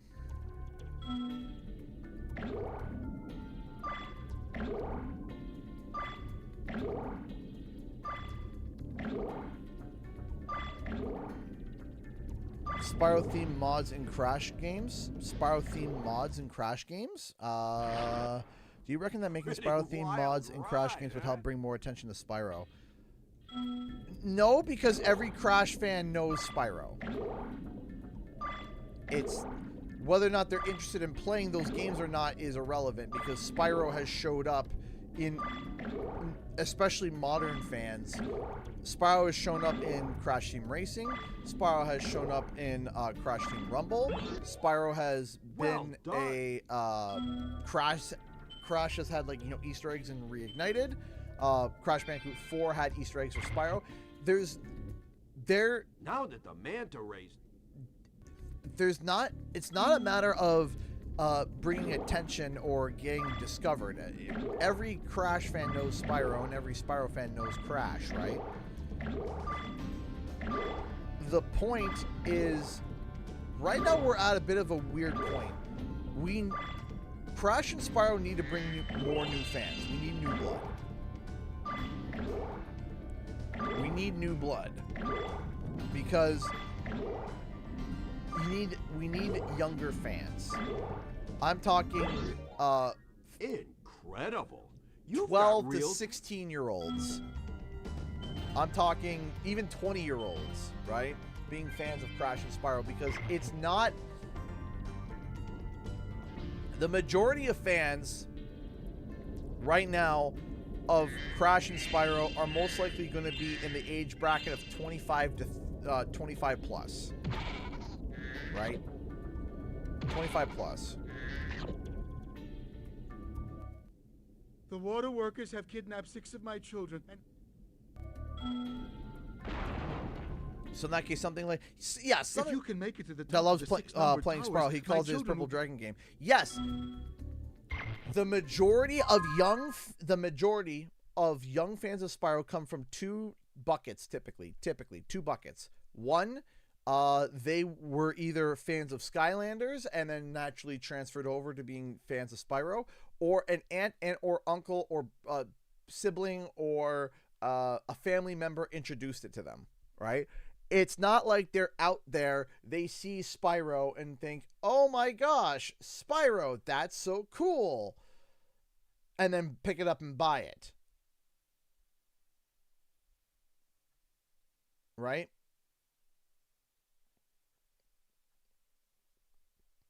The point is that there needs to be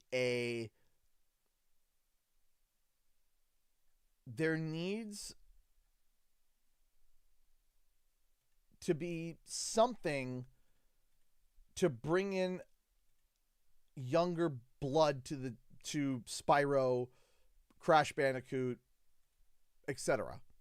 There needs to be something. I had a tab up. There we go.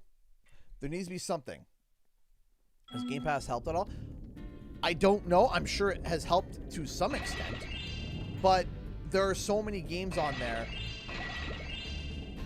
You kind of... So, for example, I am willing to be corrected on this. I thought I had heard that an emblem. Well, listen, it's been almost 12 hours. My brain is turning to mush, so I apologize if I sound like a goofy goober speaking out of turn. Having said that,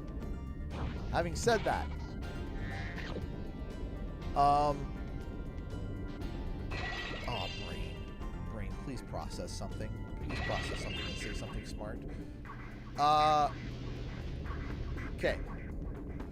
I had heard before that somebody say that one of the greatest things to happen for Fire Emblem was to be introduced to Smash Brothers. That when Fire Emblem was introduced in Smash Brothers, it increased the popularity of Fire Emblem significantly, because it was like a cross-pollination. People discovered it, and then people from especially North America started to invest time and interest into Fire Emblem. Now, that's what I remember being told. I don't know if that is factually correct. I haven't looked it up. I haven't sat there and fact-checked that statement. Okay? So I'm not going to sit here and back it like it's some racehorse. but it also passes the logic check. Sean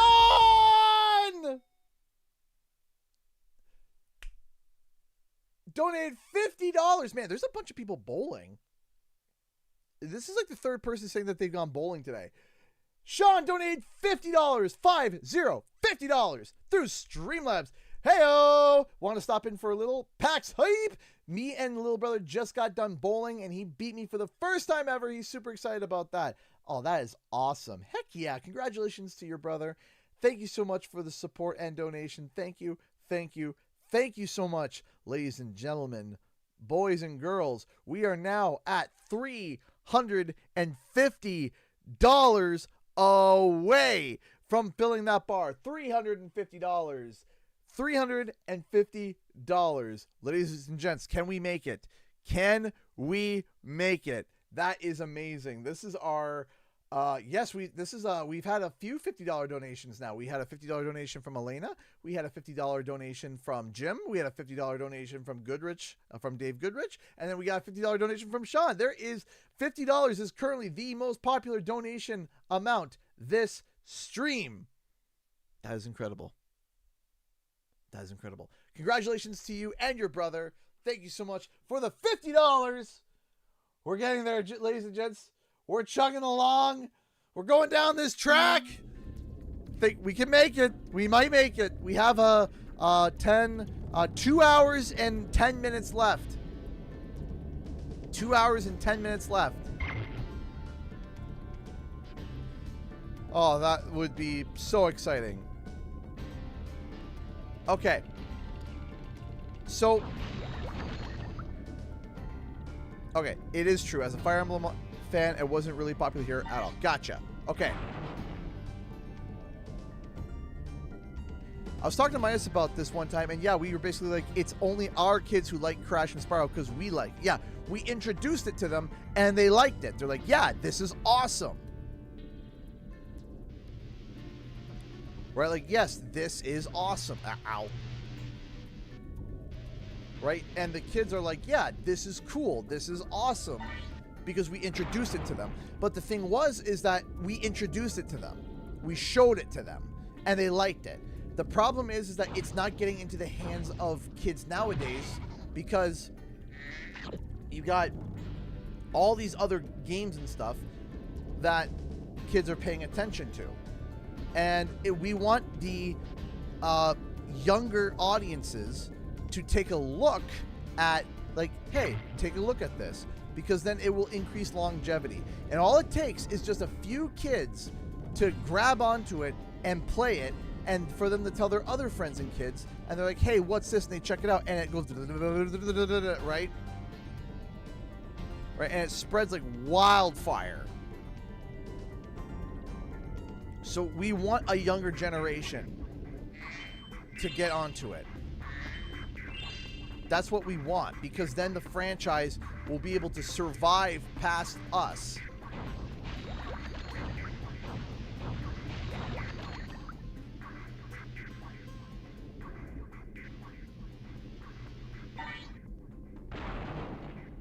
The franchise will be able to live past us.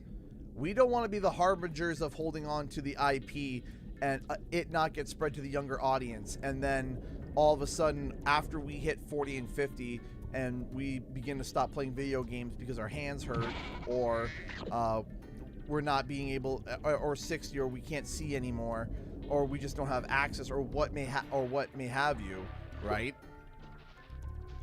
That the next generation just doesn't know.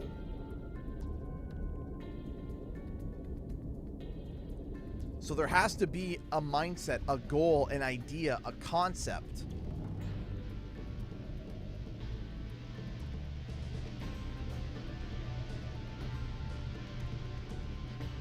Ow.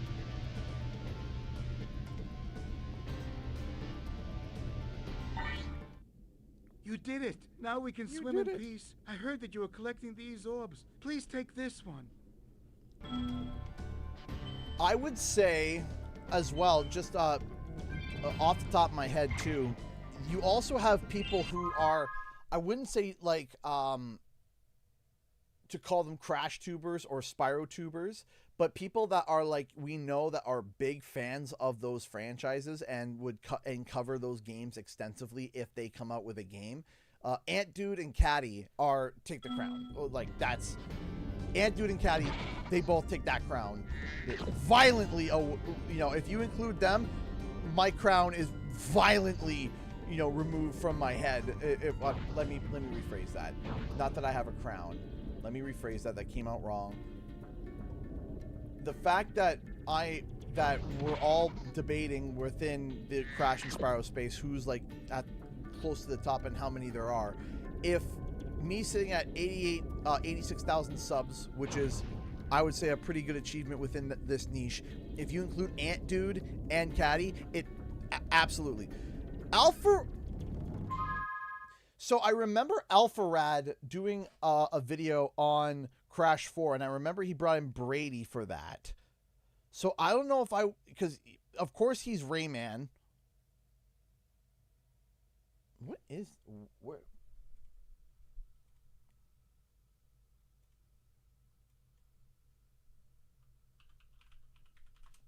I haven't heard much from Nitro Rad relatively lately, but I also haven't. All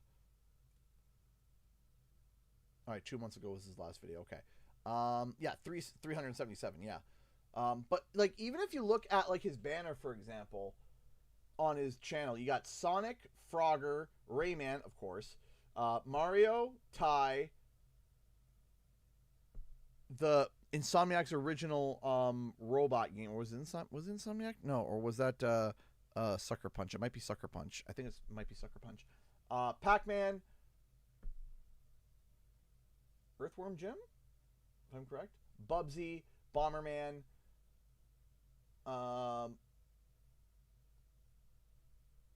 I think Croc would be in there. I don't think he does too much on Crash Bandicoot. Maybe I'm wrong. I might be speaking out of turn. Yeah, I just typed Crash on his channel. I think he has only covered Crash 4. Unless the YouTube search feature is terrible, which it might be.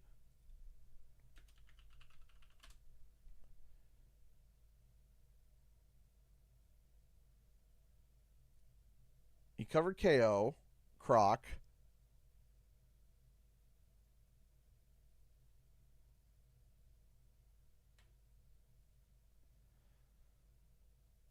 I'm trying to see. I don't think he talks too much on Crash.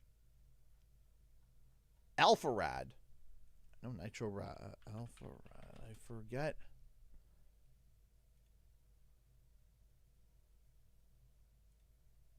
It looks like Alpharad's a Pokemon YouTuber.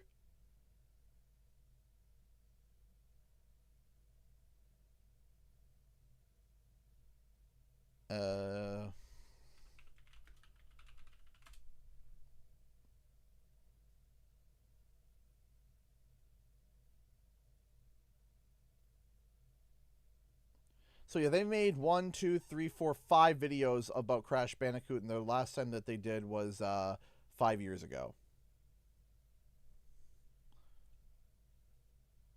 So I'm not sure about that. I'm not sure. Though they got almost 4 million subs, which is, hey, man, geez. Impressive. Very impressive.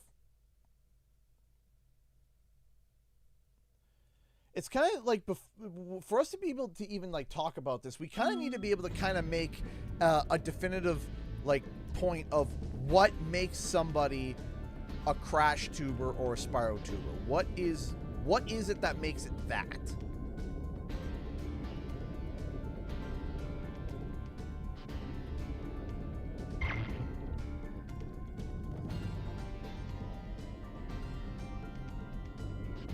What is it that makes them explicitly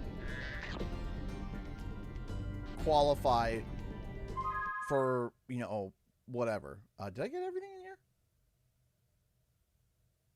Am I missing an orb, maybe? Did I get the I have not been paying attention. I'm going to be honest with you. My eyes have glazed over. We got... We saved the baby seahorses. We got the top. I think we're good. I think we can leave. I don't remember if we got the alert or not. The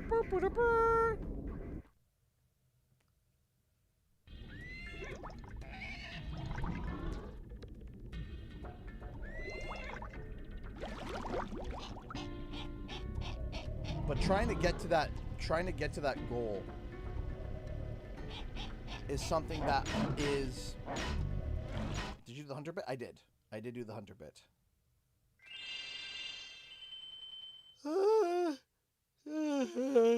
Hunter's challenge? Yes, I did. I did do that one. I got the 2. Well done, Spyro. Now that you have 6 talismans, this door will open. I'll say Caddius, but he also does a lot of games. Wumpa Lewis comes to mind as a Crash Tuber. Absolutely. No, Wumpa Lewis is 100% a Crash Tuber. That is without a doubt. Like, that is, he is, like Wumpa Lewis is, like, the de facto, like, specifically Crash Tuber. But because he you know, Wumpa Lewis also has his Polosaurus Rex, which is his regular channel. I thought that you might want to know how Ripto and his monsters arrived in Avalar. You see, But in terms of Wumpa Lewis, yes, the professor was working on some new super portal technology. There. That's the last orb in place. Now let's see. All we need are some coordinates. Yeah, how about 22475? That's my birthday.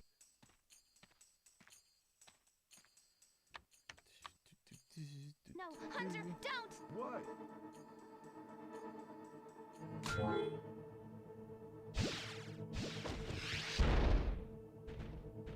Get off me! Get off me, you useless buffoon! Why can't either of you? Where are we? No dragons. Wonderful. Crush, go back and pack my bags. We're moving in. Say hello to your new king. Professor, shut it down! Hurry! Oh my, oh my! I can't see the switch. I think I've broken my glasses. Crush, go through the portal, you idiot! To all your friends to take the orbs and scatter them throughout Avalar, quickly! No! No! Go! Crush, get the orbs now! No! You despicable little creature! I'll kill you! This is This is bad bad news for news. Avalar. Hunter, why didn't you chase him? Yeah, I would have gone after him. But didn't he say something about not liking dragons? Professor, could we catch a dragon to help us? Yes, I think so. We'll need a world that has an alignment much better suited to intercepting one of these creatures. How about Glimmer? Good idea. We better go right now.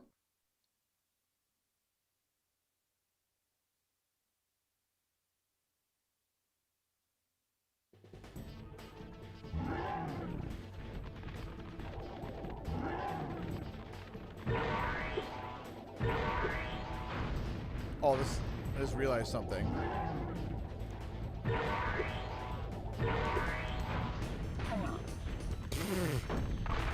It's gonna be interesting. From smelling the air. Hey, I made that theory. Listen, I'm drinking the same Kool-Aid as you. Spyro's never recognized Ripto before. And as far as we're aware, Ripto's never encountered Spyro before. How do you know that what dragons were?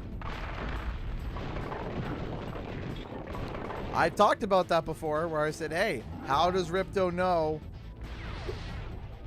about dragons when he's not from the dragon realms?"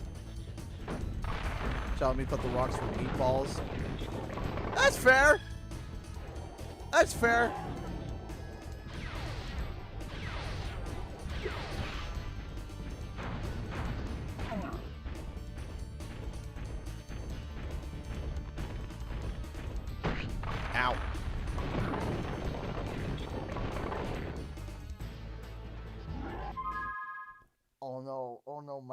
Oh no. I know what this is. My eyes are starting to burn. My eyes are doing the Bernie burns because I've been streaming for too long. Oh no! My eyes are doing the I quit. We got 2 hours left. We've clocked it. 10 hours is when your eyes start saying, hey brother, I don't like this anymore.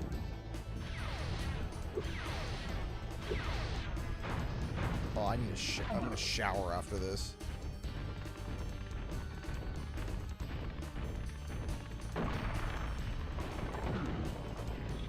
Sitting in this chair for 12 hours. Ew.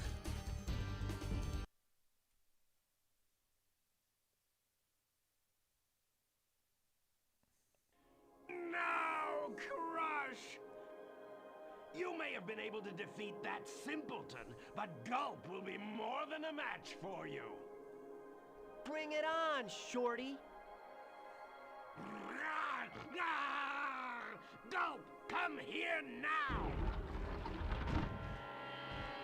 Destroy him, and make sure it's painful. What? The roof? Gulp, get me out of here! So long, dragon. What a wuss.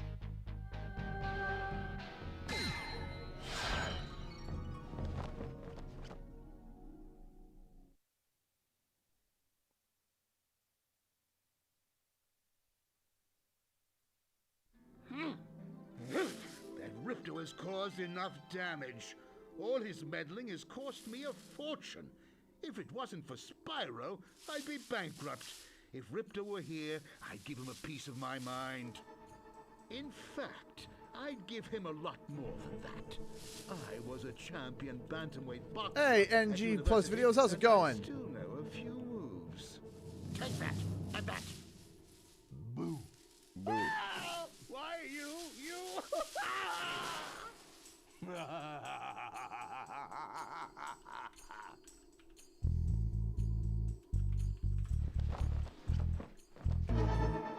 How's it going?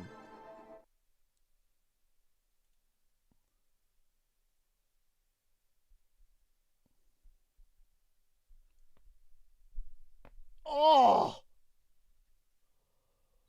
Oh, my neck!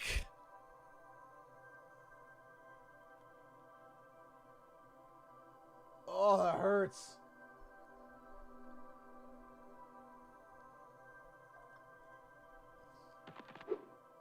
Was that your shot? No, that was my neck. That was my neck.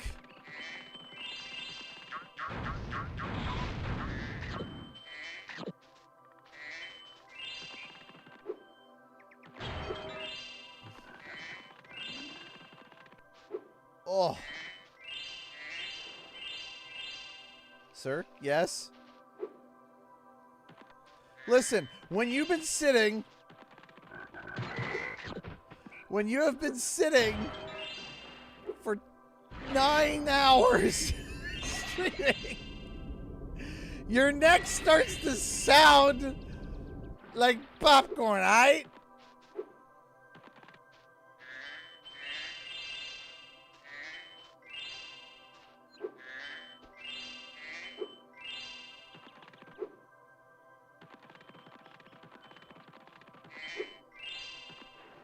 That's a my soul left my body type of crack. I love that for you. Oh man. Snap, crackle, pop. Wait till you hear my back after this, which I'm not going to do because I lie down in bed and stretch one way and stretch the other and pop, pop, pop, pop, pop, pop, pop, pop.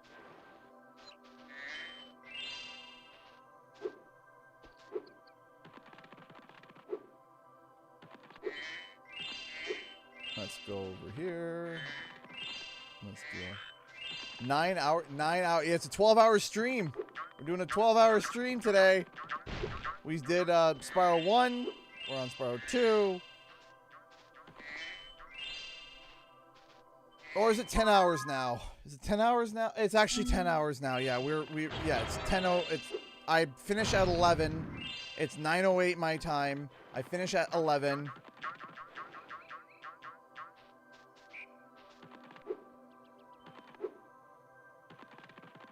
So 10 hours. We're on 10 hours now.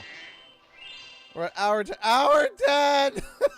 Someone kill me. Oh, well, all right. I bet a rich dragon like you wouldn't mind cashing in a few gems to learn how to climb. I'd be willing to. Yes. Listen, I've been at this I'm on hour 10. I don't have the patience to listen to Moneybags give a prose about how to climb up and down a bloody ladder.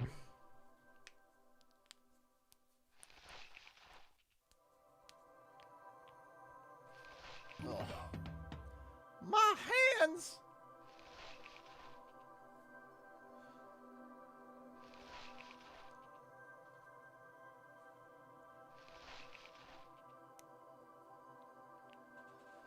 Okay.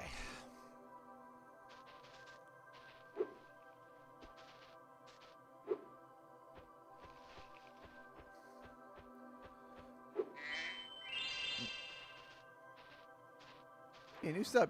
Yeah.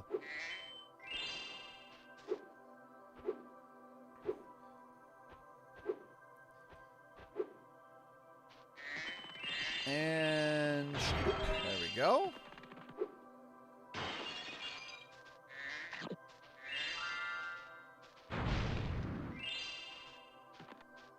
Oh, my. I can feel, I can feel the stiffness setting in my spine. I'm like, I know if I twist and turn the right way, it's gonna pop like popcorn. Oh, Spyro, hello. I was about to say, I got 8 orbs. What are you talking about, Professor? Brother, please. Get your glasses on. And go to you. I can let you into the little castle over there. Yes.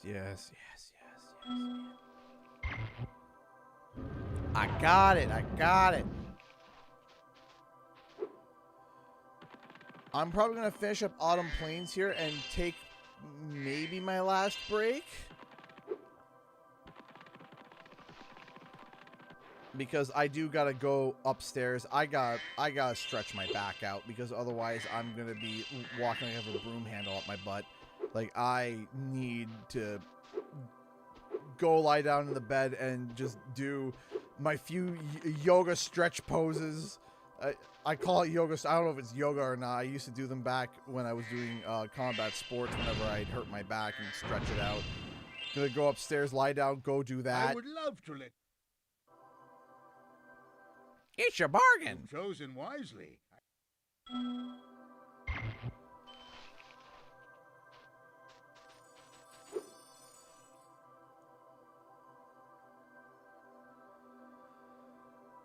We are.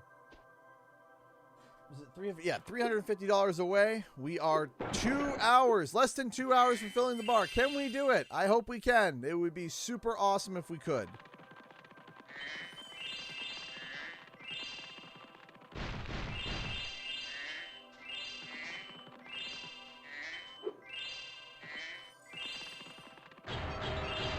Go.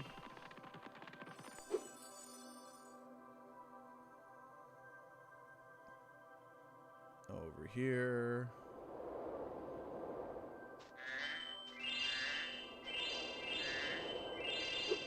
There we go. And away we go.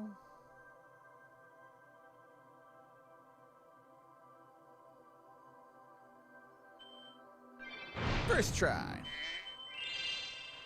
There we go. Just don't break your back. I'll try not to.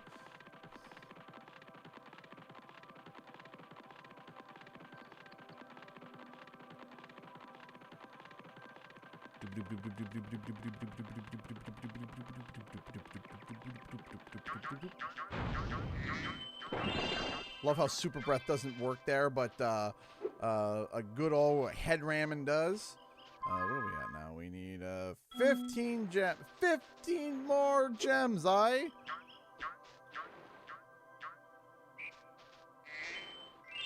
Nab that. Nab that. Where are we going? Head over here. La-da-dee, la-da-doo, la-da-dum. Well done, Spyro. Well done, Spyro. Up, up, up, and away.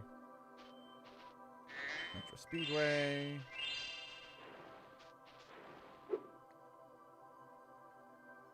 Which way is this? Over there? Yeah, he's over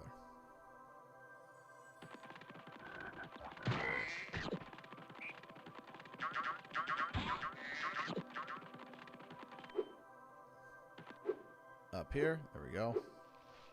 Favorite boss in the franchise. The Ripto boss fight is pretty good. Like, I feel like the Ripto boss fight is probably the best boss fight. It's just, it's a good deal of challenging, length, survivability, phases. I like it. I like the Ripto boss fight. I think Ripto, yeah, better than the Sorceress. I mean, can we even consider Nasty Nork a boss fight? Like, can we?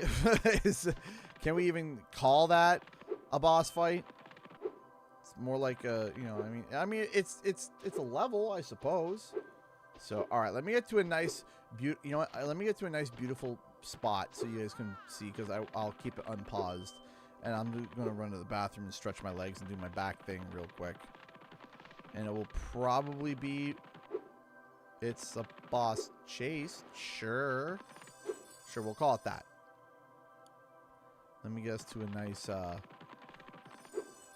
a nice bleed out spot, as the meme goes.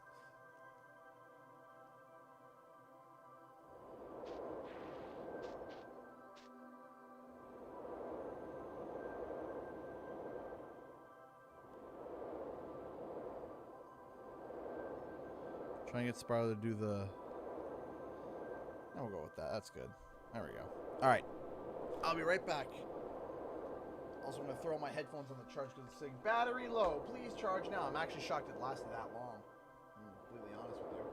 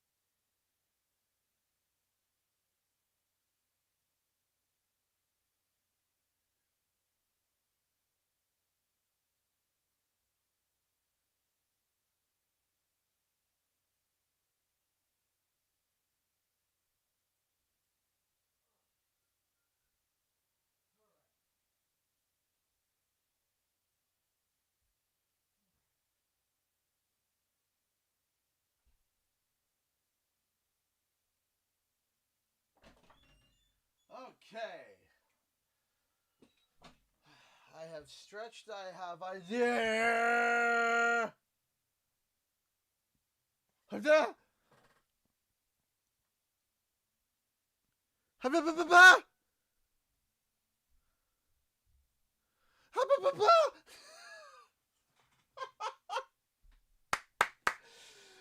Yes! Yes! Yes! Yes!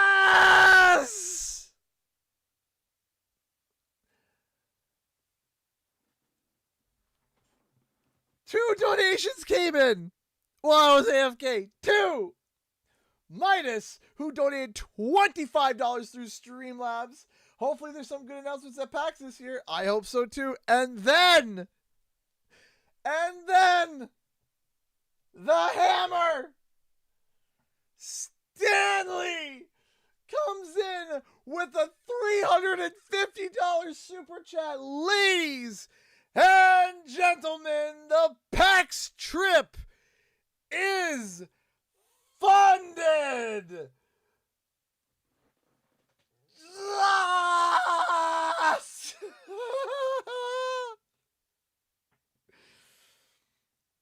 The trip has been funded. Stanley, a special shout out to Stanley. Thank you. A shout out to everybody, to everyone tonight. Thank you. Thank you. Thank you. Oh my goodness gravy. Me oh my. We bloody did it.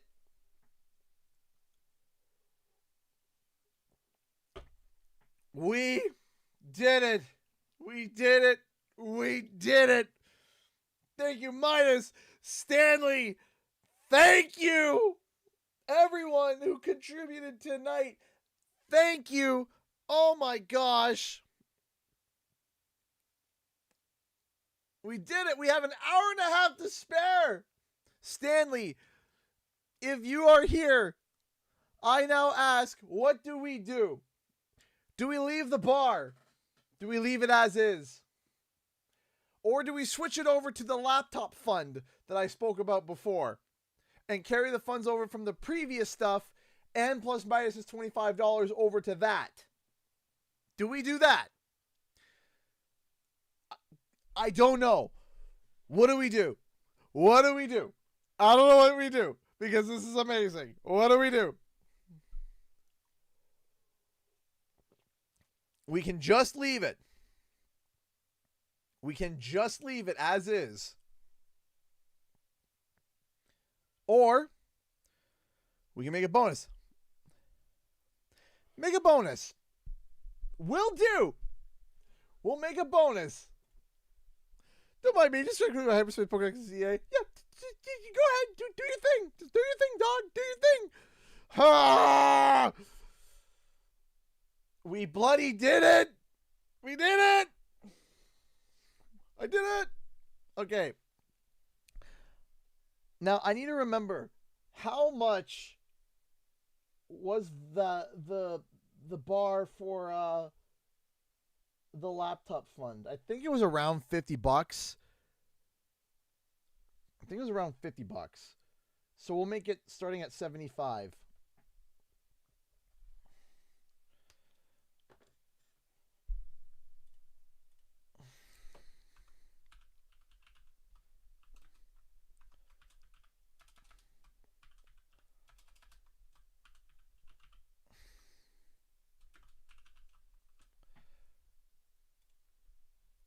All right, that is amazing. Ah!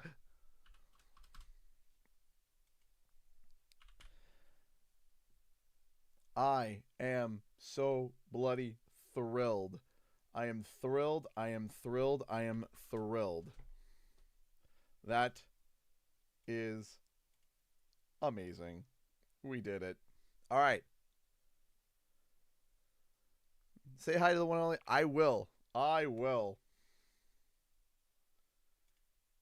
Fine. You want to be silly? There. There. Okay. So we got a bonus now. We have a bonus up now. Whew. That is incredible. Thank you. Thank you. Thank you. Thank you.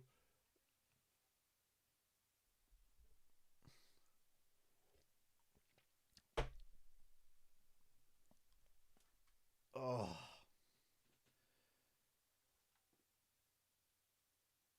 Where's the audio?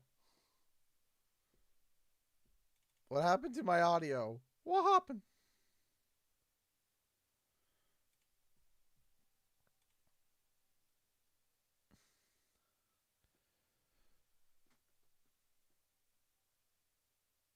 You guys can't hear that either.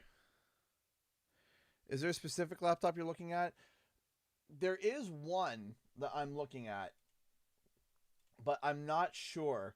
But the one that I'm looking at is... do I have it up here? I thought I had it up.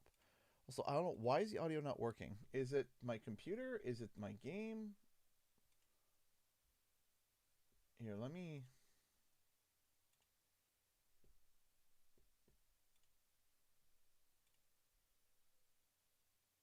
Yes, of course there is an element of truth to that. But the difference is... Okay, so that's coming through. Okay, let me save my game. I'm wondering if maybe the emulator is going crazy. Hold on. So we save that. Let me save state real quick. And we'll do a reset. Let's see.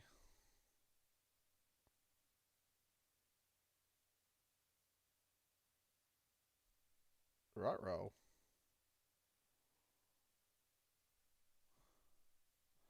I can't hear it, Captain.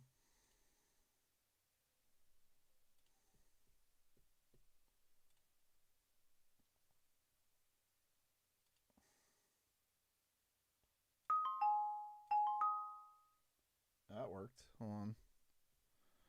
Alright, let me just shut down the emulator for a second. Or maybe I need to do a... Again, my backgrounds keep changing and it's driving me mental. Audio. There we go. Got it.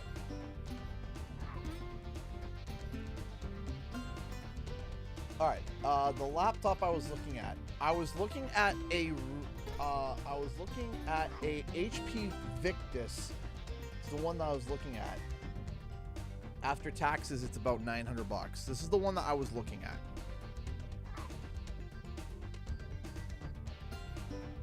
This is the one that I'm looking at the moment, but not sure.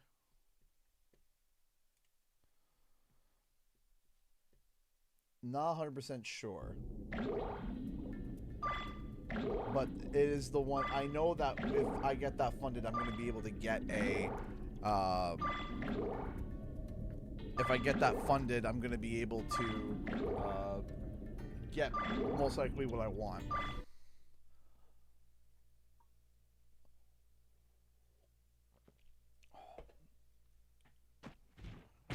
Unfortunately, with RAM going crazy, the prices of things have gone through the roof.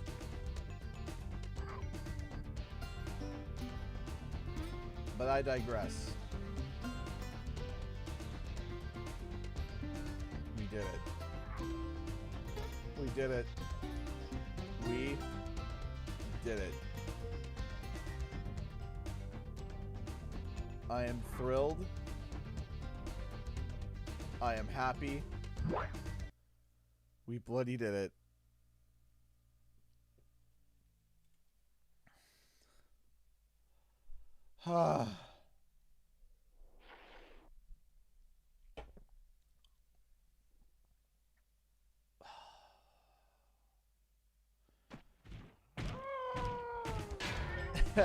I now get to pick my seat on the plane.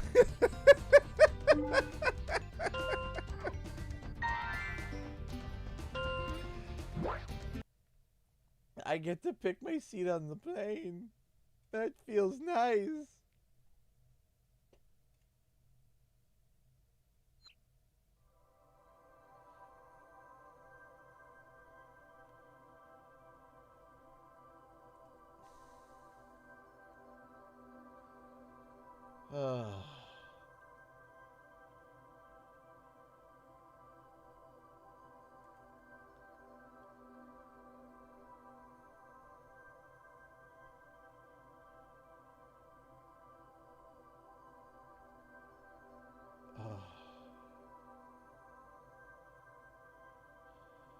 Just give me a second.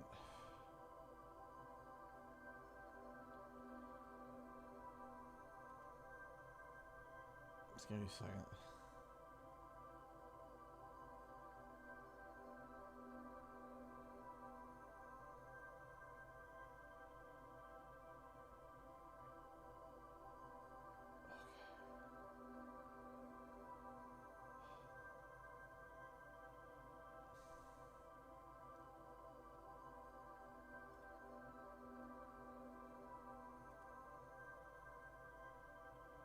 All right.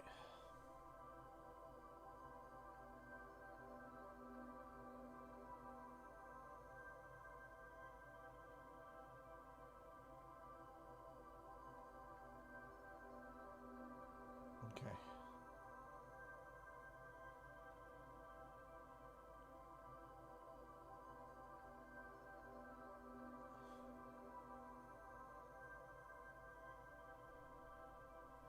Let's do it. I was wondering why I heard yelling. Woohoo! Yes! The reason you heard yelling is because we're funded.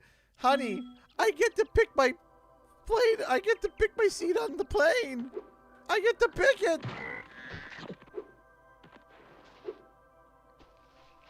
I get to pick my seat on the plane. I don't have to.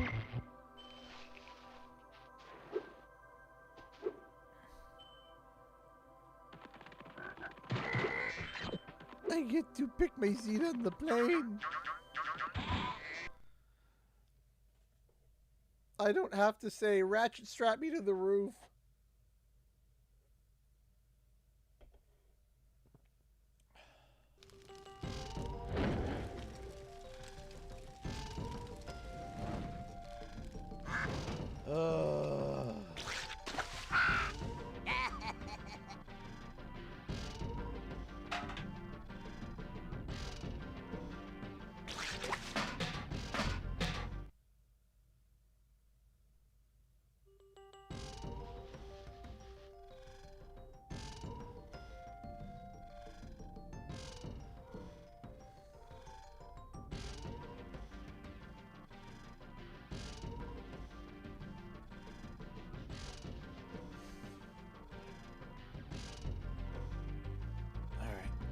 Here we go.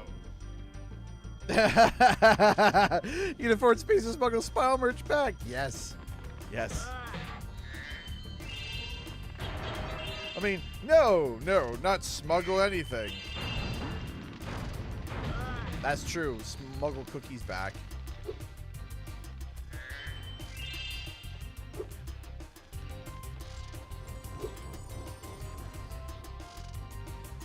Okay.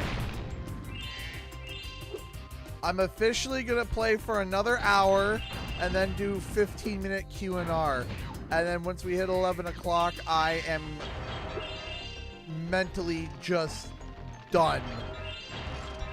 Mentally cooked. Mentally finitoed.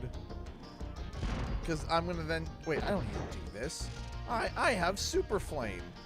You can perish to me. I don't need no cannons. I am the cannon!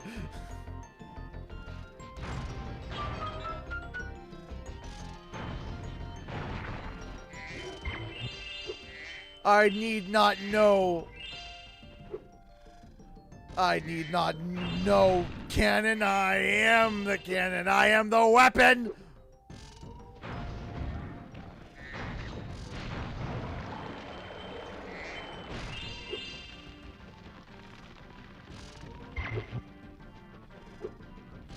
I am what keeps Oppenheimer up at night. I am death itself. I am the cannon!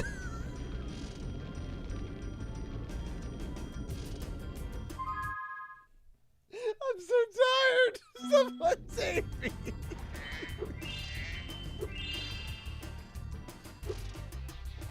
See, where is your ammunition? I am the ammunition sergeant. I am the artillery.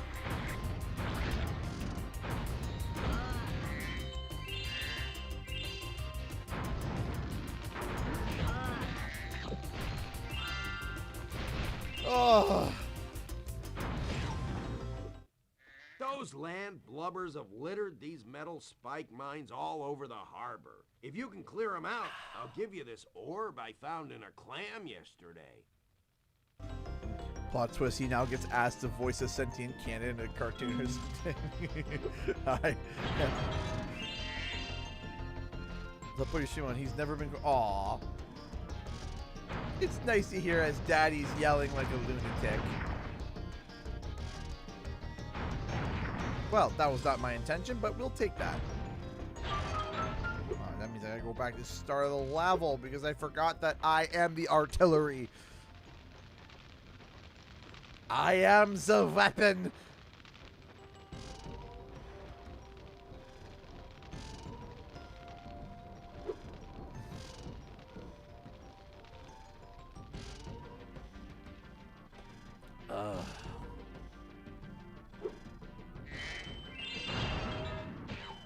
Yeah, oddly, all the kids are perfectly okay with my streaming. They like my streams, my streams, you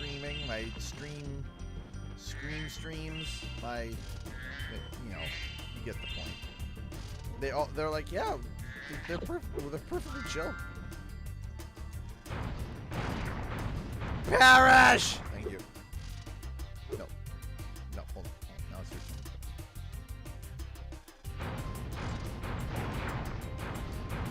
There we go. Thanks, Spyro. Lulled by the Here's sounds that of orb I CG's promised. rants. Yes, they're my children.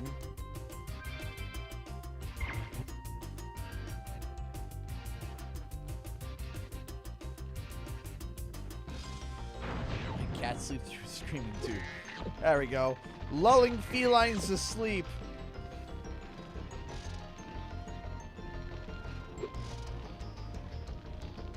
Where's the cannon? I am the cannon.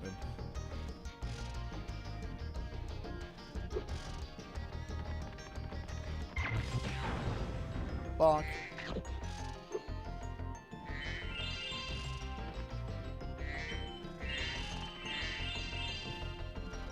Wait, you say that your cat sleeps through my ranting or your ranting? Or both of our rantings? Oh, I am comforted by the screaming of a wild Canadian.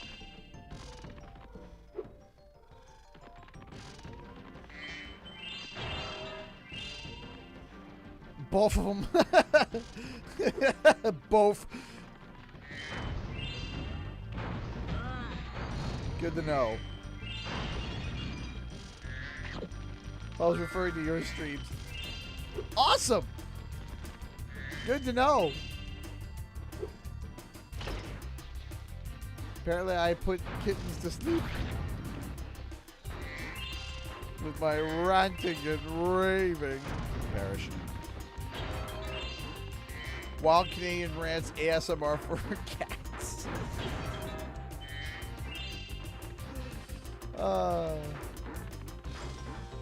You came in here ranting and raving. Get over here!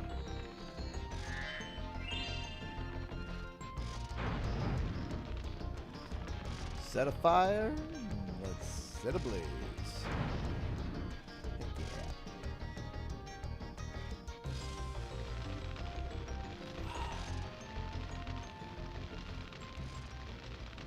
Okay.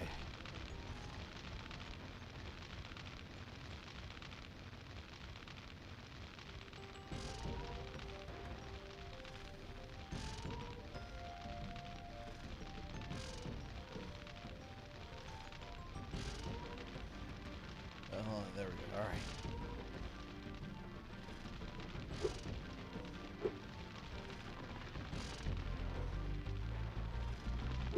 Yeah, I hope that there's some awesome announcements this year at PAX. I really, really, really do.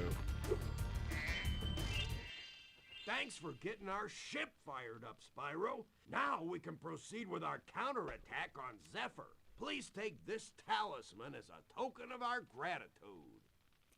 Take as a token of our gratitude.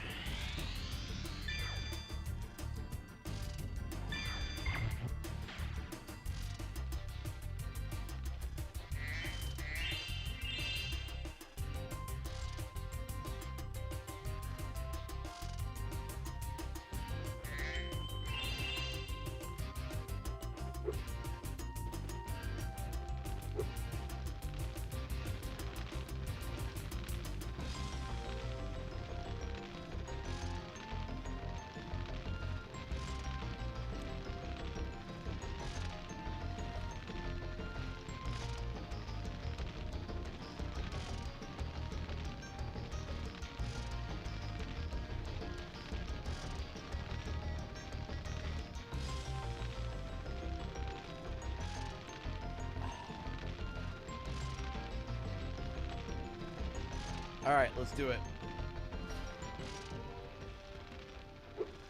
Let's go do the trolley. Bane my existence. Oh, excuse me. That's for kicks and giggles.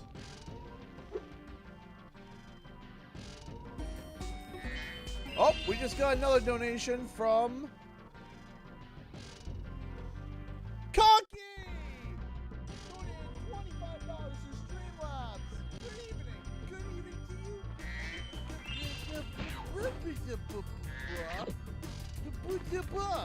Good evening to you too, my good sir. There we go. That is of the English language. I went quiet. Am I good now? Am I back? You went really quiet all of a sudden. Why? Why am I getting... Oh, why? I'm looking at it now. I'm literally screaming, and my microphone's barely picking it up. Hello? One sec. I love my settings.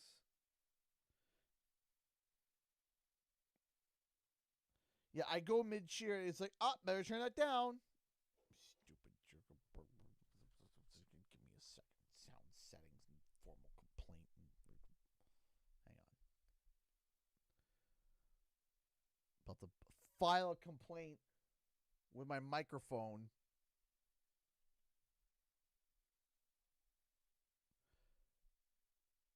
Again, though, thank you, Conky, for the $25 Streamlabs donation. Thank you. You're just too powerful. Yeah, why did it do that? Why did it do that? Why? Why did you do that? Hold on.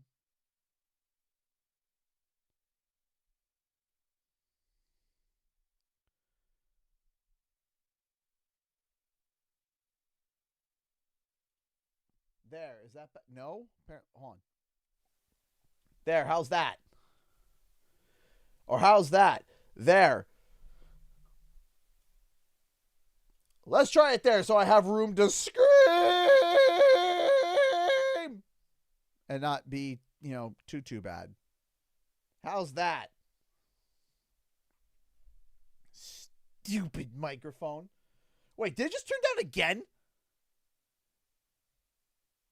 I just thought I saw it jump down.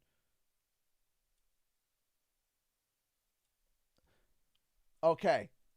I'm keeping my eye on my audio because I feel like it keeps adjusting as I'm talking. Stop.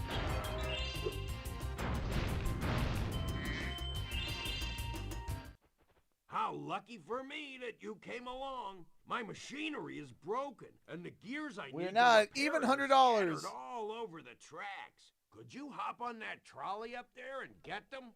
Sure. We gotta do one trouble with the trolley, eh? We gotta do one. We gotta do one on purpose to get the bad juju out and to hear them. We gotta do it. We gotta do once. Hold on. I'm throwing this.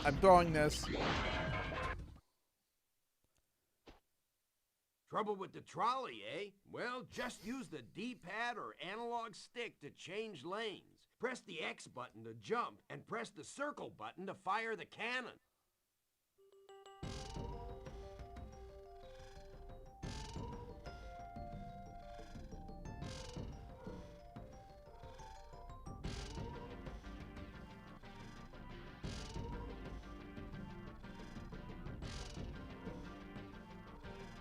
All right.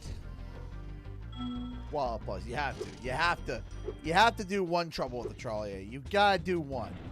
You can't not. All right. Let me walk in.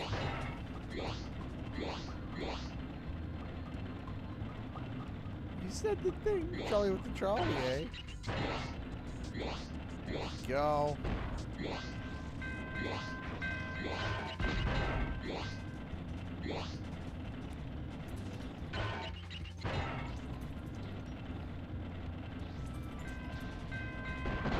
There we go.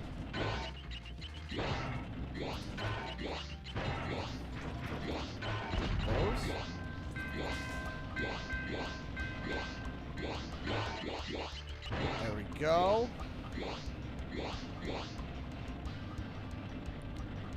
This way. Over the ramp we go.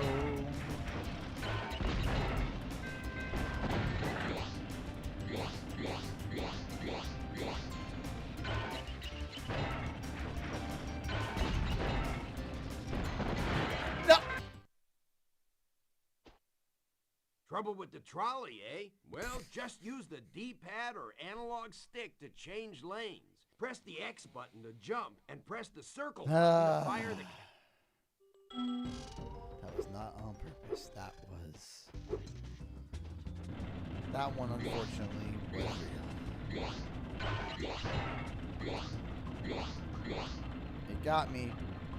It got me. It's what happens. It's what happens when you've been streaming for too long. Your brain turns to mush eye.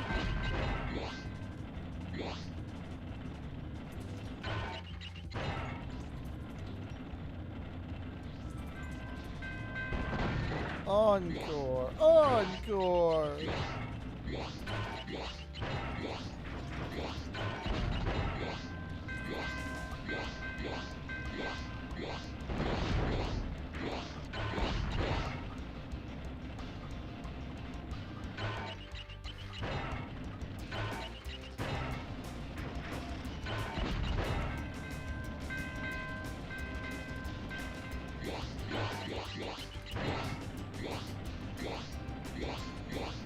Go. Again. We can do it. We can do it.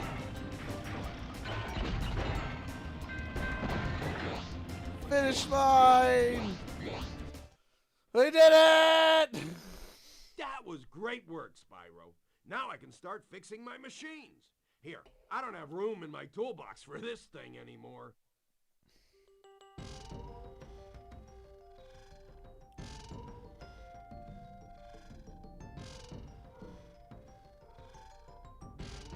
Oh.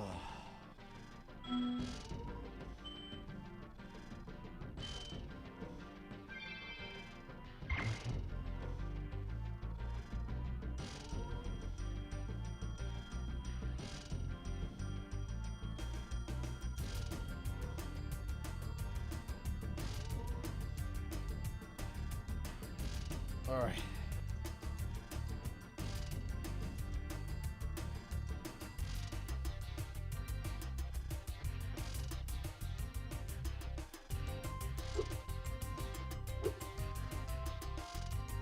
All right. We did it. Okay.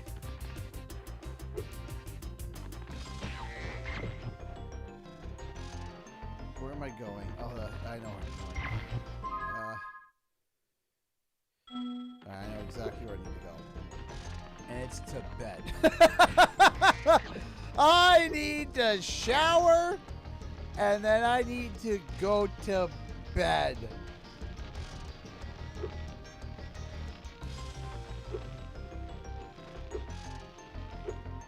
It's going to be Q and R, shower, bed.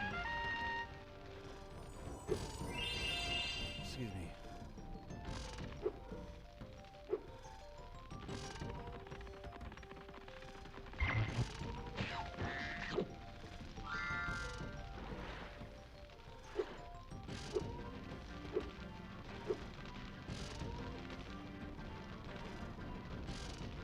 Hour 11. Give it up for hour 11.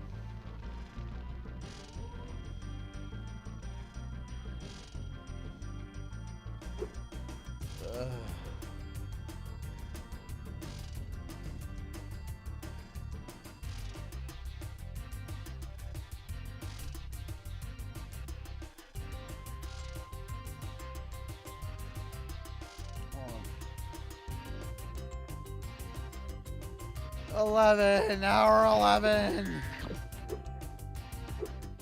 Woo!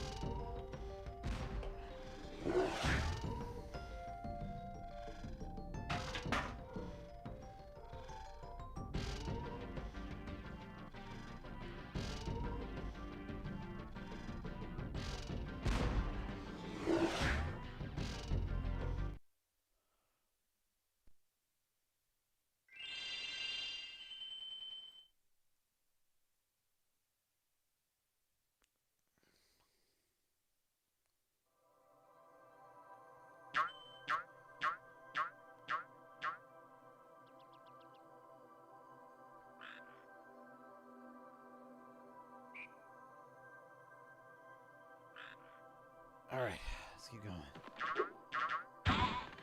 1 hour left. Let's go Skelos Badlands.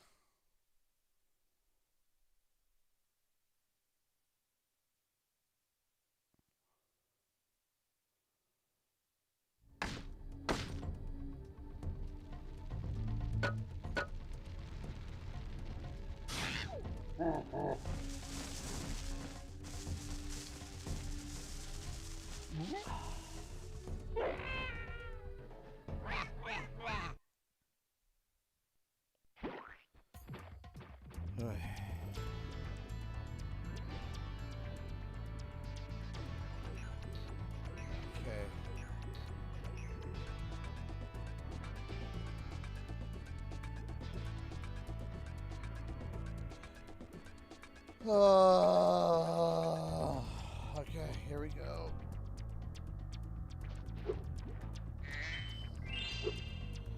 Oh, my back and my butt is just aching.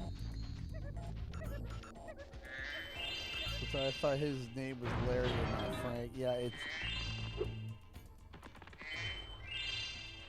current delirium, but they sent me to the mall in this wild midnight pre-patch and I'm losing it. No!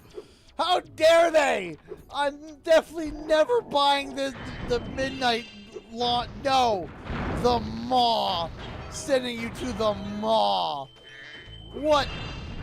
No! That is inhuman. How dare Blizzard? That should be a capital offense to send anybody to the mall for any reason whatsoever other than torture! Without getting singed. The mall.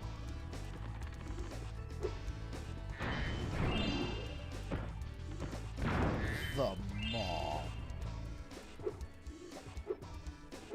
How dare they? How dare they? How dare they even acknowledge that that expansion happened? Dragonflight was purely made as we're sorry for making... we are sorry for Shadowlands. Please forgive us and all the lore changes we made and all the stupid, poor decisions we made in this expansion. We're sorry for the Burger King crown. We're sorry for Bluther. We're sorry for turning Arthas into a pathetic wisp.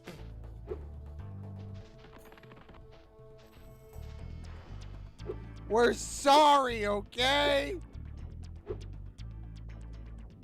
Every time you go to the mall, should come with an apology letter. Can't you get rid of them before they eat my little buddies? I'll lower the bridge for you so you can get over there. Hey, Drad, how's it going?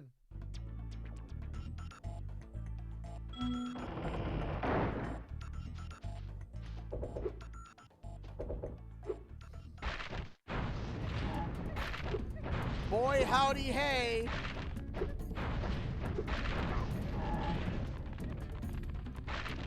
Warlords of Draenor. Well. Oh. Snipe him. Snipe him. Got him. Well done, I think your mic went quiet again. Are you shiny, serious? It thing did. you found to Why aid is it auto-dubbing me? Hold on.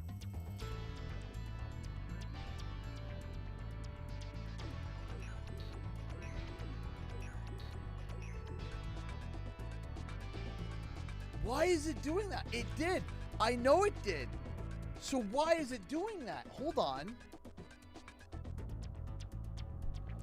Hold on. I have been having audio issues forever. Uh-oh.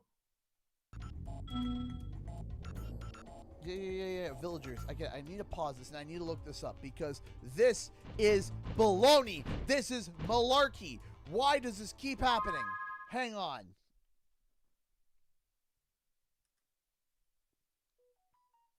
This is baloney, malarkey, and cheese. This is not nice. Hold on. Windows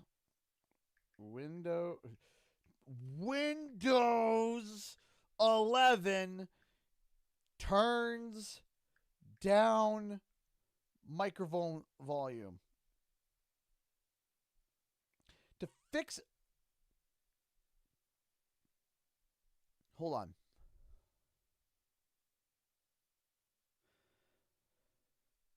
To fix Windows 11 automatically turning down your microphone mode, disable exclusive mode in sound settings. What? What?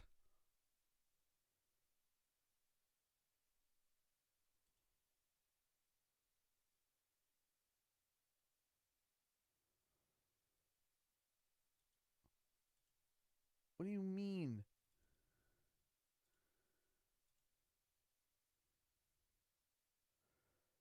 What do you mean?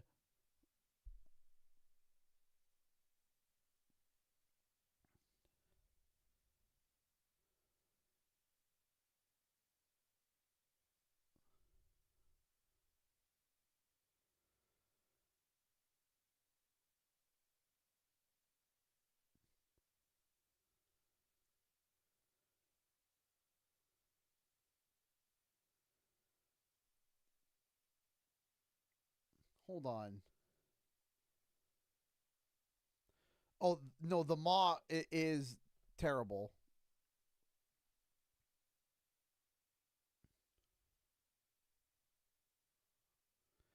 It's basically hell.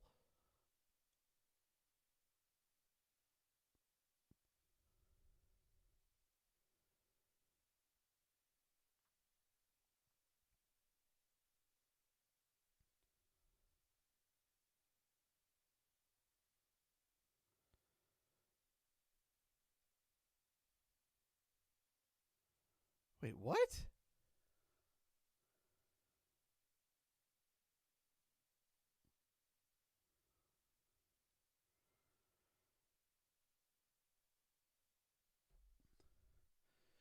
This is the dumbest thing ever.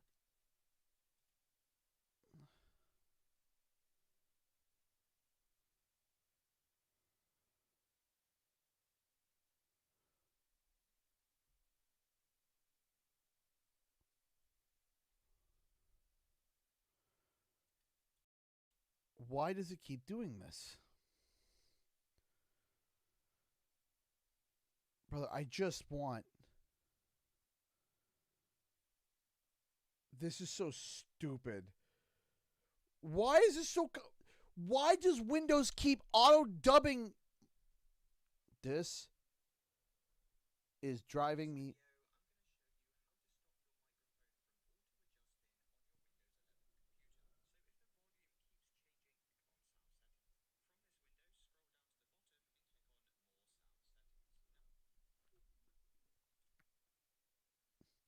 This has to be one of the dumbest things I've ever seen.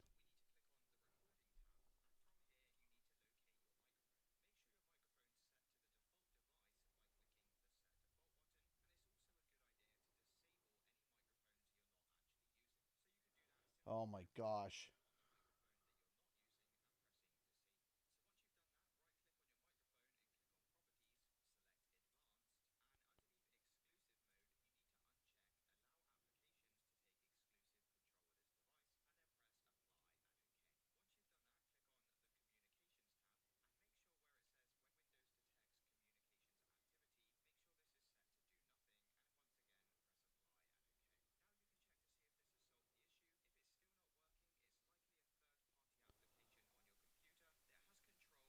Okay.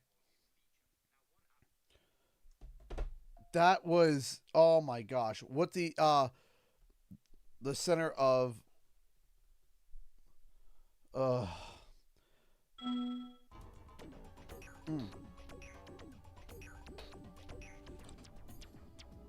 Okay.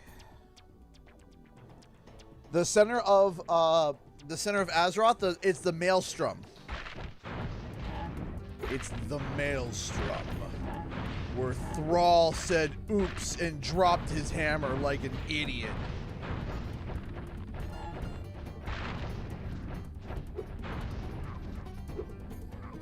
Because apparently Thrall ate had too much popcorn that day and decided to slip the hammer into the maelstrom because for some reason the writers of Blizzard felt that to make them stupid.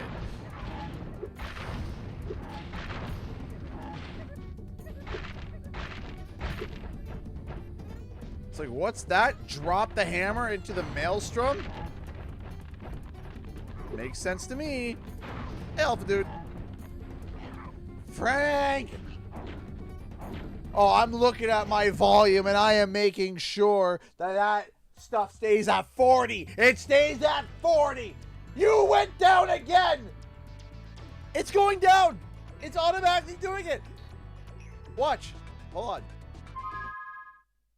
Watch this. Watch. Okay. I have my volume here. Okay. Watch this. You guys see it? 27. Let me do a test. Watch. 27. 27. 27. See the difference? Okay. So when I turn this up and down,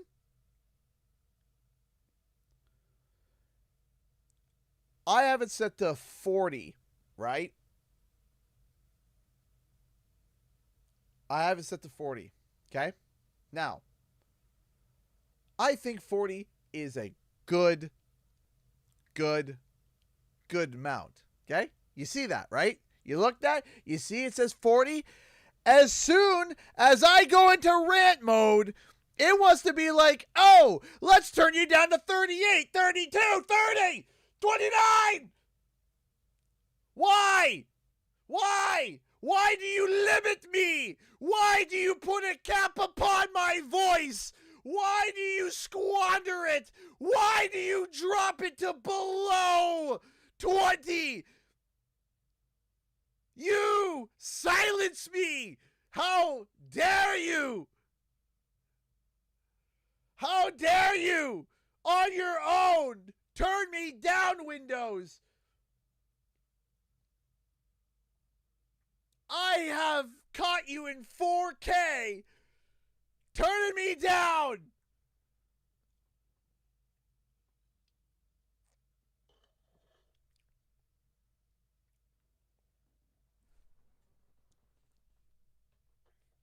You cannot silence me! How rude! How obtuse! How despicable! Alright, let me try something.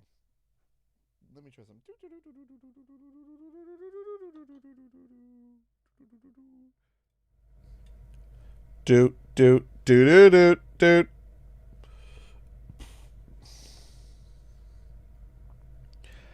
Doot.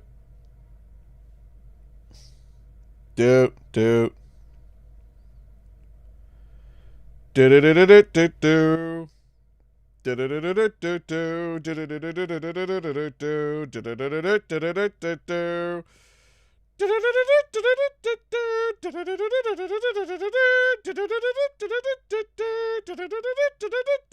You can see it going down.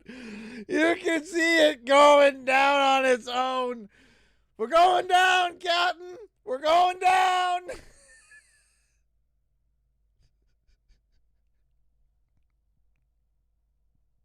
I'm so tired. I'm so tired. It's not fair. It's not fair. I am being silenced by my computer. Sad bazooka noises. Why? Why? Why dost thou loathe me, computer? Dost thou not be lulled by the screaming sounds of my voice? How rude. How shrewd. I'm so tired. Somebody send help. I'm hurting.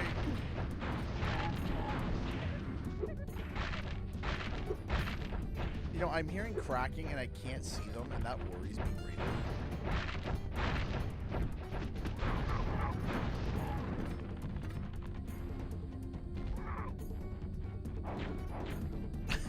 Cause Sad bazooka.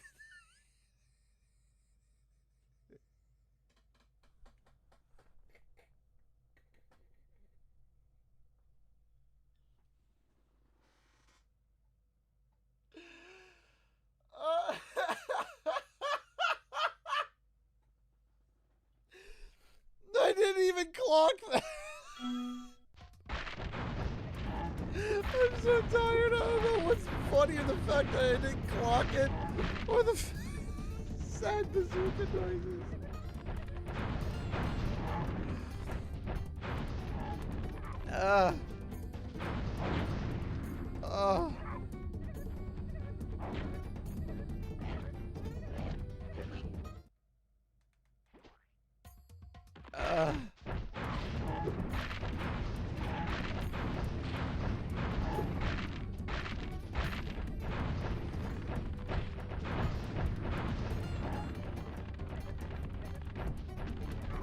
I'm trying.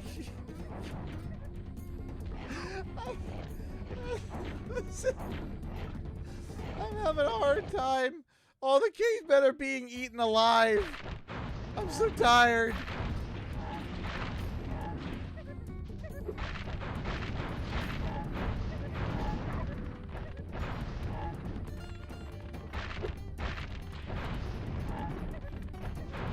There we go. Okay, got it that Thank time. you for helping us again, Spyro. You deserve another shiny thing. I was going to use it as a nightlight.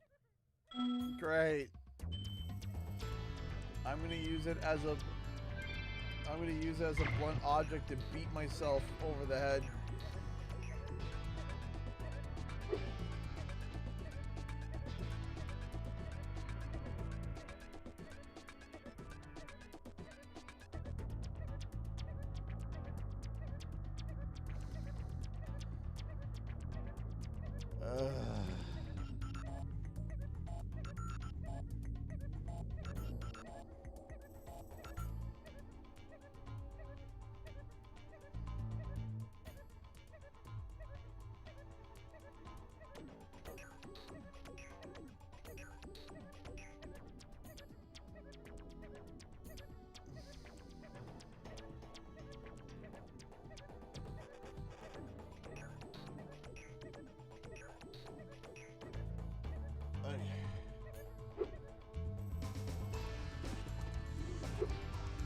Alright. We're almost there. Whoa.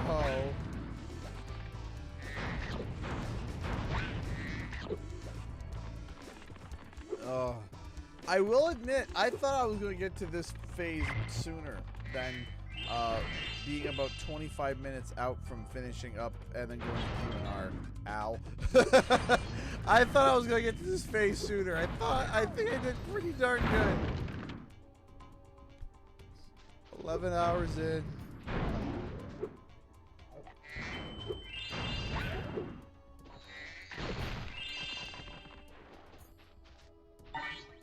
My butt, my hips, my head, my voice, my sheer existence.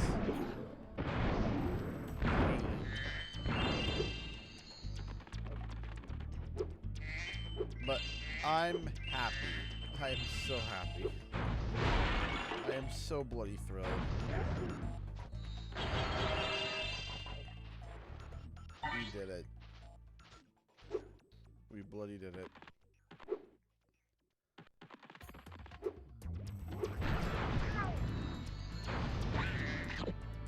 Consider this is a warm-up. Get no sleep for. Actually, I will get sleep for this con. You wanna know why? We're gonna be going a little bit longer than we typically do, because typically it's show up, everyone panic and go, go, go, and then wrap it up and leave. We're arriving on Tuesday and staying until Tuesday. So instead of arriving Wednesday and leaving Monday, we're arriving on Tuesday and leaving Tuesday. Yes, the bar has been filled. We now are on a bonus bar, which is awesome, which I'm thrilled about. Ow. And that laptop will go to helping me present, will go towards helping me present in front of everybody, being like, hey! This purple dragon, yo, is pretty cool.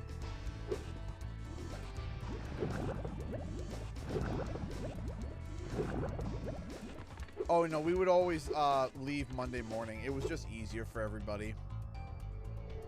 But we're going Tuesday to Tuesday. Which I'm like, heck yeah, let's go. Tuesday to Tuesday. I love it. I love it.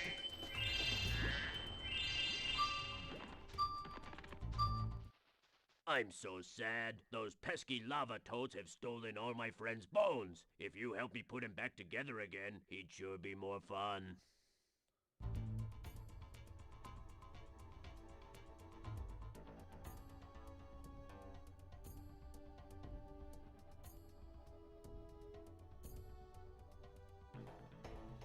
Okay.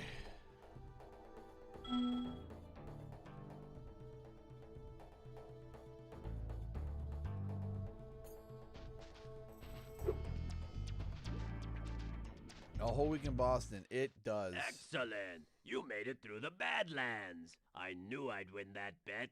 My cousin Gronk is a fool to bet against a dragon. Take this talisman for helping me out.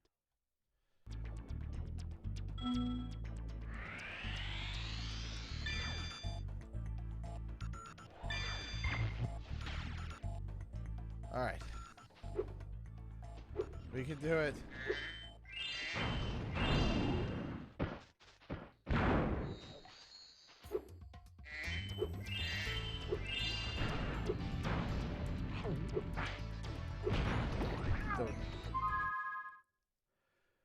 Oh, PAX East is a lot of fun.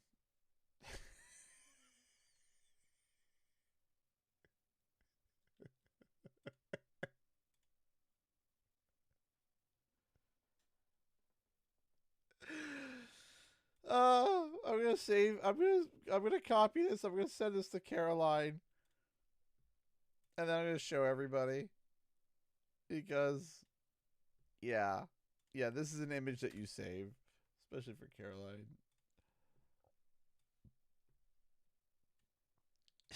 Nobody would even know this joke outside of the stream. Nobody would even know the joke.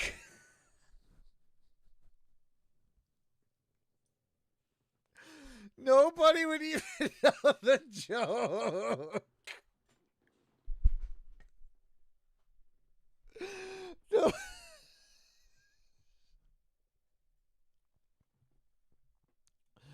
Nobody would even know the joke.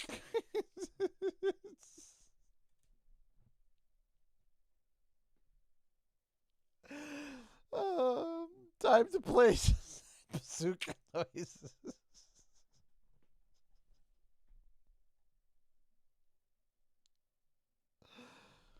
Oh.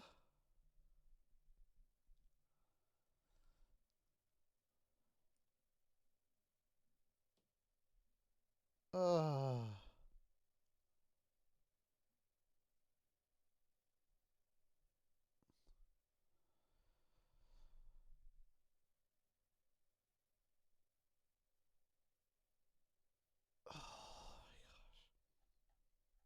Okay. All right, let's get back to it. There should be the BRB. Time to play some sad bazooka noises. Hey, how's it going?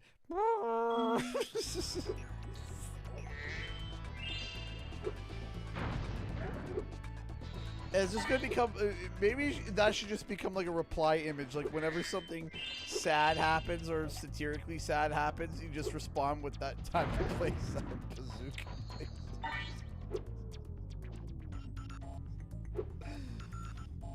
It just becomes a meme on Twitter.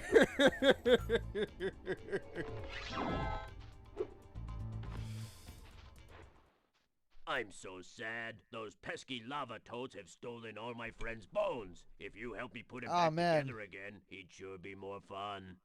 Oh, goes the super flavor. It's going. I don't have the sad kazoo sound up right now because my stream deck isn't working. It's being a butt. A verifiable, certifiable butt. That is what my Streamlabs thinks. Streamlabs, I mean that too. How was the crush fight? It was good, easy. No, stinky. Sad bazooka noise.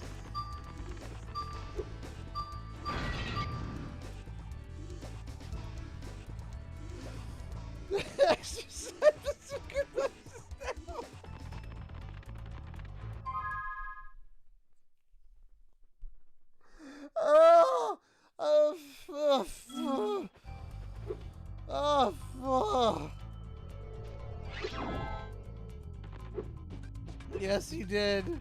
Yes, he did, Hotshot. He did. It was very kind of him. We are now on a bonus bar to help with the fact that I would like to be able to have a laptop to present at PAX East and not have sticks and stones and sad bazooka noises to present to everybody. So we're helping raise funds for that next as a bonus. Oh my gosh, my eyes are gonna start bleeding.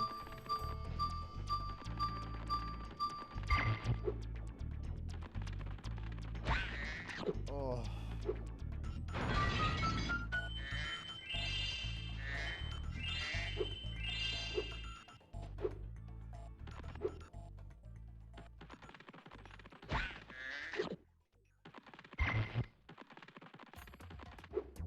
Oh. Nice. Final cord. Story presentation with sticks and stones. Sad bazooka noises. Please no. Please no.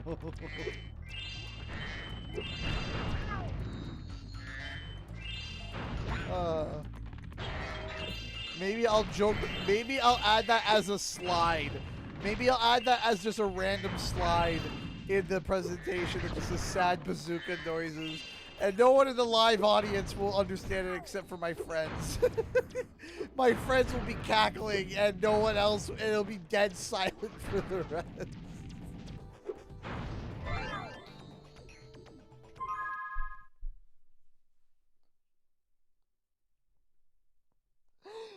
I just go to this random slide. I'm laughing and yawning. Just go to a random slide. In a studio, it's like 50, 60 people there, and only like 4 people know the joke. Yes, I'm doing I have a panel. I have a panel at PAX. Yes, I have a panel. It's called From Pete to Spyro. The evolution of Spyro. This is John Cut to be in the front row holding kazoo and still no one knows what's happening. Oh, my eyes. Oh, my eyes. I go to PAX. Remind me just to race you against you. Hey, how's it going? Sure. Will you also come to my PAX panel? I hope so. That's the big thing, is I'm doing a Spyro panel. Yes, that's why I'm... And I'm going to be trying to see if I can get, I'll make sure to... Awesome. Oh, my eyes. Oh, my existence hurts. Oh. Yeah, I wonder if we can do another CTR tournament. I would love if they did. I hope they do. I hope they do another CTR tournament. That'd be cool. Thank you, Spyro. Now I can put my friend back together. Please, take this as a token of my appreciation. So, do I play off stream just for fun? No, and there's a reason why. We got... There we go.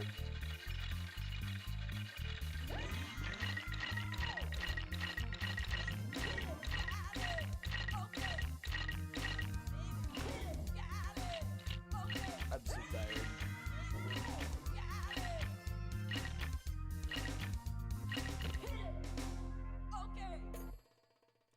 Okay.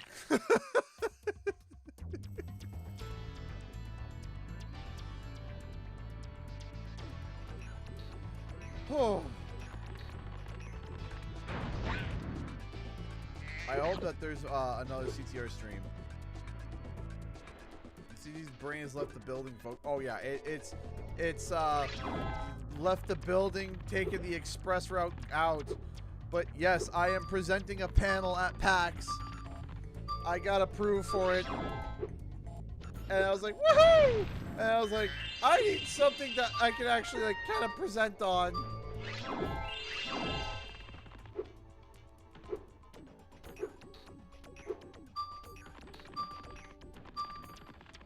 And that's what the bonus bar is going to. Die Bundesbür.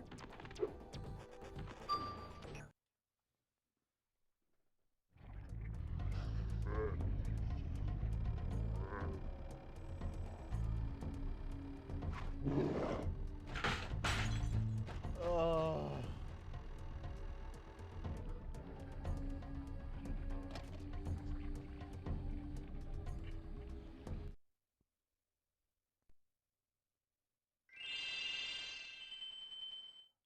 What the heck? What is happening? Why does he look like this? What is what? Okay, I'm sorry.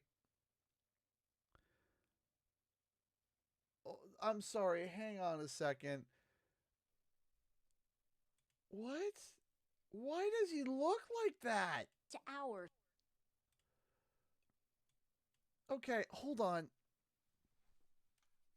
Does anybody know Vince McMahon from WWE? Old chairman, complete and total pervert, total bad person, not a great guy. He's in court right now for something that he did where he raced and almost, killed somebody. This is what he looks like. What on earth happened to him?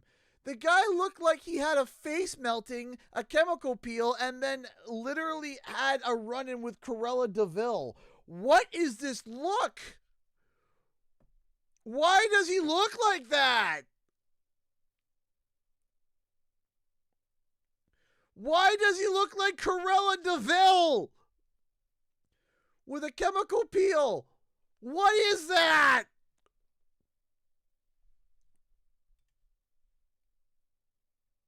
He looks like an anime villain. Like, what is... Yeah, the captain in court looks like he's ready to steal 101 Dalmatians. That's what he looks like! Look at... It doesn't look right! Why does he look like that? The guy's like 70 years old!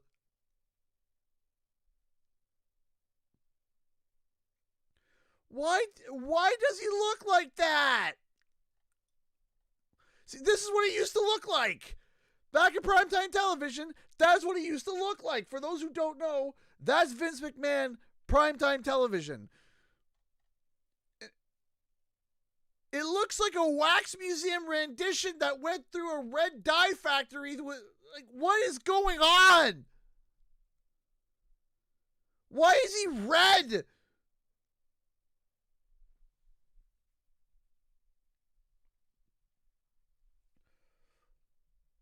Why is he going like purple, like blue, like ready? Why does he look like this? Brother, you're like 80 years old. You're not supposed... Why? Oh.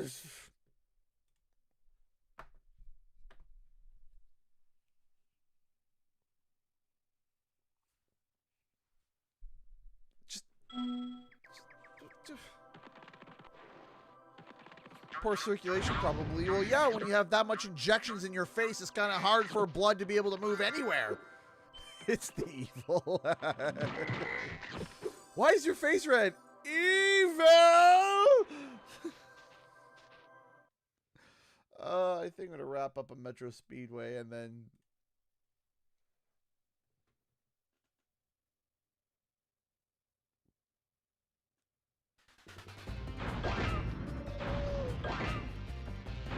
Take that, pigeons! Stupid birds!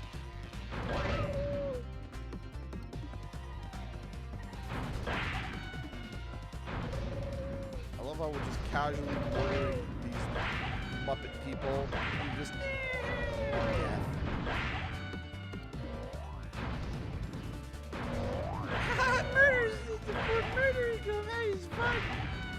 Where's the last stupid pigeon? Where's the bird?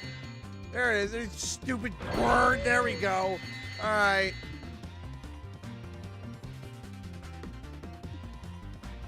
Continue this tomorrow. No!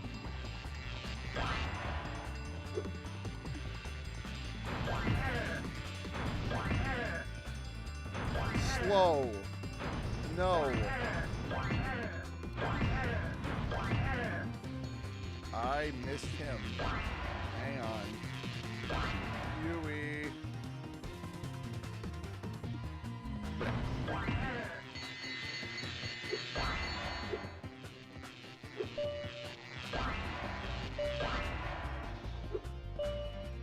Oh no.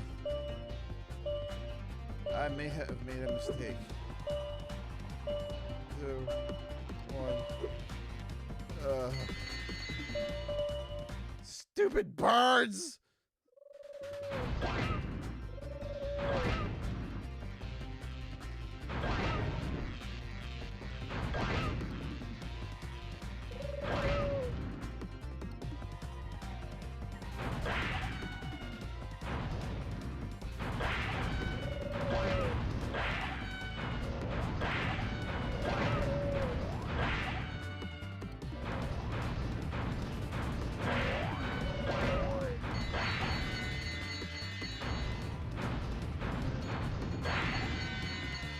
Dome. To the depths with ye.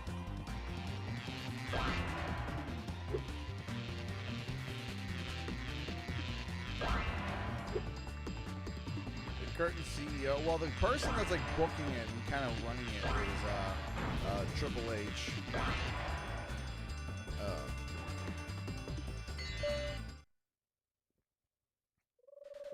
The booker right now is Triple H. The person that's kind of like running it business-wise is what's his name? Khan. His last name's Khan. I know that.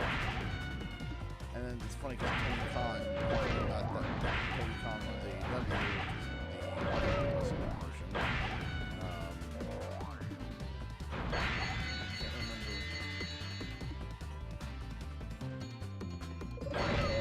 Is it also like they might be both named Tony Khan? I can't remember. I'm drawing a blank right now, but yeah, Khan.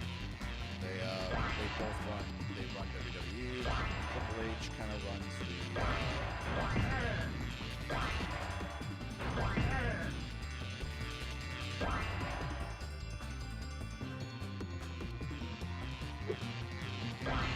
The fire screen combo is sending me to space.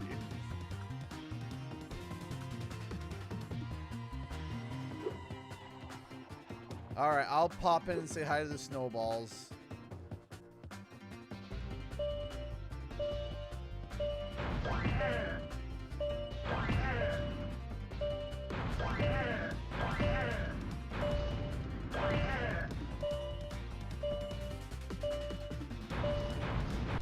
Oh, come on! It was right there! I'm so tired, man.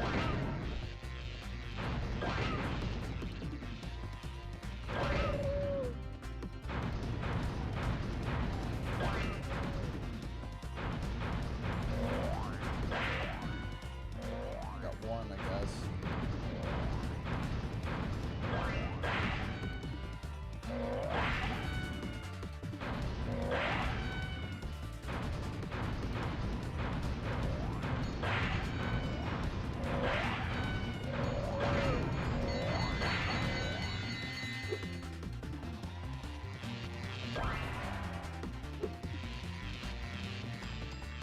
Got snubbed. I got something all right. It was. I didn't get all the points, didn't I? I didn't get them all.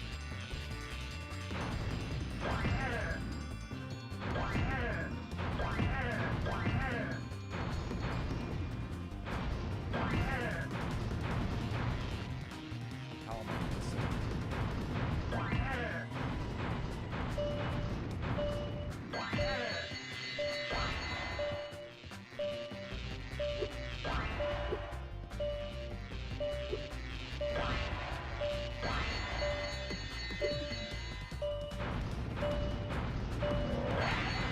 Did it!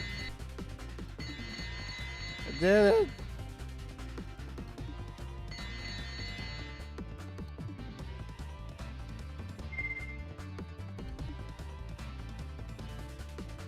If I do the hunter mission, I'm gonna go mental. So we're just...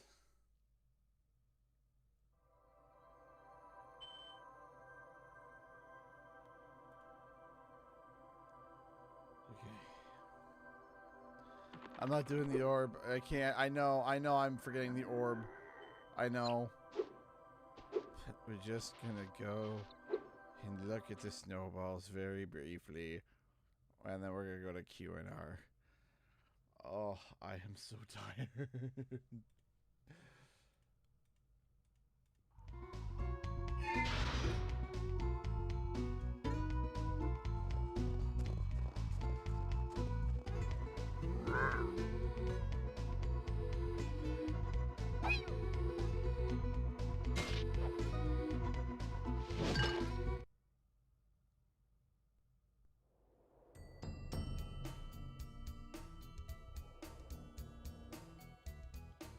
Okay, give me a second here. I have to just...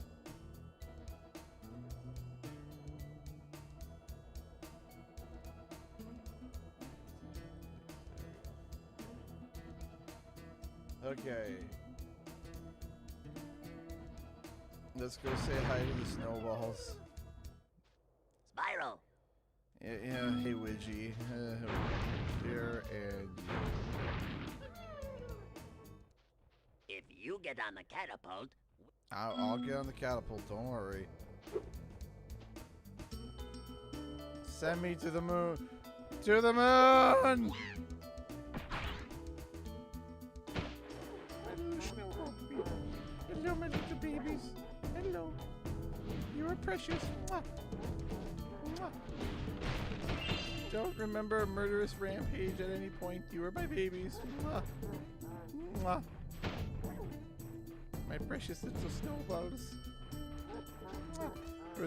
I am not gonna murder any snowballs. These are precious babies. These are precious wee little babes. Look at them in their little knobby. Ah! You, on the other hand, I'll completely murder. I'll send you. I'll Amazon Prime you to the afterlife. Anyway, here's my little babies. Kiss, little babies. And now we're gonna go to 15 minutes of Q&R, and then right when it hits 11, it's 12 hours.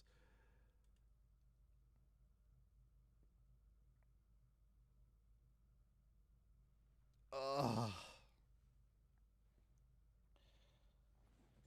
We'll keep everything open for 15 minutes. Celebrate at 11 o'clock, and then log off.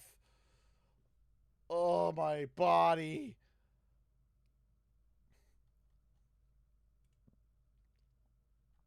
Existence is pain, Jerry. I'm so sad. So sad. Ugh.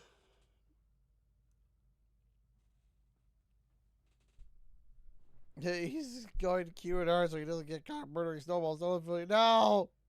Your brains is told yes. What's a con that you want to attend to but you wish you attended one day? Man, I wish that I could have went to E3. Honestly, I'm so disappointed I never got to go to E3. I was hoping and trying to plan 1 year to go, and I couldn't make it. And that was last year, and I was like, that's terrible.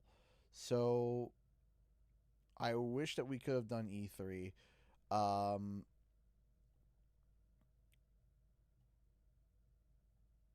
I wouldn't mind. I want to go to Comic-Con. I think Comic-Con would be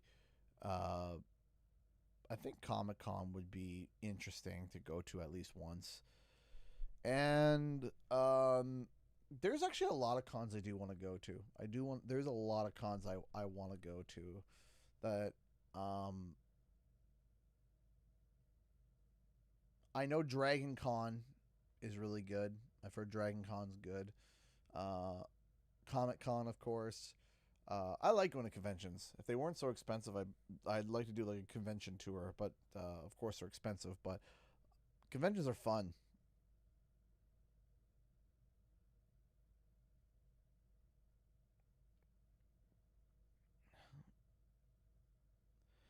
If you guys got any other questions, fire them away, and I will try my best to answer them.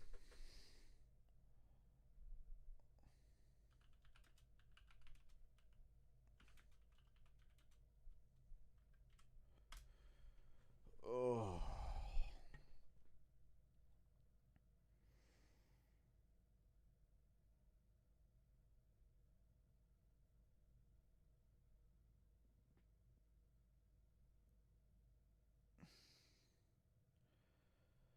How are you going to be spending tomorrow? Well, I'm going to be going to church tomorrow, doing a lot of driving, and then when I get home, I'm probably going to be, it's probably going to be like the going to bed at 9 o'clock.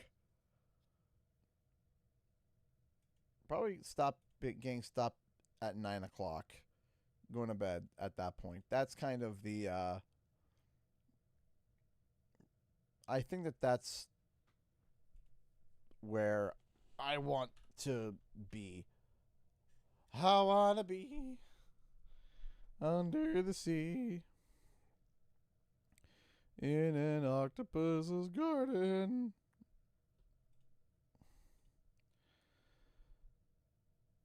Yeah, that's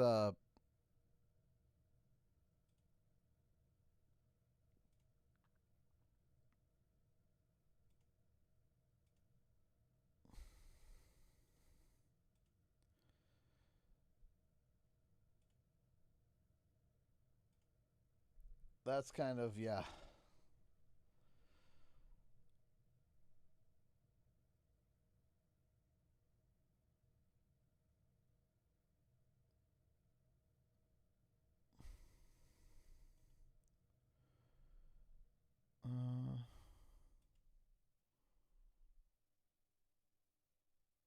Why would it be that? That's so weird.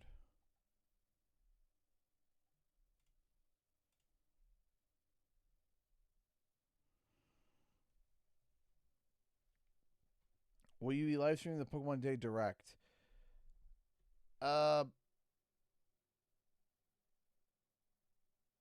Bird.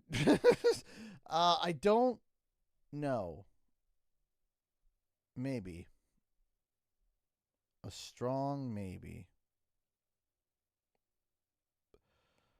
I think that would be I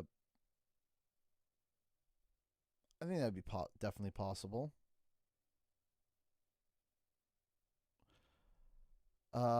We'll see. If anything, I would stream it maybe on my. I don't know. We'll see. We will see. We will see.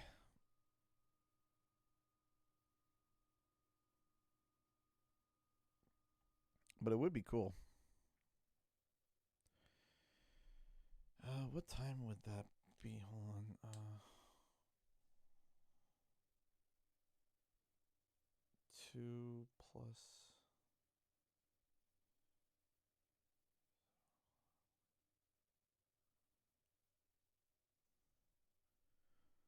That might be cool.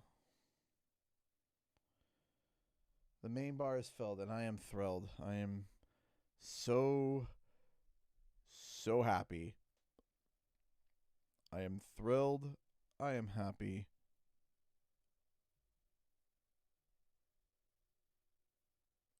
And I am tired. I am so tired. My brain, it feels like mush. Mushy, mushy mush.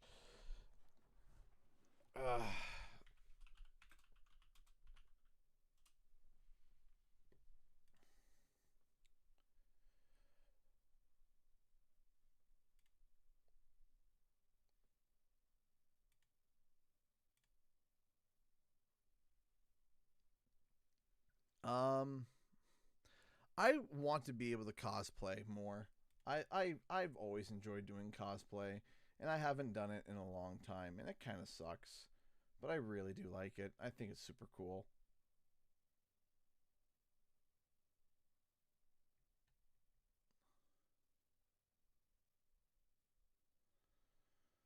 Let me 110.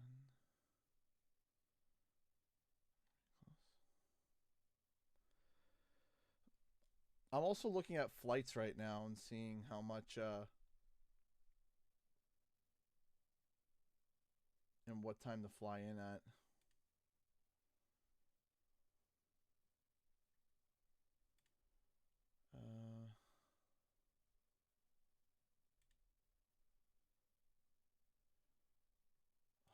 $151 for a checked bag? What is that?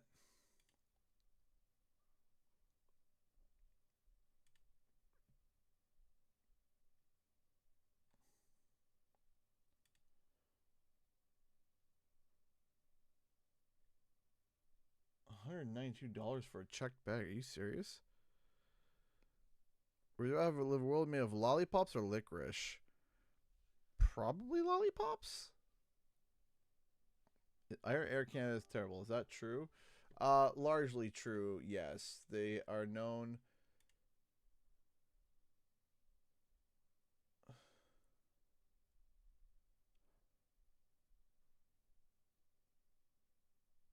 Oh, what was that?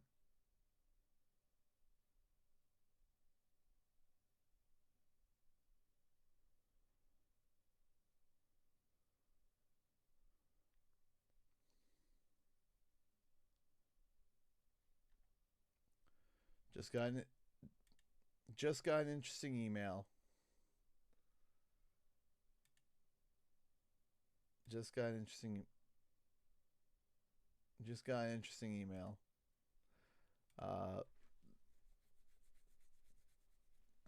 What indie games are you looking forward to in 2026? I spoke about this earlier, but I still feel the same. Voidling Unbound. That game looks awesome. It looks like a cross between Spore, Skylanders, and Pokemon. And I saw it, and I immediately was like, this is awesome.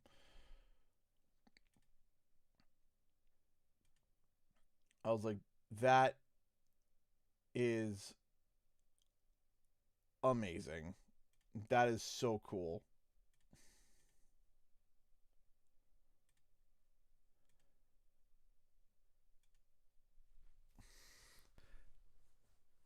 Hey, Howling Wolf, how's it going? Hello, all. Does anyone now know what's going on with Xbox? I don't know. Howling Wolf, I have no clue. I don't know what is happening.